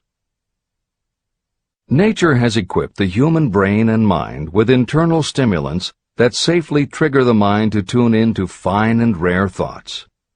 No satisfactory substitute for nature's stimulants has ever been found. However, history is not lacking in examples of people who rose to the status of genius as the result of using artificial mind stimulants. Edgar Allan Poe wrote The Raven while under the influence of alcohol, dreaming dreams no mortal ever dared to dream before. Samuel Taylor Coleridge wrote Kubla Khan during an opium-induced dream, and Robert Burns wrote best when intoxicated. For auld lang syne, my dear, we'll take a cup of kindness yet for auld lang syne. It is true that these and others who are known as geniuses relied upon artificial mind stimulation. But a more important lesson to remember is how many of these people destroyed themselves through the use of those stimulants. Editor's comments. In more contemporary terms, Hill's point about the dangers of artificial mind stimulants was never better made than it was in the television series Behind the Music, which began running on VH1 in the late 1990s. The series was meant to chronicle the lives of rock stars and celebrate their hits, but after viewing 2 or 3 of the shows, they all began to look the same. Young singer and band have a hit record, make millions of dollars, plunge into the sex, drugs, and rock and roll lifestyle, everyone gets addicted, and they blow all of the money. By the end of the show, at least one band member overdoses, the band breaks up, the singer hits the skids, meets someone who inspires him or her to go into rehab, the ex-star makes an anti-drug TV spot and professes newfound faith and family values while announcing a comeback tour. Although the shows played like a bad parody of themselves, the fact that the stories were so similar, that so many talented singers and songwriters who depended on drugs ended up burning out, should be telling you something, especially if you don't just want to succeed, but want to keep and enjoy your success. This is the end of the editor's comments. Every intelligent person knows that stimulation in excess through alcohol or drugs is a destructive form of intemperance. For some, overindulgence in sexual expression may become just as destructive. A sexually obsessed person is not essentially different from a person addicted to drugs or alcohol. Both have lost control over their faculties of reason and willpower. Human sexuality is a mighty urge to action, but its forces are like a cyclone, almost impossible to completely control. When an individual is driven solely by emotions related to sexuality, that person may be capable of great achievement, but their actions are often disorganized and destructive. It is true that a person may pursue financial or business success by harnessing the driving force of sexual energy without self-control. But history is filled with evidence that such people likely have certain traits of character that rob them of the ability to either hold or enjoy their fortunes. Ignorance of this potential pitfall has cost thousands of people their happiness, even though they possessed riches. From my analysis of over 25,000 people, I found that those who succeed in an outstanding way often do not hit their stride until they are beyond the age of 40 or 50. This fact was so astounding that it prompted me to go into the study of its cause most carefully. My investigation disclosed that the major reason why many people do not succeed early in life is their tendency to dissipate their energies through overindulgence. The majority of people never learn that sexual energy has possibilities other than physical expression. And many of those who make this discovery only do so after having wasted many years during the time when their sexual energy was at its height.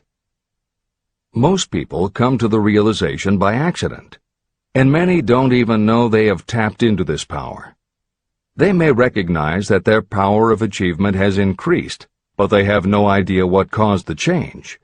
They are just vaguely aware that nature begins to harmonize the emotions of love and sex, so that they may draw upon these great forces and apply them as stimuli to action. The importance of love. Love, romance, and sex are all emotions capable of driving people to heights of superachievement. When combined, these three emotions may lift you to an altitude of a genius. Every person who has been moved by genuine love knows that it leaves enduring traces upon the human heart. The effect of love endures, because love is spiritual in nature.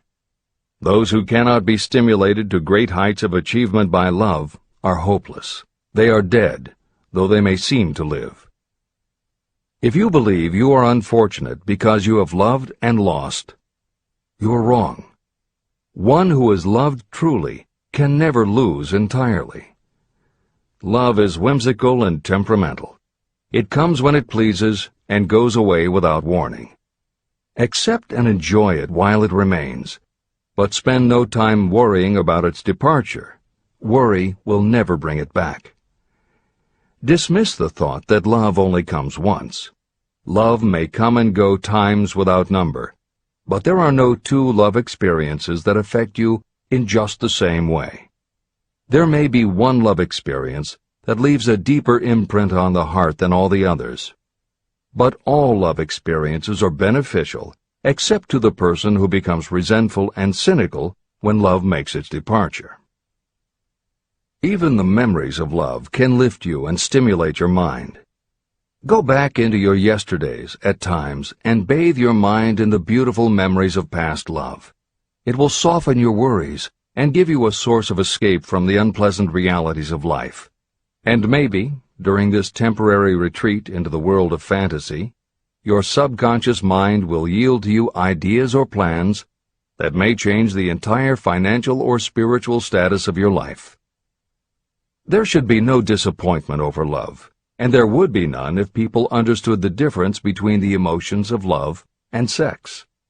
Love is an emotion of many shades and colors, but the most intense and burning of all is that experienced in the blending of the emotions of love and sex. Marriages or committed relationships that are not blessed with love properly balanced with sex cannot be happy ones, and seldom endure. Love alone will not bring happiness, nor will sex alone. Love is spiritual. Sex is biological. No experience that touches the human heart with a spiritual force can possibly be harmful, except through ignorance or jealousy. The presence of destructive emotions in the human mind may poison it in a way that destroys your sense of justice and fairness. Just as a chemist can take certain chemical elements, none of which are harmful in themselves, and by mixing them together create a deadly poison, in a similar manner the emotions of sex and jealousy, when mixed, may turn just as lethal. Love is the emotion that serves as a safety valve and brings balance, reason, and constructive effort. Love is, without question, life's greatest experience. It can bring you into communion with infinite intelligence. When love guides the emotions, it may lead you well on your way toward creative effort. The road to genius consists of the development, control, and use of sex, love, and romance. Briefly, the process may be stated as follows. Encourage the presence of the positive emotions as the dominating thoughts in your mind, and discourage all the destructive emotions. The mind is a creature of habit. It thrives on the dominating thoughts fed to it. Through your willpower, you may discourage the presence of any emotion and encourage the presence of any other. Control of your mind, through the power of your will, is not difficult. Control comes from persistence and habit. The secret of control lies in understanding the process of transmutation. When any negative emotion presents itself in your mind, it can be transmuted into a positive or constructive emotion by the simple procedure of changing your thoughts. There is no other road to genius than through voluntary self-effort. When the emotion of romance is added to those of love and sex, the obstructions between the finite mind and infinite intelligence are removed. Then, a genius has been born.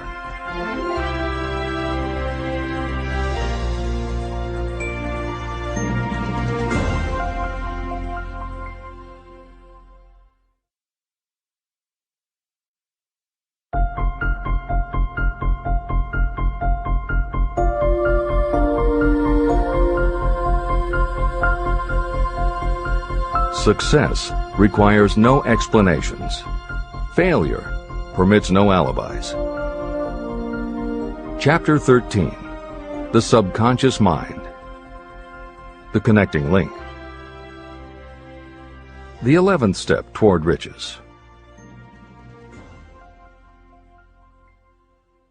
The subconscious mind consists of a field of consciousness, in which every impulse of thought that reaches the conscious mind, through any of the five senses, is classified and recorded.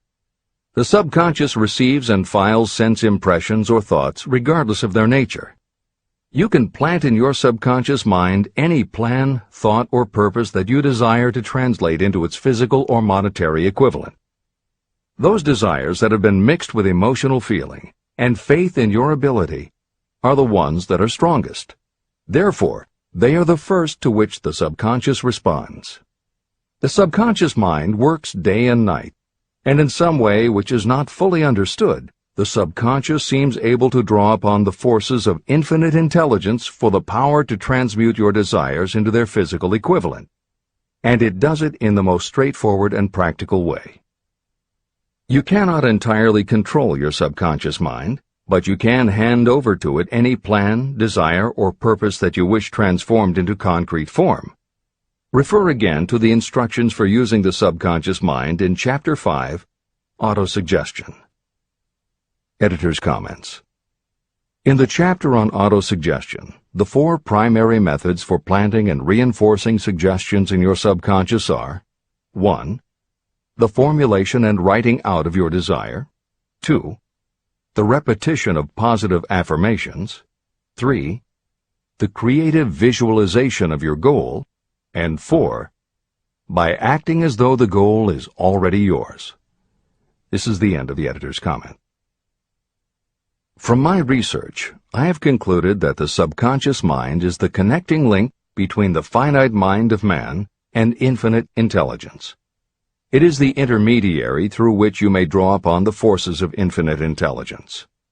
From my research, I have concluded that the subconscious mind is the connecting link between the finite mind of man and infinite intelligence. It is the intermediary through which you may draw upon the forces of infinite intelligence. Only the subconscious mind contains the process by which mental impulses, thoughts, are modified and changed into their spiritual, energy, equivalent. It alone is the medium through which prayer, desire, may be transmitted to the source capable of answering prayer, infinite intelligence.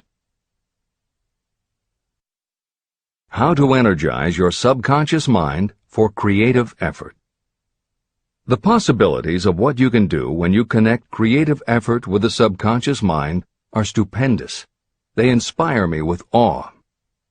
I never approached the discussion of the subconscious mind without a feeling of littleness and inferiority, due to the fact that man's entire stock of knowledge on this subject is so pitifully limited. First, you must accept as a reality the existence of the subconscious mind and what it can do for you. This will enable you to understand its possibilities as a medium for transmuting your desires into their physical or monetary equivalent, and then you will comprehend the full significance of the instructions given in Chapter 3, Desire. You will also understand the importance of making your desires clear and putting them in writing. You will understand as well the necessity of persistence in carrying out instructions. The 13 principles that are the basis of this book are the stimuli with which you acquire the ability to reach and to influence your subconscious mind. Do not become discouraged if you cannot do this on your first attempt. Remember that the subconscious mind can be directed only through habit. You have not yet had time to master faith. Be patient. Be persistent. Editor's comments. There are two aspects to Hill's theory of the subconscious mind. There are two aspects to Hill's theory of the subconscious mind. One is the concept of the subconscious as the storehouse of all information and thoughts that you have ever experienced. The second is the concept of the subconscious as the gateway to infinite intelligence. In this chapter, Hill focuses primarily on the subconscious as a storehouse. Expanding on the editorial comment about the subconscious mind that appears in the chapter on autosuggestion, proof that the subconscious is a storehouse of information is confirmed in the use of hypnotherapy by psychiatrists. Through hypnosis, psychiatrists are able to help patients open the door to their subconscious so that they can retrieve information about traumatic situations that have been filtered out or repressed by the conscious mind. Further proof is in the use of hypnosis by law enforcement officials to recapture information such as license plate numbers and other details that the conscious mind of a witness has filtered out. Although results vary from person to person, there is no doubt that the subconscious has access to information that the conscious mind does not. This storehouse aspect of the subconscious is what accounts for some ideas that come to us through creative imagination. In some instances, bits of information and ideas that our conscious mind has forgotten will connect with each other on a subconscious level to create a new idea. And that idea will be received by our creative intelligence, which presents it to us as a flash of inspiration. You can't completely control this process, but you can condition yourself to come up with more and better ideas. It is a fact that a traumatic experience, the result of which creates a strongly planted idea, can influence the way a person thinks and acts. If that is true, then by intentionally using all of your efforts to powerfully plant an idea in your subconscious, you should be able to create what would amount to a good traumatic experience that will influence the way you think and act in a positive way. This is exactly how you develop what Hill calls a money consciousness. If you do everything within your power to strongly, firmly, and with complete faith and conviction plant the idea that you will be successful and achieve your desire, your subconscious will accept and store that idea. If you have planted the idea so strongly that it is the dominant idea in your subconscious, it will influence all of the other ideas and information stored there. When you have given your subconscious this specific direction that it did not have before, it will begin to put together pieces of information. And through your creative intelligence, you will find that you are coming up with more and better plans and ideas to accomplish your goal. But as Hill says, you can do this only through faith and habit. You must write out the affirmation of your goal, and you must repeat it aloud every day with absolute faith and conviction that you can achieve it. You must vividly and creatively visualize yourself achieving your goal, and you must do it every day. You must conduct yourself with the attitude that says you can accomplish your goal, and that you deserve the help of those who can help you to accomplish your goal. And you must conduct yourself in that way every day. If you seriously commit yourself to doing these things, it will change the way you think and act. Your subconscious will do everything it can to transmute your desire into reality, and other people will want to do what they can to help you succeed. This is the end of the editor's comments. Many statements in the chapters on faith and on autosuggestion are repeated here for the benefit of your subconscious mind. Remember, your subconscious mind functions whether you make any effort to influence it or not. This means that thoughts of fear, poverty, and all negative ideas will affect your subconscious mind unless you master these impulses and give it more desirable food on which it may feed. The subconscious mind will not remain idle. If you don't plant desires in your subconscious mind, it will feed on the thoughts that reach it as the result of your neglect. Both negative and positive thoughts are reaching your subconscious mind continuously. These thoughts come from the four sources. 1. Consciously from other people. 2. Your subconscious. 3. Subconsciously from other people. And 4. Infinite intelligence. Every day, all kinds of thought impulses are reaching your subconscious mind without your knowledge. Some of these impulses are negative. Some are positive. Right now, you should be specifically trying to shut off the flow of negative impulses and actively working to influence your subconscious mind through positive impulses of desire. When you achieve this, you will possess the key that unlocks the door to your subconscious mind. Moreover, you will control that door so completely that no undesirable thought may influence your subconscious mind. Everything that you create begins in the form of a thought impulse. You can create nothing that you do not first conceive as a thought. Through the aid of the imagination, thoughts may be assembled into plans. The imagination, when under your control, may be used to create plans or purposes that lead to success in your chosen occupation. All thoughts that you want to turn into success and have planted in the subconscious mind must pass through the imagination and be mixed with faith, your faith in your own abilities. The mixing of faith with a plan or purpose intended for submission to the subconscious mind can only be done through the imagination. From these statements, it should be clear that if you want to make use of your subconscious mind, it will call for the coordination and application of all 13 principles of success that are the basis of this book. Make your positive emotions work for you. The subconscious mind is more susceptible to influence by thought mixed with feeling or emotion than it is by thoughts originating solely in the reasoning portion of the mind. In fact, there is much evidence to support the theory that only emotionalized thoughts have any real influence on the subconscious mind. It is a fact that emotions or feelings rule the majority of people. If it is true that the subconscious mind responds better and faster to thoughts that are well mixed with emotion, it is essential to become familiar with the more important of the emotions. There are 7 major positive emotions and 7 major negative emotions. The negatives get into your thoughts naturally and go directly to your subconscious without any help from you.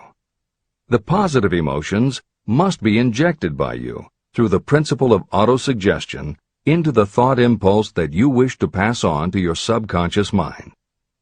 These emotions or feeling impulses may be likened to yeast in a loaf of bread. They are the action element which transforms thought impulses from the passive to the active state. That is why thought impulses that have been well mixed with emotion are acted upon more readily than thought impulses originating in cold reason. Editor's comments. W. Clement Stone, Napoleon Hill's friend, mentor, and business partner, arranged for the publication of many of Napoleon Hill's later writings. The following is adapted from material that appears in 2 of these books, Napoleon Hill's Keys to Success and Believe and Achieve. Enthusiasm is a positive mental attitude, an internal impelling force of intense emotion, a power compelling creation or expression. Being enthusiastic is an impelling external expression of action. When you act enthusiastically, you accentuate the power of suggestion and autosuggestion. The sales manager, public speaker, minister, lawyer, teacher, or executive who acts enthusiastic by speaking in an enthusiastic, sincere manner develops genuine enthusiasm. If you act enthusiastic, your emotions will follow. By filling your conscious mind with enthusiasm, you also impress upon your subconscious mind that your burning obsession and your plan for obtaining it are certain things. Then, if your conscious enthusiasm dims, your subconscious will be there, full of images of your success to help you stoke your conscious fires of enthusiasm once again. This is the end of the editor's comments. You are preparing yourself to influence and control the inner audience of your subconscious mind in order to hand over to it the desire for money, which you wish transmuted into its physical, monetary equivalent. It is essential, therefore, that you understand the method of approach to this inner audience. You must speak its language. It understands best the language of emotion or feeling. Following are the 7 major positive emotions and the 7 major negative emotions. I am listing them here so that you may draw upon the positives and avoid the negatives when giving instructions to your subconscious mind. The 7 major positive emotions. The emotion of desire, the emotion of faith, the emotion of love, the emotion of sex, the emotion of enthusiasm, the emotion of romance, the emotion of hope. There are other positive emotions, but these are the 7 most powerful and the ones most commonly used in creative effort. Master these 7 emotions. They can be mastered only by use, and the other positive emotions will be at your command when you need them. Remember that you are studying a book that is intended to help you develop a money consciousness by filling your mind with positive emotions. The 7 major negative emotions to be avoided. The emotion of fear, the emotion of jealousy, the emotion of hatred, the emotion of revenge, the emotion of greed, the emotion of superstition, the emotion of anger. Positive and negative emotions cannot occupy the mind at the same time. One or the other must dominate. It is your responsibility to make sure that positive emotions constitute the dominating influence of your mind. That is where the law of habit will help you. Form the habit of applying and using the positive emotions. Eventually, they will dominate your mind so completely that the negatives cannot enter it. Only by following these instructions literally and continuously can you gain control over your subconscious mind. The presence of a single negative in your conscious mind is sufficient to destroy all chances of constructive aid from your subconscious mind. Editor's comments. Napoleon Hill's concern about the susceptibility of the subconscious mind to negative thoughts, emotions, and comments is well known to professionals who work with these techniques. In clinical hypnotherapy, there is an axiom referred to as the law of reversed effect, which states that whenever there is a conflict between imagination and willpower, the imagination wins. When you attempt to plant an idea, if the subconscious already harbors a negative, trying to force the new idea has the reverse effect, because the subconscious becomes obsessed with defending its established negative idea. And the harder you try to do something, the more the subconscious resists, and the more difficult it becomes.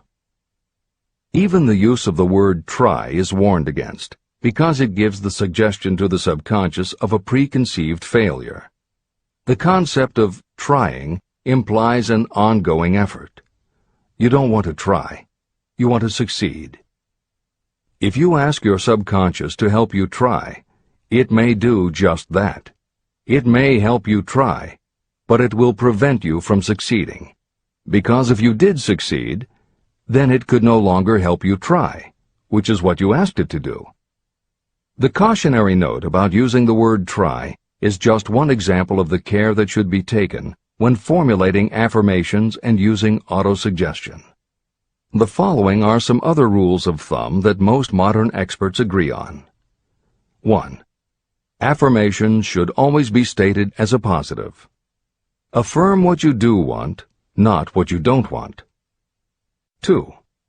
Affirmations work best when they are short and very clear about a single desired goal. Take the time to write, rewrite, and polish your affirmation until you can express your desire in a short statement of precise and well-chosen words. 3. Affirmations should be specific about the desired goal, but not about how to accomplish it. Your subconscious knows better than you what it can do and how it can do it. 4. Do not make unreasonable time demands. Your subconscious can't make anything happen suddenly or now. 5. Just saying the words will have little effect. When you affirm your desire, you must do it with such faith and conviction that your subconscious becomes convinced of how important it is to you. As you affirm your desire to yourself, visualize it in your mind's eye as big as a billboard. Make it big, powerful, and memorable. 6. Repetition of your emotionalized affirmation is crucial. At this time, it is your habit to think one way. By repeating your affirmation often every day, your new way of thinking will begin to be your automatic response. Keep reinforcing it until it becomes second nature to you, and your habit will have become to think the new way, the way you want to think. This is the end of the editor's comments. We form habits based on the degree of reinforcement we receive. Habits make no moral judgments. They can be either good or bad. Both are formed through repetition. If we try something and like the results, we repeat the action. You can replace negative thoughts with positive ones. You can replace inaction with action, and you can form any habit you choose. Your thoughts are the only thing that you can completely control if you choose to do so. You can control your thoughts to control your habits. The secret of effective prayer. Most people resort to prayer only after everything else has failed, or else they pray by a ritual of meaningless words. And because most people who pray do so only after everything else has failed, they go to prayer with their minds filled with fear and doubt. Because fear and doubt are the emotions that are mixed with their prayer, these are the emotions the subconscious mind passes on, and these are the emotions that infinite intelligence receives and acts upon. If you pray for a thing, but as you pray you have fear that you may not receive it, or that your prayer will not be acted upon by infinite intelligence, your prayer will have been in vain. Prayer does sometimes result in the realization of that for which one prays. If you have ever had the experience of receiving something for which you prayed, go back in your memory and recall your actual state of mind while you were praying, and you will know for sure that the theory here described is more than a theory. The method by which you may communicate with infinite intelligence is very similar to the way the vibration of sound is transmitted by radio waves. Sound cannot be transmitted through the atmosphere until it has been changed into a very high rate of vibration. The radio station takes the sound of the human voice and modifies it by stepping up the vibration millions of times. Only in this way can the energy of sound be sent over distances. After this transformation has taken place, the energy, which originally was in the form of vibrations of sound, is broadcast or transmitted as a radio signal. When a radio set receives the high-speed transmission, it then reconverts that energy back to its original slower rate of vibration. And when it is stepped down to its original rate, it vibrates the diaphragm of the speaker, which reproduces the original sound of the voice. The subconscious mind is the intermediary that translates prayers or desires into terms that infinite intelligence can receive.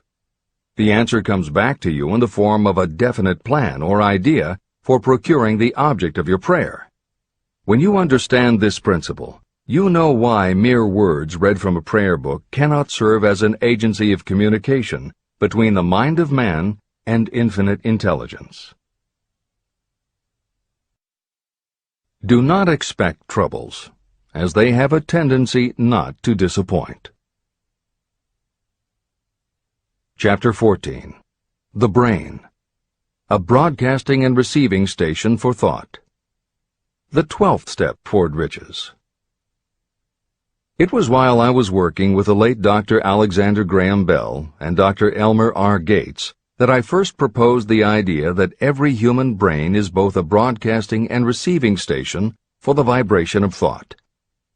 In some way similar to the principle behind the operation of a radio receiver, every human brain is capable of picking up vibrations of thought that are being released by other brains. These are received as hunches and flashes of intuition. As was explained in previous chapters, it is your creative imagination that is the receiving set of your brain, which receives thoughts from your subconscious and, under certain circumstances, receives thoughts released by the brains of others. Your creative imagination is the interconnection between your conscious or reasoning mind and the four sources from which you receive thought stimuli. 1. Consciously from other people. 2. Your subconscious. 3. Subconsciously from other people. And 4. Infinite intelligence. When stimulated or stepped up to a high rate of vibration, the mind becomes more receptive to thoughts that reach it from outside sources. This stepping up process takes place through either the positive emotions or the negative emotions. Through the emotions, the vibrations of thought may be increased. The brain that has been stimulated by emotions functions at a much more rapid rate than it does when that emotion is quieted or absent. The result is the increase of thought to such a pitch that the creative imagination becomes highly receptive to ideas. On the other hand, when the brain is functioning at a rapid rate, it also gives to your own thoughts the emotional feeling that is essential before those thoughts will be picked up and acted upon by your subconscious mind. The subconscious mind is the sending station of the brain, through which vibrations of thought are broadcast. Autosuggestion is the medium by which you may put into operation your sending station. The creative imagination is the receiving set through which the energies of thought are picked up. Editor's comments. The following combines the above concept with the related materials from previous chapters to provide a step-by-step recap of Napoleon Hill's view of the process. 1. The brain is simultaneously both a broadcaster and a receiver. 2. Emotion affects both your ability to send and your ability to receive. When under the effect of strong emotion, the more powerfully you can send thoughts. When under the effect of strong emotion, the more receptive you are to receiving thoughts. 3. When you send thoughts, to where do you send them? You send them to your subconscious by using autosuggestion. 4. When you receive thoughts, where do they come from? They come from your subconscious and you receive them through your creative imagination. 5. Your subconscious mind has two aspects. Your subconscious is a storehouse of information, as explained in the previous chapter. Your subconscious is your connection to infinite intelligence. 6. Infinite intelligence is the medium through which you receive thoughts from other brains. Infinite intelligence is Hill's term for describing the following basic law of physics. Because everything in the universe is made of time, space, energy, or matter, and because matter is just energy in a different form, then everything is actually different parts of the same thing. This means that your subconscious mind, energy, has a common base with every other subconscious mind, energy. 7. Thoughts from other brains come to you as follows. When you are under the effect of a strong emotion and your receiver is especially receptive, sometimes its pull is so strong that it attracts a thought from the subconscious mind of another brain. It is able to do this because infinite intelligence interconnects your subconscious with the subconscious of the other brain. 8. These thoughts from other brains are what we refer to as intuition, hunches, déjà vu, and foreknowledge. Although Hill's explanation depends on the action of an intangible force that cannot be isolated and dissected in a laboratory, neither medical science nor psychology can offer a better explanation for those thoughts that depend on knowledge or information that we do not have. This is the end of the editor's comments. The greatest forces are intangible. In the past, we've depended too much on our physical senses and have limited our knowledge to physical things that we could see, touch, weigh, and measure. I believe we have entered the most marvelous of all ages, an age that will teach us more about the intangible forces of the world about us. Perhaps we shall learn that there is an other self that is more powerful than the physical self we see when we look in a mirror. Many people do not take seriously such intangibles, the things that they cannot perceive through any of their five senses. However, to belittle the idea of forces that are intangible or cannot be explained is to ignore the fact that all of us, every day, are controlled by forces that are unseen and intangible. The whole of mankind has not the power to cope with, nor to control the intangible force wrapped up in the rolling waves of the oceans. We still do not fully understand the intangible force of gravity, which keeps this little Earth suspended in space and keeps us from falling from it, much less have the power to control that force. We are entirely subservient to the intangible force that comes with a thunderstorm, and we are just as helpless in the presence of the intangible force of electricity.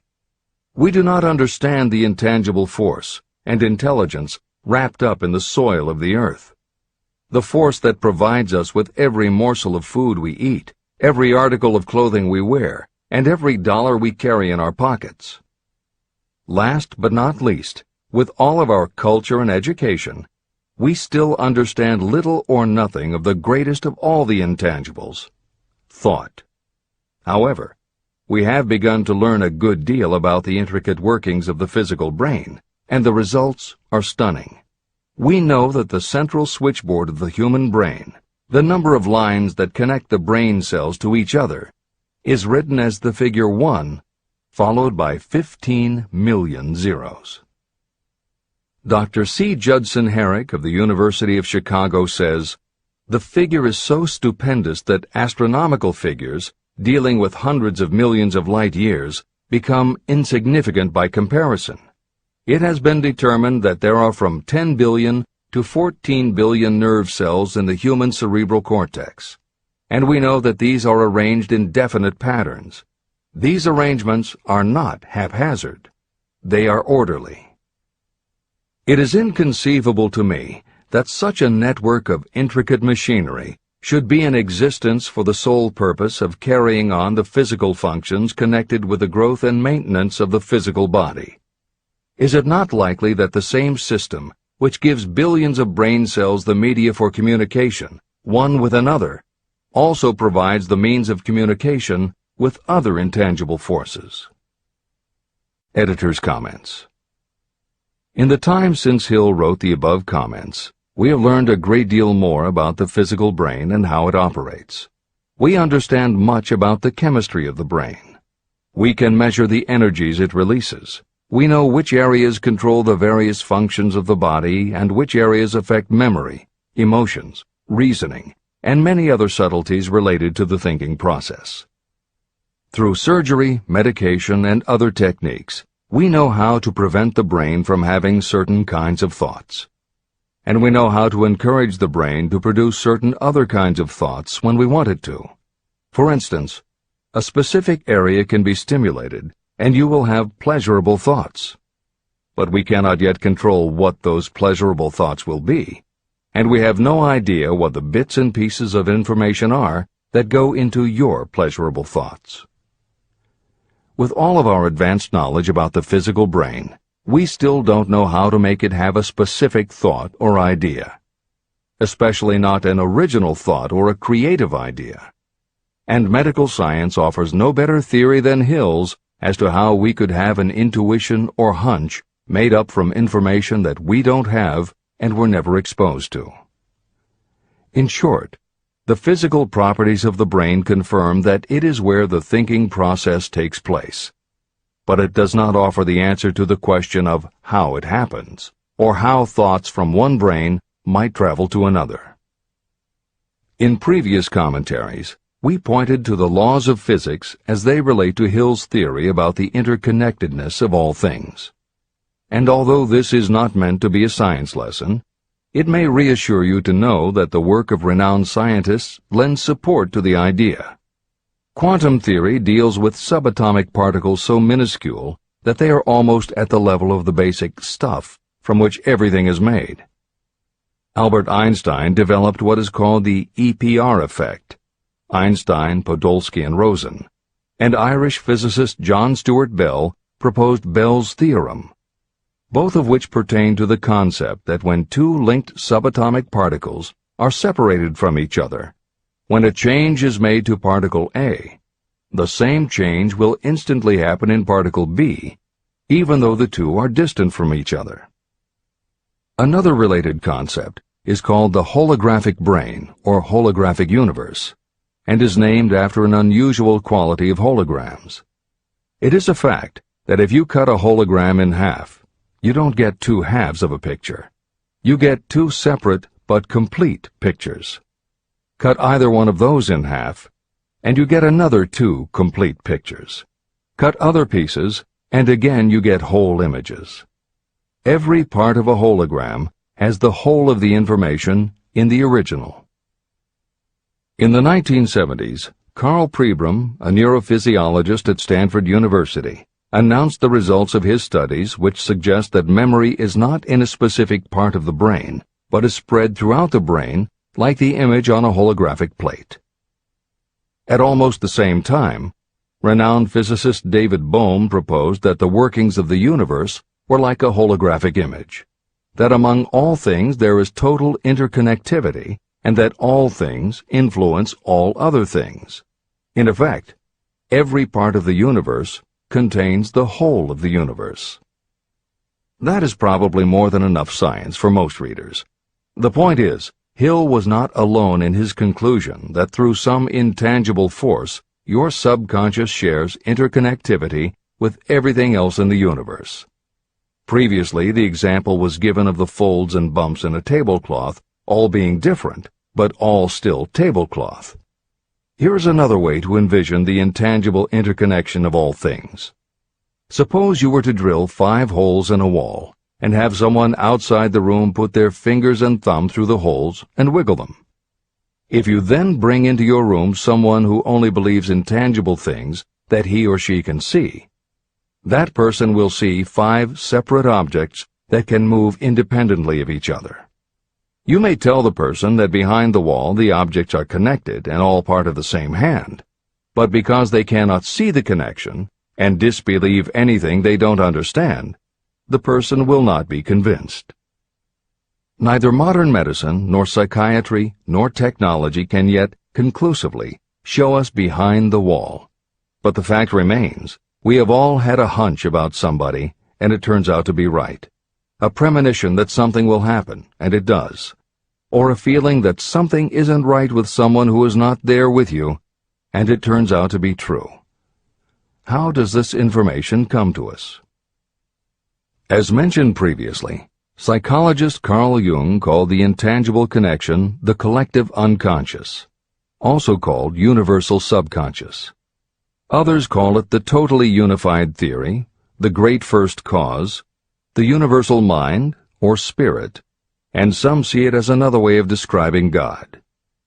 Napoleon Hill calls it infinite intelligence and offers a common-sense explanation that allows you to work with a phenomenon, even if it is not completely understood.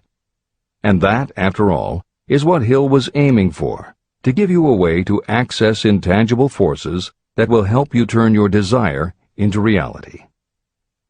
This is the end of the editor's comments. After this book had been written, just before the manuscript went to the publisher, the New York Times published an editorial showing that at least one great university and one intelligent investigator in the field of mental phenomena are carrying on an organized research through which conclusions have been reached that parallel many of those described in this and the following chapter. The editorial briefly analyzed the work carried on by Dr. J.B. Rhine and his associates at Duke University. From the New York Times. What is telepathy? A month ago, we cited on this page some of the remarkable results achieved by Professor Rhine and his associates in Duke University from more than 100,000 tests to determine the existence of telepathy and clairvoyance.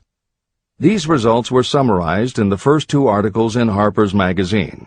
In the second, which has now appeared, the author, E.H. Wright, attempts to summarize what has been learned, or what it seems reasonable to infer, regarding the exact nature of these extrasensory modes of perception. The actual existence of telepathy and clairvoyance now seems to some scientists enormously probable as the result of Rhine's experiments. Various percipients were asked to name as many cards in a special pack as they could without looking at them and without other sensory access to them. About a score of men and women were discovered who could regularly name so many of the cards correctly that there was not one chance in many a million of their having done their feats by luck or accident. But how did they do them?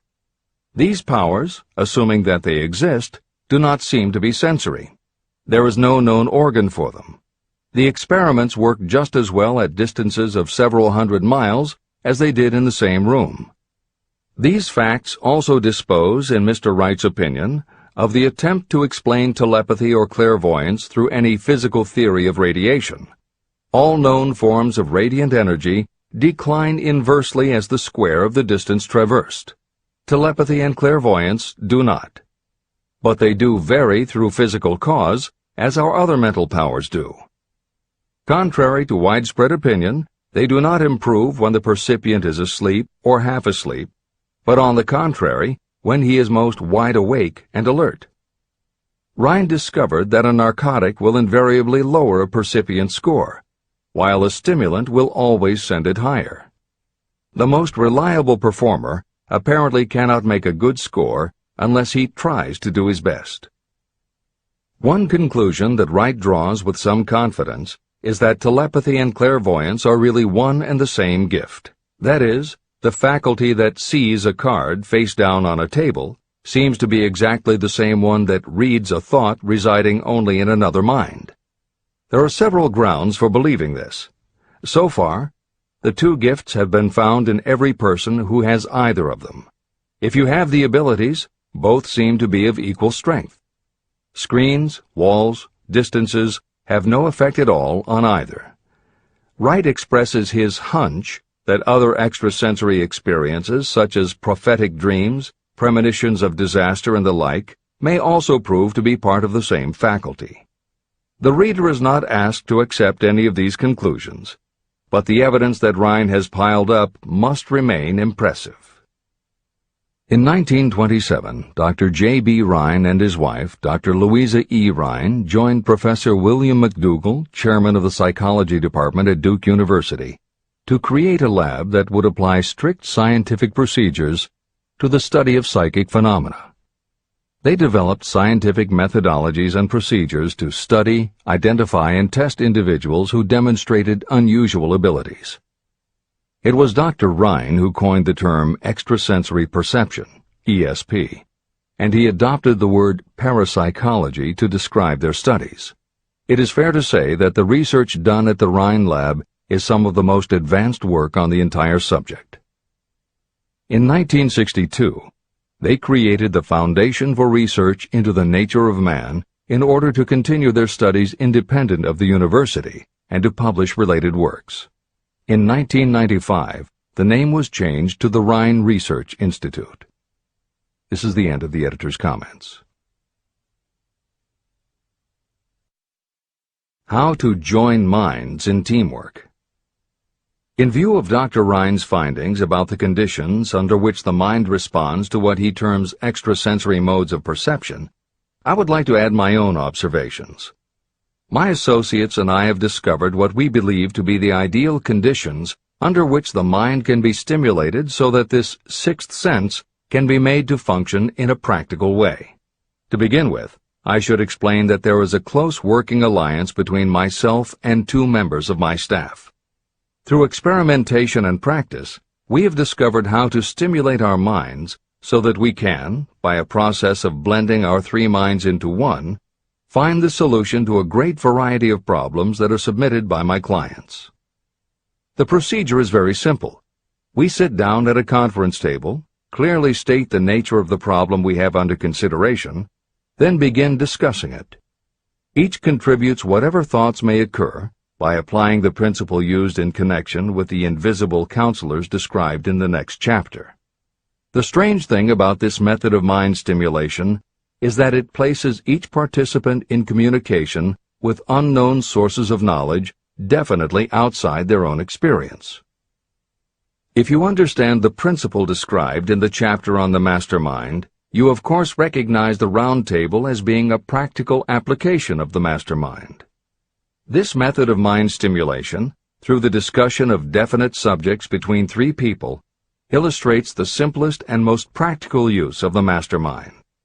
When you tap into the power of your mastermind group, you will find that the more you work together, the more each member will learn to anticipate the ideas of others and to connect immediately with their intense enthusiasm and inspiration. You cannot completely control this process, but the more you use it, the more it will come into play. By adopting and following a similar plan, you will be making use of the famous Carnegie formula described in Chapter 1. If it means nothing to you at this time, mark this page and read it again after you have finished the last chapter. Great achievement is usually born of great sacrifice and is never the result of selfishness. Chapter 15. The Sixth Sense. The Door to the Temple of Wisdom. The 13th Step Toward Riches. The 13th principle is known as the Sixth Sense, through which infinite intelligence may and will communicate voluntarily without any effort from or demands by the individual. This principle is the apex of the philosophy of success.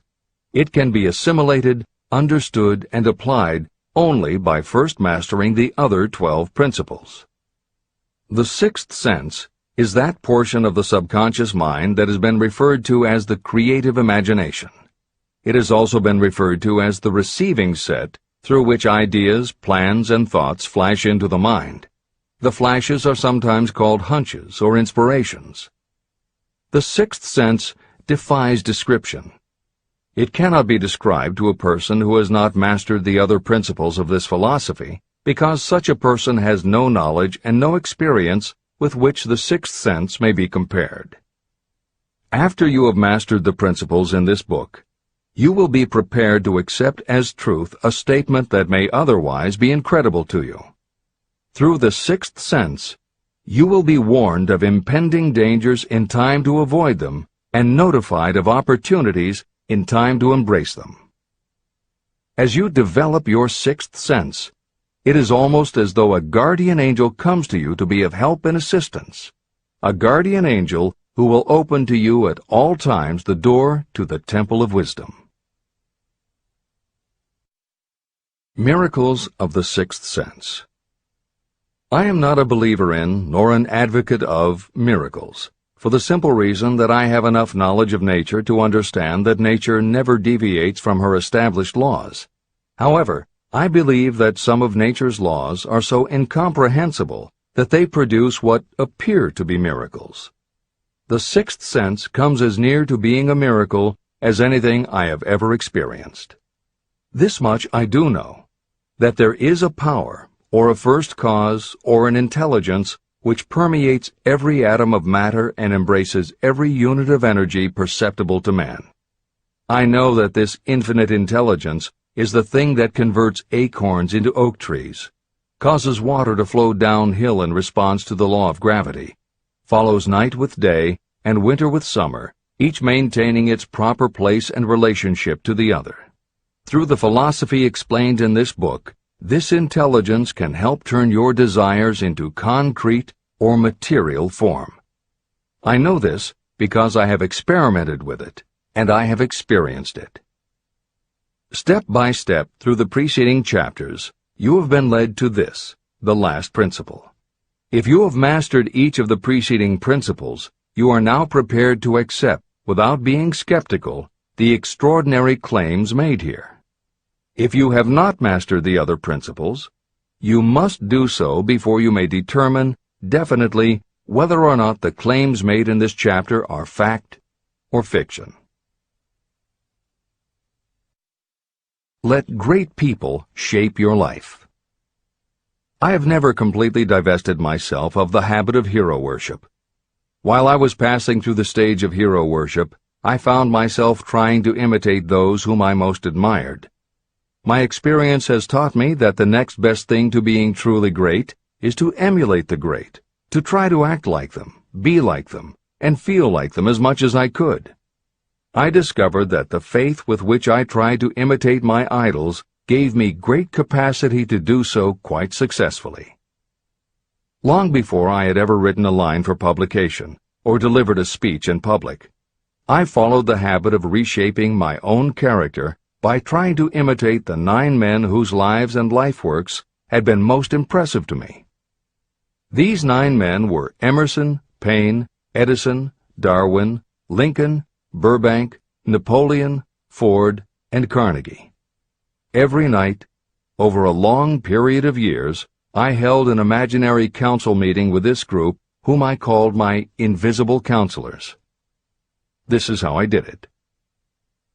Just before going to sleep at night, I would shut my eyes and see, in my imagination, this group of men seated with me around my council table. Here I had not only an opportunity to sit among those whom I considered to be great, but I actually dominated the group by serving as the chairman. I had a very definite purpose in using my imagination in this way.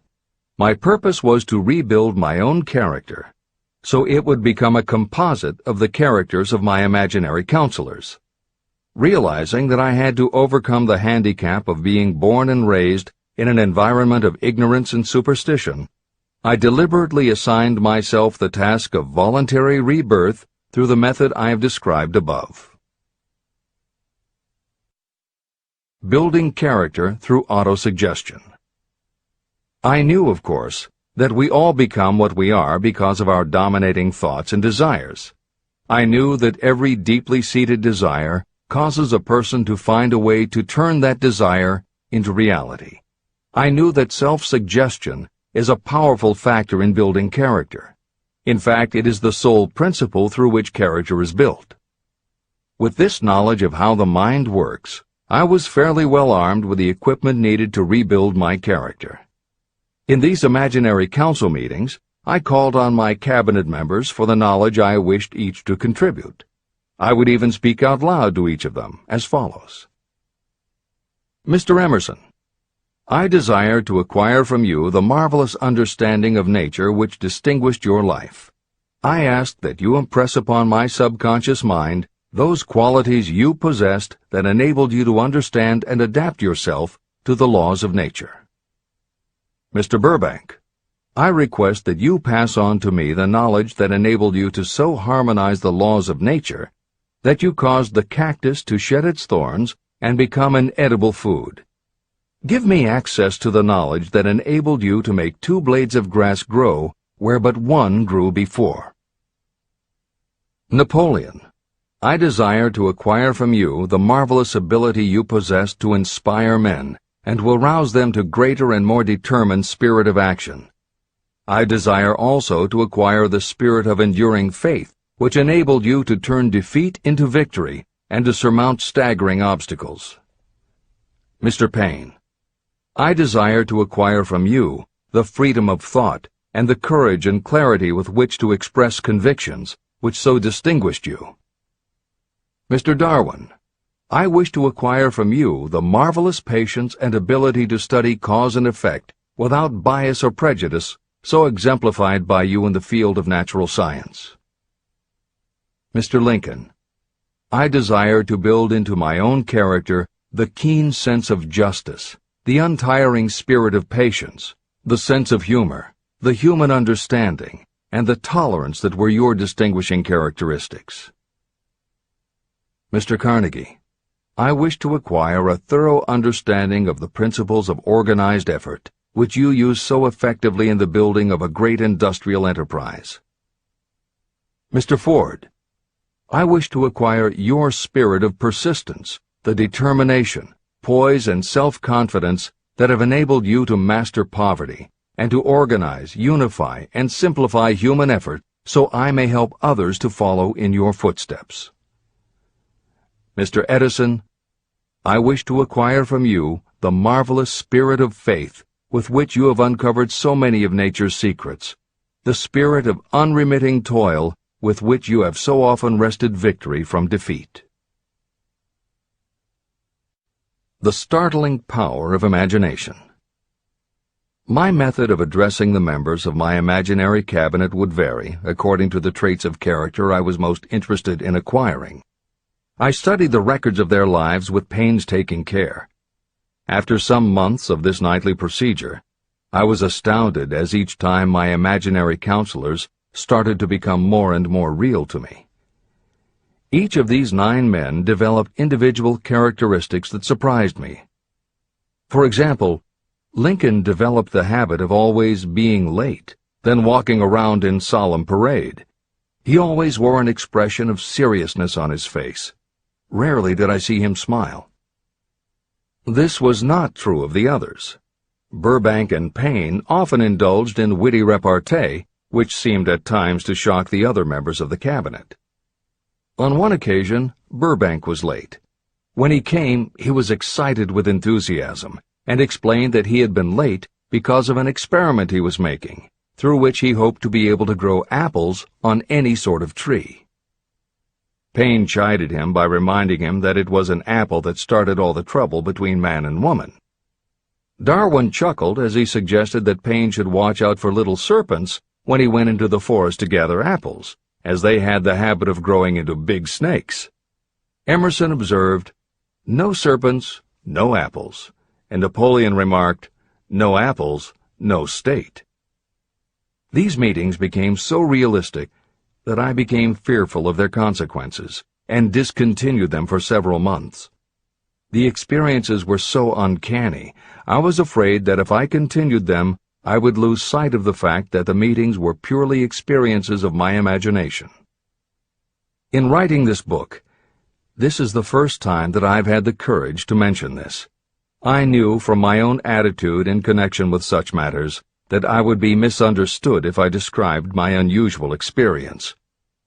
I now have the courage to put this on the printed page, because I am now less concerned about what they say than I was in the years that have passed. While the members of my cabinet may be purely fictional, and the meetings existed only in my own imagination, they have led me into glorious paths of adventure, rekindled my appreciation of true greatness, encouraged my creativity, and inspired me to be honest and bold in expressing my thoughts. Editor's comments. Napoleon Hill's experience with his imaginary counselors is not as uncommon as it may seem on first reading. In fact, it happens to novelists all the time. As an author proceeds with the writing of a book, there will come a point when the characters in the novel become so well defined in the author's mind that the personalities of the characters themselves begin to suggest plot points and dialogue that the author never planned. Often the thoughts that come to the author when he or she is in the character are completely original, and in real life would never have occurred to the author. Psychiatrists, therapists, and motivational experts also use this phenomenon when they work with role-playing. The usual procedure is to ask 2 people to act out a scenario as if they were in each other's shoes. If this is done in a situation where the participants do not feel embarrassed or self-conscious, and if the people will allow themselves to become submerged and seriously try to become the other person, the results can be stunning. Depending on the faith with which you approach it, you can get not just a general sense of what the other person is going through, but also have flashes of insight, actually feel what the other person feels, and gain a real understanding about the reactions or motivations of others. Why it works is just as much a mystery as why you get hunches. It may be simply that when your imagination creates a character, it doesn't give the character inhibitions, so when you think through the character, your mind is less restricted. Regardless, the fact is that by using your imagination to project yourself into other characters, you can open yourself to ideas that you don't normally have access to, and you can use this mental phenomenon as one of the tools that will help you turn your desire into success. This is the end of the editor's comments. Tapping the source of inspiration. Somewhere in the cell structure of the brain is something that receives the vibrations of thought ordinarily called hunches. So far, science has not discovered where this sixth sense is located, but this is not important. The fact remains that human beings do receive accurate knowledge through sources other than the physical senses. Generally, such knowledge is received when the mind is under the influence of extraordinary stimulation. Any emergency that arouses the emotions and causes the heart to beat more rapidly may bring the sixth sense into action. Anyone who has experienced a near accident while driving knows that the sixth sense often comes to your rescue and by split seconds helps to avoid the accident. I mention this as background to the following statement of fact. On many occasions when I have faced emergencies, some of them so grave that my life was in jeopardy, I have been miraculously guided past these difficulties through the influence of my invisible counselors. My original purpose in conducting council meetings with imaginary beings was solely to use autosuggestion to impress upon my subconscious mind certain characteristics that I wanted to acquire. In more recent years, my experimentation has taken on an entirely different trend. I now go to my imaginary counselors with every difficult problem that confronts me and my clients. During my meetings with these invisible counselors, I find my mind most receptive to ideas, thoughts, and knowledge that reach me through the sixth sense. The results are often astonishing, although I do not depend entirely on this form of counsel. The sixth sense is not something that one can take off and put on at will. Ability to use this great power comes slowly, through application of the other principles outlined in this book. No matter who you are, or what may have been your purpose in reading this book, you can profit by it even if you don't fully understand how or why the principle described in this chapter works. This is especially true if your major purpose is that of accumulation of money or other material things. This chapter on the sixth sense was written because the book is designed to present a complete philosophy by which individuals may unerringly guide themselves in attaining whatever they ask of life. The starting point of all achievement is desire. The finishing point is the kind of knowledge that leads to understanding. Understanding of yourself, understanding of others, understanding of the laws of nature, and the recognition and understanding of happiness. Full understanding of this comes only through familiarity with and use of the principle of the sixth sense. In reading this chapter, you may have found yourself lifted to a high level of mental stimulation. Splendid! Come back to this again a month from now, read it once more, and observe that your mind will soar to a still higher level of stimulation. Repeat this experience from time to time, giving no concern as to how much or how little you learn at the time. Eventually, you will find yourself in possession of a power that will enable you to throw off discouragement, master fear, overcome procrastination, and draw freely upon your imagination. Then you will have felt the touch of that unknown something that has been the moving spirit of every truly great thinker, leader, artist, musician, writer, or statesman. Then you will be in a position to transmute your desires into their physical or financial counterpart as easily as you may lie down and quit at the first sign of opposition.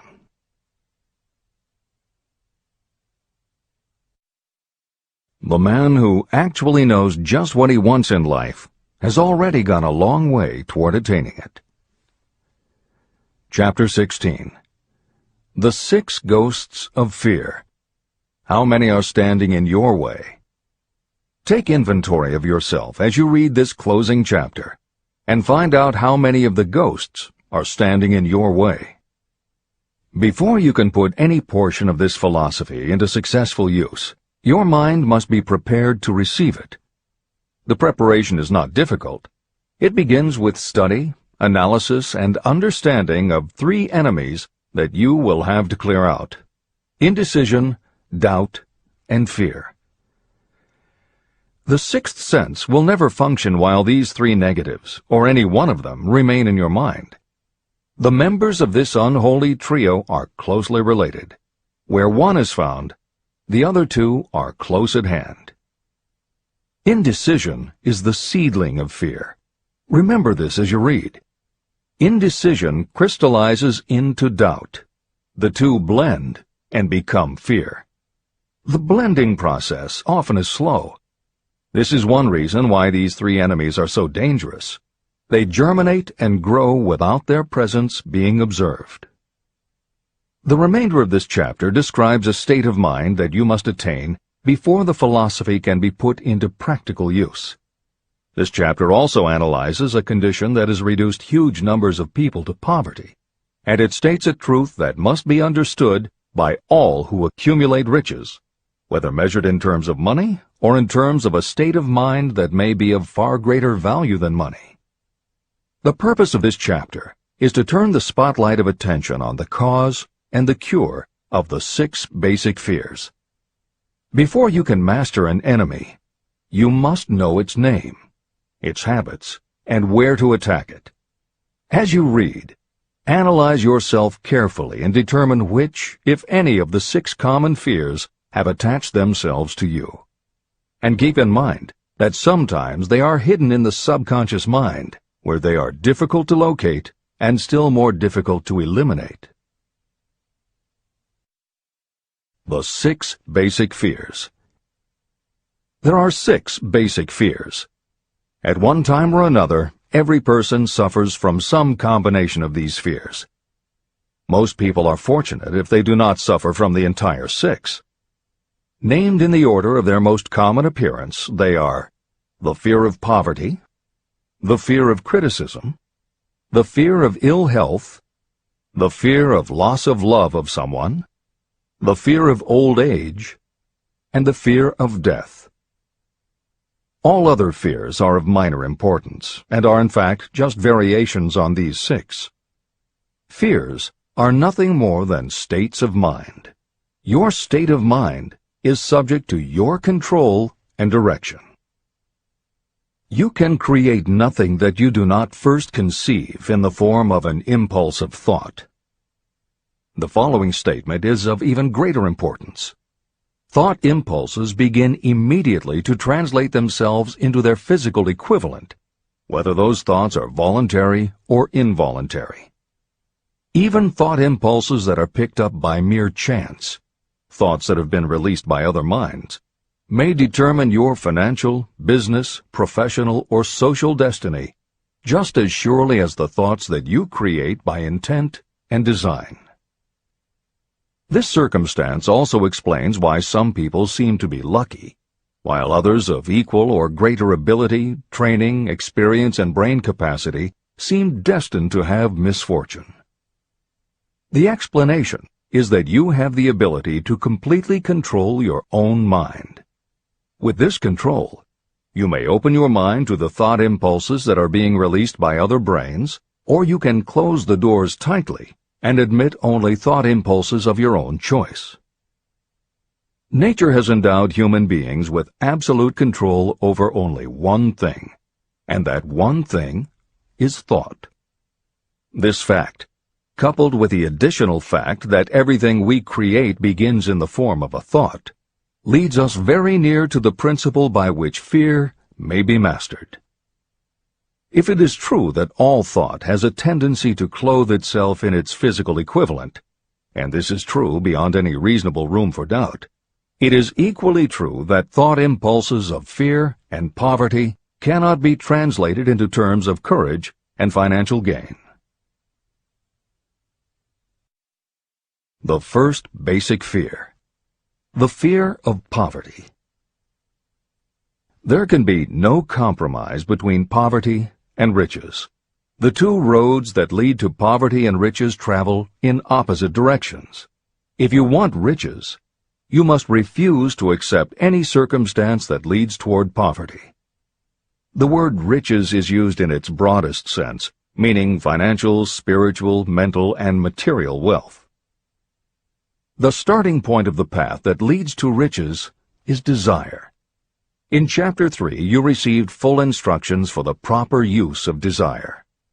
In this chapter on fear, you have complete instructions for preparing your mind to make practical use of desire. Here is the place to give yourself a challenge, which will definitely determine how much of this philosophy you have absorbed. Here is the point at which you can tell what the future holds in store for you. If, after reading this chapter, you are willing to accept poverty, you may as well make up your mind to receive poverty. This is one decision you cannot avoid. But if you demand riches, determine what form and how much will be required to satisfy you. You know the road that leads to riches. You have been given a road map. If you follow it, it will keep you on that road. If you neglect to make the start, or stop before you arrive, no one will be to blame but you. This responsibility is yours. No excuse will save you from accepting the responsibility if you now fail or refuse to demand riches of life. All you need is one thing. Incidentally, the only thing you can control, and that is a state of mind. A state of mind is something that is up to you. It cannot be purchased. It must be created.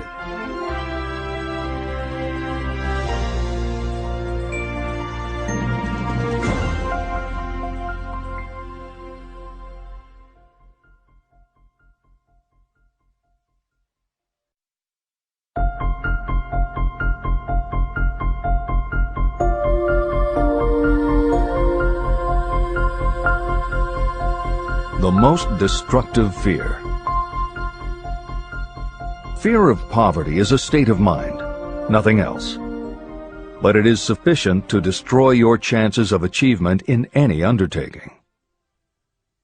This fear paralyzes your ability to use reason, destroys the imagination, kills off self-reliance, undermines enthusiasm, discourages initiative, leads to uncertainty of purpose, encourages procrastination, wipes out enthusiasm, and makes self-control an impossibility. It takes the charm from your personality, destroys the possibility of accurate thinking, diverts concentration of effort. It defeats persistence, turns willpower into nothingness, destroys ambition, clouds the memory, and invites failure in every conceivable form. It kills love and assassinates the finer emotions of the heart, discourages friendship and invites disaster in 100 forms, leads to sleeplessness, misery, and unhappiness, and all this despite the obvious truth that you live in a world of overabundance of everything your heart could desire, with nothing standing between you and your desires except lack of a definite purpose. The fear of poverty is, without doubt, the most destructive of the 6 basic fears. It has been placed at the head of the list because it is the most difficult to master. The fear of poverty grew out of our inherited tendency to prey upon our fellow human beings economically. Nearly all animals lower than us are motivated by instinct, but their capacity to think is limited, and therefore they prey upon one another physically. We, with our superior sense of intuition, with the capacity to think and to reason, do not eat others bodily. Human beings get more satisfaction out of eating others financially. Humans are so avaricious that every conceivable law has been passed to safeguard us from one another. Nothing brings so much suffering and humility as poverty. Only those who have experienced poverty understand the full meaning of this. It is no wonder that we fear poverty. Through a long line of inherited experiences, we have learned for sure that some people cannot be trusted where matters of money and earthly possessions are concerned. So eager are we to possess wealth that we will acquire it in whatever manner we can, through legal methods if possible, through other methods if necessary or expedient. Self-analysis may disclose weaknesses that you do not like to acknowledge, but this form of examination is essential if you are going to demand of life more than mediocrity and poverty. Remember, as you check yourself point by point, that you are both the court and the jury, the prosecuting attorney and the attorney for the defense, and that you are both the plaintiff and the defendant. You are on trial. Face the facts squarely. Ask yourself definite questions and demand direct replies. When the examination is over, you will know more about yourself. If you do not feel that you can be an impartial judge, call upon someone who knows you well to serve as judge while you cross-examine yourself. You are after the truth. Get it, no matter at what the cost, even though it may temporarily embarrass you. The majority of people, if asked what they fear most, would reply, "I fear nothing." The reply would be inaccurate, because few people realize that they are bound, handicapped, whipped spiritually and physically through some form of fear. So subtle and deeply seated is the emotion of fear that you may go through life and never recognize its presence. Only a courageous analysis will disclose the presence of this universal enemy. When you begin such an analysis, search deeply into your character. The following is a list of the symptoms to look for. Symptoms of the fear of poverty. 1. Indifference.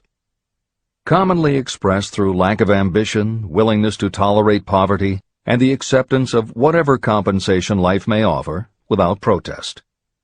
Also mental and physical laziness, and lack of initiative, imagination, enthusiasm, and self-control.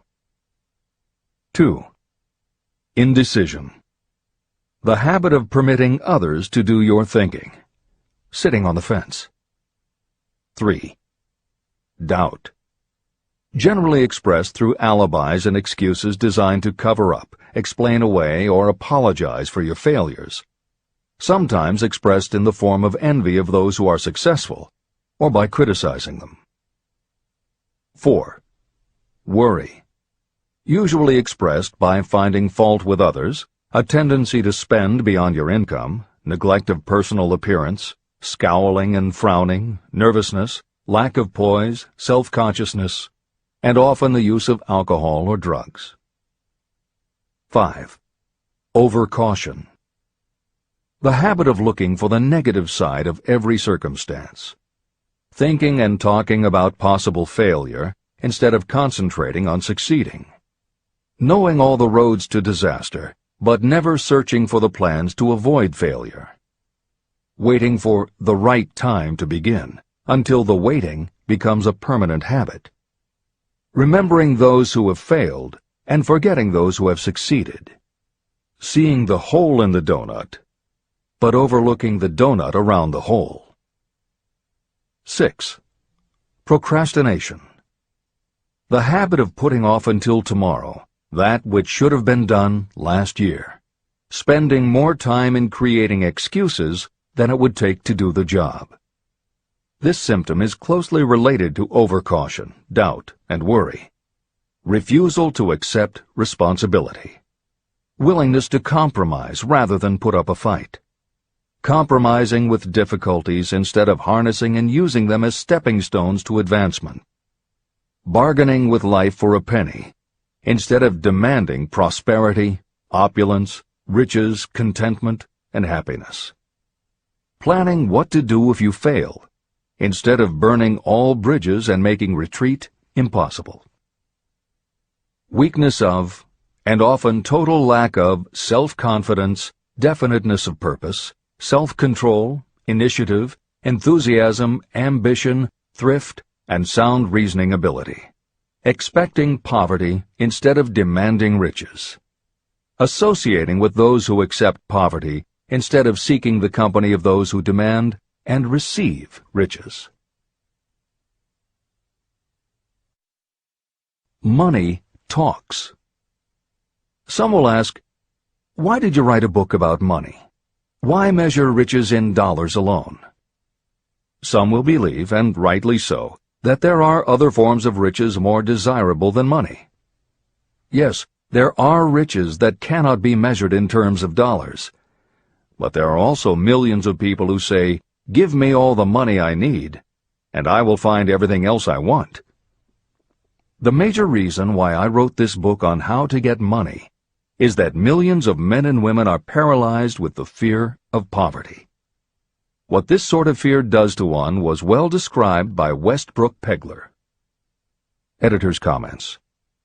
James Westbrook Pegler was a controversial newspaper columnist for the Chicago Daily News and the Washington Post. Although his career lasted into the 1960s, he was most widely read and quoted during the 1930s and 1940s. During that period, he went from being a public supporter of Franklin Roosevelt and the New Deal policies to the opposite end of the political spectrum, championing conservative points of view. Pegler was also the author of 3 books based on his columns, and in 1940 won the Pulitzer Prize for his exposé of union racketeering. This is the end of the editor's comments. We continue with the article by Westbrook Pegler. Money is only clamshells or metal discs or scraps of paper, and there are treasures of the heart and soul which money cannot buy. But most people, being broke, are unable to keep this in mind and sustain their spirits. When a man is down and out and on the street, unable to get any job at all, something happens to his spirit, which can be observed in the droop of his shoulders, the set of his hat, his walk, and his gaze. He cannot escape a feeling of inferiority among people with regular employment, even though he knows they are definitely not his equals in character, intelligence, or ability. These people, even his friends, feel, on the other hand, a sense of superiority and regard him, perhaps unconsciously, as a casualty. He may borrow for a time, but not enough to carry on in his accustomed way, and he cannot continue to borrow very long. But borrowing in itself, when a man is borrowing merely to live, is a depressing experience, and the money lacks the power of earned money to revive his spirits. Of course, none of this applies to bums or habitual ne'er-do-wells, but only to men of normal ambitions and self-respect. Women in the same predicament must be different. We somehow do not think of women at all in considering the down-and-outers. They are scarce in the breadlines, they rarely are seen begging on the streets, and they are not recognizable in crowds by the same plain signs which identify busted men. Of course, I do not mean the shuffling hags of the city streets, who are the opposite number of the confirmed male bums. I mean reasonably young, decent, and intelligent women. There must be many of them, but their despair is not apparent. When a man is down and out, he has time on his hands for brooding. He may travel miles to see a man about a job and discover that the job is filled, or that it is one of those jobs with no base pay, but only a commission on the sale of some useless knick-knack which nobody would buy except out of pity. Turning that down, he finds himself back on the street with nowhere to go, but just anywhere. So he walks and walks. He gazes into store windows at luxuries which are not for him, and feels inferior and gives way to people who stop to look with an active interest. He wanders into the railroad station, or puts himself down in the library to ease his legs and soak up a little heat, but that isn't looking for a job, so he gets going again. He may not know it, but his aimlessness would give him away even if the very lines of his figure did not. He may be well dressed in the clothes left over from the days when he had a steady job, but the clothes cannot disguise the droop. He sees thousands of other people, bookkeepers or clerks or chemists or wagon hands, busy at their work, and envies them from the bottom of his soul.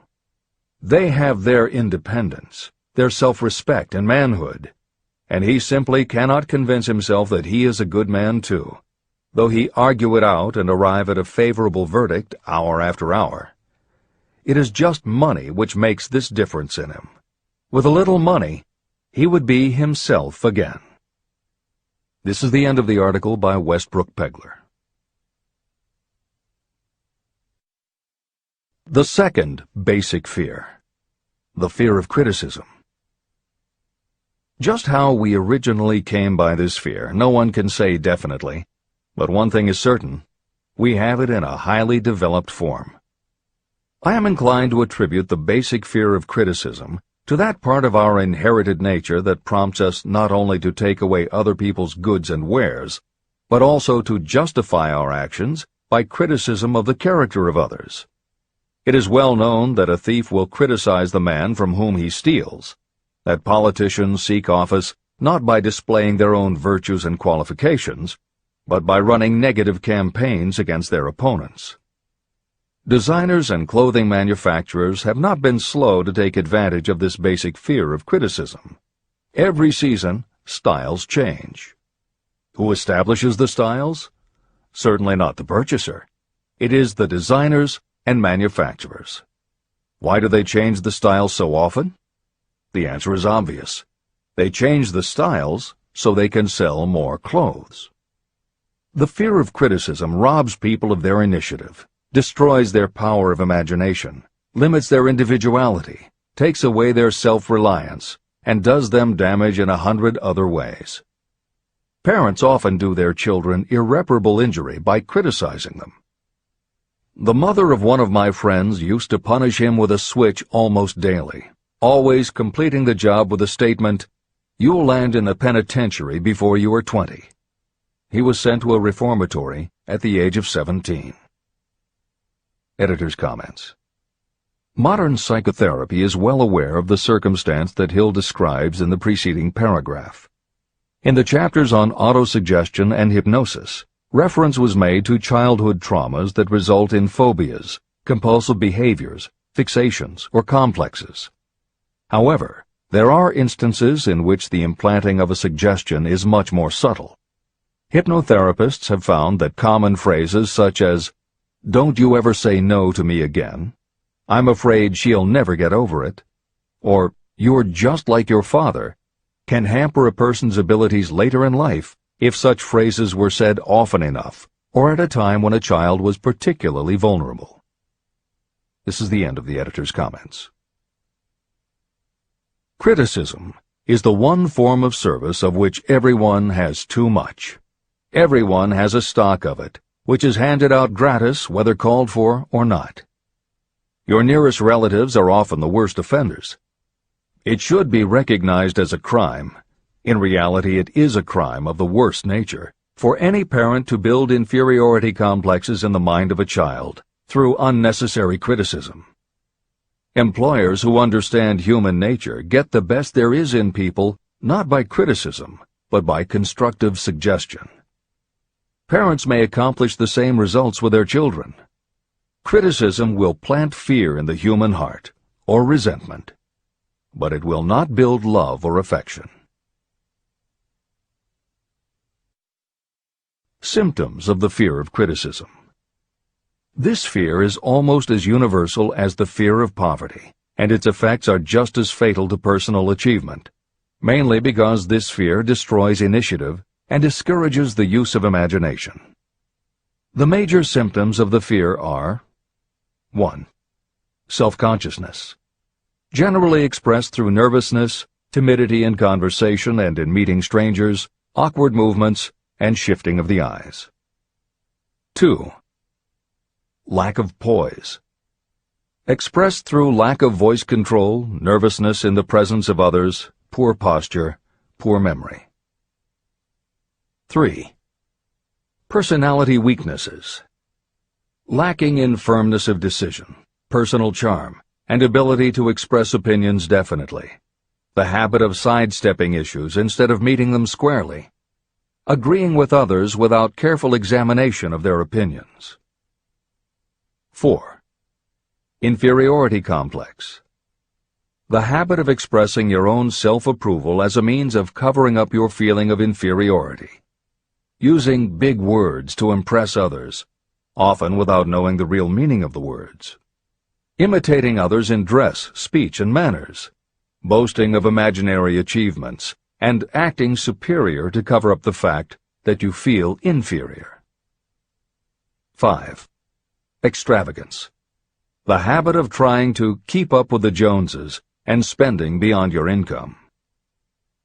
6.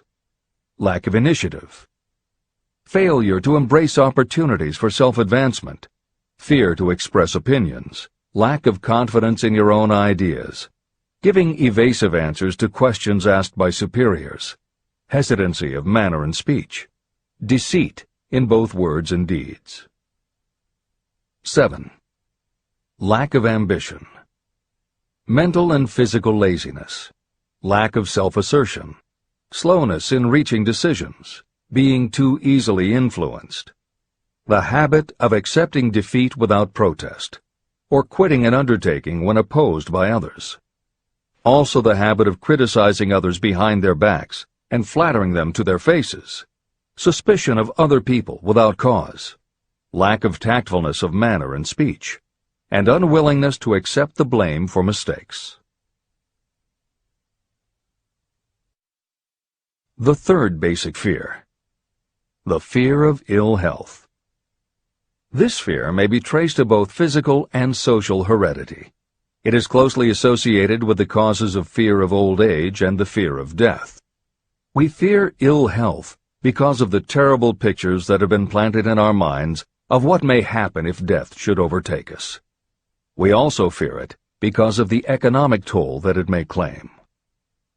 One reputable physician estimated that 75% of all people who visit doctors are suffering with hypochondria, imaginary illness. It has been shown that the fear of disease, even when there is not the slightest cause for fear, often produces the physical symptoms of the disease feared. Powerful and mighty is the human mind. It builds or it destroys. Through a series of experiments, my staff proved how susceptible people are to the power of suggestion. We asked 3 acquaintances to visit separately with the victim. They were instructed to pose the question, "What ails you? You look terribly ill." The first questioner provoked a grin from him and a nonchalant, "Oh, nothing, I'm all right."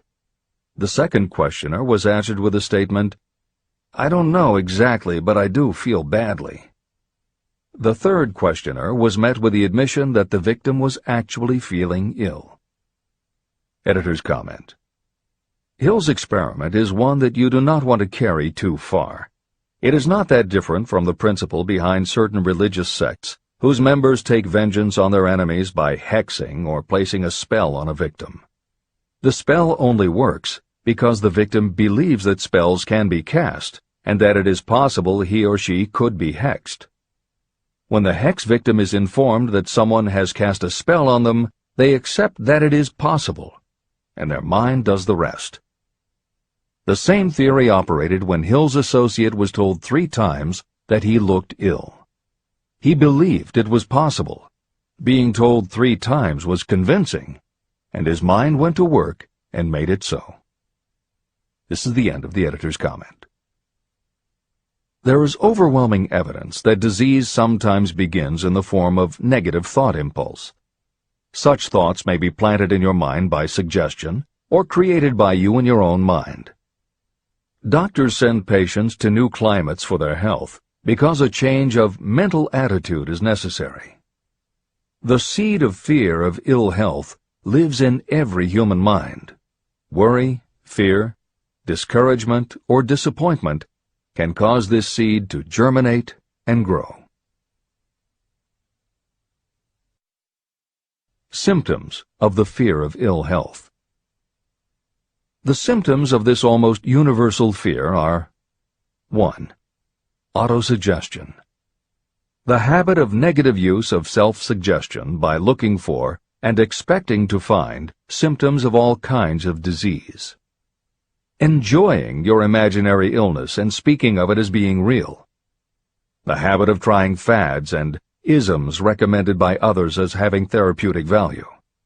Talking to others of operations, accidents, and other forms of illness. Experimenting with diets, physical exercises, weight loss systems without professional guidance. Trying home remedies, patent medicines, and quack remedies. 2. Hypochondria, a medical term for imaginary disease. The habit of excessively talking about illness, and by concentrating the mind on disease you begin to expect it to happen to you. Nothing that comes in bottles can cure this condition. It is brought on by negative thinking, and nothing but positive thought can cure it. Hypochondria is said to do as much damage on occasion as the real disease might do. 3. Exercise. Fear of ill health often interferes with proper physical exercise and results in overweight. 4. Susceptibility. Fear of ill health breaks down your natural resistance, which makes you susceptible to real disease. The fear of ill health is often related to the fear of poverty, especially in the case of the hypochondriac, who constantly worries about the possibility of having to pay doctor's bills, hospital bills, etc. This type of person spends much time preparing for sickness, talking about death, saving money for cemetery plots, burial expenses, and such. 5. Self-coddling. The habit of seeking sympathy. The habit of feigning illness to cover your laziness, or to serve as an alibi for lack of ambition. People often resort to this trick to avoid work. 6. Intemperance.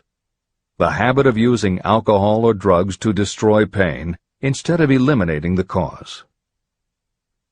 7. The habit of reading about illness and worrying over the possibility of being stricken by it. The fourth basic fear. The fear of loss of love. Jealousy and other similar forms of neurosis grow out of our fear of the loss of love of someone. This fear is the most painful of all the 6 basic fears. It probably plays more havoc with the body and mind than any of the other basic fears. Editor's comment. By way of introduction to each of the 6 basic fears, Napoleon Hill usually postulates how the fear originated in humans. In the original edition of this book, he suggested that the fear of loss of love may have started with prehistoric man's habit of stealing his neighbor's mate and taking liberties with her whenever he could. Though amusing, this theory does not take into account that women fear the loss of a love just as profoundly as men do, and both men and women fear losing the love of not just their mates, but also of family members and others with whom they are close. How the emotion of love originated may remain a mystery, but there is no mystery about how we feel when we lose it. This is the end of the editor's comment. The fourth basic fear. The fear of loss of love. Jealousy and other similar forms of neurosis grow out of our fear of the loss of love of someone. This fear is the most painful of all the 6 basic fears. It probably plays more havoc with the body and mind than any of the other basic fears. Editor's comment. By way of introduction to each of the 6 basic fears, Napoleon Hill usually postulates how the fear originated in humans. In the original edition of this book, he suggested that the fear of loss of love may have started with prehistoric man's habit of stealing his neighbor's mate and taking liberties with her whenever he could. Though amusing, this theory does not take into account that women fear the loss of a love just as profoundly as men do, and both men and women fear losing the love of not just their mates, but also of family members and others with whom they are close. How the emotion of love originated may remain a mystery, but there is no mystery about how we feel when we lose it. This is the end of the editor's comment. Symptoms of the fear of loss of love. The distinguishing symptoms of this fear are 1. Jealousy. The habit of being suspicious of friends and loved ones. The habit of accusing wife or husband of infidelity without grounds. General suspicion of everyone and absolute faith in no one. 2. Fault-finding. The habit of finding fault with friends, relatives, business associates, and loved ones upon the slightest provocation, or without any cause whatsoever. 3. Gambling. The habit of gambling, stealing, cheating, and otherwise taking hazardous chances to provide money for loved ones, in the belief that love can be bought. The habit of spending beyond your means, or incurring debts to provide gifts for loved ones in order to make a good impression. Also insomnia, nervousness, lack of persistence, weakness of will, lack of self-control, lack of self-reliance, bad temper. The fifth basic fear. The fear of old age. In the main, this fear grows out of two sources. First, the thought that old age may bring with it poverty. Second is the concern that many have for what may await them in the world beyond. The most common cause of fear of old age is associated with the possibility of poverty. Poorhouse is not a pretty word. It throws a chill into the mind of every person who faces the possibility of having to spend declining years having to live on some form of charity. The possibility of ill health, which is more common as people grow older, is also a contributing cause of this common fear of old age, as is concern about diminishing sexuality. Another contributing cause of the fear of old age is the possibility of loss of freedom and independence, as old age may bring with it the loss of both physical and economic freedom. Symptoms of the fear of old age. The most common symptoms of this fear are 1. Lack of enthusiasm. The tendency to slow down and develop an inferiority complex, falsely believing you are slipping because of age. The habit of killing off initiative, imagination, and self-reliance by falsely believing you are too old to exercise these qualities. 2. Self-consciousness of speech. The habit of speaking apologetically of yourself as being old merely because you have reached the age of 40 or 50, instead of reversing the rule and expressing gratitude for having reached the age of wisdom and understanding. 3. Inappropriate dress and action. Trying to appear much younger than your age by going overboard in your attempt to keep up with the style and mannerisms of youth. The sixth basic fear. The fear of death. To some, this is the cruelest of all the basic fears. The reason is obvious. The terrible pangs of fear associated with the thought of death, in the majority of cases, may be charged to religious fanaticism. So-called heathens are less afraid of death than the more civilized. For hundreds of millions of years we have been asking the still unanswered questions, where did I come from, and where am I going? During the darker ages of the past, the more cunning and crafty were not slow to offer the answer to these questions for a price. Come into my tent, embrace my faith, accept my dogmas, and I will give you a ticket that will admit you straight into heaven when you die, says the religious leader. Remain out of my tent, says the same leader, and the devil will take you and burn you throughout eternity. The thought of eternal punishment destroys interest in life and makes happiness impossible. While the religious leader may not actually be able to provide safe conduct into heaven or send you to hell, the possibility of the latter seems terrible. The very thought of it takes hold of the imagination in such a realistic way that it paralyzes reason and sets up the fear of death. The fear of death is not as common now as it was during the age when there were no great colleges and universities. People of science have turned the spotlight of truth upon the world, and this truth is rapidly freeing men and women from this terrible fear of death. The young men and women who attend the colleges and universities are not easily impressed by fire and brimstone. Through knowledge, the fears of the dark ages that grip the mind have been dispelled. The entire world is made up of only four things: time, space, energy, and matter. In elementary physics, we learn that neither matter nor energy can be created or destroyed. Both matter and energy can be transformed, but neither can be destroyed. Life is energy, if it is anything. If neither energy nor matter can be destroyed, of course life itself cannot be destroyed. Life, like other forms of energy, may be passed through various processes of transition or change, but it cannot be destroyed. Death is mere transition. And if death is not mere change or transition, then nothing comes after death except a long, eternal, peaceful sleep.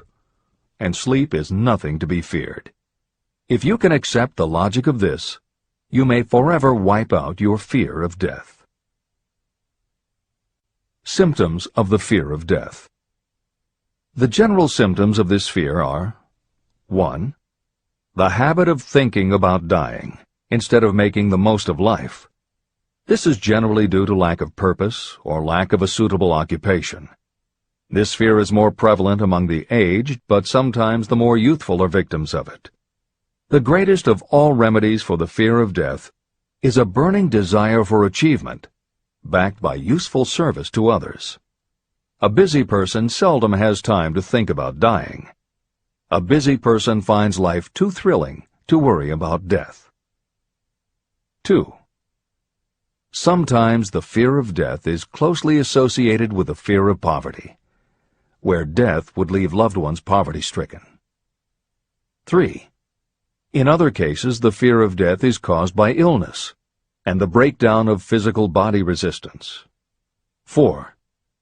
The most common causes of the fear of death are ill health, poverty, lack of appropriate occupation, disappointment over love, insanity, and religious fanaticism. The disaster of worry and destructive thinking. Worry is a state of mind based upon fear. It works slowly but persistently. It is insidious and subtle. Step by step, it digs itself in until it paralyzes the reasoning faculty and destroys self-confidence and initiative. Worry is a form of sustained fear caused by indecision. Therefore, it is a state of mind that can be controlled. An unsettled mind is helpless. Indecision makes an unsettled mind. Most individuals lack the willpower to reach decisions promptly and to stand by them after they have been made. We do not worry over conditions once we have reached a decision to follow a definite line of action. I once interviewed a man who was sentenced to be electrocuted 2 hours later.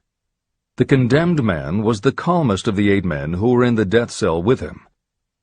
His calmness prompted me to ask him how it felt to know that he was going into eternity in a short while. With a smile of confidence on his face, he said, "It feels fine. Just think, brother, my troubles will soon be over. I've had nothing but trouble all my life. It has been a hardship to get food and clothing.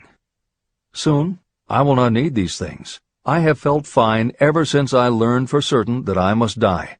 I made up my mind then to accept my fate in good spirit." As he spoke, he devoured a dinner sufficient for 3 men, eating every mouthful of the food brought to him, and apparently enjoying it as much as if no disaster awaited him. Decision gave this man resignation to his fate. Decision can also prevent one's acceptance of undesired circumstances. Through indecision, the 6 basic fears become translated into a state of worry. Relieve yourself forever of the fear of death by reaching a decision to accept death as an inescapable event.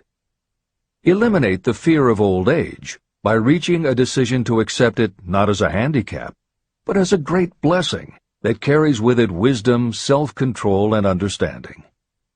Master the fear of loss of love by reaching a decision to get along without love, if that is necessary.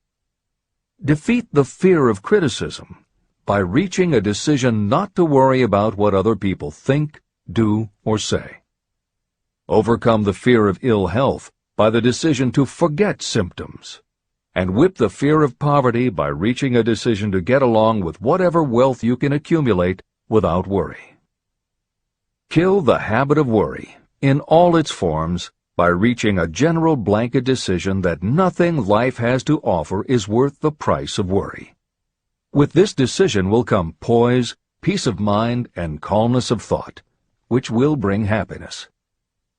If your mind is filled with fear, you not only destroy your own chances of intelligent action, but you transmit these destructive vibrations to the minds of all who come into contact with you, and you destroy their chances too. Even a dog or a horse knows when its master lacks courage. It will pick up the vibrations of fear given off by its master and behave accordingly. The vibrations of fear pass from one mind to another just as quickly and as surely as the sound of the human voice passes from the broadcasting station to a radio receiver. The person who constantly speaks of negative or destructive thoughts is practically certain to experience the results of those words in the form of destructive feedback. But even negative thoughts without words will come back to you. The release of destructive thought impulses alone also produces feedback in more ways than one. First, and perhaps most important to be remembered, the person who releases thoughts of a destructive nature must suffer damage through the breaking down of creative imagination. Secondly, the presence in the mind of any destructive emotion develops a negative personality, which repels people and often converts them into antagonists.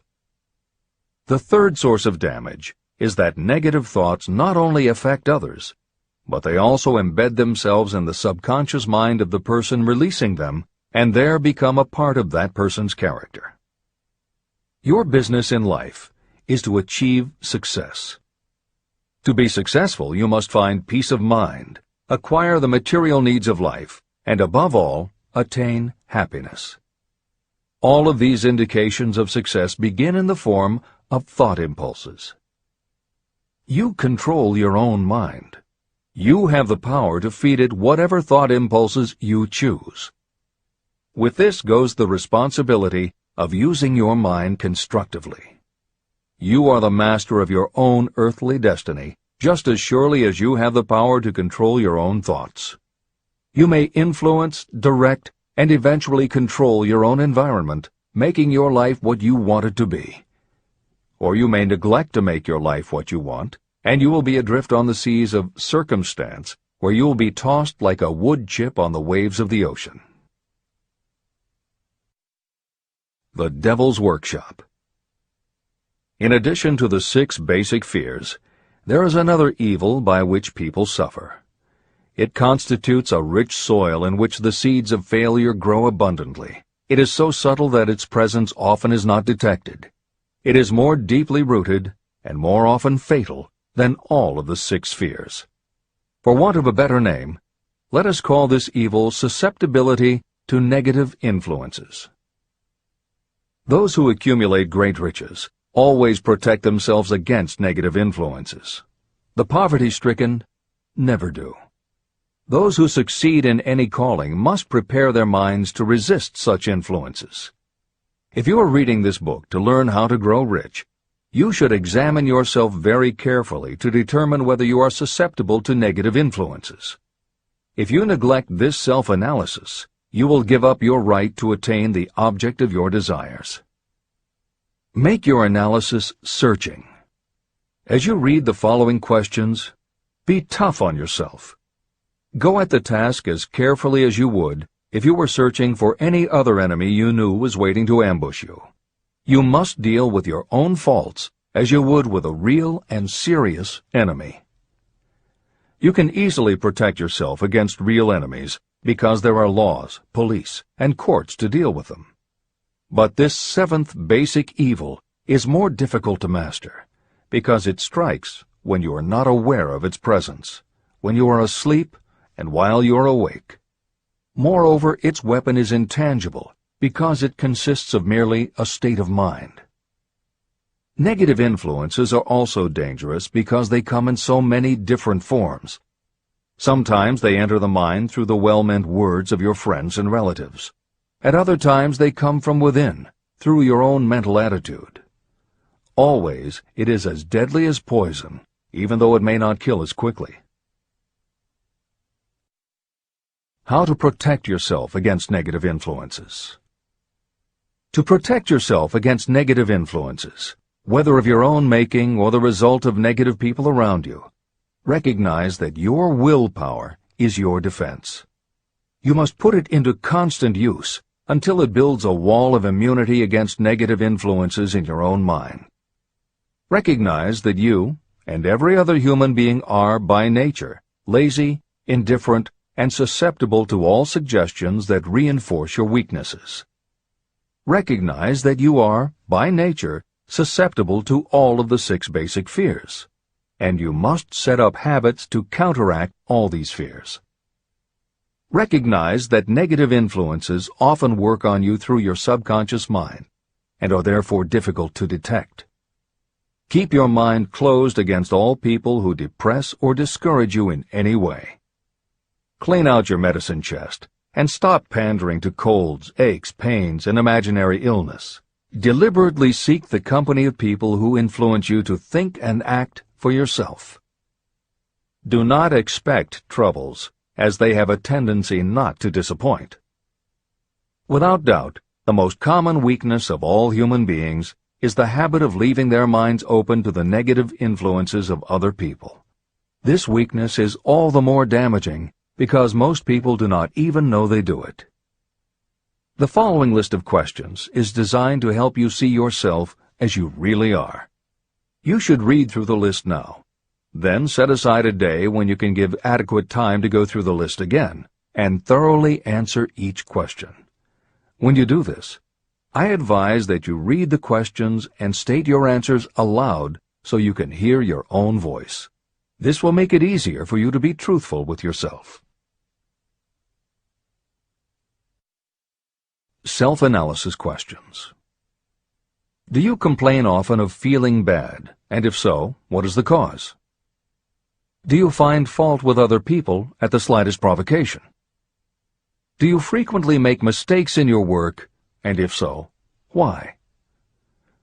Are you sarcastic and offensive in your conversation? Do you deliberately avoid the association of anyone, and if so, why? Do you suffer frequently with indigestion? If so, what is the cause? Does life seem futile and the future hopeless to you? Do you like your occupation? If not, why? Do you often feel self-pity? And if so, why? Are you envious of those who excel you? To which do you devote most time, thinking of success or of failure? Are you gaining or losing self-confidence as you grow older? Do you learn something of value from all mistakes? Are you permitting some relative or acquaintance to worry you?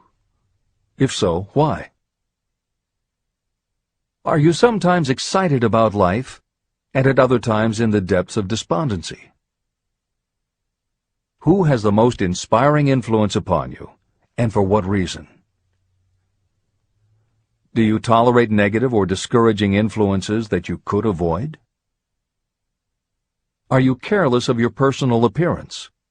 If so, when and why? Have you learned how to ignore your troubles by being too busy to be annoyed by them?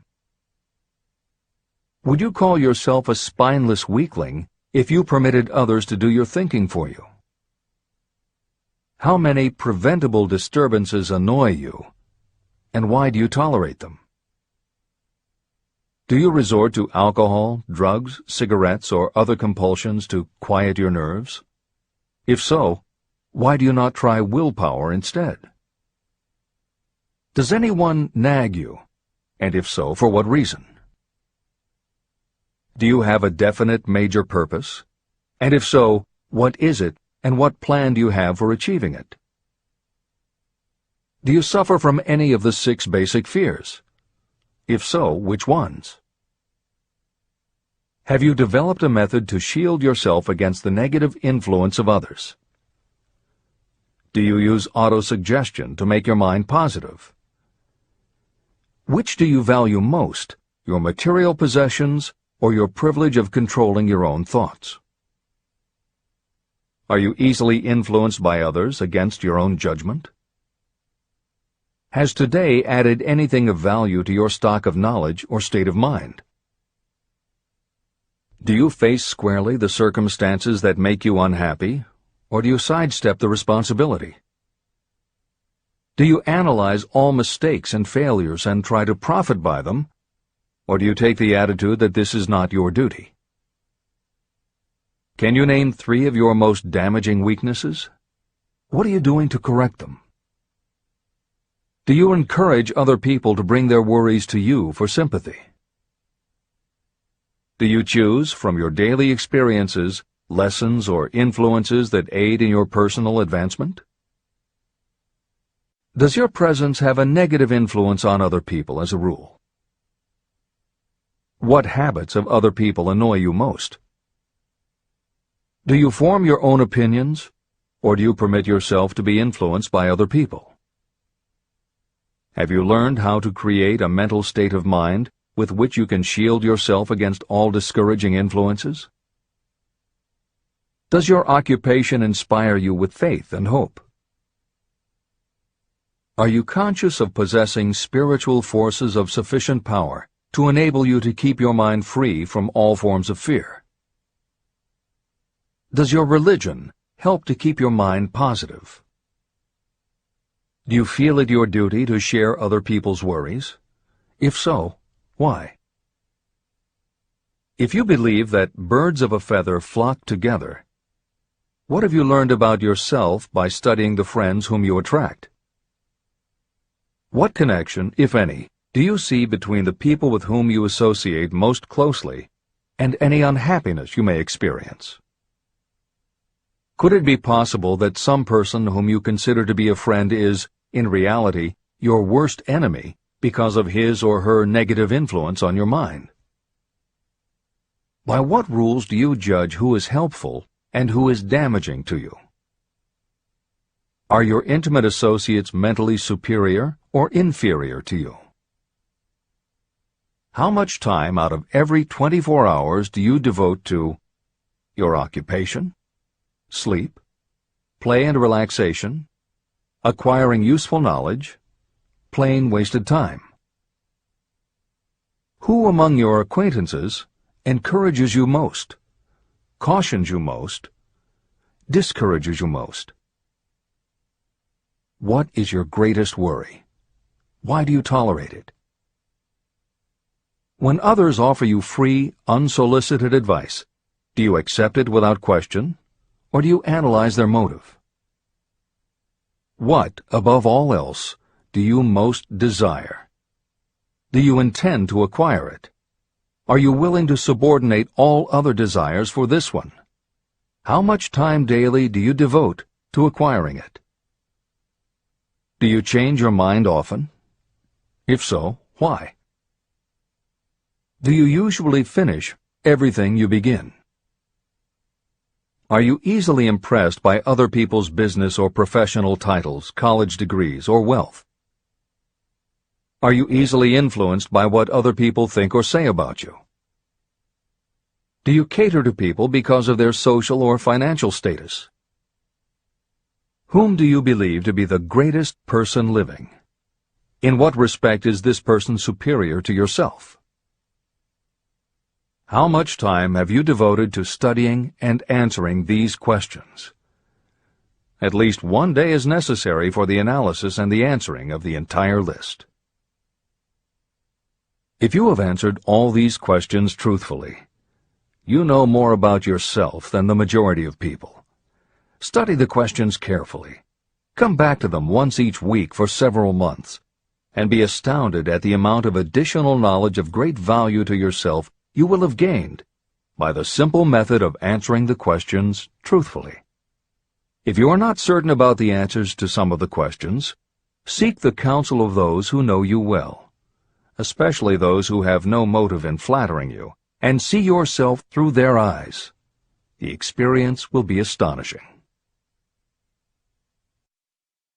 The one thing over which you have absolute control. You have absolute control over only one thing, and that is your thoughts. This is the most significant and inspiring of all facts known to humans. It reflects our divine nature. This ability to control your thoughts is the sole means by which you may control your own destiny. If you fail to control your own mind, you may be sure you will control nothing else. Your mind is your spiritual estate. Protect and use it with the care to which divine royalty is entitled. You were given your willpower for this purpose. Unfortunately, there is no legal protection against those who, by design or through ignorance, poison the minds of others with negative suggestion. Those with negative minds tried to convince Thomas A. Edison that he could not build a machine that would record and reproduce the human voice, because, they said, no one else has ever produced such a machine. Edison did not believe them. He knew that the mind could produce anything the mind could conceive and believe. That knowledge was the thing that lifted the great Edison above the common herd. Men with negative minds told F.W. Woolworth he would go broke trying to run a store on 5 and 10-cent sales. He did not believe them. He knew that he could do anything within reason if he backed his plans with faith. Exercising his right to keep the negative suggestions of others out of his mind, he piled up a fortune of more than $100 million. Doubting Thomases scoffed scornfully when Henry Ford tried out his first crudely built automobile on the streets of Detroit. Some said the thing would never become practical. Others said no one would pay money for such a contraption. Ford said, "I'll belt the earth with dependable motor cars." And he did.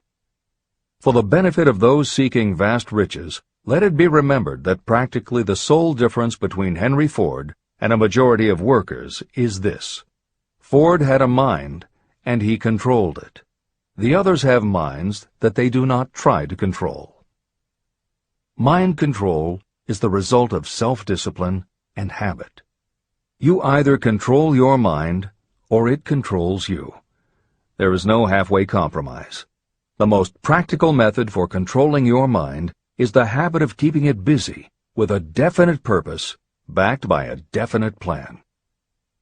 Study the records of those who achieve noteworthy success, and you will see that they have control over their own minds, and that they exercise that control and direct it toward the attainment of definite objectives. Without this control, success is not possible. 55 Famous Alibis by Old Man If. People who do not succeed have one distinguishing trait in common. They know all the reasons for failure and have what they believe to be airtight alibis to explain away their own lack of achievement. Some of these alibis are clever, and a few of them are justifiable by the facts, but alibis cannot be used for money. The world wants to know only one thing: have you achieved success? A character analyst compiled a list of the most commonly used alibis. As you read the list, examine yourself carefully and determine how many of these alibis you use. Remember, the philosophy presented in this book makes every one of these alibis obsolete. If I didn't have a wife and family. If I had enough pull. If I had money. If I had a good education. If I could get a job. If I had good health. If I only had time. If times were better. If other people understood me. If conditions around me were only different. If I could live my life over again. If I did not fear what they would say. If I had been given a chance. If I now had a chance. If other people didn't have it in for me. If nothing happens to stop me. If only I were younger. If I only could do what I want. If I had been born rich. If I could meet the right people. If I had the talent that some people have. If I dared to assert myself. If only I had embraced past opportunities. If people didn't get on my nerves. If I didn't have to keep house and look after the children. If I could save some money. If the boss only appreciated me. If I only had somebody to help me. If my family understood me. if I lived in a big city, if I could just get started, if I were only free, if I had the personality of some people, if I were not so fat, if my real talents were known, if I could just get a break, if I could only get out of debt, if I hadn't failed, if I only knew how, if everybody wasn't against me, if I didn't have so many worries, if I could marry the right person, if people weren't so dumb, if my family were not so extravagant, if I were sure of myself, if luck were not against me, if I had not been born under the wrong star, if it were not true that what is to be will be, if I did not have to work so hard, if I hadn't lost my money, if I lived in a different neighborhood, if I didn't have a past, if I only had a business of my own, if other people would only listen to me, if, and this is the greatest of them all, if I had the courage to see myself as I really am, I would find out what is wrong with me and correct it. And I know that something must be wrong with the way I have done things, or I would already have the success that I desire. I recognize that something must be wrong with me, otherwise I would have spent more time analyzing my weaknesses and less time building alibis to cover them. Building alibis to explain away failure is a national pastime. The habit is as old as the human race and is fatal to success. Why do people cling to their pet alibis? The answer is obvious. They defend their alibis because they create them. Your alibi is the child of your own imagination. It is human nature to defend your own brainchild. Building alibis is a deeply rooted habit. Habits are difficult to break, especially when they provide justification for something we do. Plato had this truth in mind when he said, "The first and best victory is to conquer self. To be conquered by self is, of all things, the most shameful and vile." Another philosopher had the same thought in mind when he said, "It was a great surprise to me when I discovered that most of the ugliness I saw in others was but a reflection of my own nature."